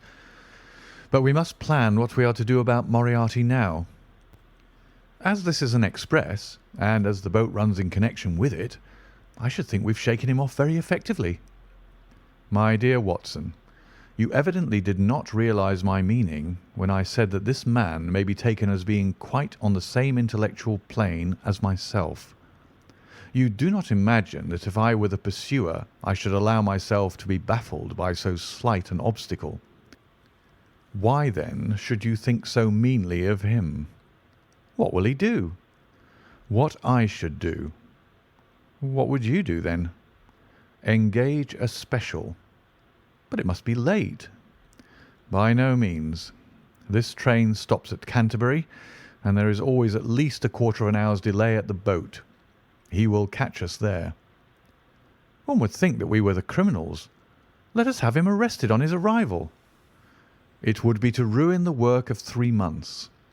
We should get the big fish, but the smaller would dart right and left out of the net. On Monday we should have them all. No, An arrest is inadmissible. What then? We shall get out at Canterbury. And then? Well, then, we must make a cross-country journey to Newhaven, and so over to Dieppe. Moriarty will again do what I should do. He will get on to Paris, mark down our luggage, and wait for 2 days at the depot. In the meantime, we shall treat ourselves to a couple of carpet-bags, encourage the manufacturers of the countries through which we travel, and make our way at our leisure into Switzerland via Luxembourg and Basel. At Canterbury, therefore, we alighted, only to find that we should have to wait an hour before we could get a train to Newhaven. I was still looking rather ruefully after the rapidly disappearing luggage van which contained my wardrobe, when Holmes pulled my sleeve and pointed up the line. "All ready, you see," said he. Far away, from among the Kentish woods, there rose a thin spray of smoke. A minute later a carriage and engine could be seen flying along the open curve which leads to the station. We had hardly time to take our place behind a pile of luggage when it passed with a rattle and a roar, beating a blast of hot air into our faces. "There he goes," said Holmes, as we watched the carriage swing and rock over the points. "There are limits, you see, to our friend's intelligence. It would have been a coup de maître had he deduced what I would deduce and acted accordingly." "And what would he have done had he overtaken us?" "There cannot be the least doubt that he would have made a murderous attack upon me. It is, however, a game at which two may play. The question now is whether we should take a premature lunch here, or run our chance of starving before we reach the buffet at Newhaven. We made our way to Brussels that night and spent 2 days there, moving on upon the third day as far as Strasbourg. On the Monday morning, Holmes had telegraphed to the London police, and in the evening we found a reply waiting for us at our hotel. Holmes tore it open, and then with a bitter curse hurled it into the grate. "I might have known it," he groaned. "He has escaped." "Moriarty?" "They have secured the whole gang with the exception of him. He has given them the slip. Of course, when I had left the country there was no one to cope with him, but I did think that I had put the game in their hands. I think that you had better return to England, Watson." "Why?" "Because you will find me a dangerous companion now. This man's occupation is gone. He is lost if he returns to London. If I read his character right, he will devote his whole energies to revenging himself upon me. He said as much in our short interview, and I fancy that he meant it. I should certainly recommend you to return to your practice." It was hardly an appeal to be successful with one who was an old campaigner as well as an old friend. We sat in the Strasbourg salle à manger, arguing the question for half an hour, but the same night we had resumed our journey and were well on our way to Geneva. For a charming week we wandered up the valley of the Rhone, and then, branching off at Leuc, we made our way over the Gemmi Pass, still deep in snow, and so by way of Interlaken to Meiringen. It was a lovely trip, the dainty green of the spring below, the virgin white of the winter above, but it was clear to me that never for one instant did Holmes forget the shadow which lay across him. In the homely Alpine villages or in the lonely mountain passes, I could tell by his quick glancing eyes and his sharp scrutiny of every face that passed us that he was well convinced that, walk where we would, we could not walk ourselves clear of the danger which was dogging our footsteps. Once, I remember, as we passed over the Gemmi and walked along the border of the melancholy Daubensee, a large rock which had been dislodged from the ridge upon our right clattered down and roared into the lake behind us. In an instant Holmes had raced up onto the ridge and, standing upon a lofty pinnacle, craned his neck in every direction. It was in vain that our guide assured him that a fall of stones was a common chance in the springtime at that spot. He said nothing, but he smiled at me with the air of a man who sees the fulfilment of that which he had expected. and yet, for all his watchfulness, he was never depressed. On the contrary, I can never recollect having seen him in such exuberant spirits. Again and again he recurred to the fact that if he could be assured that society was freed from Professor Moriarty, he would cheerfully bring his own career to a conclusion. "I think that I may go as far as to say, Watson, that I have not lived wholly in vain," he remarked. "If my record were closed to-night, I could still survey it with equanimity. The air of London is the sweeter for my presence. In over 1,000 cases I am not aware that I have ever used my powers upon the wrong side. Of late I have been tempted to look into the problems furnished by nature rather than those more superficial ones for which our artificial state of society is responsible. Your memoirs will draw to an end, Watson, upon the day that I crown my career by the capture or extinction of the most dangerous and capable criminal in Europe. I shall be brief and yet exact in the little which remains for me to tell. It is not a subject on which I would willingly dwell, and yet I am conscious that a duty devolves upon me to omit no detail. It was on the 3rd of May that we reached the little village of Meiringen, where we put up at the Englischer Hof, then kept by Peter Steiler the elder. Our landlord was an intelligent man and spoke excellent English, having served for 3 years as waiter at the Grosvenor Hotel in London.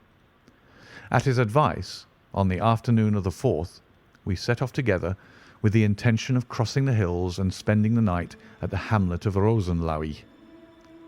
We had strict injunctions, however, on no account to pass the falls of Reichenbach, which are about halfway up the hill, without making a small detour to see them. It is indeed a fearful place.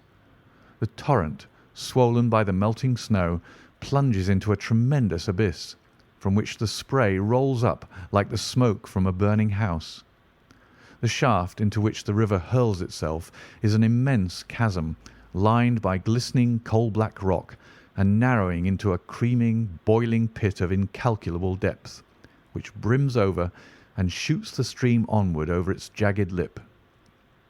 The long sweep of green water, roaring forever down, and the thick flickering curtain of spray, hissing forever upward, turn a man giddy with their constant whirl and clamour. We stood near the edge, peering down at the gleam of the breaking water far below us against the black rocks, and listening to the half-human shout which came booming up with the spray out of the abyss. The path has been cut halfway round the fall to afford a complete view, but it ends abruptly, and the traveller has to return as he came. We had turned to do so when we saw a Swiss lad come running along it with a letter in his hand. It bore the mark of the hotel which we had just left, and was addressed to me by the landlord. It appeared that within a very few minutes of our leaving, an English lady had arrived who was in the last stage of consumption. She had wintered at Davos Platz, and was journeying now to join her friends at Lucerne, when a sudden hemorrhage had overtaken her.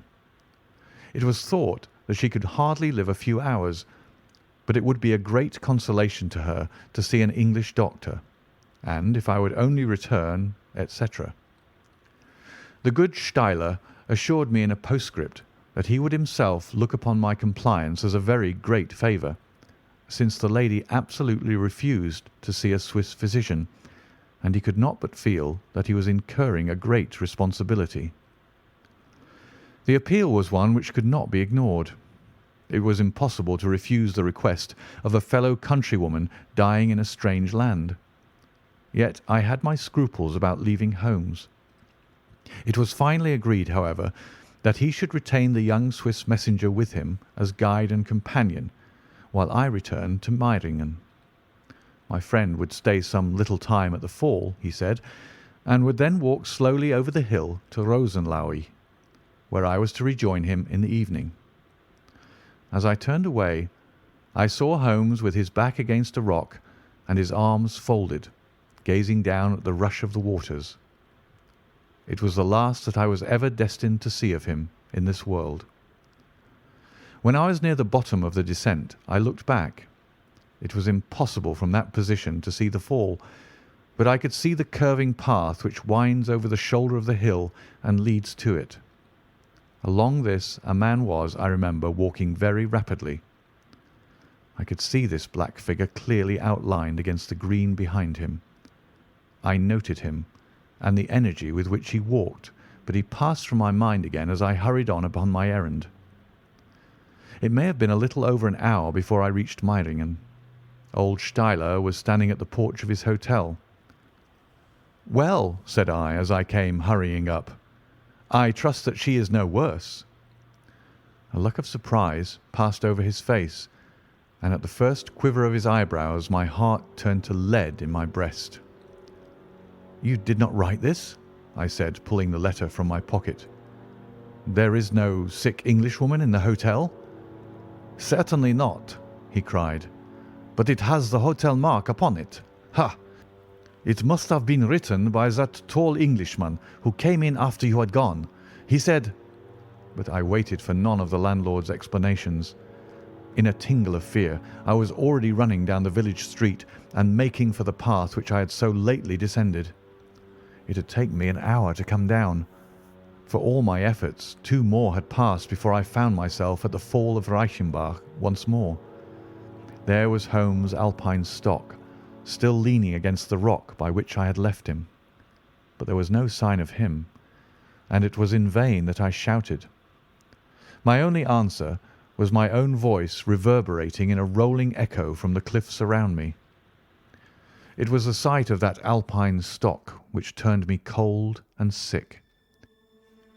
He had not gone to Rosenlaui then. He had remained on that 3-foot path, with sheer wall on one side and sheer drop on the other, until his enemy had overtaken him. The young Swiss had gone too. He had probably been in the pay of Moriarty, and had left the 2 men together. And then what had happened? Who was to tell us what had happened then? I stood for a moment or two to collect myself, for I was dazed with the horror of the thing. Then I began to think of Holmes's own methods, and to try to practice them in reading this tragedy. It was, alas, only too easy to do. During our conversation we had not gone to the end of the path, and the Alpine stock marked the place where we had stood. The blackish soil is kept forever soft by the incessant drift of spray, and a bird would leave its tread upon it. 2 lines of footmarks were clearly marked along the farther end of the path, both leading away from me. There were none returning. A few yards from the end the soil was all ploughed up into a patch of mud, and the branches and ferns which fringed the chasm were torn and bedraggled. I lay upon my face and peered over with the spray spouting up all around me.